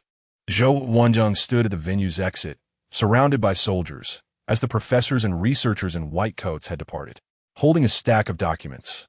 He glanced at Zhang Fei and remarked, Zhang Fei, it's quite rare for you to be willing to mentor newcomers this year. When there are promising candidates, one must cultivate them, Zhang Fei replied with a broad smile. Upon hearing this, Zhou Wanzhong smiled gently and turned to Lu Ro, saying, Lu Ro, you've struck gold. Your training will be arranged by Zhang Fei from now on. Lu Ro nodded slightly, still in disbelief. I understand, Major General. Zhou Wanjing's expression shifted to one of concern. With one of your team leaving, someone will be left behind. It's troubling. Please take your time to worry. Major General, we shall be on our way. Zhang Fei waved his hand as he departed. The Kunlun Mountain Research Institute boasted 4 cafeterias and 4 dormitory buildings, with the girls' dormitory located in building number 3. Zhang Fei and his team escorted Lu Ro directly to the front of building number 3, instructing her, you have 20 minutes to pack your things. Oh, okay. Though Lu Ro was unsure of what to do, she felt compelled to comply with Zhang Fei and Oppo's directive. She hurriedly ascended the stairs, her steps light with excitement. Zhang Fei glanced at Su Yuan, honestly thinking that among this batch of newcomers, only Su Yuan captured his interest, including Wang Jianjun and Sun Wanlin. Both of them are undoubtedly talented, yet they have not fully met their own expectations. Choosing Lu Ro was simply an act of faith in Su Yuan and Amp. Oppo's judgment. This piqued his curiosity regarding Su Yuan and Oppo's choice of Lu Ro. Li Xian, astute as ever, discerned Zhang Fei and Oppo's intentions with just a glance at his expression and directly inquired. Su Yuan, why did you choose her? You aren't infatuated with her, are you? Do you fancy this type? Not at all. I don't have a penchant for young girls. Besides, she pales in comparison to you. Sister Xian, Su Yuan replied effortlessly, having picked up this banter from Li Xian.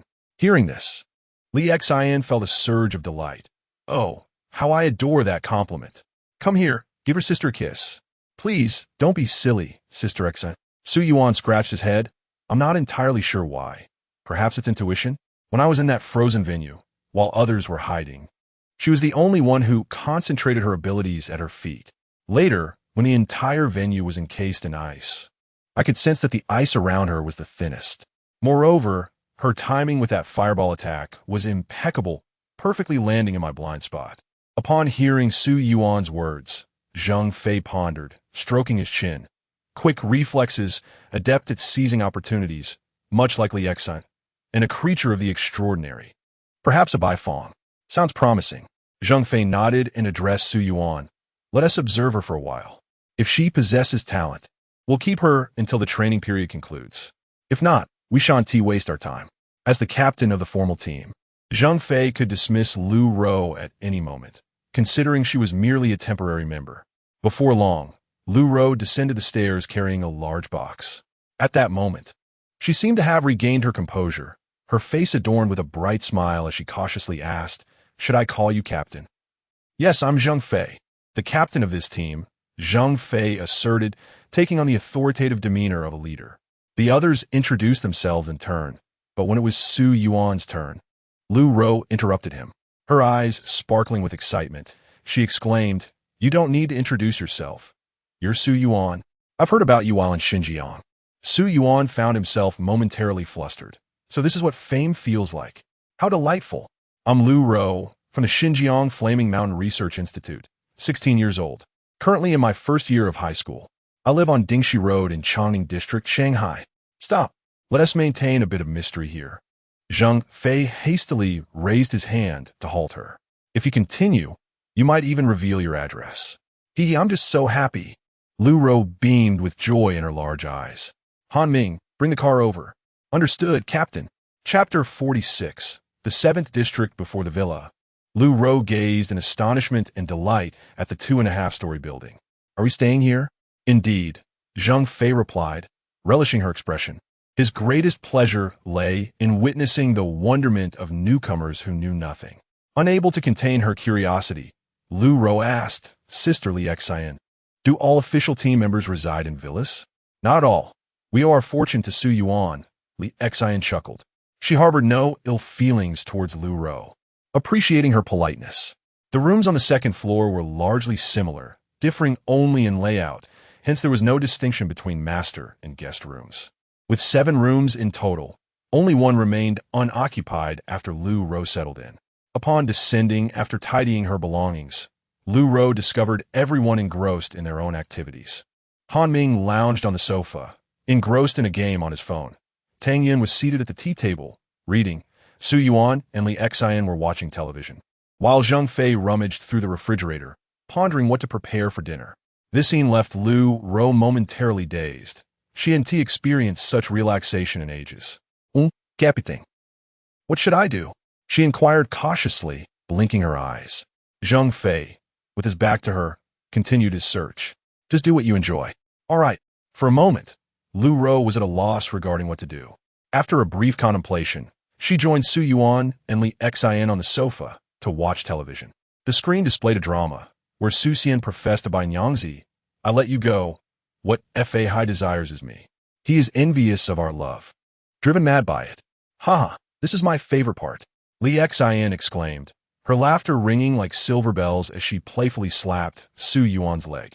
Su Yuan, visibly exasperated, replied, "Sister Xian, could you please refrain from hitting your own leg?" "No." Lu Ro appeared somewhat reserved, attempting to stifle a laugh, a sight noticed by Su Yuan. After a moment's thought, she inquired, "Do you play badminton?" "Never tried, but I can learn." Lu Ro's eyes sparkled with enthusiasm as she looked at Su Yuan. "Let us go, I'll teach you." Outside the villa, beneath the trees, Su Yuan began instructing Lu Ro in badminton. She picked up the skills swiftly, managing consecutive hits in no time. A car approached along the path, coming to a steady stop beneath the trees. Xiao Zhang hastily exited the vehicle and quickly rushed to the rear door, pulling it open. Professor Chun descended leisurely, delicately holding a teacup. "Professor Chun." Su Yuan set down her racket and hurried towards him. The others inside quickly emerged. Zhang Fei, wielding a kitchen knife and donned in an apron, greeted Professor Chun with a cheerful wave. "Professor, what brings you here?" "Zhang, the knife," Xiao Zhang exclaimed, alarmed, as he shielded Professor Chun behind him. "Oh, my apologies," Zhang Fei said, placing the knife on a stone table and wiping his hands on his apron. Professor Chun, maintaining a neutral expression, turned his attention to Lu Ro, who lowered her head, unable to meet his gaze. "I heard Su Yuan chose you?" Professor Chun inquired. Zhang Fei nodded. "Yes, she seems promising. We're giving her a trial." "Quite good. Many can handle Bai Fong, but few excel. This girl controls her abilities well. She can be nurtured." Professor Chun and Amp Oppo's gaze shifted to Su Yuan. "Su Yuan, come here." "Coming, Professor." Su Yuan rushed forward. At Professor Chun and Amp Oppo's gesture. Xiao Zhang struggled to pull out a heavy chessboard from the car's rear. Zhang, lend a hand. Xiao Zhang grunted, nearly unable to lift it. Zhang Fei stepped in and effortlessly lifted it, weighing it in his hands. Wow, quite hefty. Xiao Zhang produced 2 boxes of chess pieces, standing beside Professor Chen. Professor Chen regarded Su Yuan. A competitive spirit is commendable, but remember to temper your temperament. A calm mind allows for sharper observation in battle. Tang Yun, here, Professor. Tang Yun stepped forward. I recall you play Go, correct? Yes. Tang Yun, note that. Then in your spare time, play with Su Yuan. Understood, Professor. Xiao Zhang leaned toward Su Yuan, whispering, that chessboard is made of rosewood, and those pieces are Yunnan and Amp. Amp, Oppos, Xiongzi. They are treasures from the commander, borrowed by Professor Chen. Upon hearing this, Su Yuan felt honored and smiled at Professor Chen.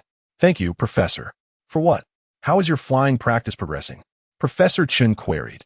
Without further ado, Su Yuan closed her eyes, a chilling aura enveloping her as her feet slowly lifted off the ground, ascending into the air. Yet within 10 seconds she descended feebly.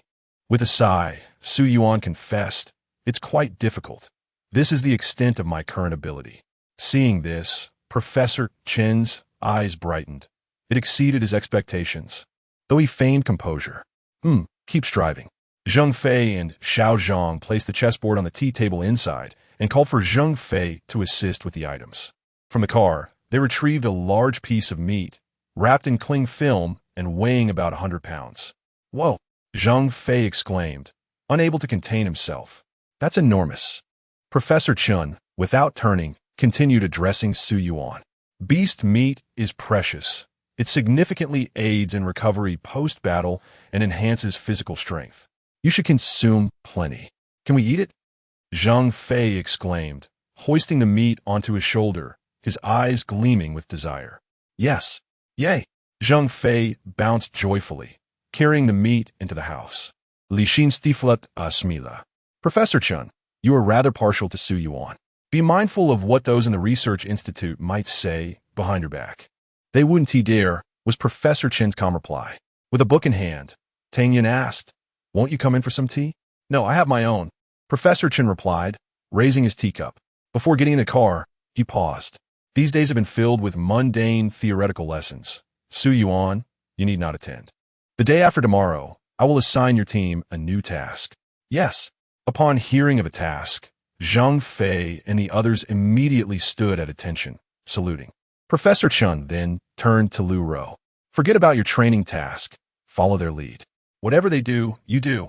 All right. Yes, Professor. Lu Rou nodded timidly, feeling a mix of excitement and anxiety at meeting Professor Chen for the first time. As the car departed, Zhang Fei's smile remained unbroken. Ha! Tonight we feast on barbecue. A delightful meal awaits. Long live the captain. Long live Su Yuan. Han Ming and Li Xian cheered, while Tang Yun remained composed. Lu Rou, still holding her badminton racket, looked at Su Yuan with wide eyes. Su Yuan, shall we continue playing? Not now. I'm off to help the captain. I'm particularly curious about the taste of that meat. I'll join too. That morning, Zhang Fei's team arrived early at the research institute. Su Yuan and Lu Rou were particularly excited. After many days, they were finally about to commence their training. Inside Zhu Buqing's office, Professor Chen was also present. A map of the Kunlun Mountains lay before Zhu Buqing, with the research institute at its center, divided into several regions. He pointed to the location of the 7th district. Last month, scouts reported they discovered traces of beasts in the 7th district. Based on their characteristics and the data, we suspect it is a Tulu. Your team's mission is to locate the specific whereabouts of the earthworm-like creature, attempt to capture it, and if that proves futile, to eliminate it. Su Yuan and the others stood at attention. Yes. Professor Chen turned to Su Yuan. Su Yuan, the reason I have exempted you from training is that you can only grow more swiftly through practical experience. Therefore, Zhang Fei, when encountering the exotic beast, you will take the lead with Su Yuan, while the others provide support. However, safety must be ensured. Yes, Professor Chen. Zhang Fei saluted, his expression grave. Upon receiving the mission assigned by superiors, frivolity must be set aside. Zhu Buqing continued. If all goes well, You may venture deeper into Zone 7 to assist Li Xin in locating a second exotic beast. Understood. Zhu Buqing waved his hand. Off you go, and be cautious. Zheng Fei, well-versed in such tasks, led the group to the supply department to collect the necessary provisions for this mission. Each person received a backpack containing essentials for survival in the wild, along with a modest supply of simple food. They traveled by vehicle until they reached a point far from the research institute, where the soldier driving informed them, "I can only take you this far. The rest of the journey must be undertaken on foot. Thank you for your efforts," Zheng Fei said as the team disembarked, shouldering their backpacks. The soldier also exited the vehicle and saluted Zheng Fei and the others with precise military decorum. "Wishing you success in your mission and a safe return." Zheng Fei and his companions remained silent, merely returning the salute. The vehicle could proceed no further, as before them lay the enigmatic and untamed Kunlun Mountains, a wilderness shrouded in mystery. Zheng Fei's demeanor was serious. "Su Yuan, Lu Rou, this is your first venture into the mountains. You must exercise utmost caution, for within lie countless unknown and perilous creatures and flora." "Understood, Captain," Su Yuan replied, earnestly nodding. Zheng Fei looked at Su Yuan. "While ensuring your safety, we will strive to refrain from engaging unless absolutely necessary. So in the face of danger, you must lead by example." "Yes." Su Yuan comprehended that both Professor Chun and Zheng Fei were considering her future. It is through confronting crises that one can truly accelerate their growth.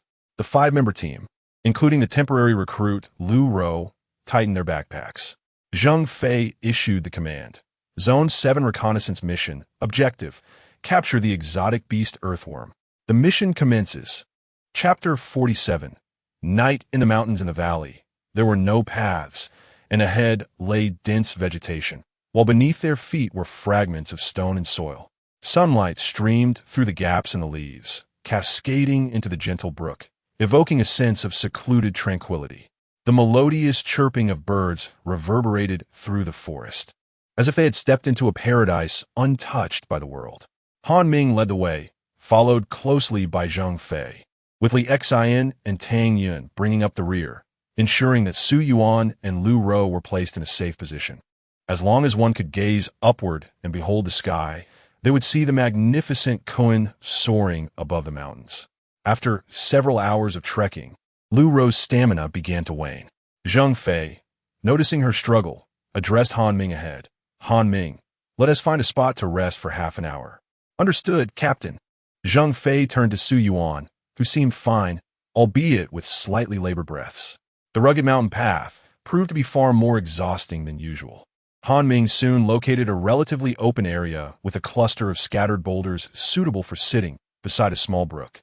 Tang Yun set down her backpack and retrieved a water bottle, softly inquiring, "Does anyone want some water?" "Yes, yes, yes. Thank you, Yunjia." Su Juan Zetponde, rummaging through her bag for her own bottle, which they had all received from the supply department. "Yin and Oppos, I want some too." Li Xian chimed in with a smile. "All right." Tang Yun replied with a gentle smile, dashing to the brook and Oppos' edge with the water bottle. The brook and Oppos' water was pure mountain spring, perfectly safe for drinking. Zheng Fei perched on a rock, casually lighting a cigarette. "Lu Rou, didn't you do strength training at the Flame Mountain Research Institute?" "I did, but I struggled to keep up with the pace." Lu Rou and Oppos' face was pale, still recovering from their exertions. Zheng Fei exhaled a long plume of smoke. Speaking earnestly, "Lu Rou, listen to me. You must train diligently. This circle is merciless, and you must become exceedingly strong." He raised an eyebrow at Lu Rou. She nodded eagerly, her eyes filled with admiration for Zheng Fei. Su Yuan raised her hand and remarked softly, "Well, Xiangyu is a loser too. His defeat is chronicled in history, and he even has his own records of Xiangyu." "Shut up." Zheng Fei's face flushed with embarrassment, and he glared at her before turning to Han Ming. "What is this personal record you speak of?" "Captain, don't act so profound. If you want Lu Rou to train hard, to say it outright. Everyone knows you barely attended school," Han Ming quipped. Before he could finish, Zheng Fei, cigarette in hand, strode towards him with a fierce expression, prompting Han Ming to hastily leap away from the rock beneath him. "I'll go find something to eat." Zhang Fei, gritting his teeth in frustration. Plop down. In any case, Su Yuan's strength training will be under my guidance. After this mission, you must keep pace. I understand, Captain. Lu Rou nodded solemnly. Moments latte. Han Ming returned with a handful of wild fruits, and the group enjoyed the fruits and mountain spring water, relishing the respite. Zhang Fei produced a simple map from his backpack and began to explain to Su Yuan. This is a rough map of Area 7. Currently, we have only explored the outer circle. Rarely do we encounter abnormal beasts there. At our current pace, we should exit the outer circle and reach the edge of the inner circle in about 3 days. Our mission objective lies there. Although the soil insect is not particularly rare, it is quite fierce. Zhang Fei glanced at Su Yuan. You've already experienced the difference between abnormal beasts and beast tamers. Haven't you? Yes. Su Yuan nodded, recalling the ice fox they encountered in the Arctic. The strength displayed by Sun Wanlin was incomparable to that of the ice fox. Previous materials had indicated that a beast tamer could only be on par with an abnormal beast upon achieving 100% compatibility with their own beast.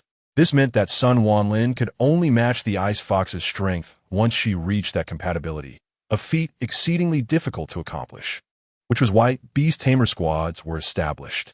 Some formidable beast tamers possessed the capability to slay an abnormal beast entirely. Lu Rou blinked. Captain, what distinguishes the inner circle from the outer circle? The inner circle is the habitat of the abnormal beasts.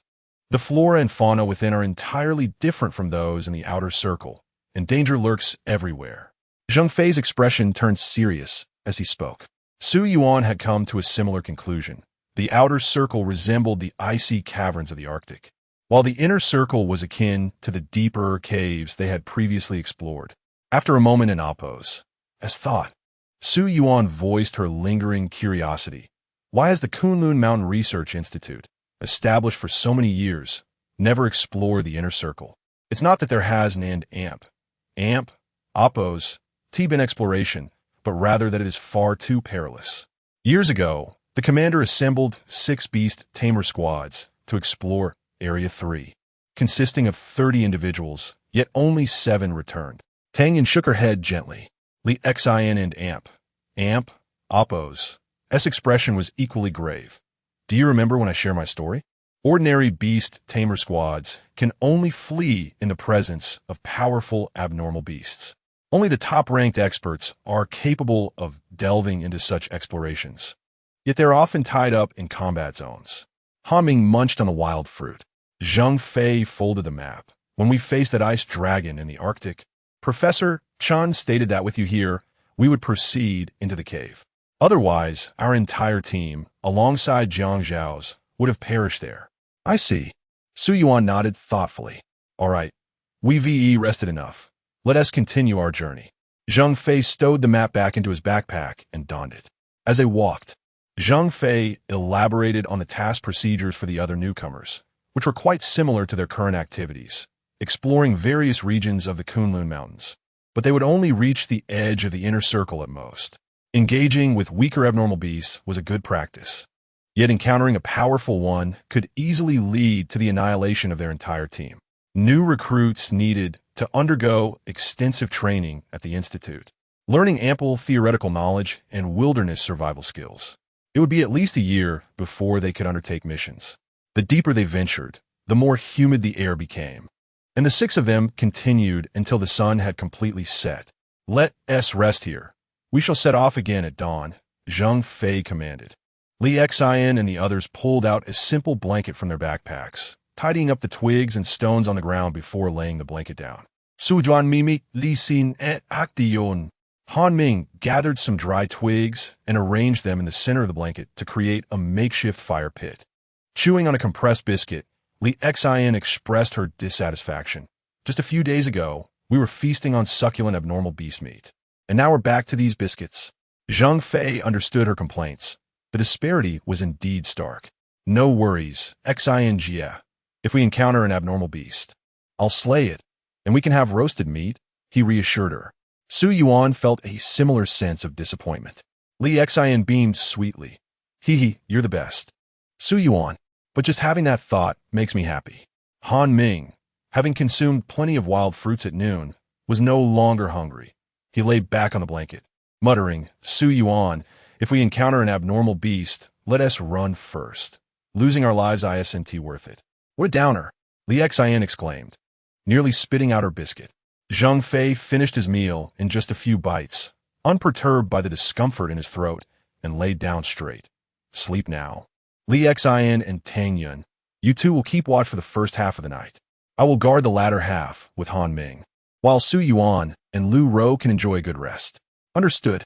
The night over the Kunlun Mountains was pristine, devoid of the pollution of bustling cities. The clear night sky was dotted with stars, appearing almost within reach. Above, the Kun continued to glide slowly, its wings and tail trailing luminous points reminiscent of shooting stars. These sparkles flickered briefly before vanishing, only to be replaced by new ones. The night was serene, with no signs of life around, save for the occasional cooing of birds. Su Yuan found himself unable to sleep. It was his first night spent in the deep mountains, and outdoors at that. After gazing at the starry sky for quite some time, Zhang Fei had already begun to snore a while ago. Turning his head, he saw Li Xian, who was supposed to be on watch, nestled sweetly against Tang Yun's shoulder, sound asleep. Tang Yun sat cross-legged on the blanket, eyes closed in a state of calm. Since sleep eluded him, Su Yuan decided to rise and sit beside Tang Yun, gently calling, "Sister Yun, Sister Yun." Without opening her eyes, Tang Yun replied softly, "Can't sleep?" "Yes." Su Yuan folded his legs, sitting next to her while admiring the night sky. "The night is truly beautiful, so cozy and pleasant. I wish it could last forever." Tang Yun fell silent for a moment before opening her eyes, her gaze filled with warmth. "Su Yuan, what the captain said to you earlier was merely to instill a sense of reverence for the otherworldly beasts. Our team is quite formidable. The captain spoke to you that way to ensure you maintain respect for the unknown. I am the only one in the team with lesser combat abilities. Han Ming's beast is unique, but he is still young. Given time, he will become formidable. Li Xian possesses great talent, comparable to yours. She and the captain have the strength to hunt beasts alone, and even if they encounter something overwhelmingly powerful, escaping is certainly within their capability. Thus, as long as we face beasts that are not exceedingly rare, we can manage. I hope you can appreciate the captain and Appo's good intentions." It was the first time Su Yuan had heard Tang Yun speak so extensively, and his gaze toward her grew warmer. "I understand, Sister Yun." He smiled gently. Tang Yun sighed softly. "I fear I may become the one who holds everyone back." "Nonsense. You're not a hindrance, Yun'er. It is because of your presence that we dare to charge into danger, knowing that no matter how grievous our wounds, you can heal us." At some point, Li Xian had awakened, leaning against Tang Yun and Appo's shoulder, her eyes filled with determination. Tang Yun remained silent, the corners of her eyes curving slightly as if smiling. Li Xian looked at Su Yuan over Tang Yun's shoulder. "Aren't you going to sleep, Su Yuan? You need to conserve your energy." "I can't sleep. I shall keep two beautiful ladies company through the night." Su Yuan ziplit non chalen. "Very well then." Li Xian's eyes curved into crescent moons.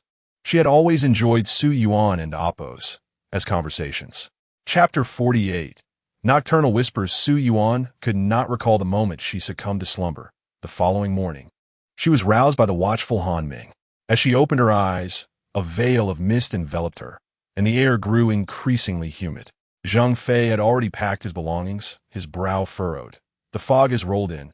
The path will become even more treacherous. "You have 10 minutes to prepare for departure." A chorus of affirmations followed. Su Yuan shook her head to dispel the remnants of sleep and tucked her blanket back in her backpack. Han Ming extinguished the campfire completely, and the group ventured deeper into the mountains. Mountain weather is notoriously fickle. As noon approached, the mist gradually began to lift. Yet, before it could dissipate entirely, a light rain commenced, rendering the ground muddy and difficult to traverse. The team, including Li Xian and Tang Yun, uttered not a single complaint, evidently accustomed to such conditions. As they walked, Zhang Fei turned his head and remarked, "The weather is poor today. We shall not rest. Lu Rou, can you endure?" Lu Rou had long since exhausted her strength, yet she gritted her teeth and replied, "I'm fine, Captain. Let's continue. She was acutely aware of her position. Failure in this mission would likely mean her return to where she came from. Zhang Fei cast her a glance, but remained silent. It was not until evening that the rain finally ceased. The arduous path had caused considerable delays, and the original plan to reach the inner circle in 3 days would likely be postponed by an additional day. Tomorrow, with the soil soaked by the rain, the ground would become even more challenging to navigate. Over the next few days, the group pressed onward. Though Su Yuan felt fatigued, she kept it to herself, while Lu Rou remained mute throughout. Zhang Fei chose not to mention the prospect of rest. On this particular dusk, the group arrived at the edge of the outer circle.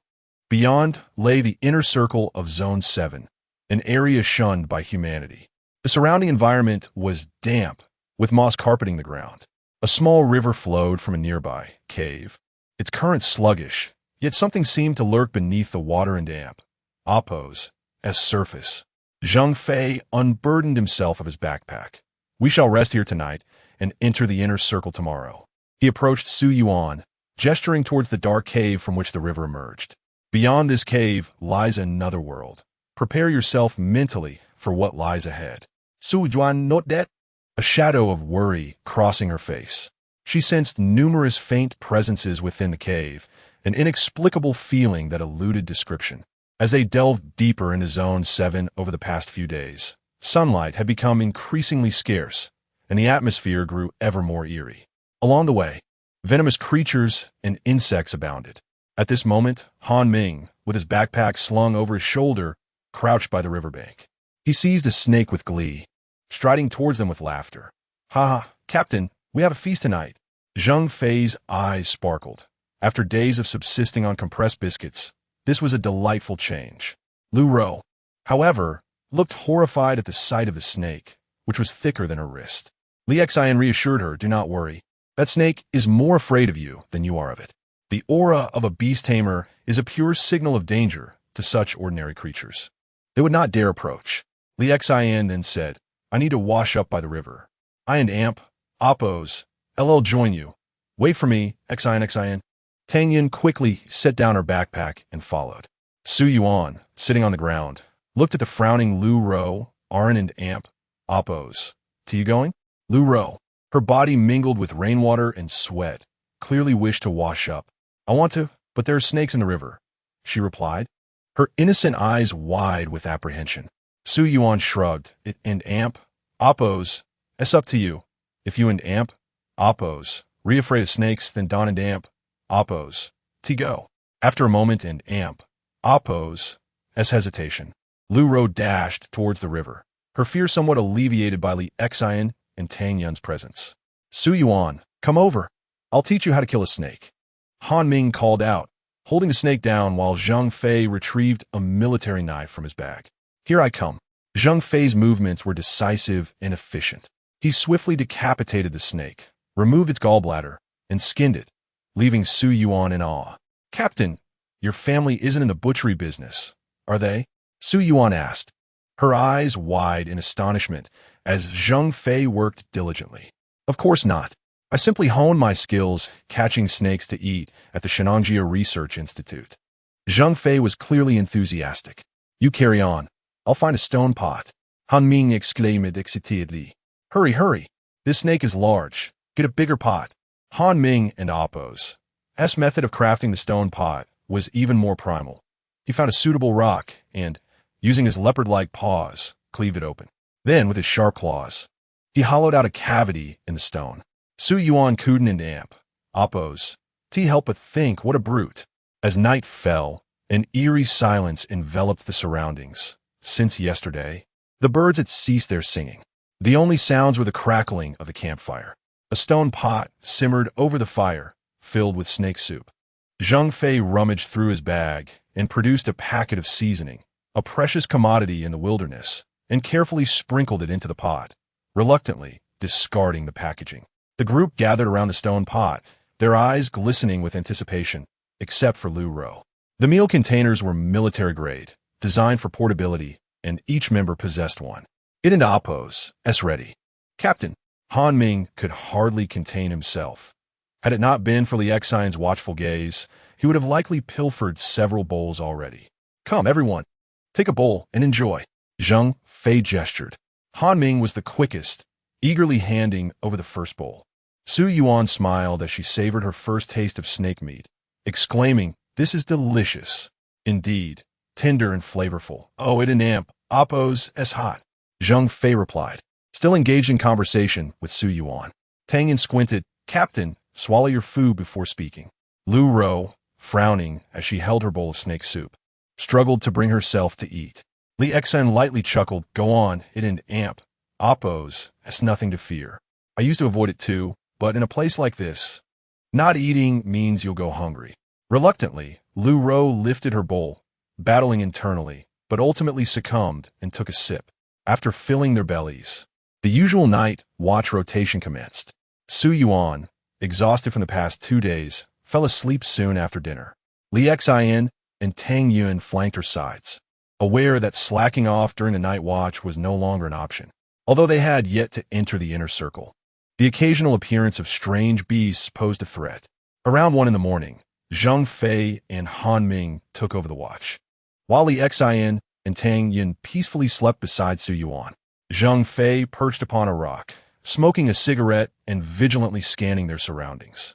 Suddenly, a series of sharp calls rang out from the nearby river, their crisp tones rhythmic yet brief. Zhang Fei nearly sprang to his feet, fixating his gaze on the source of the sound. Han Ming frowned, glancing at Zhang Fei. "Captain, could we be so unfortunate?"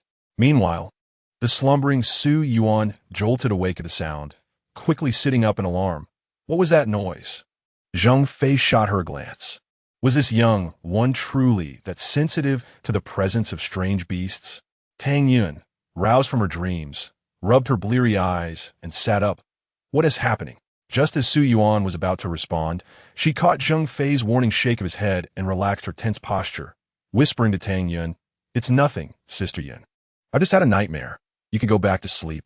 "Oh, all right then," Tang Yun mumbled, turning back to her slumber.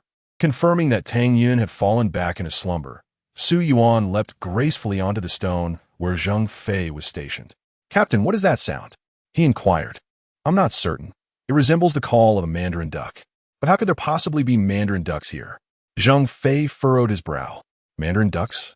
Su Yuan tilted his head, his mind racing through various pieces of information.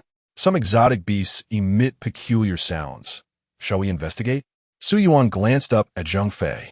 Zhang Fei hesitated to allow Su Yuan to accompany him, but then reconsidered, addressing Han Ming. "Han Ming, you remain here, no matter what occurs. You're not to leave this spot."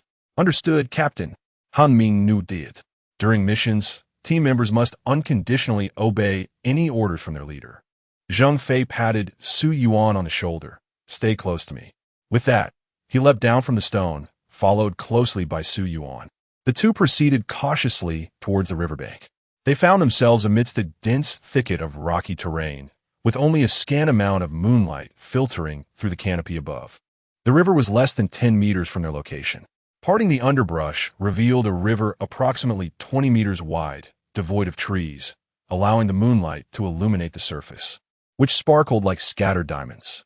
Su Yuan gazed upstream along the river, noting that the cave from which the water flowed was nearly 100 meters away, its shadowy entrance stark against the silvery moonlight. Suddenly, a strange chirping sound echoed again. This time, not only Zhang Fei, but even Su Yuan could distinctly hear it, emanating from the river near the cave. "What bad luck?" Zhang Fei muttered under his breath. Their plan was to enter the cave at dawn, as the river flowed directly from within it, and the sole means of access was via the waterway. If there were creatures in the river, their mission would be deemed a failure. The temperament and habits of exotic beasts are unpredictable. They might linger for merely minutes or remain for months. Su Yuan, discerning Zhang Fei and Appos, as thoughts quietly asked, "Captain, can we not fly over the mountain to circumvent the cave?" "Do not entertain such foolish notions. The aerial beasts are more formidable, and only Tang Yun and I possess the capability to confront them in flight. I have no desire to meet our demise here." Zhang Fei sighed. Su Yuan and Appos' gaze remained fixed on the direction of the strange sounds. Then we have only one option left, Captain. Tang Yun. Remaining silent for a considerable time before responding. Let us first ascertain what we are dealing with. If it is something we can handle, we shall deal with it tonight and provide them with an extra meal come morning. All right. At this proclamation, Su Yuan could not suppress a smile. This was precisely what he had been waiting to hear. Zhang Fei stepped in front of Su Yuan. You follow closely behind me. We will approach from the riverbank. Understood. Chapter 49. The red arowana, the silvery moonlight cascaded down, rendering the river and Appo's surface akin to a sheet of shimmering silk. The brilliance of the moon illuminated everything clearly, save for the pitch-black mouth of a cavern. The entrance was adorned with peculiar flora that intermittently emitted faint glimmers, resembling the glow of fireflies. Chirp! The strange call resonated, remaining steadfast in its location. The two individuals moved cautiously along the riverbank, with Zhang Fei advancing at a measured pace, his expression cautious and his gaze fixed on the source of the sound. Su Yuan sensed the distinct aura of a mystical beast, his brow furrowing slightly. As they drew within 10 meters, Zhang Fei halted and whispered, I see it. Su Yuan furrowed his brow slightly and looked up at Zhang Fei. Zhang Fei and Appo's eyes had inexplicably transformed into a luminous golden hue, reminiscent of a tiger and Appo's gaze, casting a soft glow in the night. This was a manifestation of partial beast transformation, a skill Su Yuan had yet to master. Zhang Fei squinted and took a step forward, disturbing the aquatic creature below. The river suddenly rippled, revealing a golden-red dorsal fin surfacing. With the aid of the moonlight, Su Yuan finally discerned the creature in Appo's form. It was a sizable fish, roughly 4 to 5 meters in length, its entire body adorned in a striking golden-red hue. Strangely, this fish possessed a face that was eerily human-like. Human-faced fish, Su Yuan exclaimed, his eyes instantly brightening. This creature was a treasure, rumored to possess flesh that could ward off ailments. Su Yuan freeze the river. Zhang Fei and Appo's face radiated excitement. Recognizing the creature, he was eager to act. This species was gregarious, making it challenging to capture a solitary one. Su Yuan vits that squeeply. Zhang Fei felt the temperature around him plummet as he witnessed Su Yuan transform into a dragon, standing poised on the river and Appo's surface. The water beneath him rapidly froze. Bang! As Zhang Fei propelled himself forward, his transformation into a beast was complete, leaving a dent in the rocky ground beneath him. He struck the red arowana with a powerful blow. Their movements were almost synchronized. Chirp! The cry of the arowana turned desperate, and before it could react, Zhang Fei seized its two whiskers, exclaiming, Come out, ye! Bang! With immense force, Zhang Fei yanked the arowana from the frozen river, slamming it onto the ice. Su Yuan extended his hands, summoning countless ice arrows that materialized behind him. Captain, step back. Watch me turn it into a porcupine. Zhang Fei lightly tapped the ice beneath him, retreating to the shore. Whoosh! Countless ice arrows rained down, striking the arowana. It shimmered with a faint golden-red light, as if its scales were clad in armor. Clang! The arrows collided with it, producing a sound akin to metal. Goodness, it's so tough. Su Yuan gasped, realizing he had underestimated the fish. As the arowana glimmered, Zhang Fei seized his moment, leaping into the air, his feet together as he descended with force. Boom! The tremendous impact reverberated across the ice, sending shards flying. Su Yuan felt the ice beneath him tremble, a strange force surging from the river. Alarmed, he called out to Zhang Fei, Captain, the river water is problematic. My ice is starting to melt. What are you talking about? Zhang Fei turned, his tiger-like eyes wide with concern. Their skirmish was brief, yet the arowana seemed bewildered. Seizing the moment of Zhang Fei and Appo's distraction, it whipped its hefty tail against the ice, launching itself into the air, its bizarre human face gazing down at them. Zhang Fei swiftly retreated to Su Yuan and Appo's side, who was fixated on the ground, acutely aware of the ice melting at an alarming rate. Look up! Zhang Fei and Appo's tone was devoid of emotion.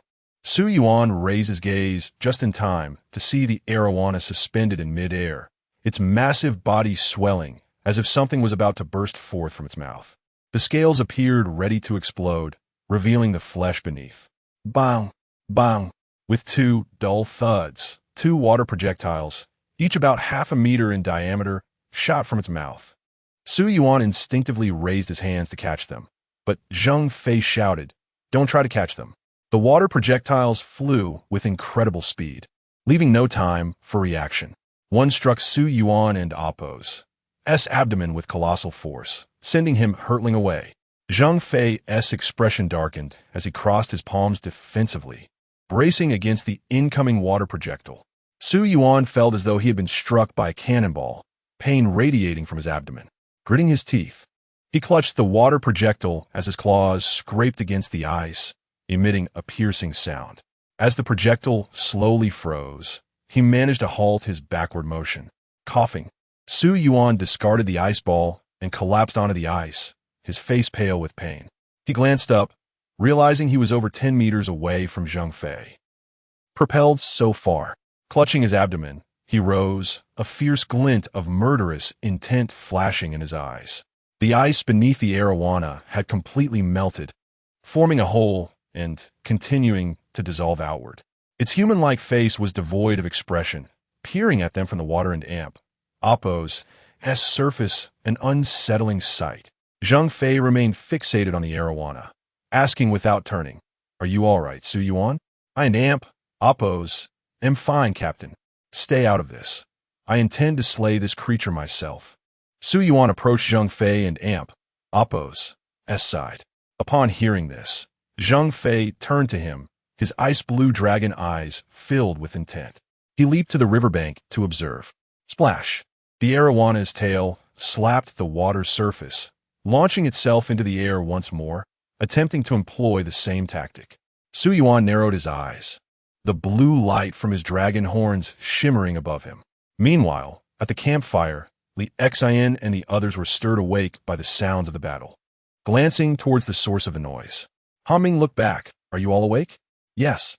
Let's go take a look," Han Ming said, leading the way, followed closely by the others.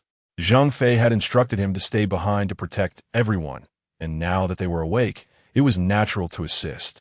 At the river, Su Yuan found the ice beneath him had dwindled significantly, compelling him to summon the extreme cold once more to freeze the area. Placing his hands on the ice, he lifted his gaze to the swollen arowana above. "Ice spike!" With a soft command, a massive ice spike erupted from the surface, piercing through the arawana's entire body. As if strung together like beads, golden red blood flowed down the ice. Han Ming and the others had just arrived to witness the scene.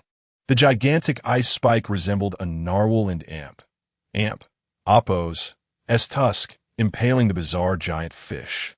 Su Yuan and Appo's breathing became erratic, his dragon transformation gradually subsiding. The river and Appo's water was too peculiar, and freezing it had drained considerable energy. Under the moonlight, Tang Yun recognized the creature, her brow furrowing. "Is that a red arowana?" However, at that moment, the human face was no longer visible, having been pierced through. Su Yuan leaped back to the riverbank. "Captain, the speed at which my ice melts is alarming. We must wait for its body to fall." "Understood." Zhang Fei regarded Su Yuan with profound meaning, nodding gently. Li Xian asked with concern, "Are you all right, Su Yuan?" "I'm fine, Sister Xian. Just a bit fatigued." Su Yuan rubbed his abdomen. Ever since mastering the ice dragon, his physical condition had been steadily improving. It had only been a short while, yet the pain from the water projectile had already dissipated, and soon he would be entirely fine. Zhang Fei gazed at the crimson fish suspended in midair, his brow furrowed in concern. "You all take Su Yuan back to rest. Han Ming, come with me." With that, Zhang Fei strode purposefully towards the dark mouth of the cave. "Understood." Han Ming promptly followed suit. Lu Ro and Appo's eyes still bore traces of blood, indicating she had yet to recuperate fully. She picked up Su Yuan and Appo's coat from the ground.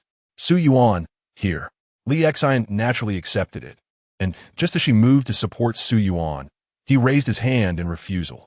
"It's nothing, Sister Xian. I'm not so fragile." "Very well. Li Xin smiled knowingly.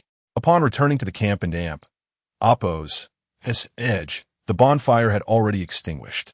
Li Xin gathered some dry twigs from around and ignited a small flame with her right hand, rekindling the fire. Su Yuan took a sip of water, gradually regaining his strength, while 3 lovely ladies stood guard beside him. After approximately half an hour, Zheng Fei and Han Ming returned, with Han Ming dragging the tail of the crimson fish and casually tossing it aside. Zheng Fei sat down by the bonfire, his expression grave. Just now, Han Ming and I explored the cave for a while, and the situation is rather dire. What happened? Li Xin inquired, her brows knitted. Zheng Fei sighed heavily, retrieving a cigarette from his backpack and lighting it by the fire. Alas, there's a swarm of crimson fish in the cave. What? Su Yuan and Li Xin exclaimed in unison. Zheng Fei looked troubled. Su Yuan, what you mentioned about the river's issues is likely due to that swarm. Frigid. Roughly estimating, there are about 20 to 30 crimson fish. What are we to do now? Zheng Fei ran his fingers through his hair, the cigarette losing its appeal.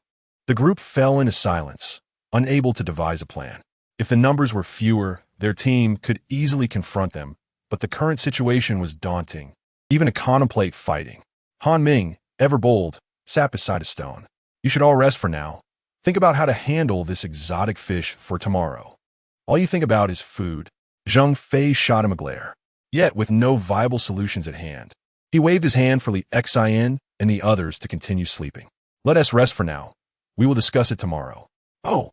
The responses from the group were weak and disheartened. Chapter 50.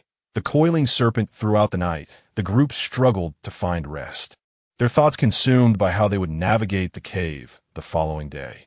Only Lu Ro, nestled in her blanket with her backpack, slept soundly. As dawn broke, the sky appeared overcast, dark clouds swirling above, reminiscent of a colossal creature swimming through the heavens. Beside the campfire, several large pieces of fish sizzled, crackling with the sound of oil. Han Ming, not far away, was meticulously filleting a red fish, glancing up to call out, "Captain, what should we do with the fish scales?" "Just find a place to store them. We can take them back for Professor Liu," Zheng Fei replied.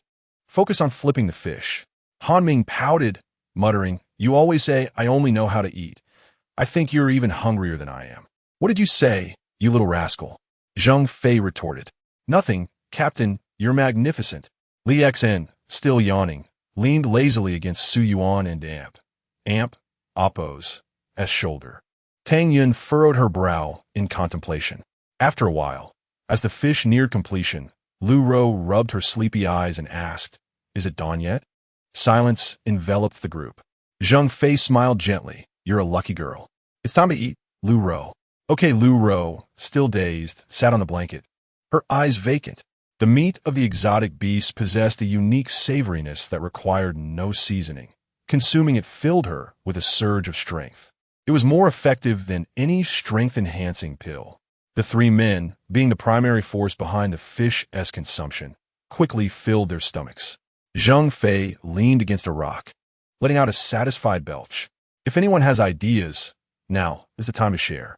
We need energy to think after a good meal."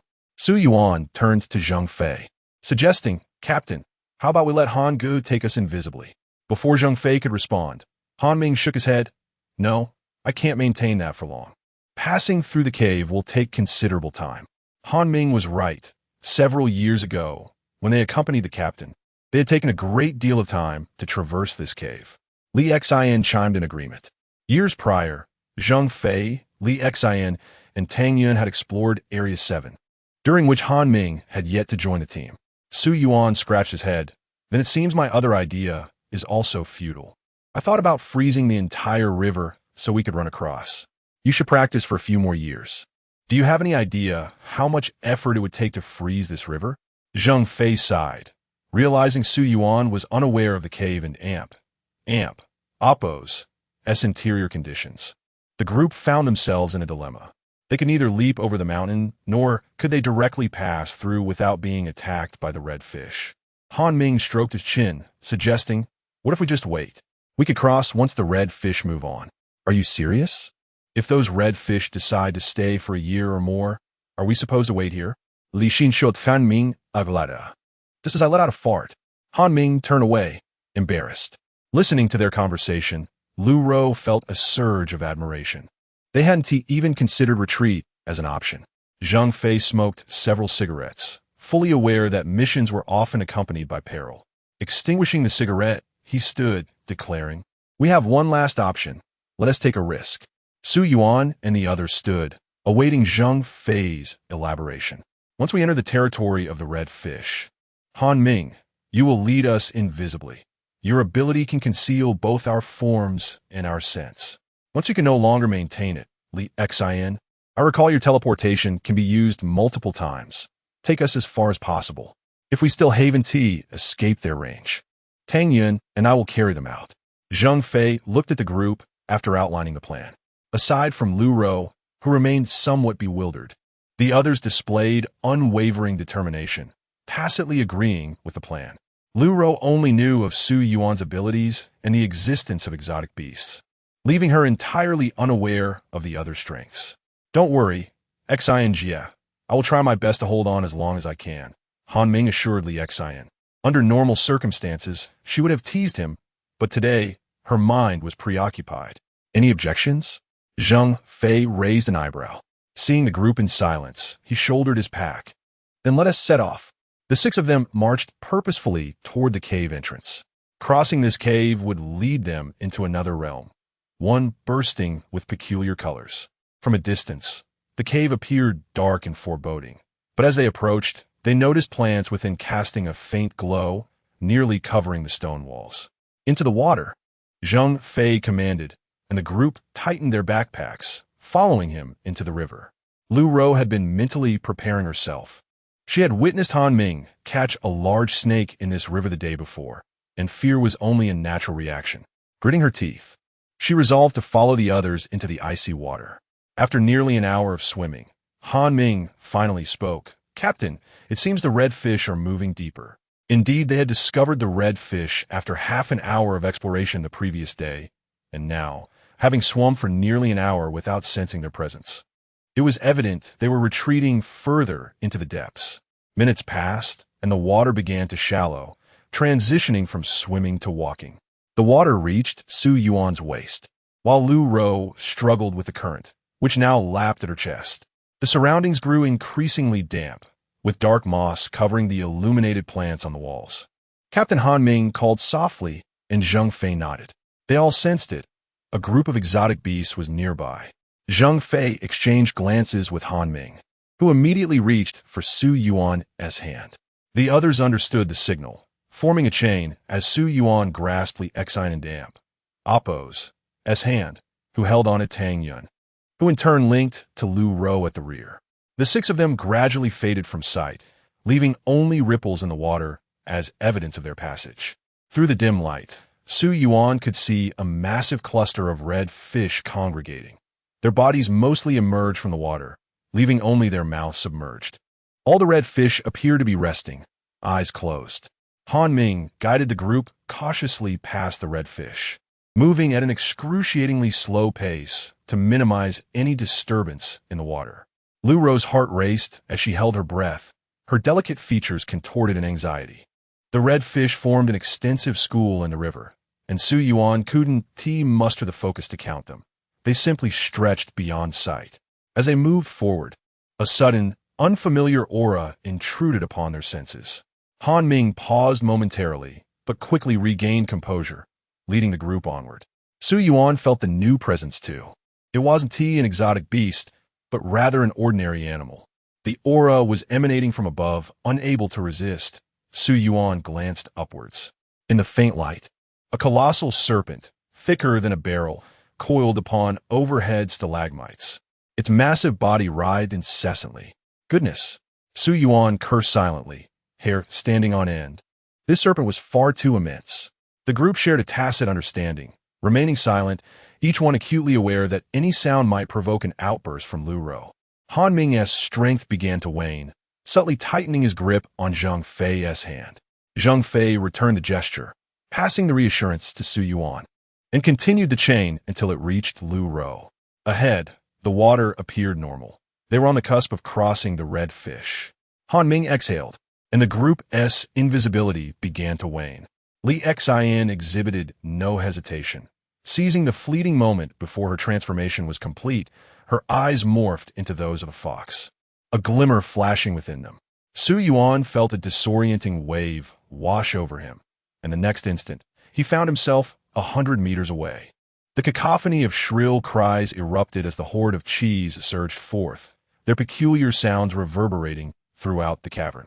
Simultaneously, a colossal serpent above them also lunged frantically towards the group, hissing ominously. Lu Ro, pale as a ghost, observed from the rear of the group. Terror etched across her face as she gazed at her companions. Li Xian wore a grave expression, executing several more instantaneous shifts. Yet, the cheese swam with astonishing speed, their bizarre fish bodies adorned with human faces producing eerie sounds that sent shivers down one's spine, while overhead loomed a serpent stretching at least 100 meters. Damn it! Zhang Fei cursed vehemently. A flash of blue light enveloped Su Yuan, and the river behind Lu Ro began to freeze rapidly. Tang Yun, Zhang Fei shouted, and as he did, a pair of wings sprouted from his back. Tang Yun's own azure wings fluttered gently behind her. Zhang Fei hoisted Han Ming and Su Yuan, while Tang Yun grasped Li Xian and Lu Ro, their wings propelling them away from the water and Oppo's surface. From his aerial vantage point, Su Yuan observed with clarity that his ice melted before the cheese like tofu, disintegrating before even making contact. It melted far more swiftly than it had the previous night, a realization dawning upon him that the collective force of the cheese was utterly terrifying. One alone posed little threat, yet together they were formidable. As they ascended, the summit loomed closer, and the serpent's vastness became even more apparent. Lu Ro and Oppo's lips turned white, tears welling in her eyes. Ahead, Zhang Fei and Tang Yun soared rapidly, pursued relentlessly by the frenzied cheese and the massive serpent. Han Ming, beads of sweat dotting his forehead, surprisingly laughed at the unfolding scene. Ha, Captain, this is far more exhilarating than in the war zone. Not only Han Ming, but Zhang Fei, Li Xian, and Tang Yun also bore smiles upon their faces. Su Yuan's heart raced, yet the subtle smile gracing his lips signified his enjoyment of the chaos. Lu Ro, don't close your eyes. Open them and take a look. Su Yuan's grin widened, his mirth intensifying. I don't want to. I don't want to. Ha ha ha ha ha ha. Chapter 51. The upside-down waterfall of the cave was dimly lit, with faint flickers of fireflies illuminating the stone walls. Above, a colossal serpent writhed frantically, its lantern-sized eyes glowing with an eerie light. The water below erupted as the river and Oppo's red-scaled fish unleashed a barrage of water projectiles, raining down like a deluge. Zhang Fei and Tang Yun, seasoned warriors withdrawing from the battlefield, were acutely sensitive to the imminent danger, deftly evading the onslaught of water blasts by instinct alone. The ground shook violently as immense force struck the cave walls, sending shards of rock flying. The serpentine body above moved with a rustling sound that sent chills down their spines. One water blast struck the serpent directly, and it crumpled as if made of paper, the projectile piercing clean through its body. The giant snake, in agony, plummeted from the cave and Oppo's ceiling, emitting a haunting cry that echoed strangely. Even after hitting the water, it did not cease its pursuit of Su Yuan and the others. Zhang Fei lifted Su Yuan into the air, her gaze locked onto the serpent. It seems to be fleeing, Su Yuan remarked, furrowing her brow. Li Xian, upon hearing this, also directed her attention to the serpent. To her astonishment, she discerned a glimmer of fear in the snake and Oppo's eyes. The powerful water blast continued to perforate the serpent and Oppo's hide, creating several gaping wounds, yet it did not relent. Instead, it accelerated, thrashing wildly in the water, its gaping maw wide open. Wow! Zhang Fei exclaimed, astonished as he witnessed the serpent swim beneath him with remarkable speed. Captain! Su Yuan shouted, realizing the serpent was about to completely overtake them. Zhang Fei immediately understood her intent and dove toward the serpent, calling out, Brother Snake. Let's escape together. The three of them landed firmly upon the serpent's back, while Tang Yun grasped Li Exine and Lu Ro, diving down alongside them. Facing the relentless pursuit of the red-scaled fish behind them, their excitement was palpable, smiles plastered across their faces. The serpent and Appo's slippery secretions made it difficult to maintain their footing, and had they not been beast tamers, they would have surely faltered. Once more, a series of water blasts erupted, and Zhang Fei stepped forward, shielding his companions with his body, transforming his palms into powerful strikes that deflected a water projectile. "Brother Snake, if you lead us to safety, I shall guard you for now," he declared with a grin. The serpent hissed, perhaps in response to Zhang Fei's words. The relentless fish were in hot pursuit, their grotesque faces surfacing in the water. Standing near the serpent's tail, Zhang Fei's imposing figure provided a sense of security. Su Yuan suddenly realized that the serpent had been attempting the same thing as them, silently fleeing this place. However, their presence had inadvertently startled the fish, leading to the serpent's predicament. Tang Yun shook her head at the sight of the serpent's bloody wounds. "That snake won't survive. What a pity, Brother Snake." Zhang Fei replied, without turning back, though his tone betrayed no sense of regret. The serpent's speed began to wane. "Captain, I can see the exit," Han Ming quoted. The group turned to follow his gaze and saw a faint white light illuminating the dark passage ahead. "Li Xin, can you teleport again?"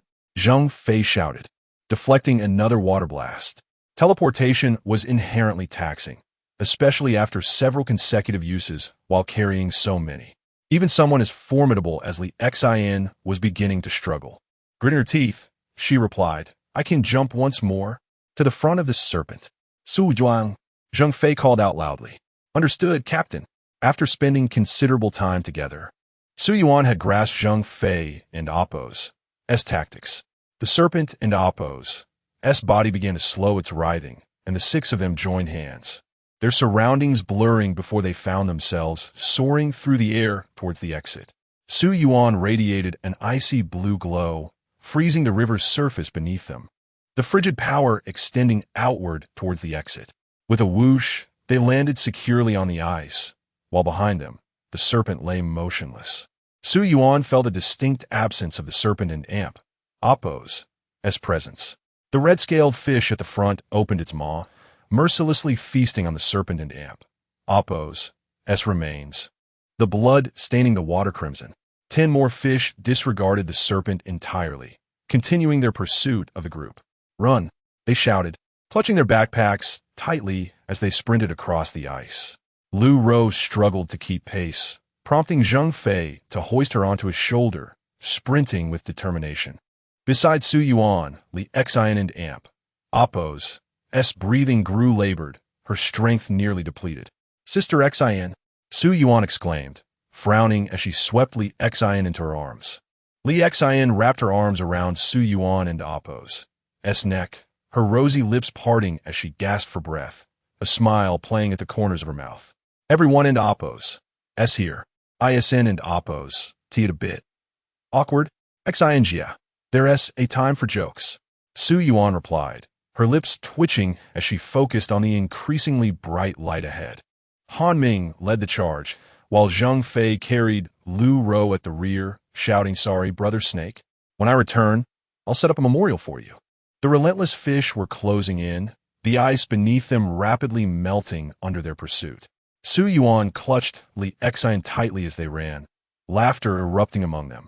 Even as Su Yuan shouted, "Captain, if I were that snake, I'd bite you one last time before I died." Laughter filled the air, but the river ahead continued to freeze while the ice beneath them melted away. The fish emitted eerie calls, vowing not to relent until they caught the fleeing group. "Jump to the right as we exit the cave. We must leave the water," Zhang Fei urged. Received. The cave's entrance glowed brighter, and Su Yuan watched as Han Ming and Tang Yun vanished into the light. In the next moment, she burst forth with Li Xin, her eyes momentarily blinded by the brilliance, leaving her disoriented and unable to see. With a powerful push off the ice, she skillfully veered to the right. They tumbled onto a soft meadow with a muted thud. Unable to see, Su Yuan rolled over onto the grass, her arms falling limply at her sides. Her right hand grazing something soft. "Who?" Li Xian's startled voice pierced the air, causing Su Yuan to retract her hand in alarm. After a moment, her vision began to clear, revealing Li Xian and Appo's mischievous grin. She leaned in closer, raising an eyebrow playfully. Next time you want to touch, just tell me. No need for this. I didn't mean to. Su Yuan's face flushed, feeling as though she could jump into the yellow river to explain herself. It was truly unintentional. Su Yuan glanced around, spotting Zhang Fei standing nearby, Tang Yun resting, Han Ming sprawled in a starfish position, and Lu Ro pale and gasping for breath, seemingly still in shock. Wow! Su Yuan finally took in their surroundings. Before them lay a vast lake, resembling a sapphire nestled among the mountains, its surface mirror-like and shrouded in mist, exuding an ethereal quality. The lake branched into several tributaries, one of which was the river they had just traversed. The mountains were lush with greenery, their slopes dusted with snow that glimmered under the sun's golden rays. Countless creatures, both familiar and exotic, inhabited the lakeside, some of which appear to be lesser beasts based on their aura. Look up. Li Xian stood beside Su Yuan, a gentle smile gracing her lips. At her encouragement, Su Yuan lifted her gaze. At one end of the lake, a magnificent waterfall cascades down, astonishingly flowing uphill against the mountain, seemingly suspended in the realm of the sky. At its pinnacle, the waterfall splashes forth, creating a circular rainbow that encircles the summit. The sun hangs high above the rainbow, surrounded by an extraordinary halo. A sidelong glance reveals the colossal Kunlun Mountain, where a giant fish weaves through the stunning landscape.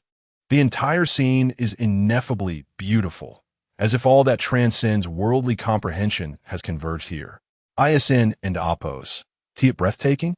Lu Ro gasped, gazing in awe at the waterfall suspended on the mountain. Tang Yun smiled faintly. Everyone is awestruck the first time they witness this. Zhang Fei inhaled deeply. We have arrived at our destination. This is the edge of the inner circle of the 7th district. Do you see that lake? It continuously discharges water outward, yet there is no visible source replenishing it. Some professors have speculated about the existence of mythical creatures within that lake, but no one dares to investigate. Su Yuan continued to marvel at the wonders of nature.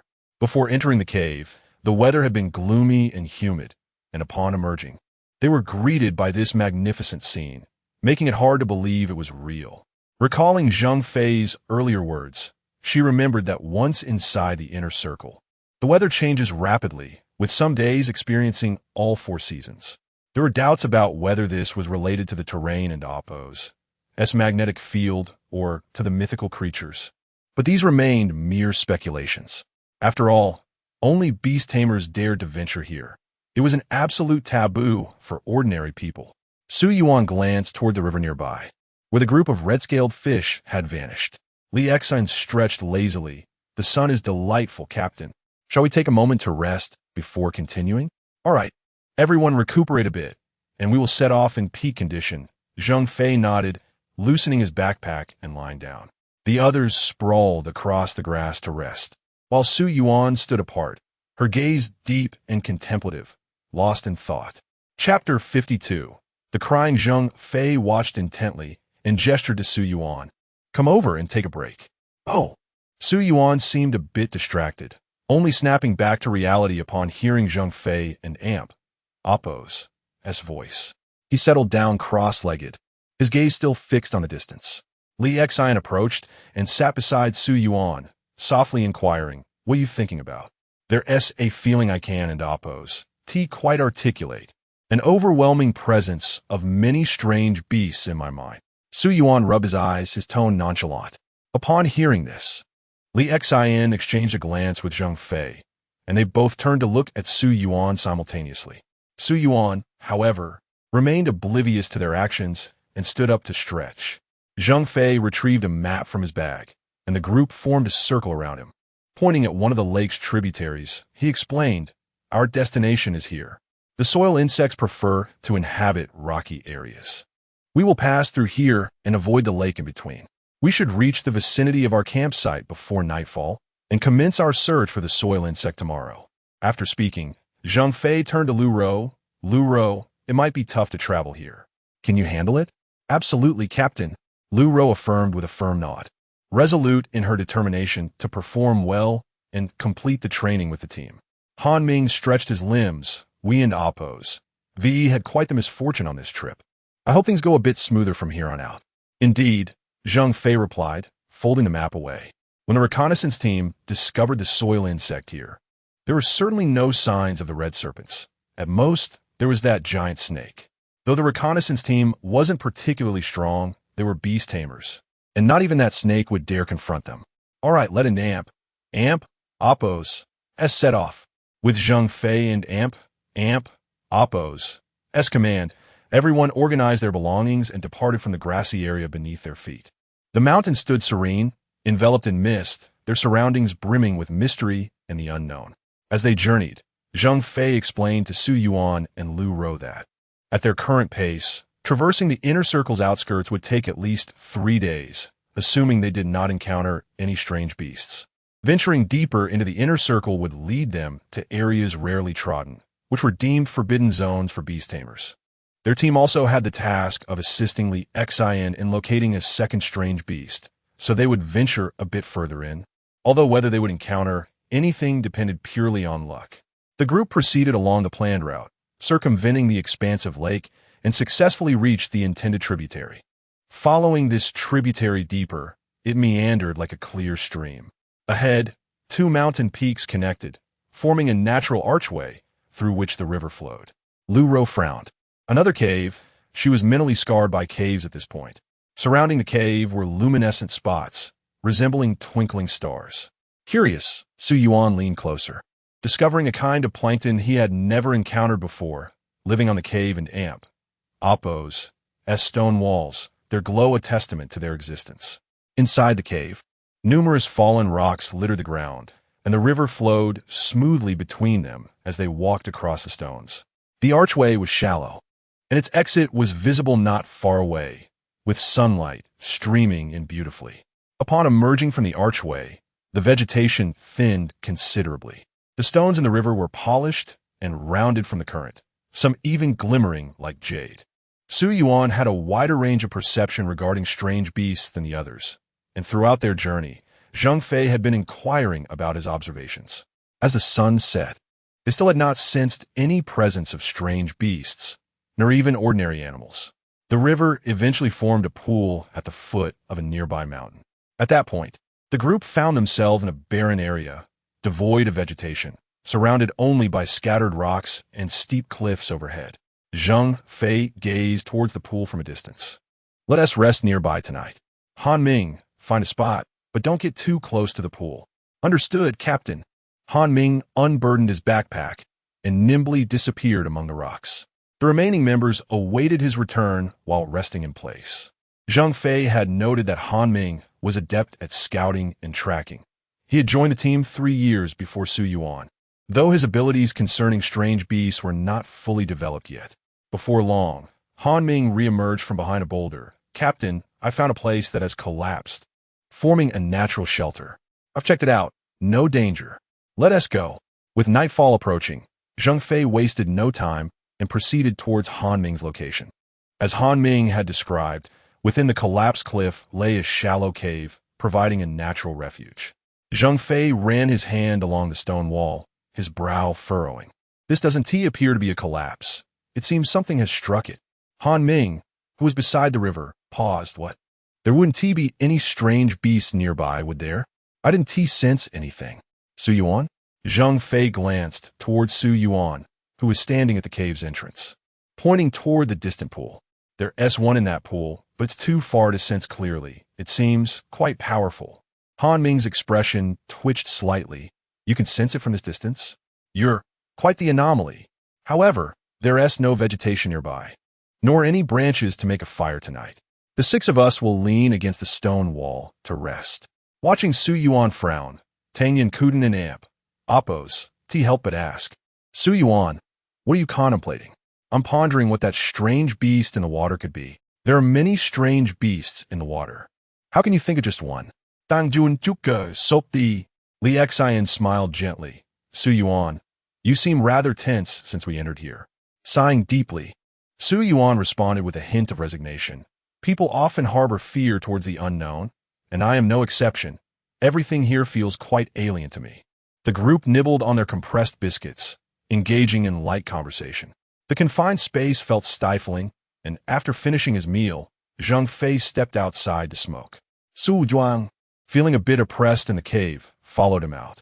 Care for smoke? Zhang Fei offered, pulling a cigarette from his coat pocket. Never mind. I don't have a craving. Don and Amp, Oppos, tea wasted. Who knows when we'll be back? You should save it for later, Captain. Su Yuan waved his hand in refusal. Zhang Fei smiled, cigarette in mouth. Good lad, you're quite considerate of me. As night deepened, Han Ming and Tang Yun took the first watch, while Zhang Fei and Li Xian would take the second. Su Yuan and Lu Rou wished to share the watch duty, but Zhang Fei declined, stating, "It's the first mission. We wouldn't let the newcomers keep watch, consider a favor." The outside was eerily quiet, devoid of any sound. The moonlight illuminated the night, making it hard for the darkness to prevail. Suddenly, a chilling cry reminiscent of a wailing infant shattered the tranquil night. Su Zhuan Shaiva Wei. And not just him. Everyone was startled from their slumber. Since their arrival, a tension had hung over them, making sleep shallow. What was that ghastly noise? Su Yuan slapped his face and emerged from the cave. Zhang Fei, cigarette in hand, wore a grave expression as he gazed towards the pool. What a cursed thing. It doesn't allow us to rest properly, stirring up trouble at this hour. The group stood outside the cave, illuminated by the bright moonlight. Fixing their eyes on the pool, they beheld a strange bird standing in the center of the water, its body partly submerged. That it. Su Yuan and Oppos' expression brightened. The strange beast he sensed earlier was indeed this creature. Now fully above the surface, its presence was even more palpable, although too far to discern its true appearance. The eerie cries it emitted sent shivers down their spines. Zhang Fei extinguished his cigarette and turned to the group. How did everyone rest? With a clattering sound, Su Yuan raised his right hand, the bones crackling, a smile gracing his face. I am full of energy. Zhang Fei, witnessing this, also grinned. Since we've encountered it, it would be unreasonable not to engage. Brothers, fortune awaits us. During their mission, the Beast Tamer squad was permitted to keep all spoils aside from the primary objective. The most expedient way to liquidate their findings was to sell them to the Research Institute, receiving immediate cash based on the assessed value. Simple and straightforward. Tang Yun furrowed her brow, seemingly deep in thought, yet unable to recall something. Let us go, Zhang Fei commanded, and the group swiftly donned their gear, leaving their outer garments and backpacks in the cave, only wearing their lightweight attire as they dashed forward. Han Ming took the lead. The team moved swiftly, racing over the rocky terrain. As they approached the water pool, Tang Yun suddenly recalled something and shouted, "Wait a moment, Captain." The group halted instantly, but it was too late. They had already entered the perception range of a monstrous bird. The piercing cries echoed in their ears as the creature flapped its wings. Rising from the water and Oppos' surface, its sharp gaze locking onto Zhang Fei and his comrades. At that moment, Su Yuan caught a clearer glimpse of the beast. It was footless, resembling an osprey's, yet adorned with a pair of formidable horns atop its head. Its colossal form towered 3 stories high. All eyes were drawn to the grotesque creature. Behind them, Tang Yun frowned, a water-dwelling avian beast, its cries akin to an infant whale. I can think of only one. The man-eating Gu Jiao? Su Yuan's mind raced with the information provided by Professor Chun. In the waters dwells a beast named Gu Jiao, resembling an eagle with horns. Its call akin to that of a baby, and it delights in feasting on humans. Zhang Fei and Oppos' expression turned grave. What terrible luck to encounter this abomination. Hehehe. Captain, is it too late for us to run now? Han Ming asked, the corners of his mouth twitching as he turned to Zhang Fei. Zhang Fei and Oppos' mind raced rapidly, quickly formulating a plan. This creature possesses no special abilities. It is merely ferocious and immensely powerful. In terms of strength, we are not afraid of it. There is no retreat. Let us confront it. All right. Su Yuan had awaited this declaration, his fists clasped, the spirit of battle ignited within him. Chapter 53. Consumed. The cry of the Gu Jiao resembled an infant and amp. Oppos. S-wail, sharp and urgent. Ever since Lu Ro learned of its penchant for consuming humans, her gaze towards the creature had changed dramatically. Strength-based, huh? Li Xian and Tang Yun will hold the line. Su Yuan will lead the attack, while Han Ming, Lu Ro, and I will provide support. Zhang Fei commanded, and the group quickly arranged themselves into formation, with Su Yuan positioned at the forefront. Professor Chun had specifically instructed them to prioritize Su Yuan in combat situations. His intention was for Su Yuan to grow rapidly, which is why he had agreed to let him join Zhang Fei's team as a formal member. Su Yuan, the Gu Jiao, possesses immense strength, yet its attacking methods are rather singular. We must avoid direct confrontation, Tang Yun cautioned. Don't worry, Yun Jia. I shall first ascertain just how powerful it is, Su Yuan declared, as icy blossoms began to swirl around him, indicating that he had already entered his transformation. However, Zhang Fei opposed this idea, stating, if we do not engage it head-on, how can we call this training, right, Su Yuan? Captain is right. Su Yuan grinned, his silver eyebrows unfurling in excitement. It's coming, Li Xian whispered from behind. The Gu Jiao flapped its wings and ascended, its entire body folding in as it shot down towards Su Yuan like an arrow. Su Yuan, not daring to be careless, balled his right hand into a fist, channeling all his strength to meet its formidable beak. Bang! The tremendous force between his fist and the beak erupted with a thunderous sound. Su Yuan and Oppos' expression contorted in pain. It felt as though he had struck a solid iron plate, the immense power rendering his arms numb. Transforming beast, Lu Ro's sweet voice chimed in beside him, and Su Yuan felt a flash of fire to his left. In the next moment, a fireball the size of a basketball whirled towards the Gu Jiao. Quickly retreat and create some distance. The Gu Jiao, showing no regard for Lu Ro, flapped its wings to deflect the fireball, leaving only a singed mark on a few of its feathers. What? Lu Ro exclaimed, her voice bright with disbelief. Zhang Fei and Han Ming, while designated as support, showed no intention of intervening. The Gu Jiao soared again, charging at Su Yuan without a care for Lu Ro's presence. Damn it, Su Yuan's pupils constricted. This creature and Oppos' reflexes were alarmingly swift. He transformed his hands into claws, bracing himself against its assault. The Gu Jiao and Oppos' power pushed Su Yuan backward, its sharp talons digging into the rocky ground, shattering the stones beneath him. Li Xian and Tang Yun smartly leaped aside, refraining from striking. Lu Ro, do you not possess a stronger attack? Su Yuan gritted his teeth, feeling the overwhelming force pressing against his palms. I'll give it a try, Lu Ro stammered, quickly regaining her composure. Flames erupted beneath her feet, forming fiery tendrils that swiftly coalesced above her head into an even larger, hotter fireball. The intense blaze illuminated the surroundings brilliantly. This girl, like Su Yuan, had only recently become a beast tamer and lacked refined techniques. Her fire abilities were only manifesting in this rudimentary form. The fireball grew ever larger, seemingly consuming all of Lu Ro's strength. Damn creature! Su Yuan shouted, doubling his efforts, his muscles swelling as the dragon scales on his arms gleamed. With a powerful grip, he seized the Gu Jiao's hooked beak and unleashed all his might, hurling it backward. Boom! The Gu Jiao and Oppos' massive body created a deep crater upon impact with the ground, its anguished cries echoing as it writhed in pain. Han Ming's eyes widened in disbelief at the spectacle. No way, a suplex. Zhang Fei grinned widely, his eyes sparkling with astonishment. This kid and Oppos' strength has surpassed even that in the Arctic. Lu Ro, Su Yuan and Oppos' breath became ragged, the previous exertion having drained much of his energy. Here it comes. Explosive fireball. Lu Ro and Oppos' clear voice rang out, as the colossal fireball rushed towards the Gu Jiao on the ground.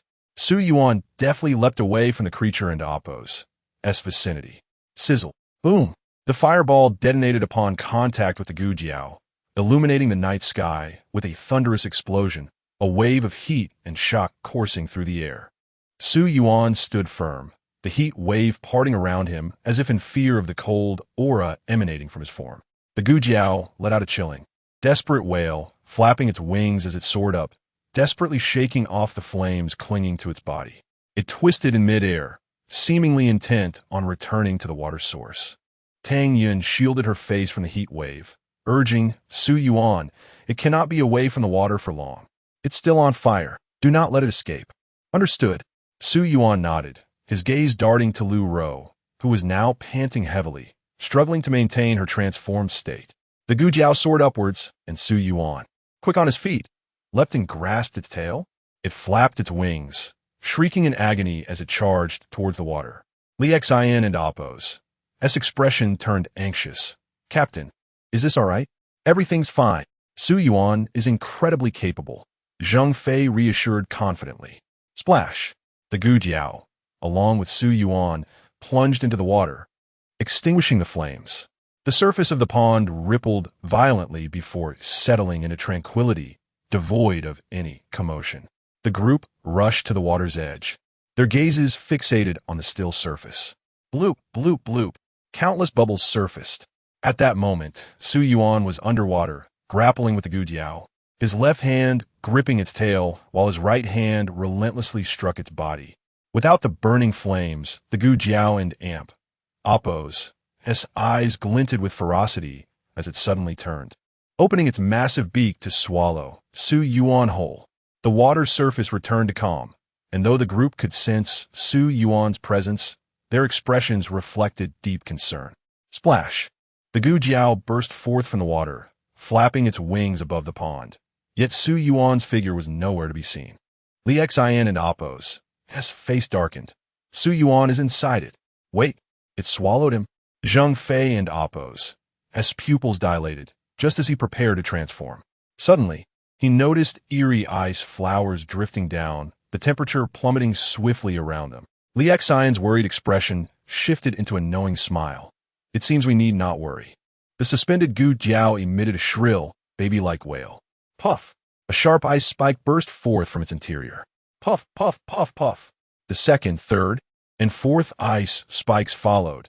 In the blink of an eye, countless ice spikes erupted from the creature's body, resembling a spiky urchin. One spike quickly retracted, and the next moment, a pair of crystalline blue dragon horns emerged from within the Gujiao. Su Yuan, bloodied, stood atop the Gujiao's body as it plummeted down. Splash! The Gujiao and Appo's massive form created a tremendous splash in the pond. Incredible! Wow, this is truly impressive. Zheng Fei exclaimed with admiration for Su Yuan. Han Ming gritted his teeth in envy. I want that ability too. Su Juan. Li Xian's joyful voice rang out as she sprinted across the water's surface towards him. Upon closer inspection, her feet barely touched the water, as if she were running on air. Exhausted, Su Yuan lay atop the Gujiao and Appo's body, gasping for breath as his transformation slowly reverted. Sensing the lifeless creature beneath him, he realized it was utterly defeated. Li Xian approached, helping Su Yuan up, undeterred by the blood covering him, her voice filled with concern. Are you all right, Su Yuan? I'm fine. It's just the first time I've been swallowed whole, Su Yuan replied, panting, a smile breaking through his weary expression. Life experience adds to one's wisdom. In the future, one shall possess the knowledge to navigate such encounters. Li Xian and Appo's eyes curved into crescent moons as she draped her arm over Su Yuan and Appo's shoulder, her right hand resting upon his waist as they sprinted toward the riverbank. Zheng Fei gestured toward Han Ming beside him. Retrieve the remains of the strange beast. Very well. By the moonlit waters, Su Yuan was diligently cleansing the blood from his body. The fabric of his baijie, composed of an unknown material, could be worn indefinitely without the need for washing, exhibiting remarkable purifying properties. While the blood on Su Yuan and Appo's face remained, the stains upon the baijie had completely vanished. Han Ming and Zheng Fei were fervently disassembling the carcass of the Gujiao. Only a small portion of its flesh was consumable, yet the most valuable asset was the pair of sharp horns adorning its head. Su Yuan and Lu Ro rested upon a piece of rubble, observing the two as they worked. Tang Yun approached them with a smile. Congratulations to you both. Two newcomers collaborating to slay a strange beast. And Appo's You never heard of such a feat. Su Yuan felt a tad embarrassed by Tang Yun and Appo's words. Lu Ro, still panting heavily, remarked, "All credit goes to Brother Su. I'm not even sure if my attacks landed." Li Xian and Appo's voice chimed in from the side. "In times like this, one should be forthright. You contributed, so the merit is yours." Su Yuan remained silent, offering a smile and a thumbs up to Li Xian, affirming her words. Li Xian gazed at Su Yuan, her eyes shimmering with delight. Lu Ro, a touch bashful, lowered her head, her face aglow with happiness. "All right then." At that moment, Han Ming, engrossed in his task, suddenly turned to Zheng Fei. "Captain, do you think the meat, once chilled, could be eaten raw like sashimi?" "What? Do you want to get yourself killed?" Zheng Fei replied, exasperated, wishing he could dismantle Han Ming alongside the beast. "I was merely inquiring. Perhaps we should roast it tomorrow instead." Han Ming chuckled mischievously. Chapter 54. Tremors and roars. The disassembly of the Gu Jiao and Appo's body consumed a considerable amount of time, particularly the removal of its formidable horns. As the night gradually waned, the first light of dawn began to streak the horizon. Han Ming, carrying several cuts of exotic beast meat, stood at the mouth of the cave. He concealed the horns in a secure location, intending to retrieve them after the task was completed. Upon returning to the cave, the group was devoid of sleepiness. Lu Ro leaned against the stone wall, visibly fatigued. "Captain, I will go find something to burn," Han Ming said, placing down the meat and addressing Zheng Fei. "Go ahead, but be cautious," Zheng Fei replied. "Understood." Han Ming moved with agility, scaling the rock face until he vanished from sight. Su Yuan leaned against the stone wall, closing his eyes to recuperate. He could feel his strength gradually returning. Ever since he harnessed the ice dragon, he had sensed a steady enhancement in his physical capabilities, and the duration of his transformation had increased as well. However, utilizing his powers in this location was far more taxing than in the Arctic. "Su Yuan, what does it feel like to be consumed?" Zheng Fei inquired with a faint smile, his gaze fixed on Su Yuan. Su Yuan opened his eyes and shook his head. "It and Appo's uncomfortable, akin to being in a gravity chamber, where my entire body is subjected to immense pressure." Tang Yun unscrewed her water bottle and handed it to Lu Ro. "You should be thankful that avian exotic beasts only swallow their food. Had they chewed, you would be in quite a predicament." That an Appo's a valid point. After approximately half an hour, the night had completely dissipated and the sky brightened, albeit without sunlight. Han Ming returned, his back laden with a large bundle of twigs, bound together by a vine covered in small thorns. His hands had transformed, preventing him from being pricked by the thorns. "Captain, the weather doesn't and Appo's tea seem favorable today," Han Ming remarked as he placed the twigs at the cave entrance, tearing the vine aside. Zheng Fei, gazing at the sky, spotted dark clouds in the distance. "It appears rain is imminent. Let us eat something and rest." The confines of the cave were small, necessitating that they build a fire outside. The Gu Jiao meat resembled beef in taste, lacking in fat but rich in texture. "Delicious," Lu Ro exclaimed, savoring a slightly charred piece of meat. The stamina of beast tamers replenished quickly, yet Lu Ro was far from reaching Su Yuan's level of physical prowess. Su Yuan had already regained most of his strength, while Lu Ro had only recovered about 50 to 60%. Suddenly, a thunderous roar split the sky. The sound of heavy raindrops splattering against the surrounding stones echoed. "Quickly, into the cave," Han Ming shouted, hurriedly snatching up the remaining pieces of meat still roasting over the fire, his mouth full. The group retreated into the cave, clutching their unfinished grilled meat. The sky darkened, heavy clouds loomed ominously, and the thunder continued to rumble. Su Yuan and Zheng Fei situated themselves closest to the entrance, eating meat while observing the torrential downpour. Their location revealed no vegetation, merely endless rocky mountains and boulders. Were it not for the small cave nestled halfway up the mountain, they would have been drenched. Outside, the wind howled furiously, swirling the rain, lightning crackled, and the downpour cascaded like a colossal waterfall, as if intent on tearing the heavens apart. "Move back a bit," Su Yuan nudged Lu Ro, who was too close to the entrance, occasionally getting splashed by the rain. Ugh! Zhang Fei's towering frame felt constricted within the cave, causing him considerable discomfort. Li Xin gazed at the storm outside. Captain, it seems our reconnaissance mission for today will have to be postponed. Perfect time for a break. Damn it, I can hardly relax in here. Zhang Fei grumbled, his frustration mounting as he struggled to find a comfortable position. The thunderstorm persisted, showing no signs of abating. The six-member team had been crammed in the small cave for 2 full days. As the third day approached evening, the rain showed no signs of stopping. Zhang Fei, agitated, scratched his head. If we stay here any longer, I'll surely start a mold. Tang Yun, hugging her knees, replied with exasperation. What good does your impatience do, Captain? Su Yuan peered outside, his brow furrowing. It seems something is approaching. What is it? The group finally noticed Su Yuan's unwavering gaze toward the outside. The relentless rain enveloped the earth in a thick veil, obscuring visibility as if a gray curtain had descended, rendering the horizon indistinct. Roar!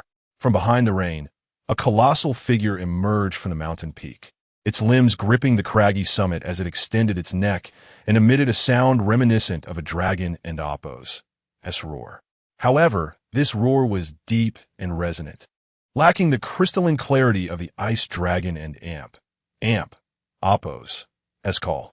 The group leaned closer together, peering through the veil of rain at the immense creature in the distance. What is that?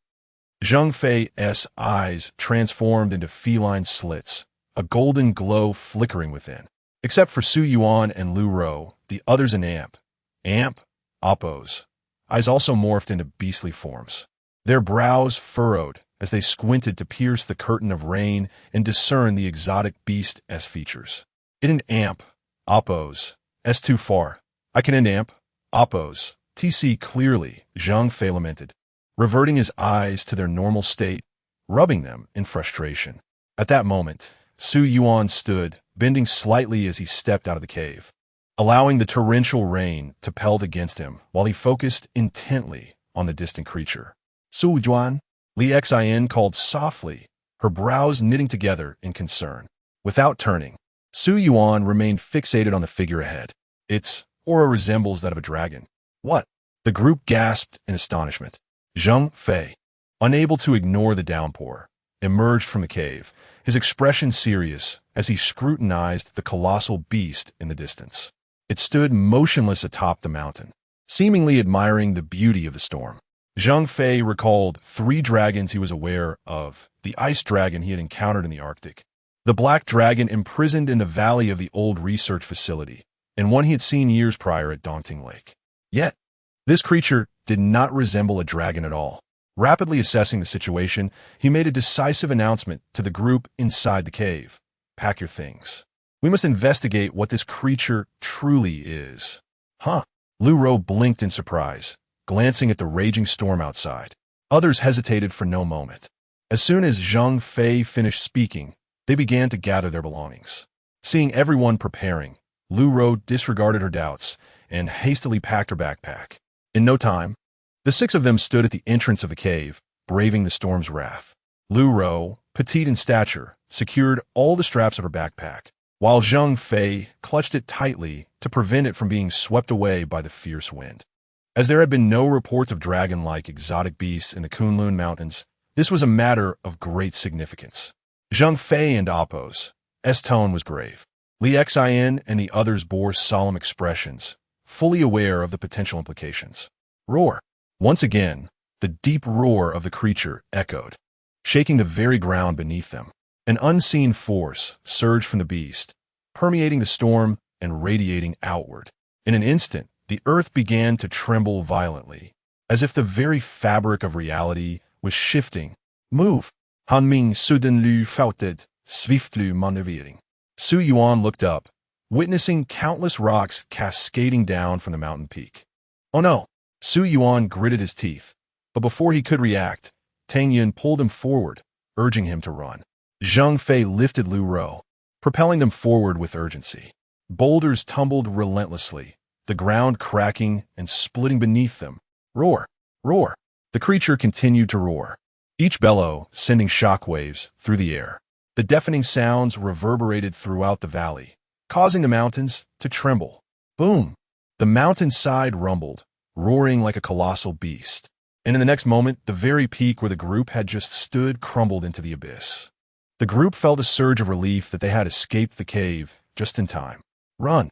Amidst the torrential downpour, Zhang Fei roared, grasping Lu Ro as he unleashed his full speed, his entire being transforming into a beastly state. The others, too, dared not conserve their strength any longer. And in an instant, they all entered their own beast forms. Their speed was remarkable, leaping over the fissures in the cracked earth, racing towards the direction of the aberrant creature. At this moment, Su Yuan comprehended the origin of the scattered stones and boulders upon the ground. The deafening sounds echoed, rendering it impossible to discern whether it was the rumble of thunder or the earth itself splitting apart. Suddenly, the ground beneath Li Xian's feet fractured, and as she stepped into the void, Tang Yun swiftly seized her hand, propelling them into the air. With hurried footsteps resounding, the group turned to see a peculiar creature, resembling a goat, charging fervently towards them. Zhang Fei's gaze darkened, and in his beastly voice, he bellowed, "It's that earthworm, Su Yuan." Without hesitation, he hurled Lu Ro towards Su Yuan. In a fluid motion, Su Yuan leapt, catching Lu Ro midair and sprinting forward. Zhang Fei halted, his white wings retracting behind him, fixated on the approaching earthworm. Behind the creature, a multitude of tumbling rocks cascaded down, as if it too were fleeing for its life. "Captain," Li Xian shouted at Zhang Fei, "don't mind me. You all go first. Stay away from that creature, and retreat immediately once you ascertain what it is." Zhang Fei's voice pierced through the thunderstorm, resonating clearly in everyone's ears. The priority of the mission outweighed his own life. This was the principle Zhang Fei adhered to.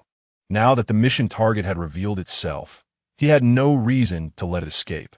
Ever since Su Yuan transformed into a dragon, the creature atop the mountain had fixated its gaze upon them, its eyes glowing like two lanterns amidst the rain.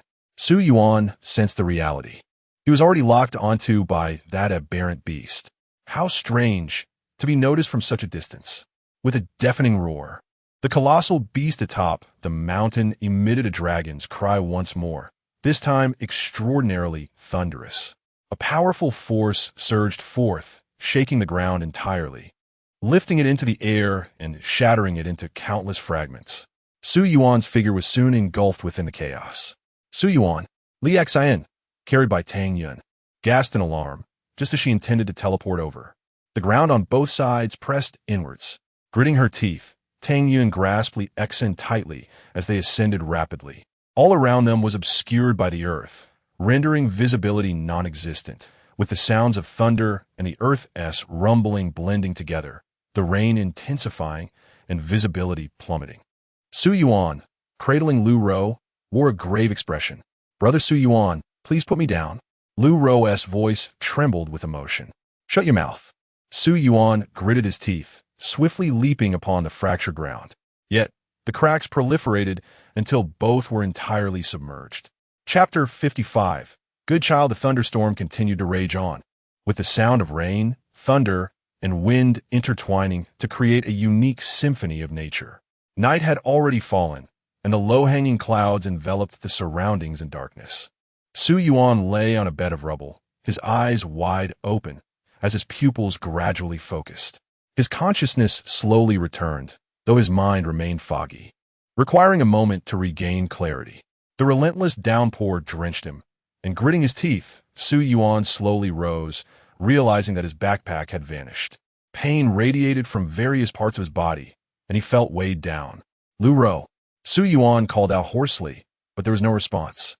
Only the sound of rain and thunder filling the air. After a few minutes, Su Yuan finally regained his senses, disregarding the pain in his body as he stood up and surveyed his surroundings.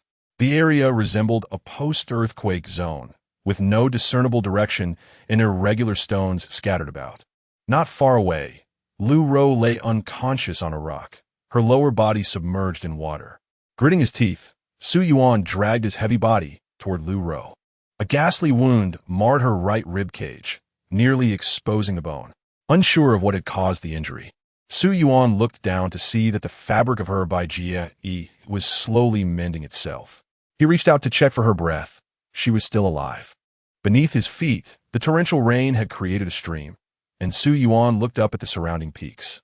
On one of the mountains, he could still see the shadow of a strange beast. Su Yuan unbuckled Lu Ro and Appo's backpack and slung it over his shoulder before lifting her and moving forward. Time seemed to stretch as he walked, feeling his strength and stamina gradually returning. Ahead, a natural arch formed by a mountain loomed, resembling a bridge.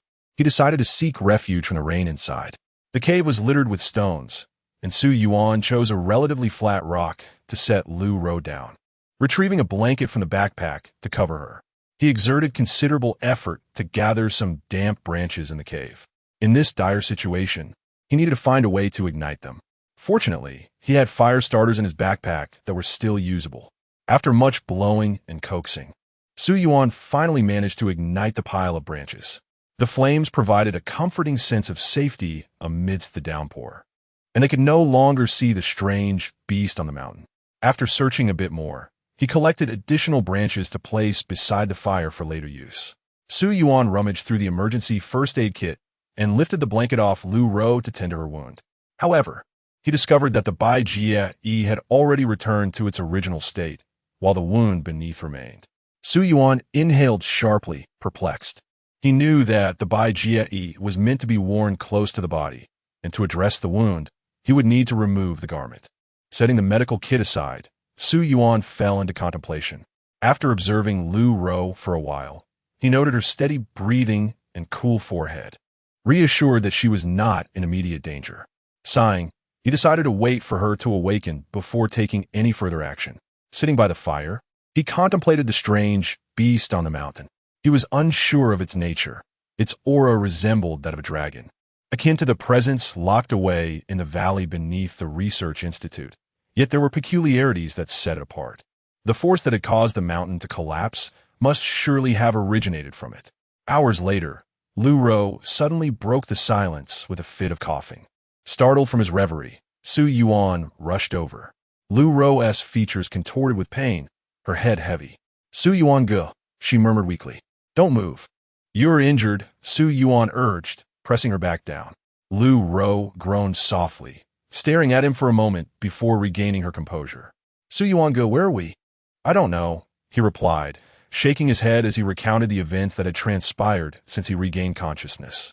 A look of guilt crossed Lu Ro and Appo's face. I'm sorry. It's my fault for dragging you down. She felt that if Su Yuan hadn't and Appo's been carrying her, he could have easily escaped the previous predicament with his abilities. No need to apologize. Someone once taught me that the only ones you can trust and rely on are your teammates, Su Yuan said, dismissively waving his hand. He handed her the medical kit. Tend to your wound yourself. Okay, Lu Ro replied as she accepted the kit and stood up. I'll be outside waiting. Let me know when you're done. Su Yuan stood up, preparing to step out of the archway. They're in Appo's. No need, Su Yuan go. You don't have to go out. Lu Ro called after him, glancing anxiously at the torrential rain outside. Su Yuan paused, turning to meet her earnest gaze. Rest assured, I won't peek, he said, returning to the fire and sitting with his back to her. He had no idea what time it was. The cave was shrouded in darkness, suggesting it was deep into the night. After tending to her injury, Lu Ro joined him by the fire, wrapped in a blanket. There's still some biscuits and water in the backpack. Don't worry, it's enough for both of us. As long as we don't encounter any strange beasts, we will certainly survive. Su Yuan reassured her, noticing the unease etched on her face. Lu Ro nodded gently. I'm worried about the captain and sisterly accent. You needn't fret about them, Su Yuan replied with a slight smile. They are strong. I suspect they might be concealing something from me. Why do you say that? Lu Ro asked, looking up at him. Su Yuan shook his head slightly. It's just a feeling. They give me an odd impression. Upon reflection, they have never showcased remarkable combat prowess in my presence. Yet they are part of a formal beast-taming team. Doesn't that seem strange to you? Initially, Su Yuan had been a novice, but as he learned more, He found Zheng Fei and the others increasingly peculiar. Lu Ro remained silent, unsure of the events that had transpired before her arrival, and thus refraining from comment. Furthermore, during the chaotic moments earlier, the captain had displayed an entirely different demeanor when confronting that earthworm creature. I've never sensed such a formidable aura from him. Su Yuan squinted, replaying the events since arriving in the Arctic in his mind. I feel like I've fallen into a trap, he muttered while adding more wood to the fire. After pondering for a while, without reaching a conclusion, Su Yuan turned to Lu Ro. How did you become a beast tamer? Well, I was taken from my classroom shortly after the start of my first year. I hadn't even gotten to know my classmates well when two soldiers in military uniforms came to take me away.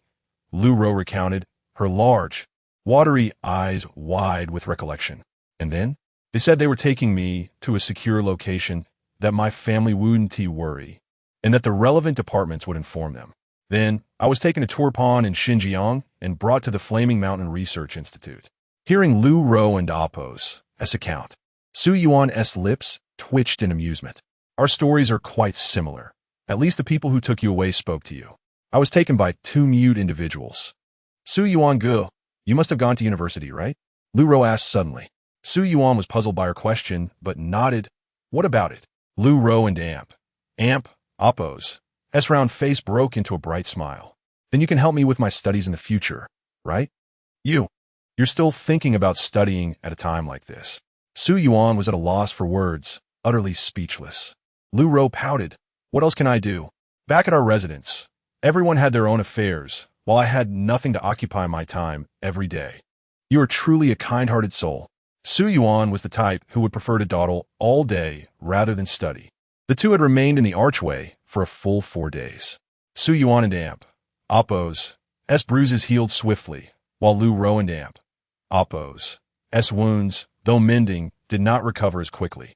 They survived on the meager provisions of some biscuits and water from Su Yuan and Appo's backpack. On this day, the thunder outside gradually diminished. Yet the torrential rain showed no signs of abating. Su Yuan contemplated venturing out to search for Zheng Fei and the others. But he was reluctant to leave Lu Ro alone in their predicament and could not risk taking her, still injured, out into the storm. This thought was ultimately abandoned. They lacked even a wristwatch to tell the time, and due to the relentless downpour, the world outside remained shrouded in a perpetual twilight, indistinguishable between day and night. Their campfire had extinguished 2 days prior. The branches beneath the archway were limited and could not sustain a flame for long. Here, eat this. Su Yuan rummaged through his bag and produced the last piece of compressed biscuit, handing it to Lu Ro. Furrowing her brow, Lu Ro replied, Su Yuan, you should eat it. Should danger arise, you are far more useful than I. No more nonsense, just eat, Su Yuan insisted firmly, forcing the biscuit into her hands. Beastmasters, due to their physical constitution, could go extended periods without food, but consuming sustenance would enable them to recover their strength and vitality more rapidly. At present, Su Yuan appeared unfazed, while Lu Ro still bore her injuries. Her large eyes flickered, and after much hesitation, she tore open the packaging and broke off half, offering it to Su Yuan. Let's share it, shall we? Su Yuan accepted without hesitation, taking a few quick bites before choking slightly, as their water flask had long been emptied. After consuming their last morsel, Su Yuan sighed and closed his eyes, pondering their next course of action. Just then, two familiar presences invaded his thoughts. Su Yuan opened his eyes, his gaze sparkling. Lu Ro, our people have arrived. What? Lu Ro's face lit up with joy as she followed Su Yuan to the edge of the archway. Through the gray mist of rain, two familiar figures were making their way towards them. With a smile, Su Yuan gradually discerned the silhouettes through the curtain of rain and raised his arm to wave. Sister, Exen, Brother Han. Chapter 56. Gathering Point, A Wish. Li Xin rushed in, her powerful momentum knocking Su Yuan to the ground. A look of concern mingled with grievance adorned Li Xin's face, tears and rain indistinguishable. Woo, you scared me to death, she exclaimed, wrapping her arms around Su Yuan's neck, and they both remained sprawled on the ground.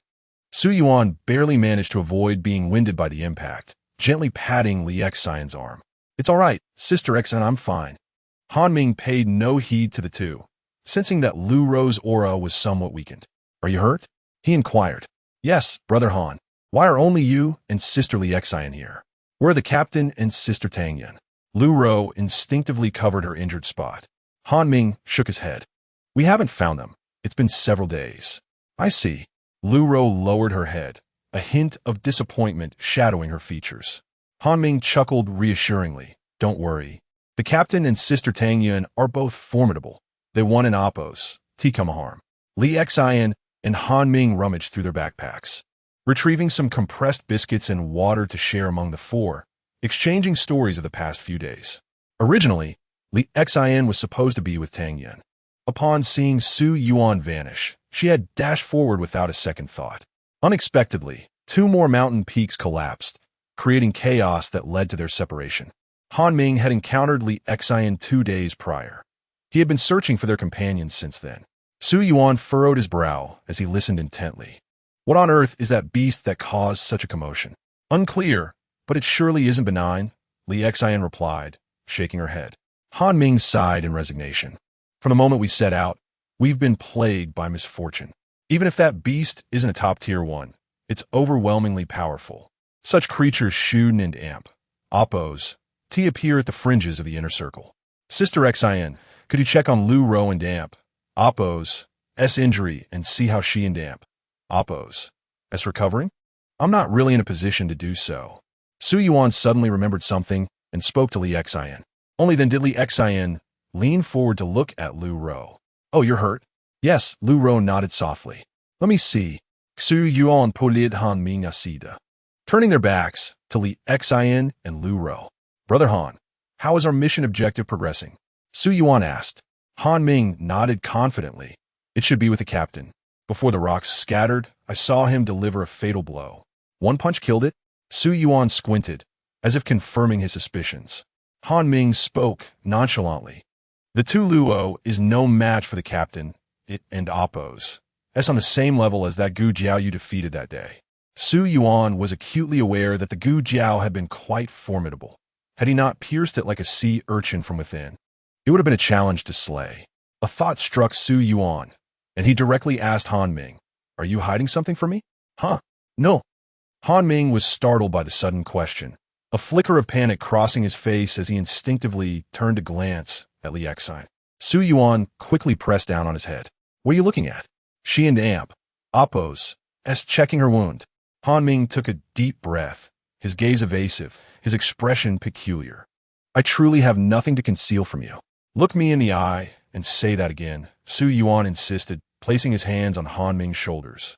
Staring intently into his eyes, Han Ming met Su Yuan's gaze, seemingly grappling with something, before slowly uttering, "Su Yuan, you are perceptive. Some matters cannot yet be unveiled. You have other tasks related to me, don't you?" Su Yuan withdrew his hands and questioned. Han Ming remained silent, tacitly acknowledging the truth. Before Su Yuan could inquire further, Li Xian called from behind, "All done. You two can come back." "Coming." Han Ming seized the opportunity like a lifeline and hurried back.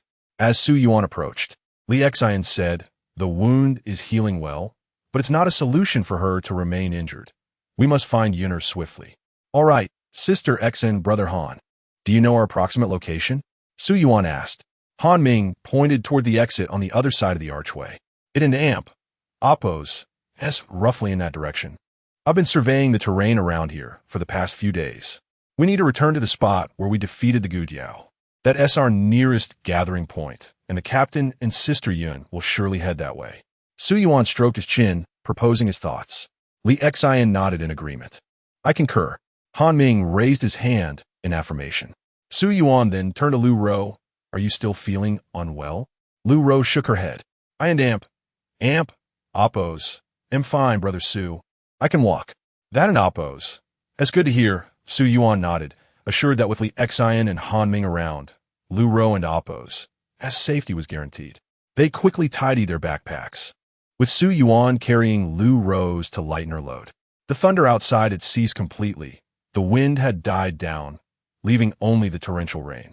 The downpour battered everything in the mountains, the gray curtain of rain hanging low, visibility severely limited. Looking up, One could scarcely see the colossal creature in the sky. Han Ming led the way at the front, the group's pace rather slow. The rain showed no sign of abating, and for 2 full days, the four braved the downpour without relief. They took shelter under an overhang, Han Ming wringing out the water from his coat. What a dreadful weather! Where in the depths of the Kunlun Mountains is there good weather? It an amp, Oppos, as always strange, especially in Zone 3. Li Xian untied her ponytail, shaking off the rainwater from her hair. Han Ming glanced at Su Yuan and Lu Rou, feeling a surge of admiration. 2 students had not uttered a single complaint despite the harsh conditions, which was quite remarkable. Han Ming and Li Xian had grown accustomed to various extreme environments, having traveled far and wide on previous missions. They had consumed all their provisions the previous day and were now devoid of any supplies. Li Xian and Han Ming seemed unfazed by hunger, while Su Yuan, with his ice dragon lineage, could withstand it. Only Lu Rou appeared somewhat frail. Professor Chun had once taught Su Yuan that the type of beast one controls determines a beastmaster's limits. The stronger the beast, the higher the potential. Lu Rou's Baifeng was an average beast, neither particularly strong nor weak, its strength dependent on the beastmaster. Lu Rou, are you all right? Li Xian inquired with concern. Lu Rou nodded earnestly. I'm fine, Sister Li Xian. Don't worry about me. Finding the captain and Sister Tang Yun is the priority. Then let us continue our journey, Han Ming said, donning his damp coat and shouldering his backpack. Gradually, the torrential rain subsided, visibility improving. On the 4th day, after leaving the archway, they finally returned to the location where they had slain the Gujiao. Before them lay a scene devoid of the previous pond. The ground was in utter disarray, and oddly, the previously cracked earth had seemingly healed. The pond at the foot of the mountain had transformed into a sheer cliff, the mountain itself having vanished, likely obliterated by that beast. The river, branching from the central lake, now cascaded over the cliff, forming a small waterfall. The terrain has completely changed. Lu Rou marveled at the sight before her, unable to recognize that this was once the pond where they had defeated the Gujiao. Su Yuan, too, was inwardly astonished. The capabilities of a powerful beast were truly terrifying. Now do you understand why the captain only carries a rudimentary map? Li sin wislin suvan va apos, et dia. She continued. When we executed our mission in Zone 5, the area leading into the inner circle was a body of water, and upon returning, it had transformed into a mountain. Unbelievable. Su Yuan's lips twitched in disbelief. Han Ming pouted, questioning the absurdity of the existence of rare and exotic beasts. Indeed, the formidable powers of these creatures could alter landscapes with mere gestures, rendering the constantly shifting terrain of the Kunlun Mountains rather unsurprising. Su Yuan and Oppos, S eyes brightened as he pointed below, exclaiming, "It and Oppos," as the captain and Sister Yun. Just as the words left his lips, a familiar voice echoed from afar. Li Xian, Su Yuan, Han Ming, Lu Rou, Captain. The group's expressions transformed with joy as they waved at Zheng Fei, who was approaching accompanied by none other than Tang Yun. Overwhelmed with emotion, Han Ming ran toward Zheng Fei, tears of happiness streaming down his face. Su Yuan and the others hastened to join him. Their previous cramped cave had been reduced to ruins, with countless stones strewn about. Amidst the debris, Zheng Fei had constructed a makeshift shelter from large rocks, resembling a modest dwelling. At that moment, Tang Yun was tending to Lu Rou's wounds through a layer of clothing. A campfire flickered in the center, with neatly cut pieces of meat and a massive goat carcass positioned at the back. This peculiar creature, with 4 horns and claw-like front hooves, was their mission target, the soil louse. I an amp, Oppos, starving captain. Roast meat, roast meat. Li Xian shouted, her hair held up with a scrunchie in her mouth, addressing Zheng Fei. Plenty for everyone. Zheng Fei chuckled, his heart brimming with joy upon seeing his team safe. He promptly retrieved several pieces of meat, skewering them on branches to roast over the fire. Sitting cross-legged with a smile, Zheng Fei remarked, I had anticipated that Li Xian and Su Yuan would gather here, but I didn't oppose to expect all of you to arrive together. Han Ming, seemingly perplexed, retorted, Captain, what do you mean? Are you implying I and oppose am foolish? Not at all. Zhang Fei waved dismissively while tending to the meat. Now, tell me, how have things been over the past few days? Words fail to encapsulate it. The child has lost her mother. And amp. Oppos. Essay long story. Li Xian and Su Yuan sighed deeply, shaking their heads. Zhang Fei's lips twitched in response. Then let us make it brief. Chapter 57. Seeking a place, Su Yuan and the others briefly shared their experiences after being scattered. Zhang Fei also informed them that he had remained in this location, and Tang Yun had come to find him the following day. Concerned that some might return and be unable to locate them, the two had searched the vicinity multiple times, yet found no trace of their companions. After consuming a significant portion of the exotic beast meat, a wondrous energy began to radiate throughout their bodies, akin to a parched forest receiving nourishing rain. Su Yuan distinctly felt his stamina and strength rapidly replenishing. Fortunately, they had not encountered any beasts during these days, as escaping in their previous condition would have been exceedingly difficult. Han Ming, famished, disregarded the heat of the roasted meat and ravenously stuffed it into his mouth. Since meeting Su Yuan and Lu Rou, he had not eaten anything, saving the last of their meager supply of compressed biscuits for the two.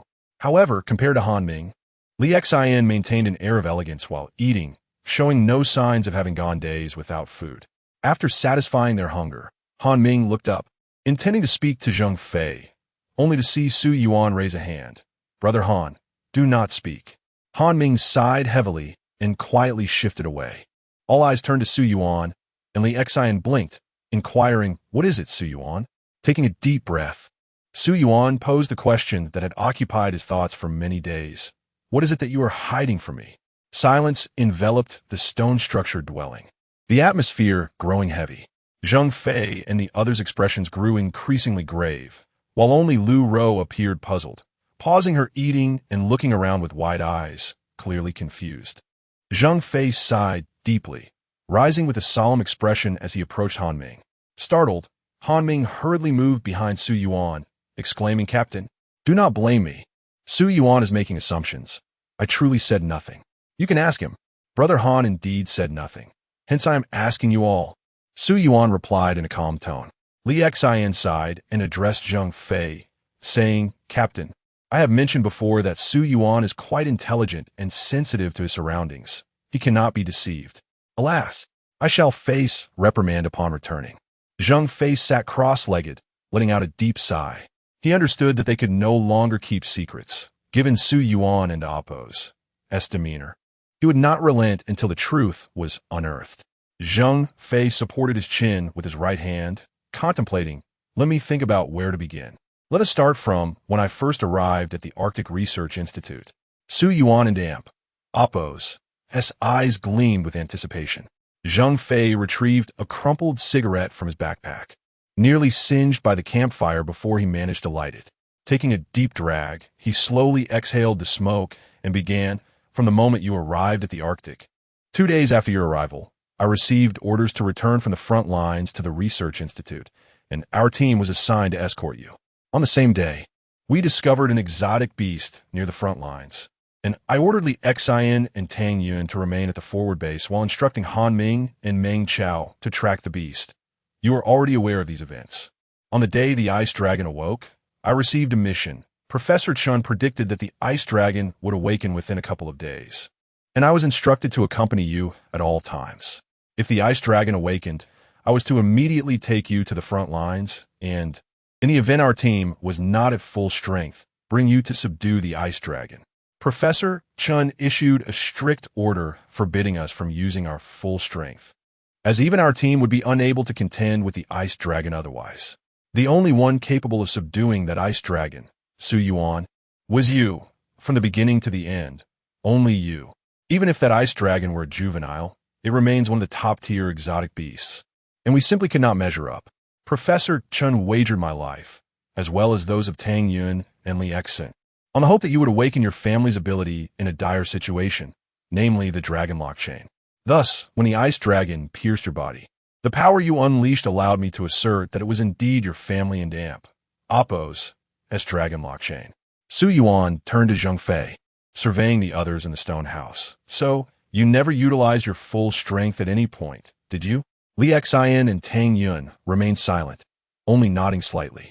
If I had not triggered the dragon lock chain to subdue that ice dragon, you would not have used your full strength either, and instead would have chosen to perish alongside me. Su Yuan's voice rose abruptly, imbued with a chilling indifference. Zhang Fei met Su Yuan and Appo's gaze with unwavering resolve. This is our mission. A mission that could cost you your lives? Su Yuan questioned. We had only just met. Why should you gamble your lives for mine? His tone was accusatory. Tang Yun, who had remained silent, finally spoke. Our country has not produced top-tier warriors in many years, while experts from abroad are emerging like mushrooms after rain, placing us at a disadvantage in various battle zones. Li Xian, shedding her usual playful demeanor, added, We wager our lives for the future. Zhang Fei shrugged. Initially, we regarded you as an ordinary comrade. Training you was part of our duty, as you know. However, during the training, each of us developed a profound bond with you. As captain, I must consider the opinions of veteran members when accepting new recruits. Do you not understand why no one opposed your joining the team, but rather rejoiced? Your dedication and talent did not go unnoticed. We felt that taking that risk was worthwhile.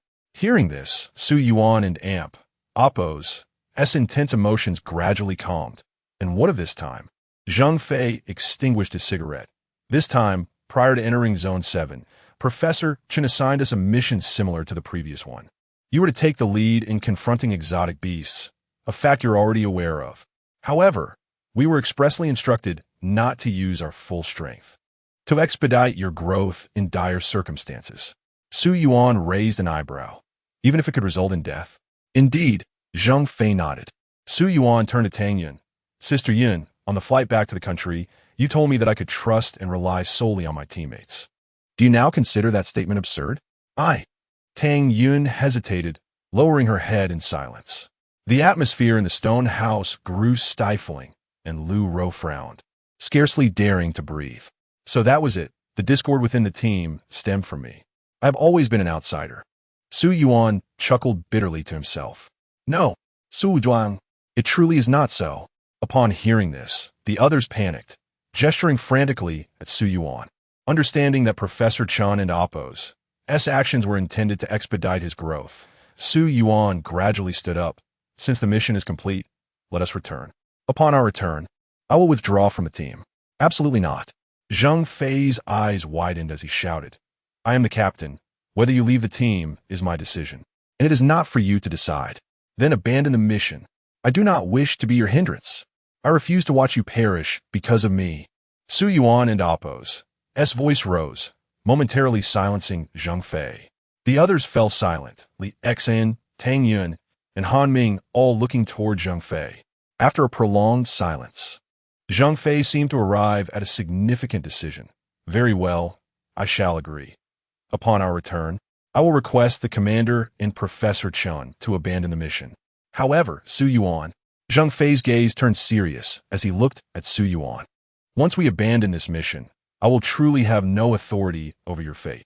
You ought to be honing your skills with a stronger team, and I fear. Hearing this, Su Yuan exhaled in relief, a smile breaking across his face as he raised a hand to interrupt Zhang Fei. My legs are my own. I will decide where to go. I will remain here, going nowhere. If necessary, I shall simply resign. If you wish to confine me, then confine me. I shall not be intimidated. Very well. Zhang Fei broke into a smile, beckoning to Li Xian and the others. The four of them stood in a line, bowing deeply to Su Yuan. We apologize for concealing this matter from you. Zhang Fei stated, his demeanor earnest. There should be no suspicion or secrecy among our ranks. We were in the wrong. Su Yuan smiled knowingly and stepped forward to help the four up. I accept your apology. You nearly frightened me to death, she said with a feigned sob. Hearing her words, Li Xian's voice quivered as she pulled Su Yuan into an embrace. Tang Yun gently wiped away her tears, smiling softly. Han Ming exhaled deeply. You scared me. I thought we were destined to become a broken team once again. Lu Ro, initially a loss, finally joined in the laughter upon seeing everyone else smile. You truly frightened me, she exclaimed, her voice still trembling. Li Xian released Su Yuan and turned to Zhang Fei. Captain, Now that everyone is here and the mission is accomplished, shall we return? Return? Zheng Fei and Appo's eyes widened in disbelief. After being toyed with by a monstrous beast, you think we can simply go back? His words elicited laughter from the others. Zheng Fei clasped his fists together. If word spreads that we know nothing about the beasts, we would be the laughingstock. I cannot afford to lose face. Can you? Cannot afford to lose face. Han Ming responded. Yes. Zheng Fei called out. I am here. Han Ming stood tall. Zheng Fei's determination surged. Can we still trace the beast's whereabouts? Absolutely. Han Ming assured, thumping his chest. Good. There is no need to hide our strengths any longer. I've been stifled for too long. I intend to discover what manner of creature this is. Let's seek it out. With that, Zheng Fei strode purposefully towards the stone house and Appo's exit. Chapter 58. The mountain gaze a group of 6 brave the torrential rain. Zheng Fei and Tang Yun transformed into beasts, carrying the remaining 4 as they soared through the air. Zheng Fei, with Su Yuan and Han Ming in tow, observed Han Ming and Appo's curiosity. Su Yuan, how did you deduce this? Well, I began to suspect from the moment we encountered the red-scaled creatures. Though their scales are tough, I found ways to defeat them, and I am certain you could as well. When I was trapped with Lu Ro in the archway, I meticulously reviewed everything. It seems you have never truly exerted your full strength. To put it plainly, your displayed prowess does not resemble that of individuals stationed on the front lines of battle. Han Ming's curiosity was piqued further when Zheng Fei mentioned their captain and Appo's ability to kill the earthworm with a single punch, solidifying his suspicion. Zheng Fei, now transformed into a Qiongqi, glanced down at Han Ming. Indeed, you are quite perceptive. Hey, I merely suggested it. Han Ming hastily waved his hands, wary of a reprimand. Zheng Fei chuckled. Your acting skills remain rather inadequate. Beside them, Tang Yun's face radiated vitality, appearing quite relaxed. Li Xian lifted her gaze to Tang Yun, saying, I always knew we couldn't keep this a secret. Our Su Yuan is exceptionally clever. Wouldn't you agree? You know. Indeed, you are correct, Tang Yun replied with a gentle smile. Han Ming turned towards Li Xian. Why does it seem like he belongs to your family? Sister Xian, mind your business. Is he not part of your family? Li Xian shot back, narrowing her beautiful eyes at Han Ming. Before he could retort, Su Yuan interjected. Let's not go there. I assure you, my preferences are entirely normal. Zheng Fei and Tang Yun flew swiftly, the rain ahead diminishing, and a rainbow faintly appeared over the distant mountains. Unable to resist, Su Yuan glanced back, watching as the gray curtain of rain fell behind them. Captain, let me down. Han Ming called out to Zheng Fei. Without hesitation, Zheng Fei released his grip, allowing Han Ming to drop. As he descended, Han Ming radiated a bright light, swiftly completing his transformation mid-air, landing with the grace of a springing cat. Change direction, Captain, to the left. Han Ming shouted from below. Zheng Fei and Tang Yun swiftly adjusted their course, following Han Ming as he leaped among the rugged mountains. I can sense it, Su Yuan murmured, his gaze sharpening as a familiar aura surged back into his consciousness, an essence he could never forget. Han Ming halted atop the highest peak nearby, prompting Zheng Fei and Tang Yun to dive down towards him. Beneath their feet lay a thin layer of snow, as they now found themselves above the clouds. Behind them, the relentless downpour continued, while ahead, the sun shone brightly. The 6 stood atop the mountain peak, gazing downwards. They beheld several modest hills surrounding a pristine lake, in the center of which lay a massive stone upon which an exotic beast reclined. Surrounding the lake, countless waterfalls cascaded down. The lake itself, a stunning result of nature and Appo's handiwork.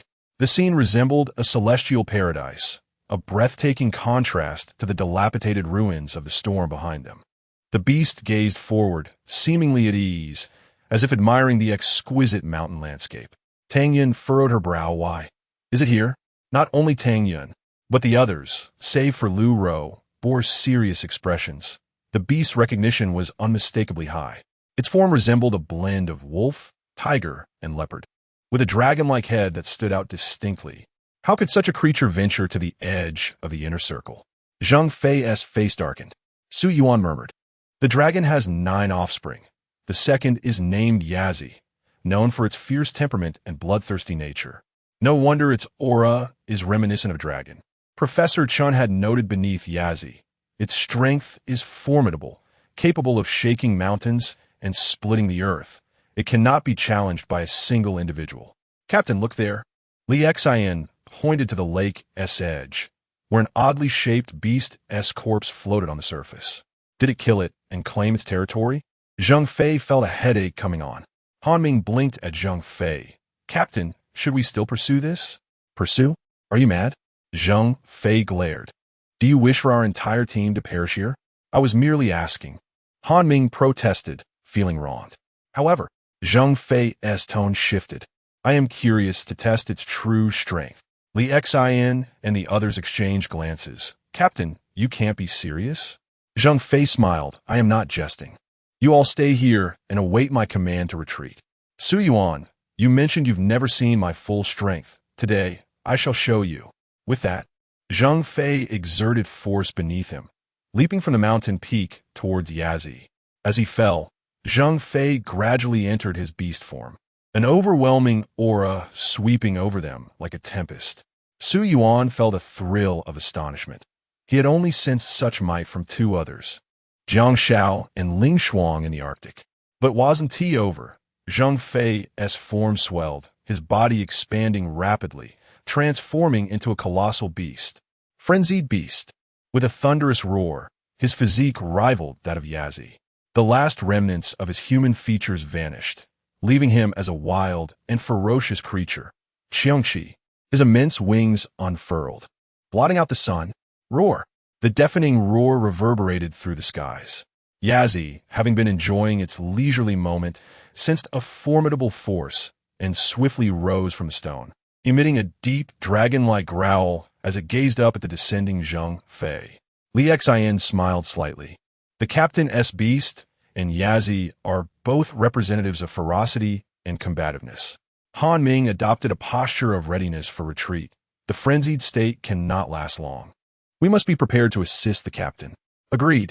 Su Yuan nodded, his eyes fixated on the battle below. The frenzied beast felt vaguely familiar from his earlier encounters in the Arctic, yet the chaos of that time clouded his memory. Bang! Zhang Fei's wings folded. His massive form crashed down upon Yazi, the sheer force shattering the stone beneath it. Yazi felt the impact, the overwhelming strength flipping Zhang Fei over, igniting an unquenchable fighting spirit.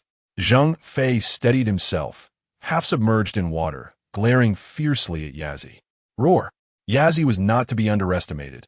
It raised its forepaw, slamming down with immense force, a mysterious power radiating outward from its center, causing the surrounding hills to crumble, and even the ground beneath the lake began to crack.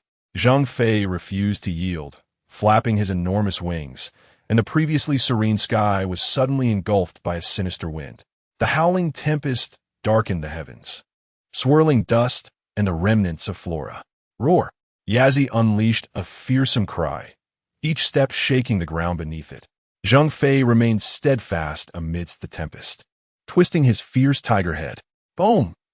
The 2 colossal beast heads collided violently, the immense force pulverizing the surrounding stones into dust.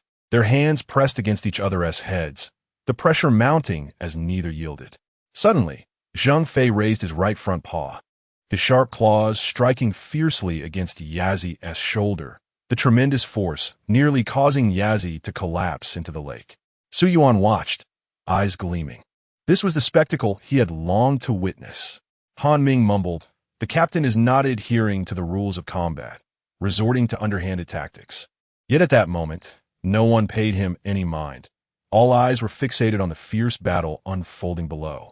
Yazi, regaining its composure, bared its sharp teeth, leaning back slightly to gather strength, then launched itself forward. Boom! The tremendous force sent Zhang Fei staggering back, retreating 4 or 5 steps before he could regain his stance. Zhang Fei shook his tiger head and flapped his wings, stirring the winds into a tempest. In an instant, he soared into the air, his massive form ascending with the breeze, only to come crashing down upon the creature known as Yaji.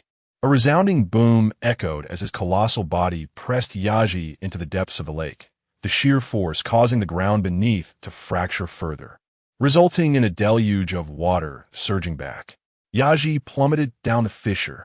Zhang Fei hovered above the lake, wings unfurled, emitting a roar that seemed to reverberate with fury. Retreat. With that, he darted towards his companions at an astonishing speed. Li Xian reacted swiftly, gathering everyone in haste. Zhang Fei's immense figure soared like a climbing aircraft, skimming the mountain's edge as he passed his comrades. In a fleeting moment, Su Yuan felt a disorienting blur before finding himself atop Zhang Fei's back. Without a backward glance, Zhang Fei propelled himself into the curtain of rain. A thunderous roar echoed behind them, the sound of Yaji's furious protest. Zhang Fei and Oppo's words were muffled, yet one could discern the essence. Li Xian swiftly transitioned into her beast form, 9 pristine tails swirling around her, her hands resting on Zhang Fei and Oppo's back. In the blink of an eye, they had teleported 100 miles away. In that instant, Su Yuan felt the presence of Yaji vanish completely. This scene left Su Yuan in awe. The terrifying efficacy of teleportation after transformation was indeed astonishing. Outside the familiar stone dwelling, Zhang Fei had reverted to his normal state, seemingly exhausted, lying beneath the downpour, relishing the fresh air without concern for the rainwater that might enter his mouth. The rumbling continued. The sound of the mountains fracturing in Yaji's direction indicated its frenzied search for the treacherous Qiangqi. Zhang Fei took several minutes to regain his breath. Yet Su Yuan could tell he still bore considerable weakness. Zhang Fei rose, his chest heaving. We must depart quickly. Yaji will not relent easily. By now, the group had gathered their belongings and awaited departure. Han Ming stepped forward, effortlessly demolishing the stone dwelling with a kick, lifting the corpse of the earthworm within. Captain, I've placed the horn of the Gujiao at the cave in trance we used to arrive. Very well, I will retrieve it upon our return. Han Ming, you handle the aftermath. The rest of us shall leave. Zhang Fei seized his backpack, and the 5 of them hastily made their way back to the cave entrance. Han Ming remained behind, his hands dragging the earthworm's body, emanating a soft white glow. Su Yuan could not help but glance back, prompting Li Xian to explain. Han Ming is erasing our scent. Should Yaji come searching, it will be unable to trace us. Thus, the 5 continued their sprint ahead, while Han Ming diligently worked to eliminate their presence behind them. Chapter 59. Xiaqing the group moved at a swift pace, showing no signs of halting. They raced forward, and at the cave's entrance, the enormous antlers of the Gujiao lay where they had paused to rest. Su Yuan accelerated to the forefront, grasping the antlers and dashing back into the cave. As he stepped onto the river, the water beneath his feet promptly froze, and the ice expanded outward. With the absence of the Qi Yin, Su Yuan solidified the river's surface with remarkable strength, showing no signs of thawing. Truth be told, his powers still fell short. Otherwise, he could have encased the entire swarm of Qi Yin in ice. The stone walls ahead were stained with fresh crimson, likely from the giant serpent. However, no remains were visible. The Qi Yin had devoured everything, bones and skin alike. Han Ming, lagging at the rear, maintained a distance from the others. As Su Yuan ran, he pondered Zhang Fei and Oppo's battle with Yazi, questioning whether his beast frenzy state would transform him into an ice dragon. Behind him, Lu Rou and Oppo's breathing grew heavier, and upon exiting the cave, Zhang Fei hoisted her onto his shoulder. The relentless sprint had begun to wear Su Yuan down, let alone Lu Rou. Their immediate concern was to retreat swiftly. Who knew what chaos Yazi might unleash within the inner circle, and that creature was notoriously petty. Su Yuan and Oppo's stamina began to wane as he continued to freeze the river and Oppo's surface, depleting his energy rapidly. Su Yuan, Tang Yun softly called from behind, enveloping him in a gentle azure glow. Su Yuan felt an invigorating lightness wash over him, fatigue dissipating gradually, his strength steadily returning. Only he and Lu Rou felt the strain. Zhang Fei, who had appeared weak moments ago, now radiated vitality, showcasing an almost excessive robustness among their group. A glimmer of light gradually emerged ahead, prompting Su Yuan to smile faintly. Freedom at last. A burst of white light flashed before his eyes, temporarily blinding him. As his vision adjusted, familiar surroundings came into view. They settled at their previous resting spot, awaiting Han Ming's arrival. Su Yuan exhaled, casting the antlers aside and leaning against a rock to catch his breath. Li Xian thoughtfully offered him a water flask. "Thank you, Xian Jia," he replied, gulping down the refreshing liquid. Li Xian smiled at him, choosing to remain silent. While a torrential downpour fell at the cave's opposite end, the sun shone brightly where they stood, creating an almost surreal contrast. In the sky, a colossal koan swam leisurely, appearing utterly at ease. Shortly after, Han Ming dragged the corpse of the two Lu into view, grinning. Captain eyed Amp. Amp, Oppose, V erased all traces of its aura. "Well done," Zheng Fei praised, patting his shoulder before rummaging through his backpack for a crumpled pack of cigarettes, struggling to extract a single stick. Han Ming tossed the two Lu and Amp, Oppo's body aside. "If you can't find any, it's clearly gone." Zheng Fei sighed, squeezing the cigarette pack in his hand. Leaning against a rock, Lu Ro still clutched the water flask. Catching her breath. "Can you keep going, Lu Ro?" Zheng Fei inquired. She nodded. "No problem, Captain. Then let us not linger here. We're heading back to the research facility." The journey there took nearly 4 days, yet their return only required 2. As the familiar concrete road appeared, Su Yuan breathed a sigh of relief, marking the mission and Oppo's successful conclusion. They had arrived by vehicle, but returning would be on foot. Zheng Fei opted not to follow the road, but chose a direct route through the jungle instead. Clutching the two Lu's corpse in one hand and dragging the antlers with the other, he maneuvered through the underbrush. The massive buildings nestled at the foot of the mountains came into view. Li Xian stretched, exclaiming, "Finally, we can have a good night's sleep. Let's go." "We need to report in first," Zheng Fei said, taking the lead as he leaped down the cliff. Approaching the outskirts of the research facility, Su Yuan sensed a formidable presence emanating from within. Not that of a beast, but of a beast master. The aura was intangible yet menacing. Upon detecting it, Su Yuan felt an instinctive warning from every cell in his body. That person was dangerous. Gradually, however, the aura softened. Zheng Fei and the others sensed it too, with Zheng Fei furrowing his brow. That aura feels familiar." Li Xian tilted her head in curiosity. Tang Yun smiled gently. "It must be Sister Xiaqing." Upon hearing Tang Yun's words, Zheng Fei's lips curled into a grin. "It's Sister Xiaqing. Hurry, let us go."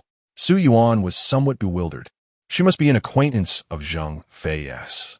Meanwhile, in Zhu Buqing's office, a woman dressed in casual attire lounged on the sofa. Her black hair intricately styled and secured with a jade hairpin, while a pair of teardrop-shaped emerald earrings swayed gently. She savored a cup of tea, thoroughly enjoying it. Zhu Buqing squinted at her. "Xiaqing, how long do you plan to stay here?" "I'll be leaving tonight. Xiao Fei and the others are back." Xiaqing replied with a slight smile. Zhu Buqing and Oppo's eyes lit up. "Oh, they've returned?" He stood to leave. "They're in Oppo's. There's no need for you to go, Commander. They'll surely come to your office first." "Why is that?" Zhu Buqing turned to her. "Because I'm here," Xiaqing said, tilting her head and smiling gently at Zhu Buqing. As she predicted, Zheng Fei and the others arrived at the research facility, discarding the two Lu's corpse and Gu Jiao's antlers outside, rushing straight to Zhu Buqing's office. "Sister Xiaqing." Zheng Fei burst through the office door, his face alight with joy as he looked at Xiaqing on the sofa. Xiaqing glanced up at him, then resumed blowing on her tea. "Long time no see, Xiao Fei." Sister Xiaqing. Li Xian and Tang Yun beamed, rushing forward to embrace her. Xiaqing quickly covered her teacup. "Oh dear, I'm drinking tea. Don't be so rowdy, Xian and Yun air." Han Ming appeared unfamiliar with her, standing dazed like Su Yuan and Lu Ro. "Ahem." Zhu Buqing coughed lightly. Zheng Fei and the others quickly saluted him. "Commander." Zhu Buqing regarded them with a steady gaze before slowly sitting down. "Can't you see me?" Zhang Fei chuckled, moving behind Zhu Buoqing to massage his shoulders. It's been a while since I saw Sister Xiaqing. I'm a bit excited. How did the mission go? Zhu Buoqing enjoyed the massage. Zhang Fei replied, we completed it successfully. It was too chaotic at the time to capture it alive. We had to kill it. Zhu Buoqing waved his hand. Write a report later. There's no need to discuss it now. All right. On the sofa, Xiaqing chatted with Li Xian and Tang Yun for a moment before turning her attention to Su Yuan. From the moment he entered the room, he had been observing her. It was undeniable that the formidable aura he felt earlier originated from her. Xiaqing set her teacup down and approached Su Yuan. He politely stepped forward and extended his hand. Hello, Before he could finish speaking, Xiaqing grasped his hand firmly. You must be Su Yuan? Yes. Su Yuan replied, slightly taken aback, blinking in surprise. Xiaqing's smile was warm and inviting. I'm Xiaqing. I returned this time to check on Xiao Fei and the others, and I have a message to convey to you. Su Yuan gazed at Xiaqing, who exuded an aura of classical beauty, leaving a wonderful impression. Xiaqing smiled faintly and said, Our captain asked me to convey a message to you. His exact words were, I await you in the Pacific War Zone. After delivering her message, Xiaqing turned away, leaving Su Yuan in a state of bewilderment. In return to Li Xian and Tang Yun and Appo's side, Zhang Fei, Zhu Buoqing, and Han Ming all gazed at Su Yuan, while Lu Rou looked on in confusion, her big eyes blinking. Tang Yun gently inquired, Sister Xiaqing, are you back this time for a mission? Indeed, I have already completed it. I heard you all have returned from the Arctic front, so I thought I would come and see you, Xiaqing replied with a smile. Li Xian linked her arm with Xiaqing's and said, Sister Xiaqing is truly wonderful. Tang Yun prepared tea for Xiaqing, asking Sister Xiaqing, how long will you stay in the country? I must return tonight. I and Appo's, he've been waiting for you for several days. Otherwise, I would have left long ago, Xiaqing explained. As the women chatted, Zhang Fei pulled Su Yuan outside. Captain, what does that message mean? Su Yuan couldn't and Appo's help but ask as they stepped out. Zhang Fei chuckled softly. Sister Xiaqing and Appo's captain is the foremost beastmaster in the country, currently stationed in the Pacific War Zone with their team. Sister Xiaqing ranks 7th, and the celestial dome enveloping the entire Kunlun mountain range is her power. Su Yuan and Appo's mouth fell open. Disbelief etched across his face. Zhang Fei patted Su Yuan and Appo's shoulder encouragingly. Stay strong. The world is vast, and your future is limitless. With that, Zhang Fei turned and re-entered the room, leaving Su Yuan stunned in place, unable to fathom how the gentle woman he had just encountered possessed such formidable strength. Lost in thought, Su Yuan was startled when Professor Chen appeared before him, holding a teacup and waving his hand. Su Yuan, why are you in a daze? Snapping back to reality, Su Yuan replied, Professor Chen, I wasn't in Appo's dazing off. Come inside. Why are you standing out here alone? Professor Chen said, pulling Su Yuan into Appo's arm and leading him back indoors. In Zhu Buoqing and Appo's office, Xiaqing addressed Li Xian before coming here. I took a detour to investigate District 10 and discovered an intriguing exotic beast. I have already reported it to the commander. Just as Li Xian was about to ask something, she saw Professor Chen entering with Su Yuan. The group quickly stood at attention and greeted Professor Chen. Xiaqing also set aside her leg, standing up with a gaze filled with respect. Professor Chen. Xiaqing, you Haven and Appo's. Left yet? Professor Chen glanced at Xiaqing, speaking in a contemplative tone. Xiaqing pouted. Professor Chen, why do you always wish for me to leave? If you aren't in Appo's leaving, then just make yourself at home here. Professor Chen's words always had a way of leaving others speechless. Chapter 60. The Wandering Dragon. In Zhu Buoqing's room, several women chattered animatedly. Professor Chen furrowed his brow slightly, finding the noise somewhat bothersome. He patted Su Yuan and Appo's arm and assessed her from head to toe, asking gently, are you hurt? Su Yuan nodded slightly. I and Appo's "Am fine, Professor Chen. I have something to ask you." Noting the seriousness in her expression, Professor Chen pondered for a moment before placing the thermos cup on Zhu Buqing's desk, his clear eyes now sparkling with intensity. He gazed at Su Yuan for several seconds before gesturing to Xia Qing, Zheng Fei, and the others beside him. "You may leave." "Yes."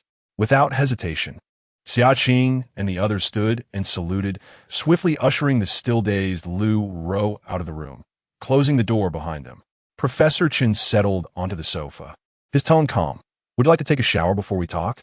Is that important?"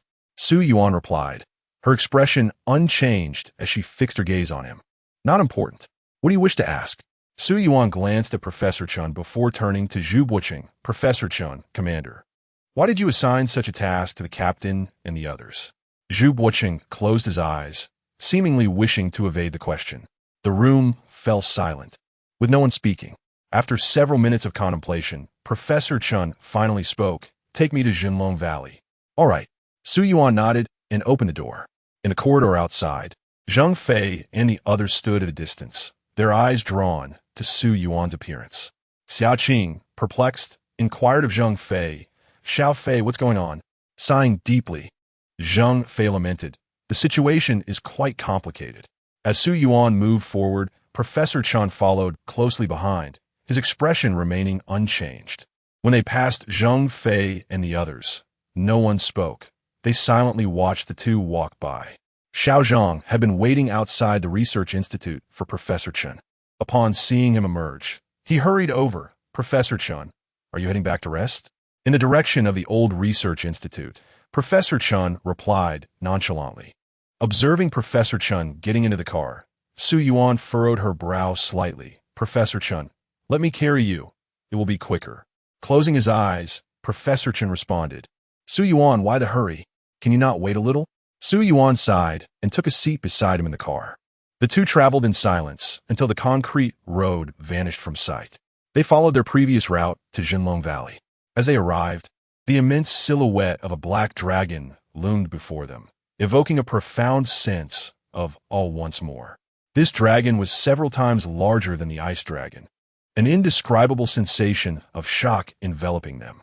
Professor Chen sat down slowly, as if aged by many years. He gazed down at the black dragon and remarked, "Su Yuan, I don't have many years left. Before I die, I want to witness your growth. This is my self-redemption. Before my retirement, I came to see this dragon. It was the second time in my life that I encountered it. The first time was over 20 years ago when your father used the dragon lock chain to tether it and dragged it before me. I was utterly astonished.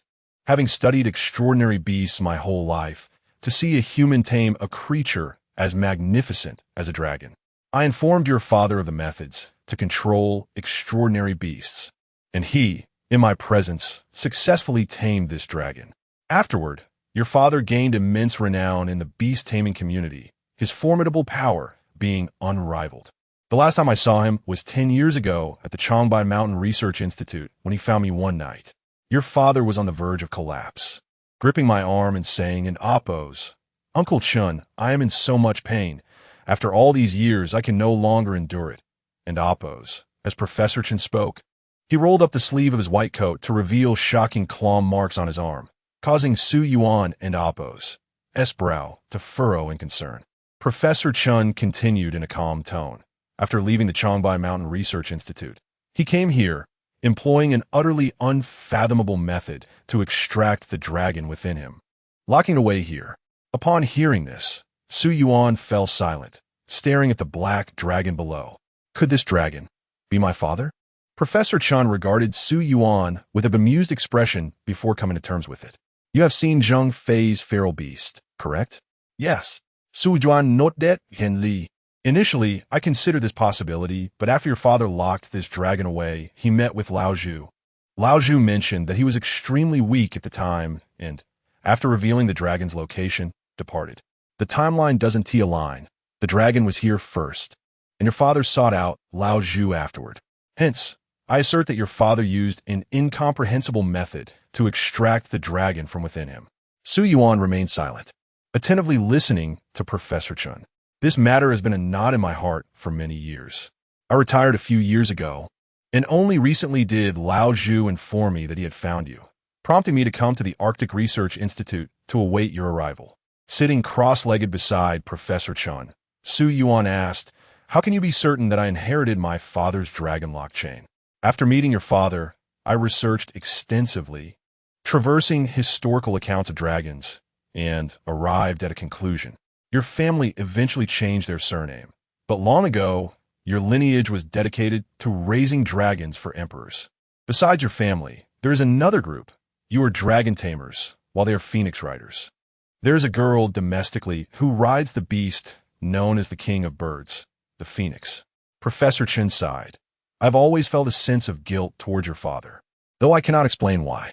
I have felt compelled to nurture you while I am still alive. Is it not selfish to gamble the lives of the captain and the others for my growth? Su Yuan looked at Professor Chun, her expression impassive. Professor Chen chuckled. A rare sound from him. I must be getting old. My mind is not as clear as it once was, and I did not consider your feelings. My apologies. Su Yuan remained silent, watching the black dragon below alongside Professor Chun. At that moment, he seemed to lose his usual imposing demeanor, appearing more like a kind old man. Su Yuan never expected that this dragon was the one once tamed by his father. After a lengthy silence, Su Yuan finally spoke. Is it possible to cancel the task assigned to the captain and the others? It can be canceled, but afterward, you must go to a place more conducive to your growth, Professor Chen replied candidly. What if I refuse? I wish to stay in this team. Su Yuan and Amp, oppose.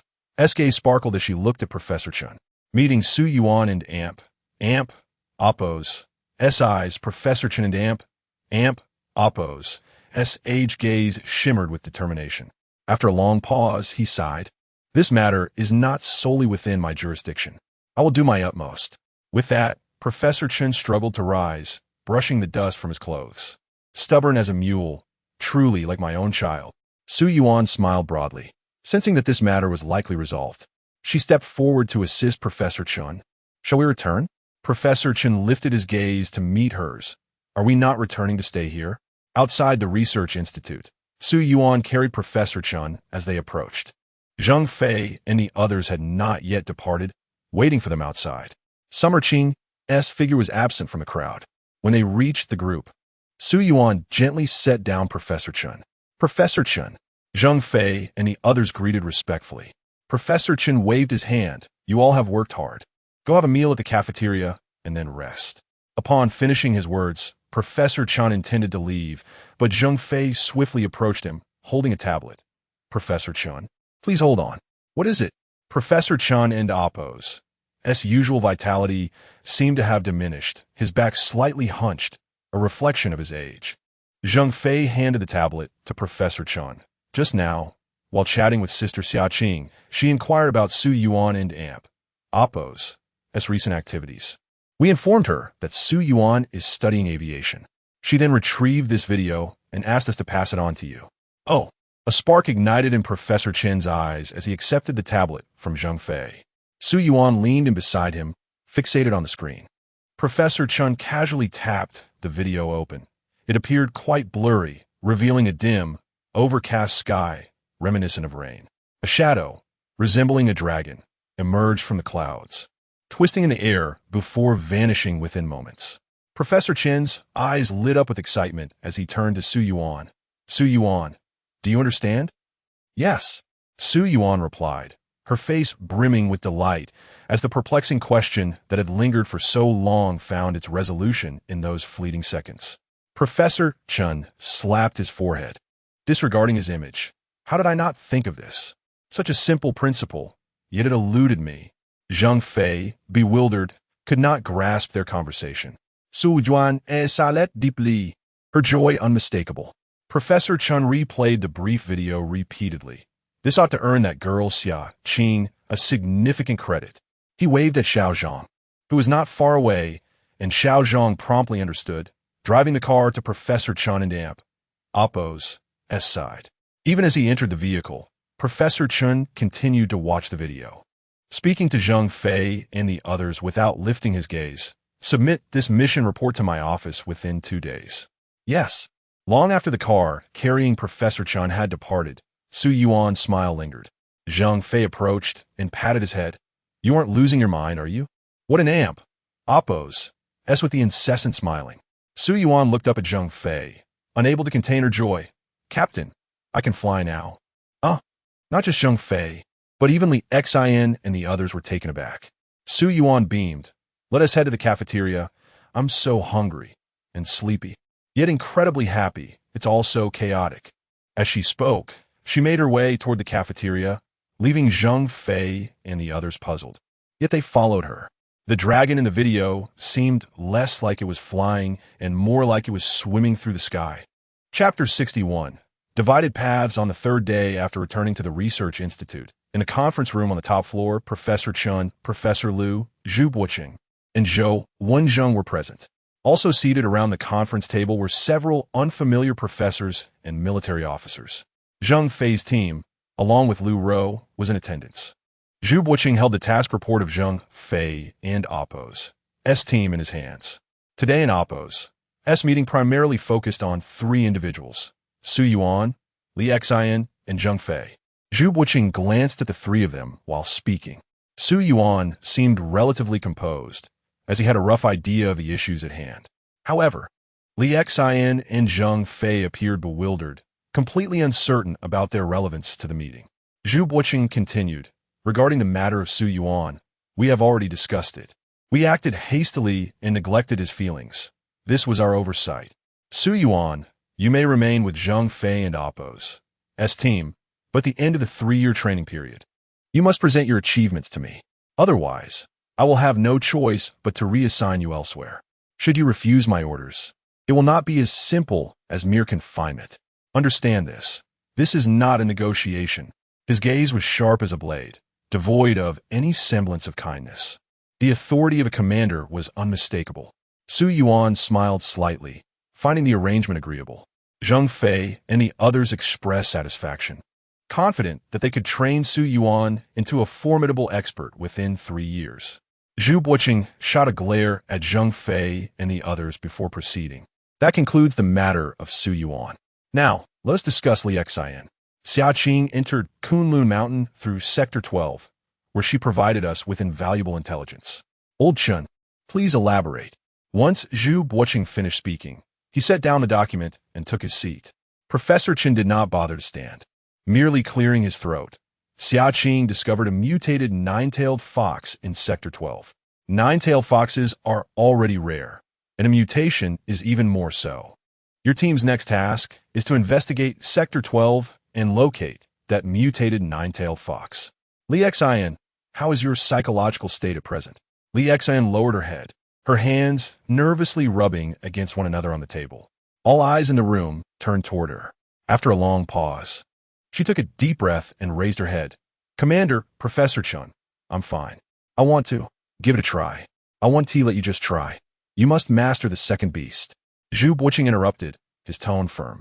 Ling Shuang has already been promoted to captain and has begun leading a team.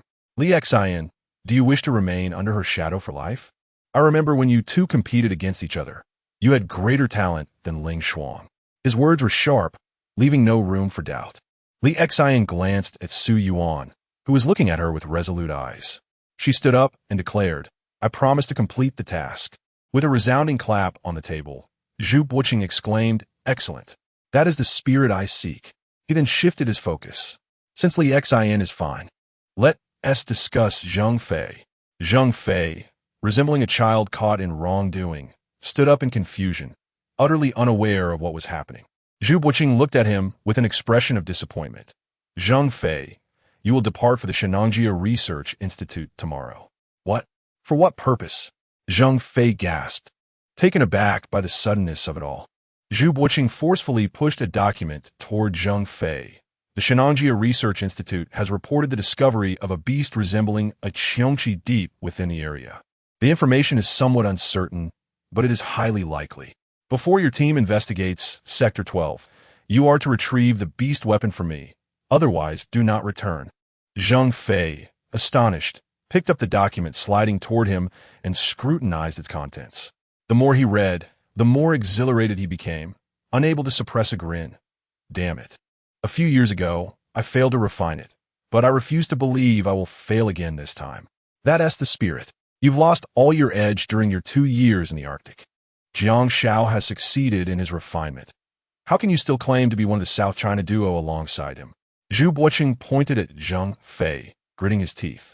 Holding the document in his left hand, Zhang Fei solemnly saluted Zhu Buqing with his right. Commander, I promise to complete the task. Zhu Buqing huffed in response, then sighed, his gaze sweeping over Su Yuan, Han Ming, and Lu Rou. Since everything has been laid bare, there is no need for secrecy. Do not take offense at my bluntness. Han Ming, Su Yuan, Lu Rou, given your capabilities, it would be best if you refrain from joining the Shenanjia expedition. It is not suited for you. You would only hold us back. I have other missions for you. He then turned his attention to the remaining 3. This time, you will split into 2 teams. Zhang Fei, Li Xian, and Tang Yun. You 3 will head to Shenanjia to assist Zhang Fei in refining the beast weapon. I have dispatched a team from the East Sea Battle Zone to support you in this mission. Zhang Fei wore a troubled expression. What? You want our team to undertake 2 separate tasks, Commander? Zhu Buqing glared at him. Do you have a problem? I have no problem. Zhang Fei blurted out, startled into a hasty reply. Zhu Buqing appeared suddenly drained, his voice softening. The reward from the last mission have already been distributed. Su Yuan, Lu Rou. The rewards for the Gujiao duo have also been dispersed. Su Yuan, the fish scales from the Qi Yin have been withheld by Professor Lu, but the rewards have been allocated. Upon hearing this, the others exchanged glances, excitement flickering in their eyes. They're distributing the rewards. Zhu Buqing waved his hand. Meeting adjourned. Scram, scram, scram.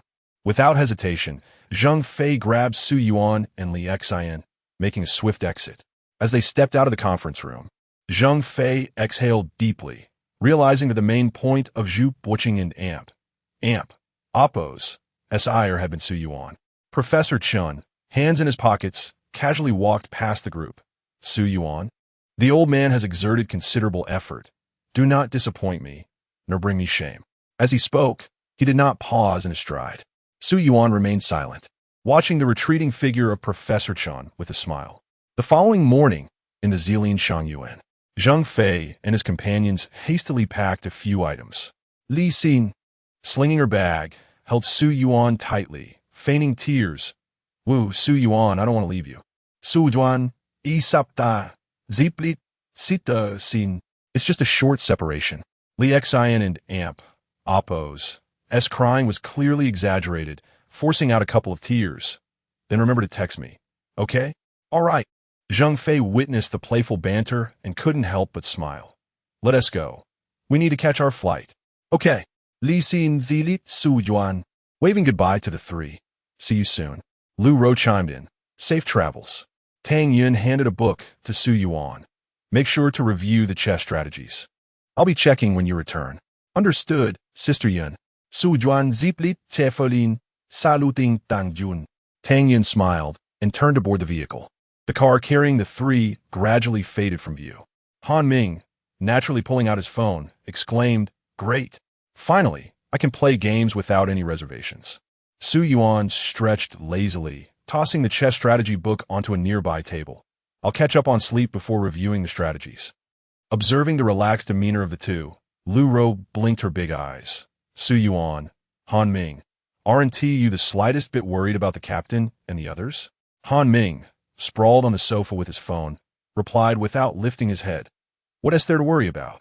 The 3 strongest in the team are present. We should focus on our upcoming tasks instead. Su Yuan lay down beside Han Ming, pulling a blanket over himself. First sleep. By noon, with Zhang Fei absent and none of them capable of cooking, Han Ming drove the 2 to the cafeteria of the Research Institute for a meal. After finishing lunch and preparing to return, Xiao Zhang hurried over. Professor Chun is calling for you in his office. All right. Han Ming nodded and shrugged at Su Yuan and Lu Rou. It seems like we are about to receive a mission. Let us go. Exchanging glances, Su Yuan and Lu Rou shrugged in agreement. Let us head over then. In Professor Chen's office, he was repeatedly reviewing the task reports submitted by Su Yuan and the others. Upon seeing them enter, he gestured for them to sit while continuing to examine the documents. Su Yuan, this Yazi is suitable. It can serve as your alternative. Alternative for what? Su Yuan asked, somewhat perplexed. You can and oppose. TB suggesting that I tame that Yazzie. Can you? Professor Chen looked up at him. You can refine it into a beast weapon. Its affinity should align well with you. But it's merely an alternative. So don't rush. Oh. Su Yuan had come to understand the concepts of taming a second beast and refining a beast weapon. The second beast could only be chosen from those with a compatible affinity. For instance, since Su Yuan and Appo's first beast was a dragon, his second could only be another dragon or a creature closely resembling one. Similarly, Li Xin's first beast was a nine-tailed fox, meaning her second could only be a fox-type creature. The same principle applied to refining beast weapons. One could only seek out beasts that resonated well with them. After waiting for a while in Professor Chen's office, Zhu Buqing entered holding a document. Su Yuan and his companions quickly stood and saluted. Commander, go away. I'm already annoyed at the sight of you. Zhu Buqing shot a glance at Su Yuan. In front of Zhu Buqing, Han Ming was less at ease than Su Yuan and Lu Rou. Unlike Zheng Fei, who was quite bold, Han Ming maintained a respectful demeanor. Zhu Buqing handed the document to Han Ming. You'll take these two with you. Since you're from Hunan, bring this person back for me. Understood. Han Ming accepted the file, which contained personal information about an individual. He flipped through the documents, with Su Yuan and Lu Rou leaning in to see. Upon closer inspection, they realized that this was a new recruit. They were to undertake a mission to retrieve him. Zhu Buqing cast a sidelong glance at Han Ming. Take a confidentiality agreement with you. Have him sign it before bringing him back. You may be assigned other tasks in between. Rest assured, Commander, we will ensure the mission's success. Han Ming saluted once more. Zhu Buqing waved his hand impatiently. All right, this routine is tiresome. With that, he turned and exited. Professor Chen Henti lifted his gaze the entire time. Su Yuan, puzzled, turned to Han Ming. Does this mission of recruiting a newcomer fall under our responsibilities as well? Recruiting? What are you talking about? We are uncovering talent for the nation. Han Ming retorted, wide-eyed. Professor Chen, still engrossed in his materials, remarked nonchalantly. This is a break for you. The task deadline is 1 month. You can return any time within that period and do as you please otherwise. The group's expressions brightened, and they quickly bowed to Professor Chen. Thank you, Professor Chen. Now, go back and pack your things in preparation for departure. Professor Chen remained focused on his documents. Yay! Lu Rou exclaimed, enthusiastically pushing the others towards the exit.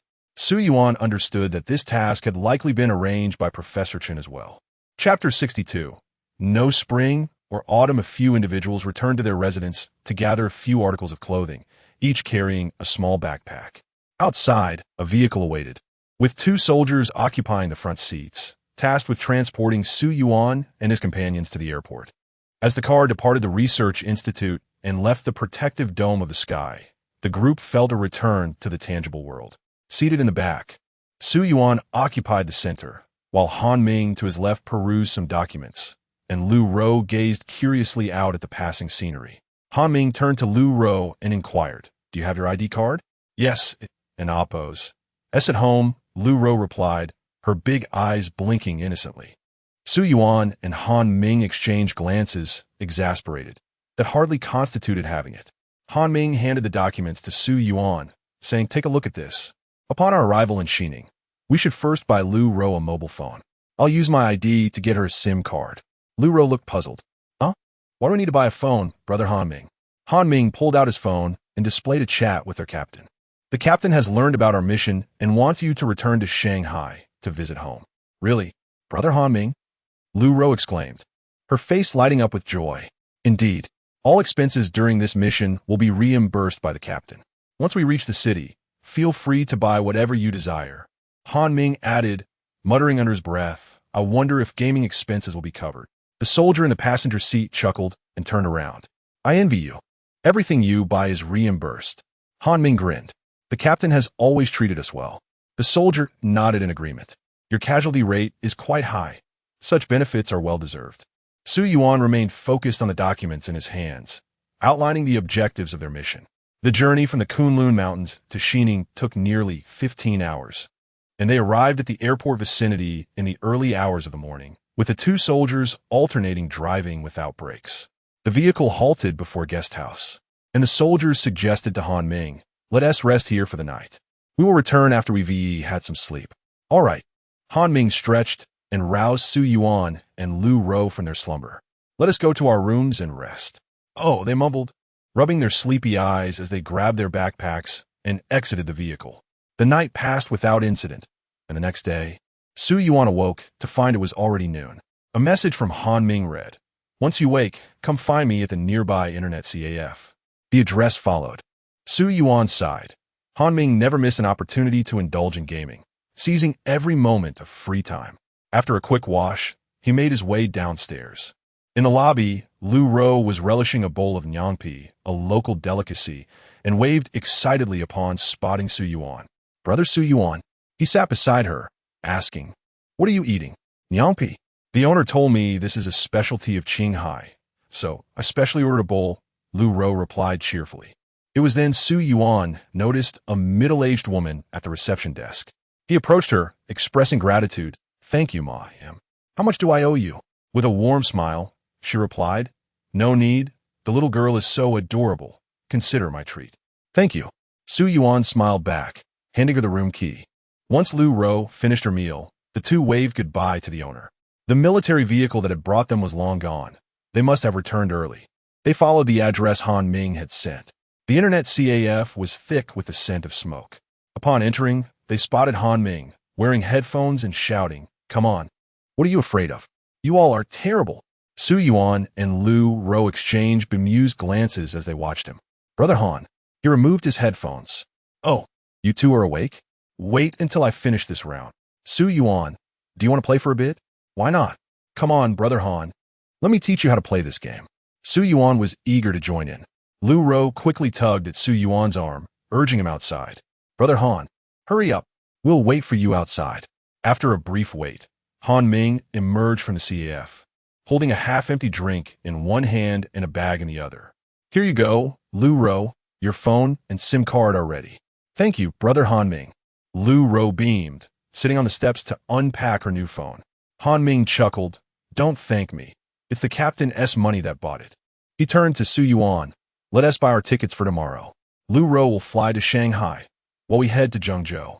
"Well, had I known, I wouldn't have canceled my hotel reservation." Han Ming waved it off. "We're not staying at the guest house tonight." "Look." He pulled out his phone to show Su Yuan a hotel he had chosen. "This place looks nice. We'll stay here." "Sounds good."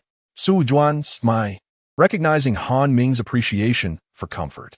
"Lu Ro, do you need a temporary ID?" While fiddling with her new phone, Lu Ro replied, "No need, Brother Han Ming. With a smartphone, I can access my electronic ID." "All right then." The trio enjoyed a simple afternoon in Xining before heading straight to the airport the next day. Han Ming granted Lu Ro 3 days, with plans to regroup in Zhengzhou after that.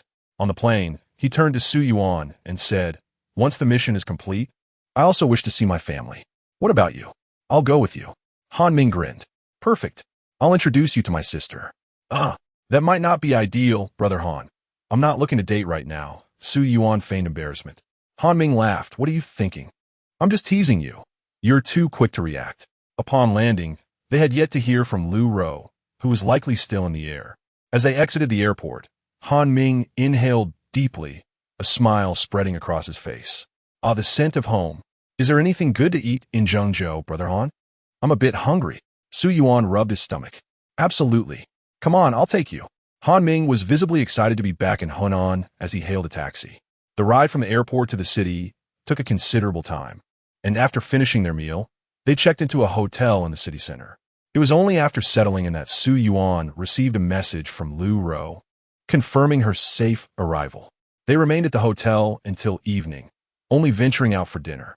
March brought a chaotic mix of clothing styles to the streets, with some donned in winter coats while others wore summer attire. Since becoming a beastmaster, Su Yuan had lost his sensitivity to temperature, and he curiously asked Han Ming, "Why are people dressed so differently?" Han Ming sighed. "In Hunan, we only have winter and summer. Spring and autumn are non-existent." "Why is that?" Su Yuan queried, puzzled. "Because spring and autumn ceased to exist during the Warring States period." Su Yuan was left speechless. What a cold joke. They found a roadside stall, and Han Ming suggested, How about we finish our mission tomorrow? And once Lu Ro arrives, we can head to Luoyang. I'll show you around. Sound good? Han Ming opened a bottle of beer and handed it to Su Yuan. Have you finished reviewing the new recruit's information? I have. What about it? Su Yuan took the beer and filled a cup. Any thoughts? Han Ming raised an eyebrow, a mischievous glint in his eye. Su Yuan sighed. Forget it. That person has had a hard life. Let us proceed according to the documents. All right, I'll make the arrangements for tomorrow. Su Yuan understood Han Ming's intentions. He wanted to replicate his previous approach, forcibly taking the recruit, which would be no different from abduction. The following day, Han Ming was absent from the hotel until evening, returning with a military-licensed SUV. He waved to Su Yuan at the roadside. Get in. I've made all the arrangements. Su Yuan opened the passenger door and climbed in. So where are we headed now? To meet the new recruit, Han Ming declared, pressing the accelerator as they sped away. At a construction site near the suburbs, Han Ming parked his vehicle across the street, propping his legs on the steering wheel as he retrieved his phone. Su Yuan, keep an eye out for me. I'll be occupied for a while. Understood. Su Yuan waved the documents in his hand, observing the entrance of the construction site across the road.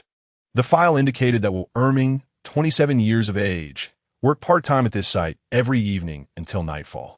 After waiting for over half an hour, a frail figure on a bicycle entered Su Yuan and Appo's line of sight, his aura distinctly unique, setting him apart from the ordinary. This was a person with the potential to harness beasts, easily identifiable by his presence. Su Yuan was highly attuned to such energies, whereas Han Ming remained oblivious to any differences. Su Yuan nudged Han Ming beside him. Brother Han, he's here. Han Ming glanced out the window, noticing Wu Erming riding an old bicycle into the construction site. Han Ming frowned, remarking, he doesn't look 27. I would believe you if you said he was 37. However, he soon shook his head lightly.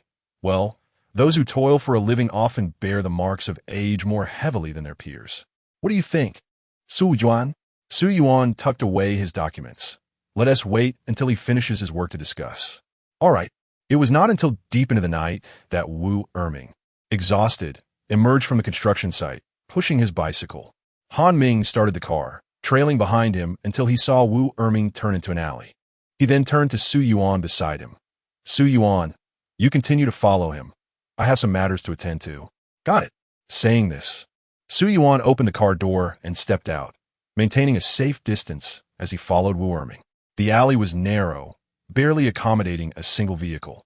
Flanked by aging houses, Su Yuan waited at the entrance for a considerable time before Han Ming approached, carrying 2 bags. Did you see where he went? Han Ming inquired. Yes. Let us go. Han Ming responded tersely. The gate was not locked, but ajar. Creak, the old wooden door emitted a sound. The courtyard was overgrown with weeds, the dilapidated bicycle leaning against the wall. Only one room emitted a dim light, its door slightly open. Han Ming nodded at Su Yuan, who raised his hand to gently knock on the door. Hello, is anyone home? A rustling sound came from inside, and soon Wu Erming opened the door. His eye socket sunken, his frame gaunt. Yet his eyes sparkled with intensity. His voice was laden with fatigue. Who are you? Han Ming produced his identification without hesitation. We are from the military district. Wu Erming was momentarily taken aback.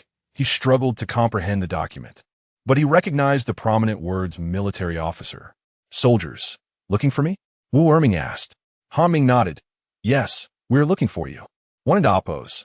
Do you invite us in for chat? Please come in. Wu Erming, still somewhat dazed, stepped aside to allow the 2 men to enter. Chapter 63. The second task. The room was sparsely furnished, featuring a dilapidated wooden table, a makeshift bed, and an antiquated coal stove, upon which rested an aluminum kettle. A solitary light bulb hung from the ceiling, casting a faint yellow glow. There were no stools by the table, so Wu Erming sat on 2 bricks stacked together. On the table lay a bowl of instant noodles, only half eaten. Wu Erming felt somewhat embarrassed. I apologize, comrades. There is no place to sit. Han Ming was unfazed. No worries, we can sit on your bed later. As he spoke, he placed 2 tote bags on the table. Forget the noodles. I just bought some late-night snacks from the street. Let us eat these instead. Su Yuan glanced at Han Ming in mild astonishment. He had assumed Han Ming was rather oblivious. Yet here, he was demonstrating considerable thoughtfulness. Isn't this inappropriate? Wu Erming watched Han Ming retrieve various food items, feeling a bit at a loss. Once all the food was laid out, Han Ming comfortably settled on the bed. There's nothing inappropriate about it. Go ahead, eat. Su Yuan joined Han Ming on the bed, which was hard and only covered by a thin sheet. Thank you. Clearly famished, Wu Erming quickly devoured the food on the table. After finishing his meal, he inquired, "What brings you two soldiers to find me?" Han Ming smiled gently. "You don't need to call us comrades. We are not exactly soldiers. I'm Han Ming, and this is Su Yuan. We're about the same age as you." "Oh, I see." Wu Erming nodded, unsure of how to address the two. Han Ming waved his hand dismissively. "That's not important. Wu Erming, you are 27, orphaned, and your ailing sister is in the county hospital. You worked 3 jobs to pay for her treatment, correct?" Wu Erming nodded, somewhat woodenly. "Yes." Han Ming smiled mysteriously. "Do you have any desire to join the military?" "Me? Given my circumstances, how could I possibly serve?" Wu Erming chuckled bitterly, his tone laden with resignation. Han Ming retrieved a confidential agreement from his pocket along with a pen. "You don't need to worry about that. Just sign this. Your sister will be transferred to a military hospital, and all her treatment expenses will be covered by us. Additionally, you will receive a substantial annual stipend, which you may use as you wish. Send it to your sister or keep it for yourself." As Han Ming placed the confidentiality agreement on the table, he pinched the pen between his fingers. "Once you and Oppose made your decision, sign it, and we will take you to the military district." Wu Erming, evidently skeptical, pointed at the agreement. "May I see what this is about?" "Go ahead," Han Ming replied nonchalantly. Su Yuan lowered his voice. "Han, what does the confidentiality agreement entail?" "Rest assured, this agreement is different from yours. When we reach Kunlun Mountain, he will sign another one," Han Ming whispered. Su Yuan noted that, concerned that the contents might be too bewildering for Wu Erming. After perusing the document for a while, Wu Erming found nothing out of the ordinary and questioned, "If I sign this, you truly will take my sister to the military hospital for treatment?" "Indeed," Han Ming confirmed, extending the pen towards him. Receiving the answer he sought, Wu Erming hesitated no longer. He took the pen and signed his name on the last page. As soon as he finished, Han Ming pulled out his phone and made a call. "It's done." Seeing Han Ming hang up, Wu Erming asked, "What do you mean when you say you're not soldiers?" "We aren't soldiers in the conventional sense. We are warriors. But rest assured, we are under military jurisdiction." "Warriors?" Wu Erming was puzzled, gazing up at Han Ming and Su Yuan. "I once attempted to enlist, but they deemed me too thin, my physical condition insufficient." Han Ming smiled faintly. "This is different from conventional enlistment. You will understand once we arrive at our destination." Just then, Su Yuan's phone rang. He fished out an old, worn-out mobile phone displaying the name sister on the screen. Su Yuan handed the phone to Wu Erming. "It's your sister." Wu Erming answered the call, and a frail voice greeted him from the other end. "Little brother."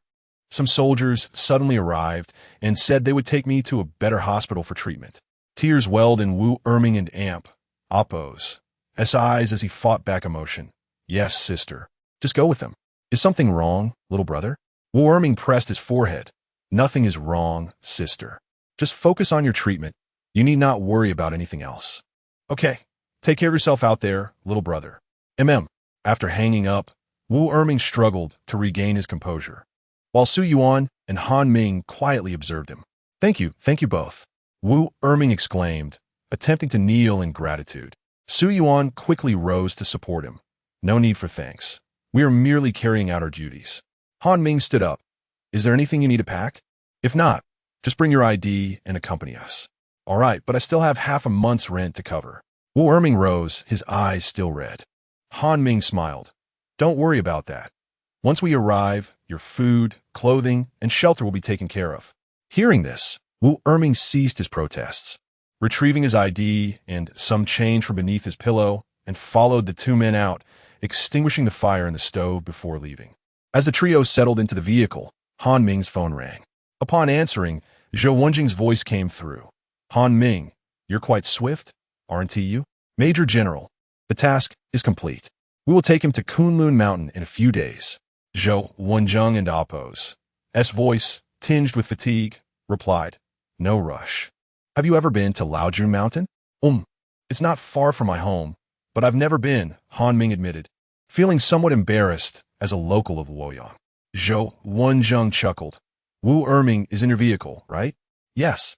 Well then, I'm assigning you an additional task. Take Wu Erming to climb Laojun Mountain. I will send you the details shortly. Understood, Major General. But in oppose, it's nearly midnight. Please rest well.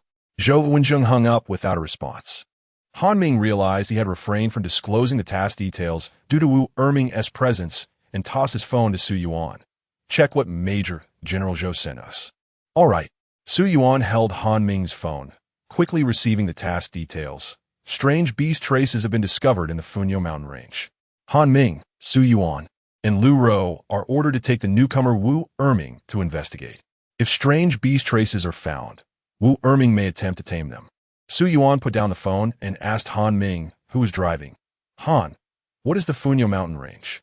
Laojun Mountain is the main peak of the Funyo mountain range, and there are many undeveloped mountains nearby, collectively forming the Funyo mountain range. As Han Ming spoke, a smile crept onto his lips. Perfect. After completing the task, I can conveniently visit home. While waiting at a traffic light, Han Ming glanced at the task details and caught Wu Erming's reflection in the rearview mirror. Upon returning to the hotel, Han Ming booked a room for Wu Erming on the same floor and assured him that he could knock on the door anytime if he needed anything. Wu Erming remained silent, nodding quietly in response. Han Ming pulled Su Yuan back to his room and called Zhou Wenjing. The Major General, still awake, answered the phone. What's the matter? Major General, he hasn't signed the second confidentiality agreement yet. Are we really taking him to tame strange beasts? Han Ming voiced his concerns. Zhou Wenjing chuckled lightly. Don't worry. We have been observing that boy for quite some time. You can confidently take him with you. Oh, indeed, the exact nature of that strange beast remains unclear, but its strength is likely not formidable. Should Wu Erming fail to harness it, he would be compelled to eliminate the creature on the spot. Indeed, Han Ming responded swiftly. Sitting on the sofa, Su Yuan twisted open a bottle of mineral water and inquired, Brother Han, do strange beasts also appear in areas inhabited by humans? Yes, though they are rarely seen.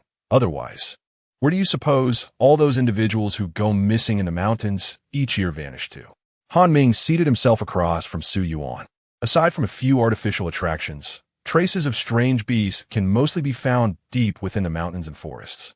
This is precisely why the government advises against venturing into such remote areas. Moreover, research facilities have been established in these locales, guarded by beast tamers to prevent ordinary people from entering. Su Yuan took a sip of water and asked, is there any in the Funyo mountain range? None. Within Hunan, there is only one research facility located in the Taiyang Mountains, known as the Taiyang Mountain Research Institute. Su Yuan capped the bottle and said, all right, I shall return to shower and watch television. Brother Han, want to rest? While Su Yuan spoke, Han Ming had already pulled out his phone and looked up. Huh? What did you just say? Nothing. Take your time, Su Yuan replied, feeling somewhat exasperated. That remark had been superfluous. For the next 2 days, Han Ming and Wu Erming remained at the hotel, while Su Yuan ventured out during the day to stroll, shop for clothes, and the like. That afternoon, the trio checked out and headed to the airport to meet Lu Rou. Su Yuan wore a fitted by Jie Yi, paired with a comfortable casual outfit. Han Ming had also purchased several outfits for Wu Erming, whose spirits had notably improved over the past 2 days, after enjoying hearty meals and restful sleep. He appeared transformed in his new attire. Wu Erming spoke little, rarely engaging in conversation, instead exhibiting a calm demeanor, following Han Ming and Su Yuan wherever they led him without question. At the airport exit, Lu Rou came running towards Su Yuan and Han Ming, pulling a suitcase behind her. Su Yuan Yi, Han Ming Yi, dressed casually, with her hair styled into 2 small braids secured with cute hair ties, she radiated vitality. Surprised by her delicate appearance, Wu Erming asked, she is also a warrior? Indeed, Su Yuan nodded. Lu Rou politely extended her hand to Wu Erming. Hello, Erming Gu. I am Lu Rou. Why yes, hello. Wu Erming fumbled, gently shaking her hand before quickly releasing it. Su Yuan took hold of the suitcase handle from Lu Rou. Have you received the task details? Yes. We are to climb Laojun Mountain. Han Ming shot her an incredulous glance. All you think about is fun. Did you remember the important details? Of course, I remembered. Let's go, Brother Han. I've even prepared a travel guide for Luoyang. Lu Ro exclaimed cheerfully, nudging Han Ming forward. Han Ming and Amp, Oppo's lips twitched slightly. Once we reach Luoyang, I will show you around. Don't wander off. Understood. Chapter 64. The Taoist, the four companions drove towards Luoyang. Han Ming hummed a cheerful tune throughout the journey, regardless of the music playing in the car, joining in with a few lines. His joy was palpable. Su Juan, holding a small notebook, glanced at Han Ming and asked, Brother Han, you seem quite happy. How long has it been since you returned home? It has been several years.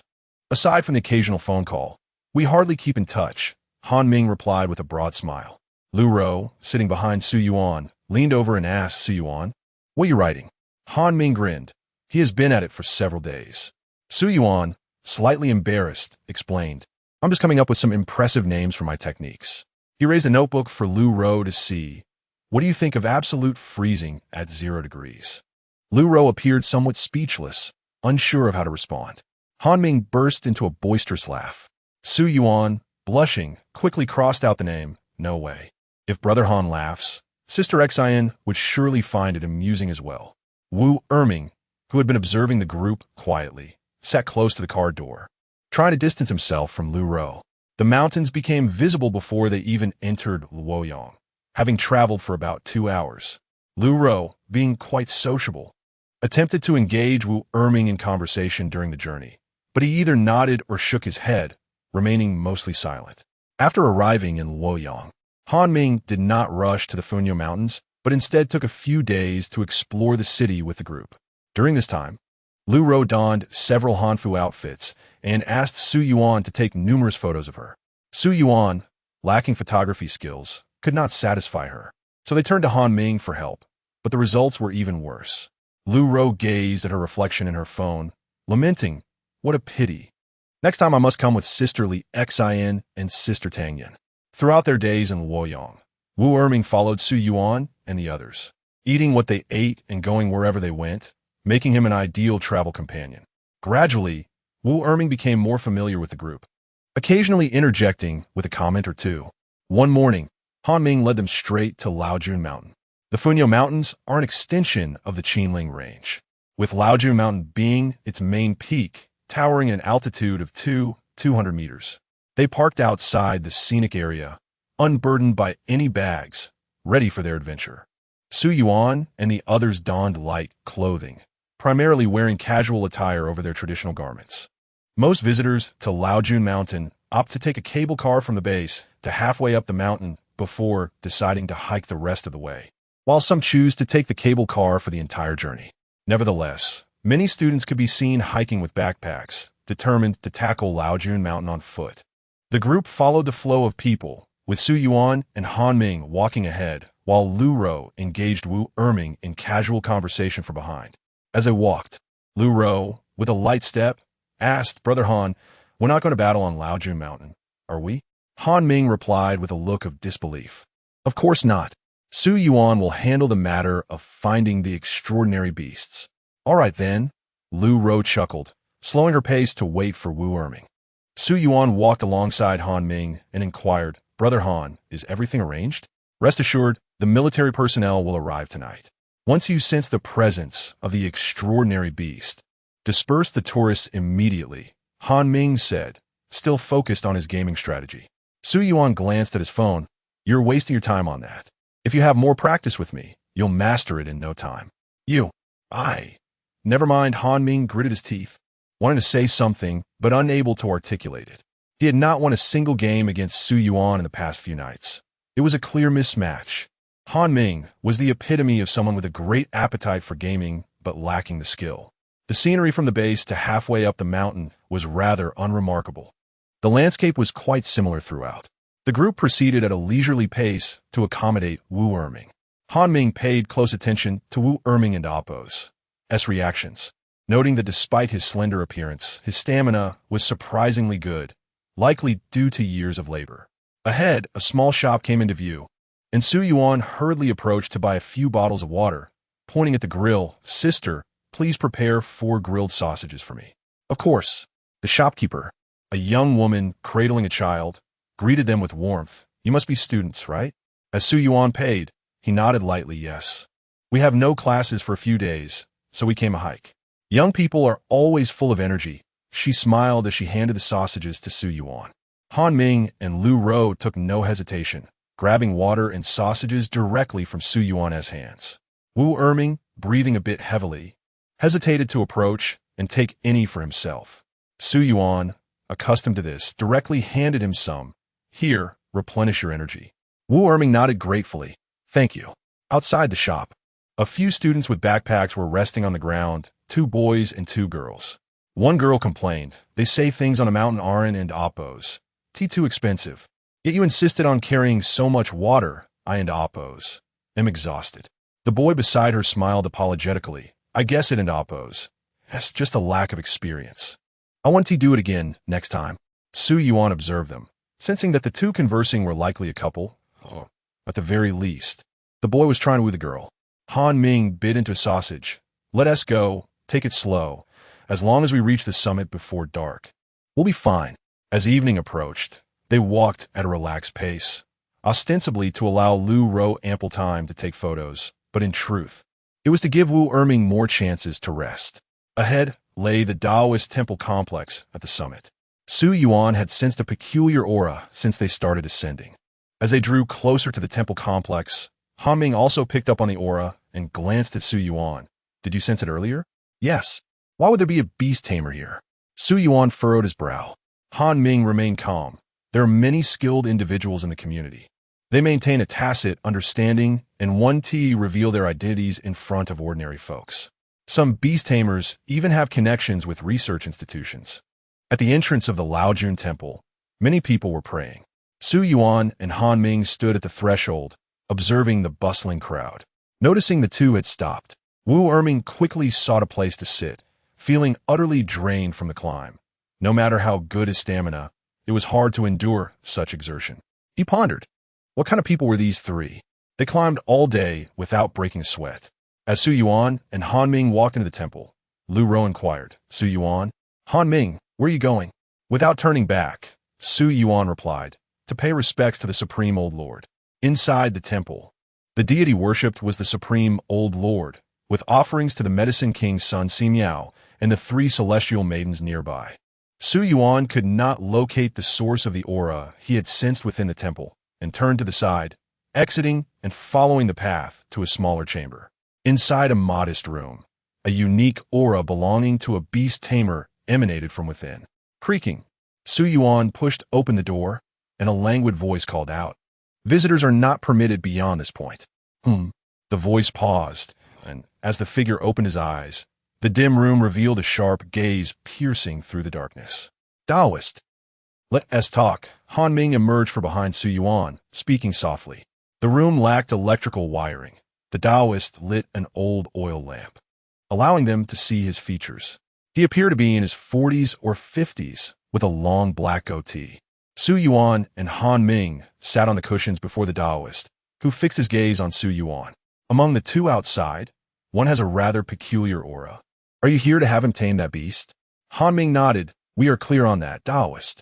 The Taoist's expression remained as calm as water. "That extraordinary beast is the one I reported." Su Yuan tilted his head, looking at the Taoist in confusion.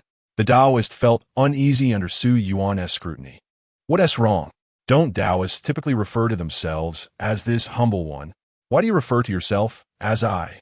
With his head tilted, Su Yuan voiced the perplexities that lingered in his heart. The Taoist priest and amp, Appo's lips moved slightly, nearly uttering a curse, before he cleared his throat. In modern society, it is quite peculiar to refer to oneself as a humble Taoist. Han Ming wore an expression of exasperation. "You should refrain from watching television dramas with Sister Xian in the future." The Taoist glanced at the 2. "Do you require assistance?" "It would be splendid if you could lend a hand, Taoist," Han Ming replied. The Taoist nodded gently. "Very well, I shall attend to it." "Then we shall not disturb your rest any longer. Taoist, Su Yuan said as he pulled Han Ming to his feet. Su Yuan rose and bowed respectfully to the Taoist, while Han Ming, intending to perform a gesture of reverence, was unceremoniously kicked aside by Su Yuan. The golden summit was frigid, with snow accumulating all around. Han Ming purchased a down jacket for Wu Erming at the rental shop, deciding it was better to buy it outright since they wouldn't be returning it. Lu Ro, clutching a bottle of water, inquired, Su Yuan, why were you two gone for so long? Su Yuan chuckled. I encountered a Taoist who claimed I had a connection with fate.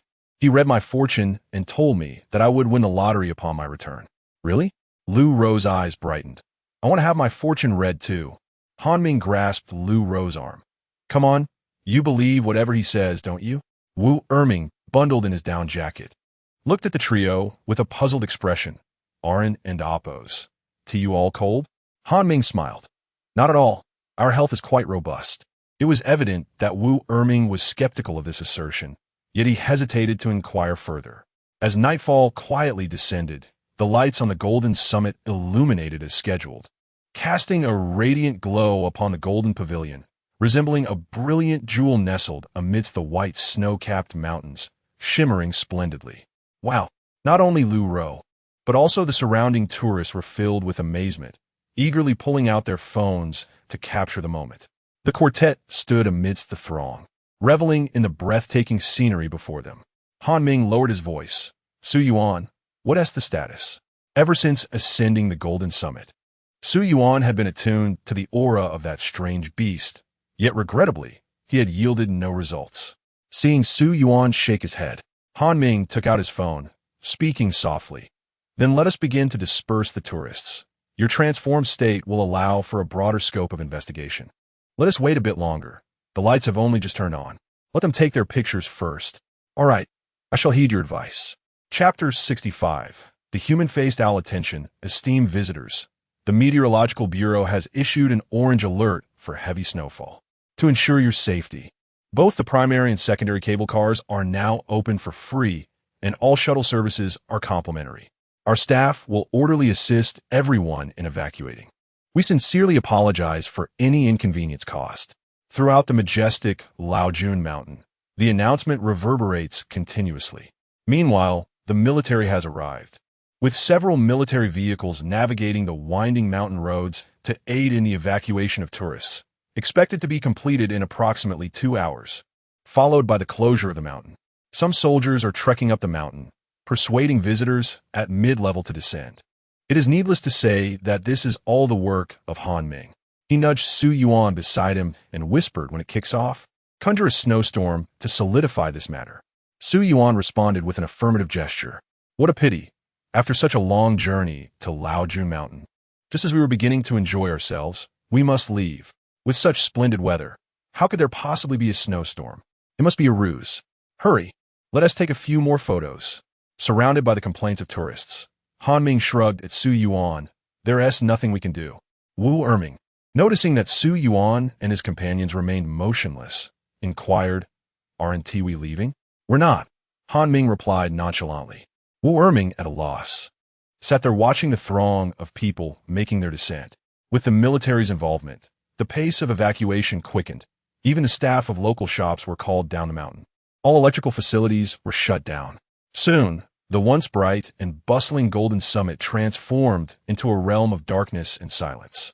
Su Yuan sat on the steps with closed eyes, striving to absorb the essence of the nearby mountains. Ding! Han Ming's phone emitted a sound. Upon checking it, he said, It's time. Just wait a little longer. Comrades are still searching for any tourists left behind. Understood. Su Yuan nodded gently. Not far away, a Taoist priest ambled leisurely towards them. Han Ming nodded towards Lu Ro. Lu Ro, that's the Taoist who will read Su Yuan's fortune. Go ahead and consult him. Really? I'll go. Lu Ro joyfully dashed toward the Taoist. As they drew closer, Lu Ro sensed something amiss, her smile gradually fading.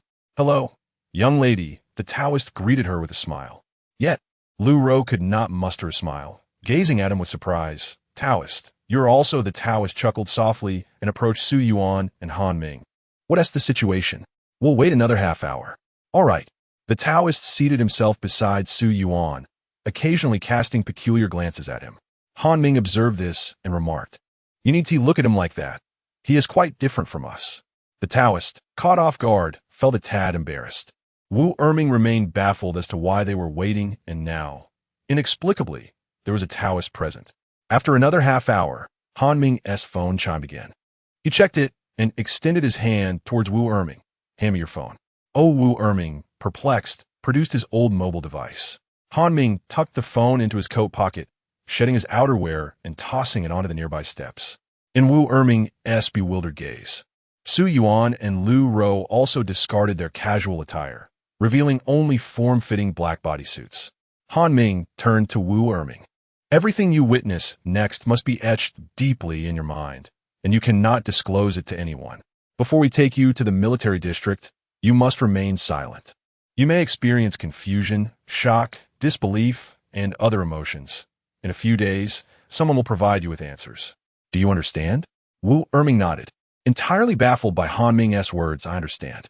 With Zheng Fei and the others absent, Han Ming, being the most experienced, led their trio. He looked at Su Yuan. "Su Yuan, this time you and Lu Rou will take the lead. If you can't hold on, shout." "Received." Both Su Yuan and Lu Rou nodded in unison. Han Ming smiled slightly and positioned himself behind Wu Erming. "Let us begin. First, we must draw out that beast." Wu Erming felt an increasing chill as Su Yuan was enveloped in swirling snowflakes. His mouth widened in astonishment, his eyes widening further as he beheld Su Yuan's transformation. A pair of crystalline dragon horns sprouted from his head, his originally black hair rapidly lengthening and turning white. Translucent dragon scales covered his entire body, and his hands and feet morphed into sharp dragon claws. Not only Wu Erming, but also the Taoist, gazed at Su Yuan in shock. Su Yuan, eyes closed, emanated an invisible aura that radiated from him. After several seconds, he opened his eyes, revealing icy blue dragon orbs filled with a chilling intensity. He pointed towards a distant peak. "I found it. Let us go." Han Ming commanded. Su Yuan leaped from the golden summit, with Han Ming gripping the stunned, Wu Erming closely behind him. The howling wind rushed into their ears. Wu Erming's eyes widened in panic. "Ah!" His startled cry echoed throughout the valley. This was the loudest sound Su Yuan and the others had heard in days. In the split second before landing, Su Yuan soared into the air, his movements fluid and graceful, akin to a dragon gliding through the sky. Unlike Zheng Fei and Tang Yun, who utilized wings for flight, Su Yuan's flight was serene, as if a fish had entered the vast ocean. Han Ming's eyes brightened. This fellow had made remarkable progress. Su Yuan pressed on, his gaze resolutely fixed ahead. The scent of the otherworldly beast grew clearer, and he assessed its strength to be manageable. The dragon horns atop his head shimmered, the sky darkening ominously, a biting cold wind rising to engulf the entire mountain range. In an instant, the world merged into one. Snowflakes danced through the air, and the cold wind, mixed with the snow, transformed into a blizzard. Han Ming regarded Su Yuan with the awe reserved for a monster. This fellow hadn't possessed such intensity during their mission in Zone 7. And in just a few days, he had advanced tremendously. Observing the battle between Zheng Fei and the creature, Su Yuan had gleaned much inspiration. This ability to manipulate nature was not absent from him, merely unexploited. Having grasped the combat techniques of Qiongqi and Yazi, combined with the fluidity of dragon flight, his affinity for the ice dragon had reached an impressive 70%. Han Ming and the Taoist had yet to transform into beasts. While Lu Rou shifted in her beast form just before landing, flapping her wings to soften the impact. Her Bifong had flying capabilities, though she had yet to master them. After flying nearly 100 miles, the summit of the Funyo Mountains vanished from sight, engulfed in the blizzard. A deep, resonant call echoed ahead, resembling the whispers of ghosts in the stormy night. "It has emerged," Su Yuan called out softly, conjuring countless ice arrows behind him. On a towering tree, a grotesque face emerged, its form nearly 7 meters tall, possessing the body of a bird yet crowned with a human visage. A human-faced owl. Before Su Yuan could utter a word, Han Ming shouted. The human-faced owl, resembling an owl yet bearing a human face, with the body of a pheasant and tail of a dog. it heralds drought. Ice blade, arrow rain, Su Yuan declared. Instantly, every ice arrow behind him was enveloped in swirling, cold winds. Whoosh, whoosh, whoosh. A torrential volley of ice arrows shot forth, slicing through the air with a piercing sound. The human-faced owl flapped its enormous wings, its dim eyes gleaming ominously, and countless fireballs began to coalesce before it. Bang! The sheer volume of Su Yuan and Appo's ice arrows overwhelmed the human-faced owl. It could not fend off the barrage of fireballs.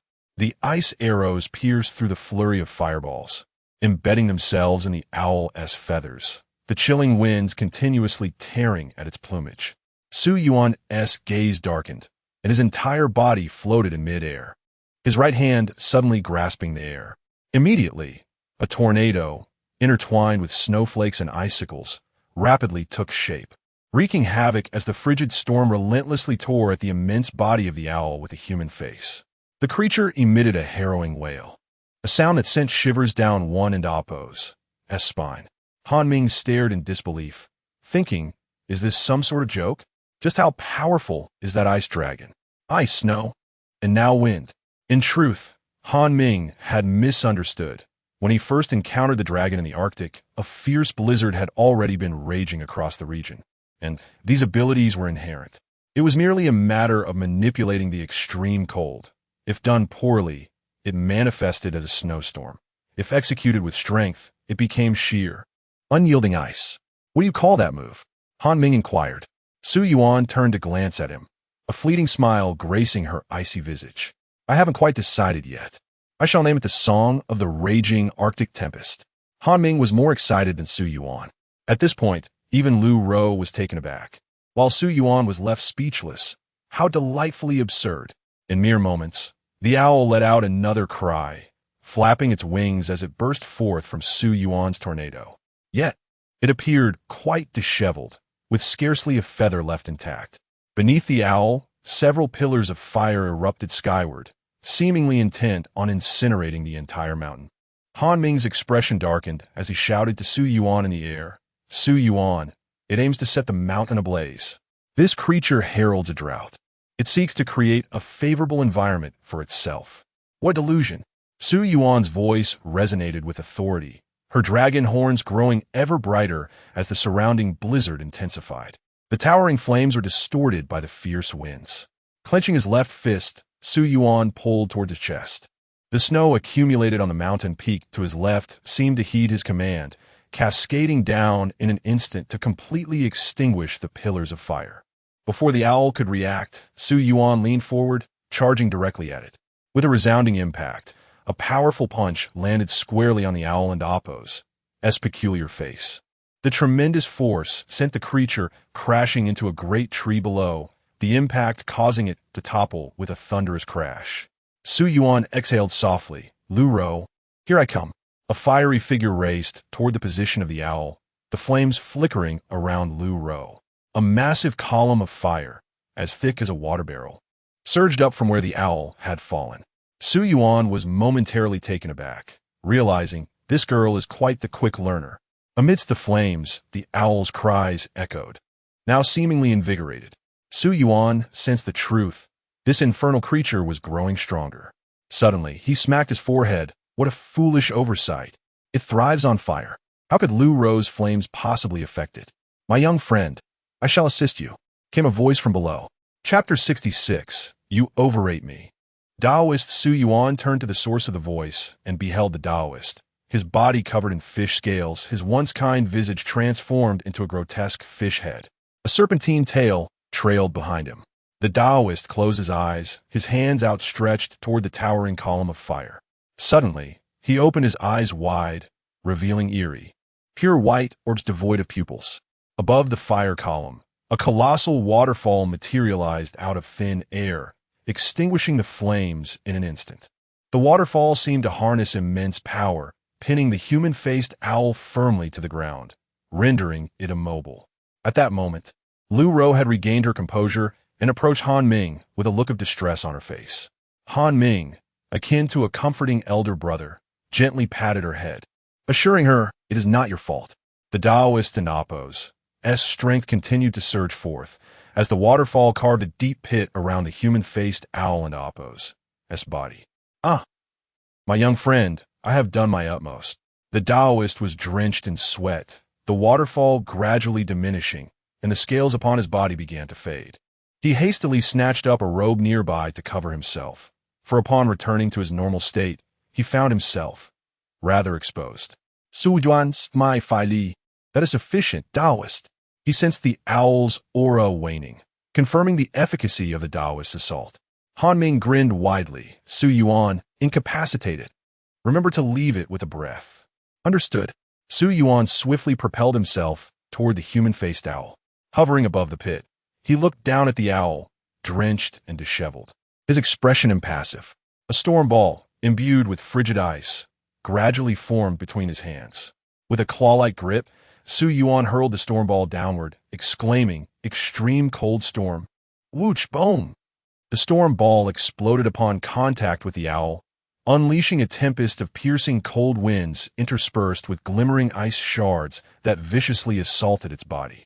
The owl shrieked in agony, its cries sharp yet muffled by the howling blizzard.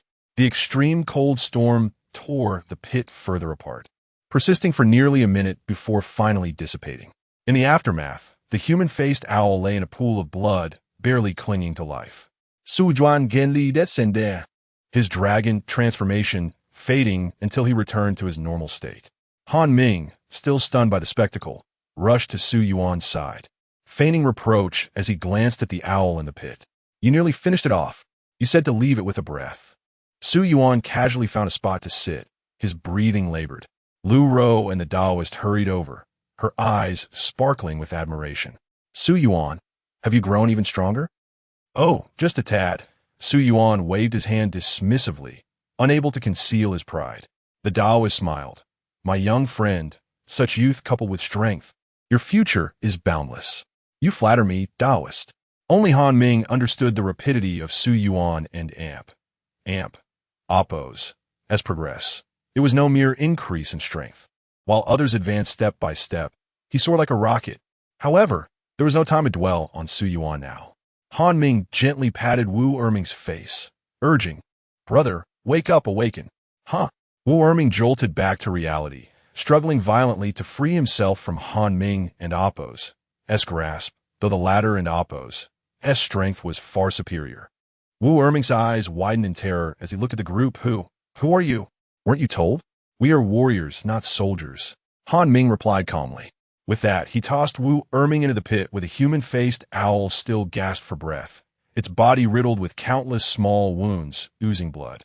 Startled, Wu Erming clung to the walls of the pit, attempting to climb up. Su Yuan stood up and crouched at the edge, observing him. "Rest assured, we mean you no harm. Just do as we instruct." Gradually, Wu Erming calmed, his chest rising and falling. What should I do?" "Approach it, and place your hand upon its head," Han Ming instructed. I. Wu Erming stammered, glancing at the eerie face so close to him, fear still evident in his eyes. Humans often feel trepidation towards the unknown. Han Ming sighed, "Do not worry. We will ensure your safety.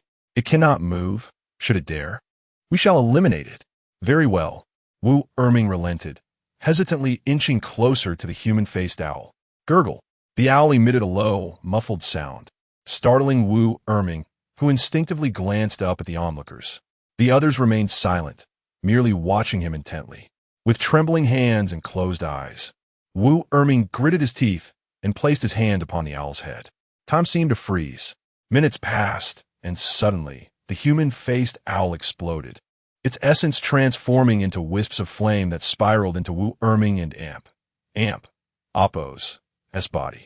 A smile crept across Han Ming and Appo's lips. It worked. Wu Erming's steadfast character and formidable inner strength enabled him to juggle multiple jobs to support his sister's medical expenses. It was only natural that he could successfully harness the owl's spirit after it had been severely weakened by Su Yuan. Lu Ro expressed her astonishment. "Incredible. You succeeded on your first try. I needed 2 attempts." Su Yuan, Han Ming, and the Taoist understood the nuances behind this but refrained from explaining to Lu Ro. As the last flicker of flame entered Wu Erming's form, he promptly fell unconscious, crashing to the ground. Han Ming leaped down, lifting Wu Erming's body out of the pit. Taoist, please assist him. I will guide you back to the Golden Summit.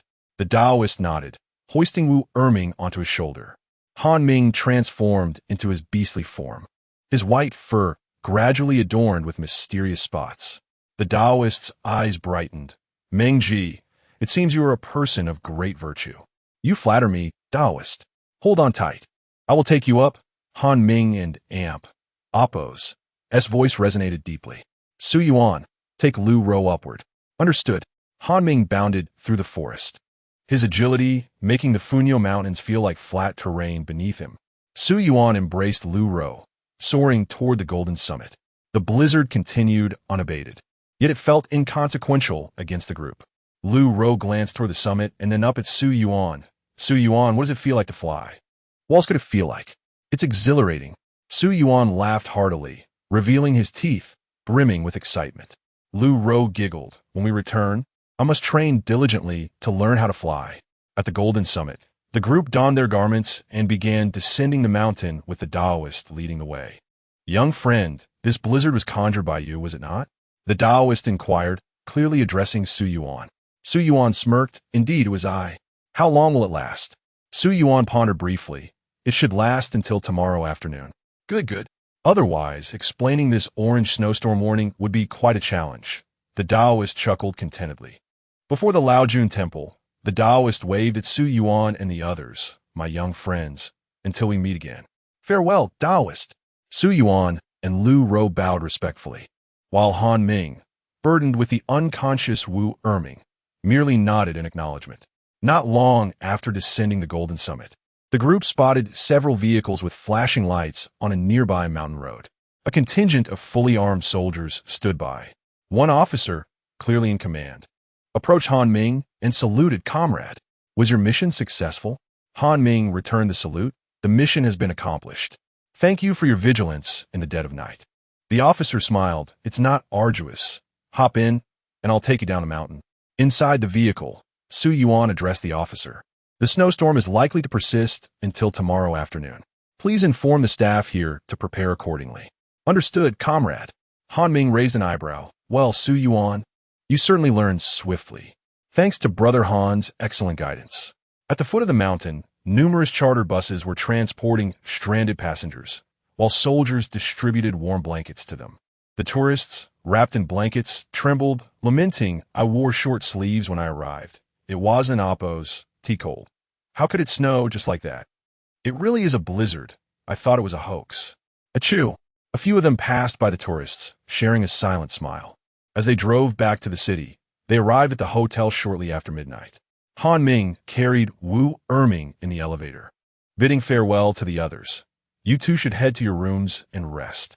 I'll take him to my room to keep an eye on him. You can join us once you and Appo's VE awakened. All right, Brother Han. Thank you for your hard work. Watching them exit the elevator, Han Ming and Appo's lips twitched as he muttered quietly. Not even a hint of formality. Their replies were so quick, truly. Su Yuan and Lu Ro resided on the same floor. Su Yuan scrolled through his phone. I'm going to order takeout. Would you like anything, Lu Ro? I'm not hungry, Su Yuan. I'm so tired. I just want to sleep, Lu Ro yawned. All right, then go wash up and get some rest. Su Yuan lowered his head as they parted ways at the end of the corridor, one to the left and the other to the right. In the brief interlude while waiting for the takeout, Su Yuan took a quick shower. After finishing his meal, he noticed the eastern sky had already begun to lighten with dawn. He drew the curtains and leapt into bed, drifting off to a peaceful slumber. Chapter 67. Physical training. The day outside was bright, nearing noon. In Han Ming's room, he sat on the sofa, engrossed in his phone, occasionally glancing at Wu Erming, who lay on the bed. After a while, Wu Erming emitted a soft grunt. Han Ming set down his phone and, in a neutral tone, asked, awake? Wu Erming furrowed his brow, rubbing his heavy head as he slowly sat up. Han Ming tossed him a bottle of mineral water, watching him quietly. Ding dong, the doorbell rang, prompting Han Ming to rise and open the door. Su Yuan and Lu Ro stood outside, carrying lunch. Hangge, we brought you lunch, Su Yuan said, stepping inside. Upon seeing Wu Erming on the bed, she smiled slightly. Oh, you're awake? Sorry, I didn't expect you to be up. I'll get you something later. With a grin, Su Yuan settled beside Han Ming, crossing her legs. Wu Erming remained silent, regarding the three of them with a perplexed expression. Han Ming tore open a food package, eating while fixating on Wu Erming. The four of them exchanged glances until Wu Erming could no longer contain himself. Who exactly are you people? He recalled everything that had transpired the previous night. It could not have been a dream. Han Ming, unable to speak with his mouth full, prompted Su Yuan to respond. Didn't we tell you? All your questions will be answered, but not now. After finishing his meal and wiping his mouth, Han Ming stood up and walked directly towards Wu Erming. Startled, Wu Erming instinctively recoiled. What do you want? Without giving him a chance to react, Han Ming pinned him down and swiftly pulled off his shirt. Su Yuan, observing from behind, grinned widely. Hangge, you're into this? Get over here and take a look. Han Ming shot back, rolling his eyes. Su Yuan leaned closer, surprised to see that Wu Erming had a well-proportioned physique. Not muscular, but certainly back to a normal state. Wu Erming stared in astonishment at his transformation. He no longer resembled the malnourished figure from yesterday. His bronze skin glistened, exuding a certain masculinity. While Wu Erming was still in disbelief, Lu Ro turned her back. Han Ming handed his phone to Su Yuan. Zhou Zhong will be giving orders. We'll head back tonight. What? I thought we had a month off? Lu Ro turned around, her expression somewhat disappointed. Han Ming frigid helplessly. No choice. We completed the task too quickly. Next time, let us take our time. Lu Ro smiled slightly. Going back is fine. We can train there. Han Ming sighed. It seems we cannot stay at home. You two go pack your things and wait for me downstairs. My home ISN and Oppos. T far from here. I'll take a quick look before we leave. All right. Han Ming drove the three of them toward the old city of Luoyang, passing a large supermarket where he asked Su Yuan and Lu Ro to buy some gifts. Meanwhile, he kept his eyes on Wu Erming, ensuring he remained within sight. Su Yuan and Lu Ro not only purchased numerous gifts for Han Ming and Oppos, S family, but also some daily necessities for themselves. After returning to the research institute, they were uncertain how much time had elapsed. Han Ming's home was located in the northern part of the old city, where he possessed a small courtyard that belonged solely to him. Su Yuan accompanied Han Ming to meet his family, though he did not see his sister. After a brief exchange of pleasantries, Han Ming mentioned he had tasks to attend to and hurriedly led everyone toward the military district. This time, they did not take a commercial flight, but flew directly from the military district to the Kunlun Mountain Military District. The plane landed in the evening. The air in the Kunlun Mountains was refreshing, and stepping off the plane brought a sense of exhilaration. Brother Hua. Su Yuan waved to a familiar figure approaching in the distance. It was Xiao Hua. Xiao Hua smiled at Su Yuan and the others. Just back from mission? Han Ming grinned as he pulled 2 packs of cigarettes from his pocket and handed them to Xiao Hua. Brother Hua, here, take these. Ooh, Han Ming. You've learned this trick too. Xiao Hua took the cigarettes without hesitation, stashing them away. Discipline in the army prevented open displays.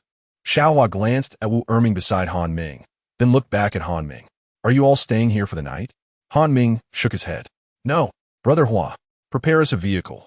We'll head into the mountains overnight, so we can arrive by morning. Got it. Wait here.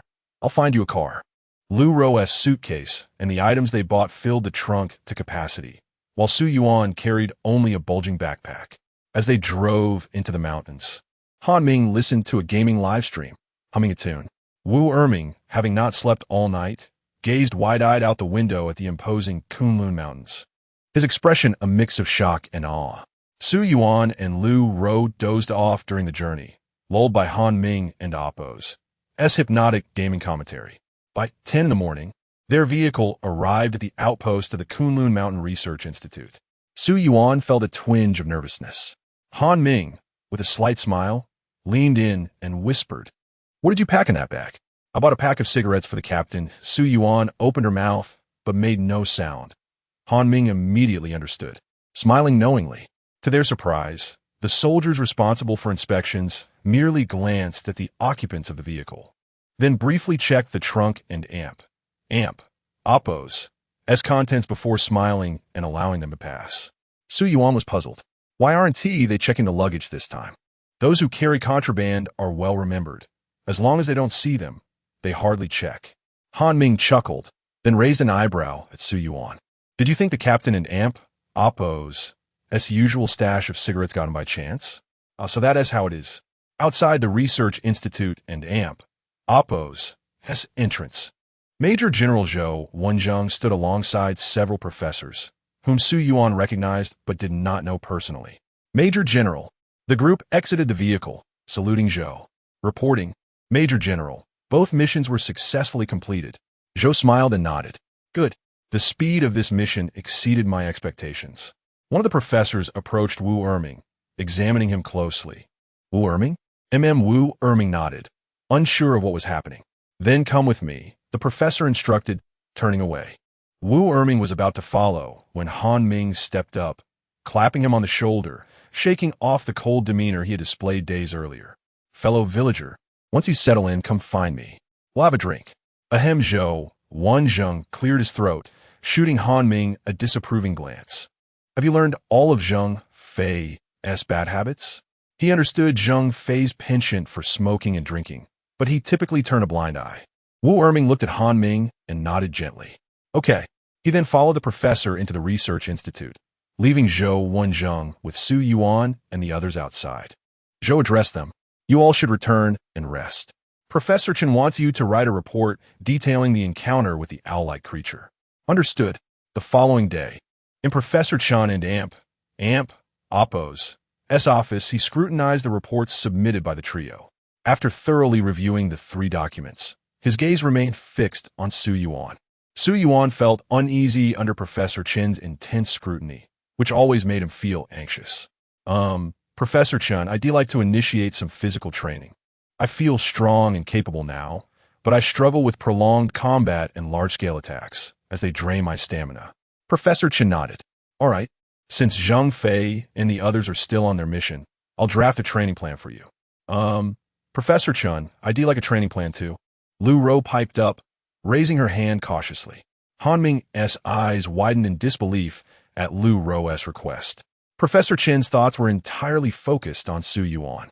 His agreement to come out of retirement was solely because of her, leaving him little time to attend to others.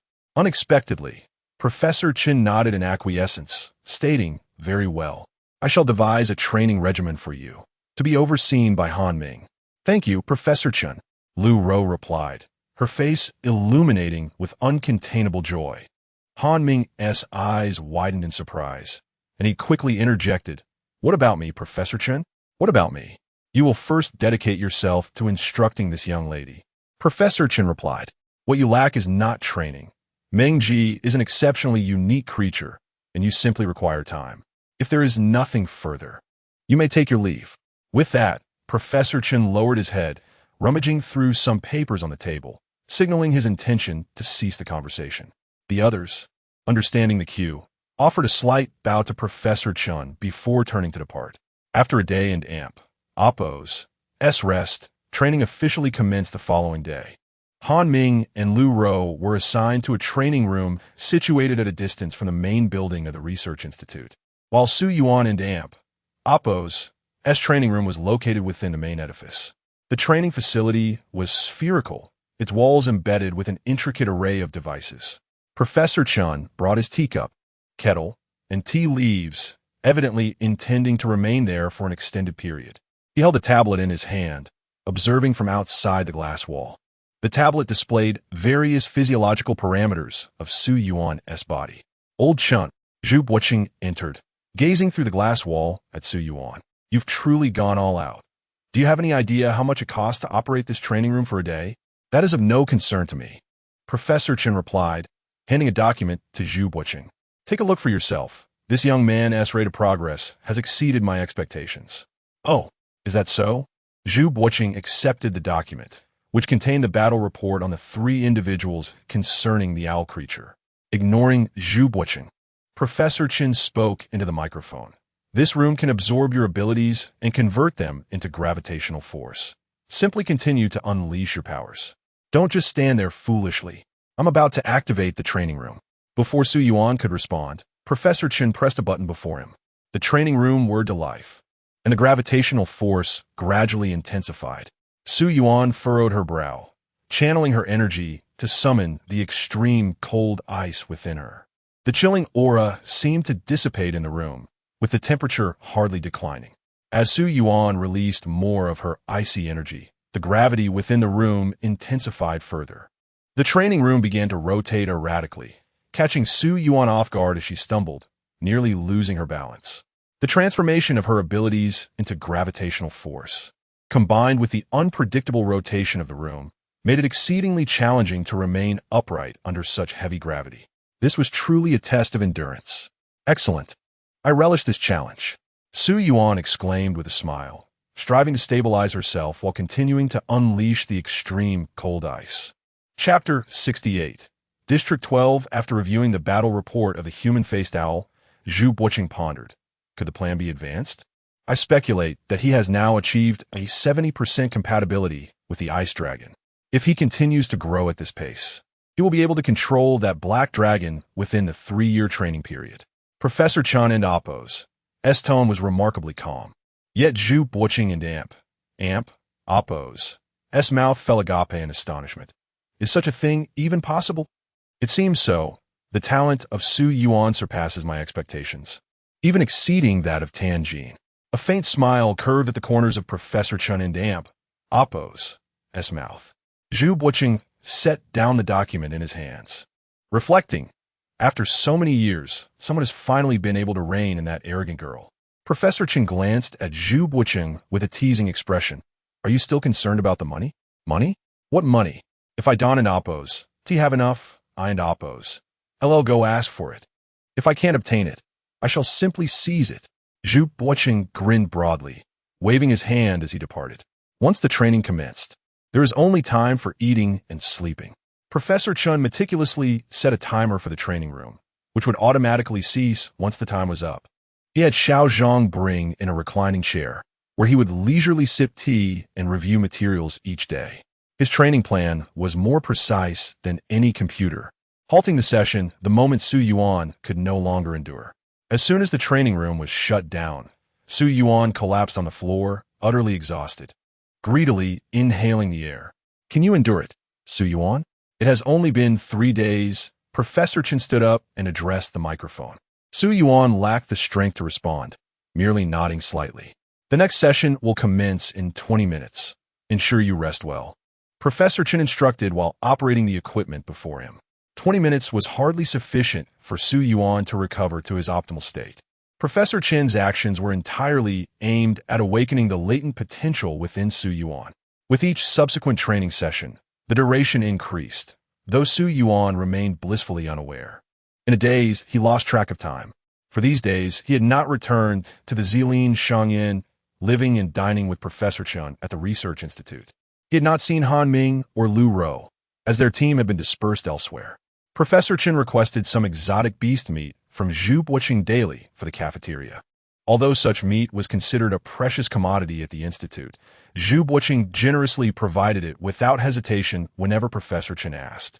Dinner for Su Yuan and Professor Chen was delivered to their dormitory by Xiao Zhang each day. On this particular day, having completed his training, Su Yuan's hands still trembled as he held his chopsticks. Professor, how long have I been training? 58 days, Professor Chen replied flatly. I thought it was only a month. Su Yuan was startled, realizing how swiftly time had passed. Professor Chen set down his materials. Zhang Fei and the others returned last week, but since your training, I refrained from informing you to avoid any distractions. Su Yuan's face brightened. Really? Did the captain and the others complete their mission? They did. My training plan concludes in 2 days. Do you intend to finish your training or return to Zilin Shangyuan tonight? Professor Chen inquired, observing Su Yuan. Suddenly invigorated, Su Yuan declared, "It's not a good habit to give up halfway. I will complete my training before returning." Very well. Professor Chen responded with a satisfied smile. After your training concludes, ensure you all rest for a few days before undertaking the mission in District 12.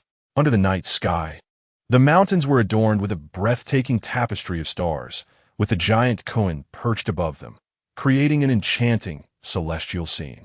The tranquil atmosphere was imbued with the poetic essence unique to nature. Professor Chin's designated vehicle halted outside Zilin Shangyuan. Su Yuan waved to Xiao Zhang. "Thank you for your hard work, Zhang Ge." "Not at all, not at all. Rest well."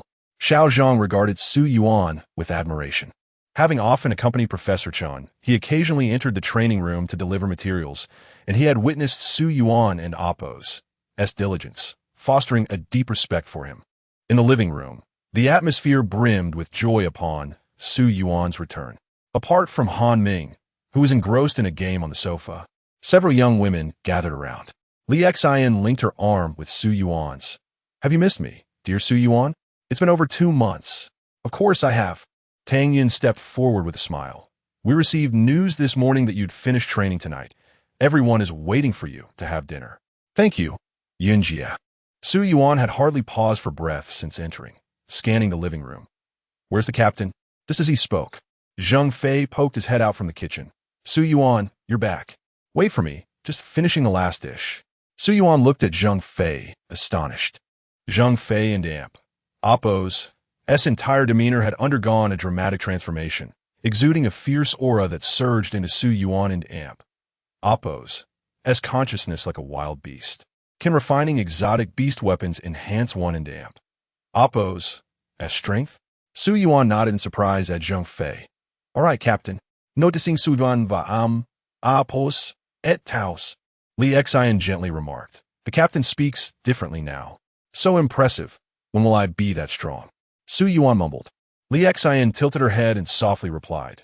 "Don and Appo's, worry. With your talent, you and Appo's, LL surpass us in no time." Dinner was served, and, as they spoke, Zhang Fei emerged from the kitchen with a plate. The table was filled with laughter as everyone shared stories from the past weeks. Lu Rou eagerly showed Li Xian and Tang Yun photos taken in Luoyang, which left Li Xian envious, exclaiming that she wanted to go with Tang Yun next time.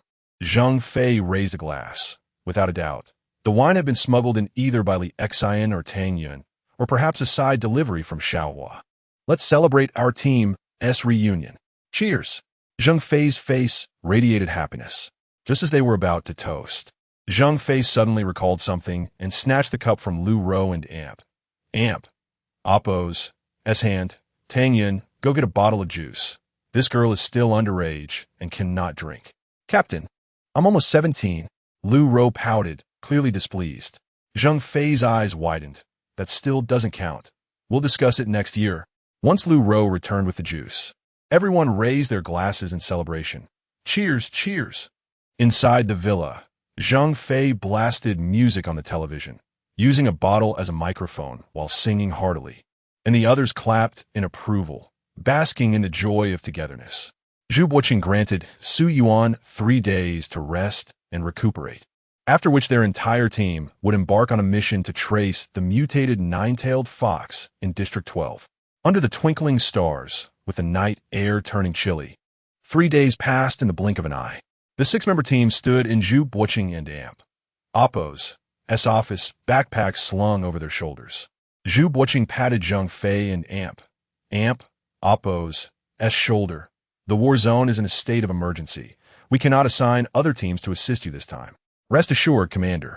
This is the perfect opportunity to test my new weapon." Zhang Fei and Appo's confidence was evident. Zhu Buqing nodded. "Good." He then turned to Li Xian, whose eyes radiated determination. "Commander, you need not worry about me. We are all growing, and I too must look forward." "It is best that you think this way," Zhu Buqing replied. Gesturing to the others, "Off you go. Stay safe." Zhang Fei and the others silently stood at attention, saluting Zhu Buqing before departing. Centered around the Research Institute, the Kunlun Mountains are divided into 13 regions. District 12 is far more treacherous than the previous 7th district, with rugged mountain paths. The group continued until the sun had completely set. "Are you all right?" Zhang Fei glanced back at Su Yuan and Lu Rou, only to find that neither had broken a sweat. "No problem." Zhang Fei smiled knowingly. "Good. It appears that everyone has made significant progress over the past 2 months. We shall not rest, but will instead take a day to recuperate on the outer perimeter before entering the inner circle." "Understood." amidst the towering peaks. The verdant trees grew chaotically along the cliffs, evoking awe. The ridges were rocky and shrouded in mist, and the distant howls of wolves echoed through the night. 6 individuals traversed from day to night, and then from night to day, continuously scaling several rocky mountains. A gentle drizzle fell from the sky, and as they approached the territory inhabited by the strange beasts, the weather became increasingly erratic. Zheng Fei informed Su Yuan and Lu Rou that many of these creatures possessed the ability to manipulate natural elements, often transforming their surroundings into habitable environments. Fortunately, even the harshest conditions posed little threat to beast tamers. As long as thunder did not strike directly above their heads, they could endure anything. The outer circle of the 12th district was expansive. Their group journeyed for over 3 days without pausing for rest before reaching the edge of this outer circle. Zheng Fei bore a wild boar slung over his shoulder, which Han Ming had captured while scouting ahead the previous day, effortlessly snapping its neck with a single motion. He suggested they eat it when they rested. For now, it was best to carry it along. The juncture between the outer and inner circles of the 12th district was marked by a narrow valley shrouded in thick mist, obscuring visibility within. It was only 3 in the afternoon when Han Ming identified a flat area to set up camp. This spot, backed by a mountain, offered a sense of security. They decided to rest for a day and enter the inner circle after lunch the following day. Upon Zheng Fei's command, everyone retrieved their blankets from their packs and spread them out. Su Yuan gazed contemplatively at the misty valley ahead. Zheng Fei lit a cigarette and asked Su Yuan, "Do you sense anything?" "There is something in that fog." Su Yuan squinted, a smile tugging at the corners of his mouth. Zheng Fei looked at him incredulously before turning his gaze back to the lengthened, fog-laden valley, astonished. "You can feel that?" "Since returning from the 7th district, I've sensed my growth each day." Su Yuan glanced at his hands, uncertain of his current strength. Zheng Fei took a drag from his cigarette, inquired, "Can you discern strength?" "It's too distant to tell," Su Yuan replied, a hint of resignation in his tone. Ever since encountering Xia Qing, he felt that any aura was manageable. Even Zheng Fei now seemed utterly inadequate compared to Xia Qing's overwhelming presence. The others, who were tidying up their blankets behind them, exchanged bemused glances. "Not again, is it?"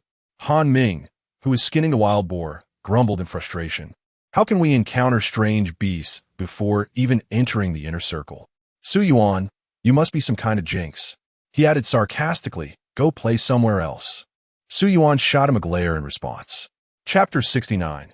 Singing gentle raindrops fell softly, and a light breeze occasionally swept through the surroundings. The moon in the sky would occasionally peek out from behind the dark clouds, briefly illuminating the earth before being swallowed by the shadows once again. The campfire crackled as flames ignited the grease on the meat, creating a symphony of sizzling sounds. In this place, the only methods of cooking were boiling and roasting. As Zheng Fei tended to the roasting meat, he would occasionally glance at Su Yuan, who was intently staring at the distant valley. While light rain fell here, a thick fog enveloped the valley, creating an air of mystery. Li Xian handed a piece of roasted meat to Su Yuan, saying, "Su Yuan, this is ready. You should eat first."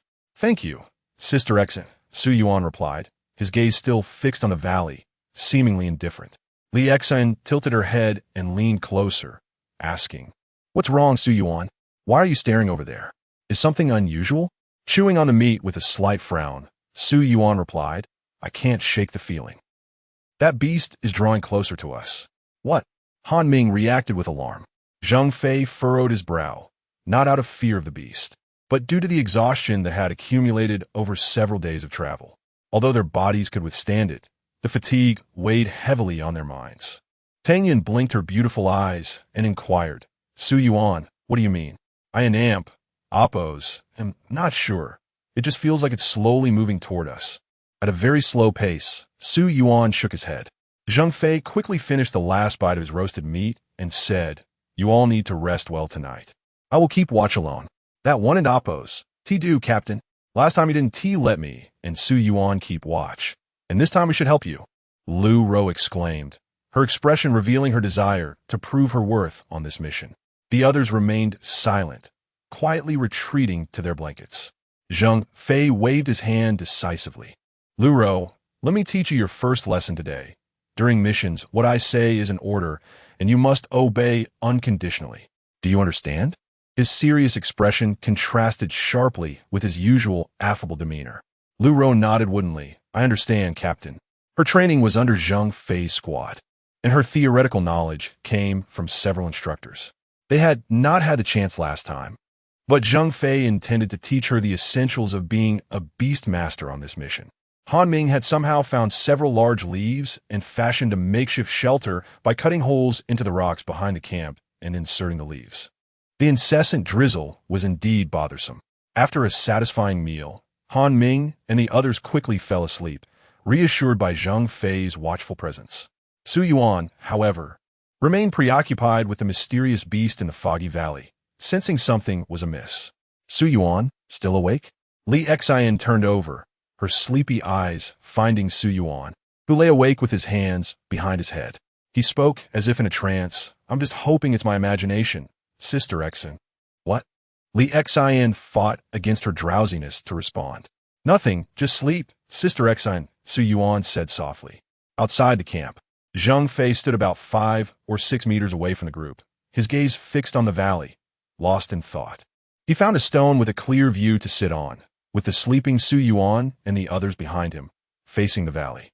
The sparse vegetation offered little cover, revealing mostly rocky terrain. In the deep of night, the surroundings fell into an eerie silence, the fine rain falling without a sound. It was too quiet, almost unsettling. Suddenly, Zhang Fei made a soft sound, extinguishing his cigarette and rising to his feet, eyes locked on the distance. At that moment, a shadowy figure emerged beside him. Captain, did you hear that? Good heavens! Zhang Fei jumped, his body jolting as if electrified. He glared at Su Yuan, exclaiming, Are you trying to scare me to death? Su Yuan's face bore no trace of sleepiness. He looked as if he hadn't closed his eyes at all. He calmly replied, What are you afraid of, you big man? Zhang Fei took a few deep breaths, his anger boiling over. How do you walk so silently? Su Yuan remained silent, instead looking down at his feet. Zhang Fei followed his gaze and realized Su Yuan was levitating a short distance above the ground. A flicker of excitement crossed his eyes. He had heard from Han Ming and Lu Ro that Su Yuan had mastered a unique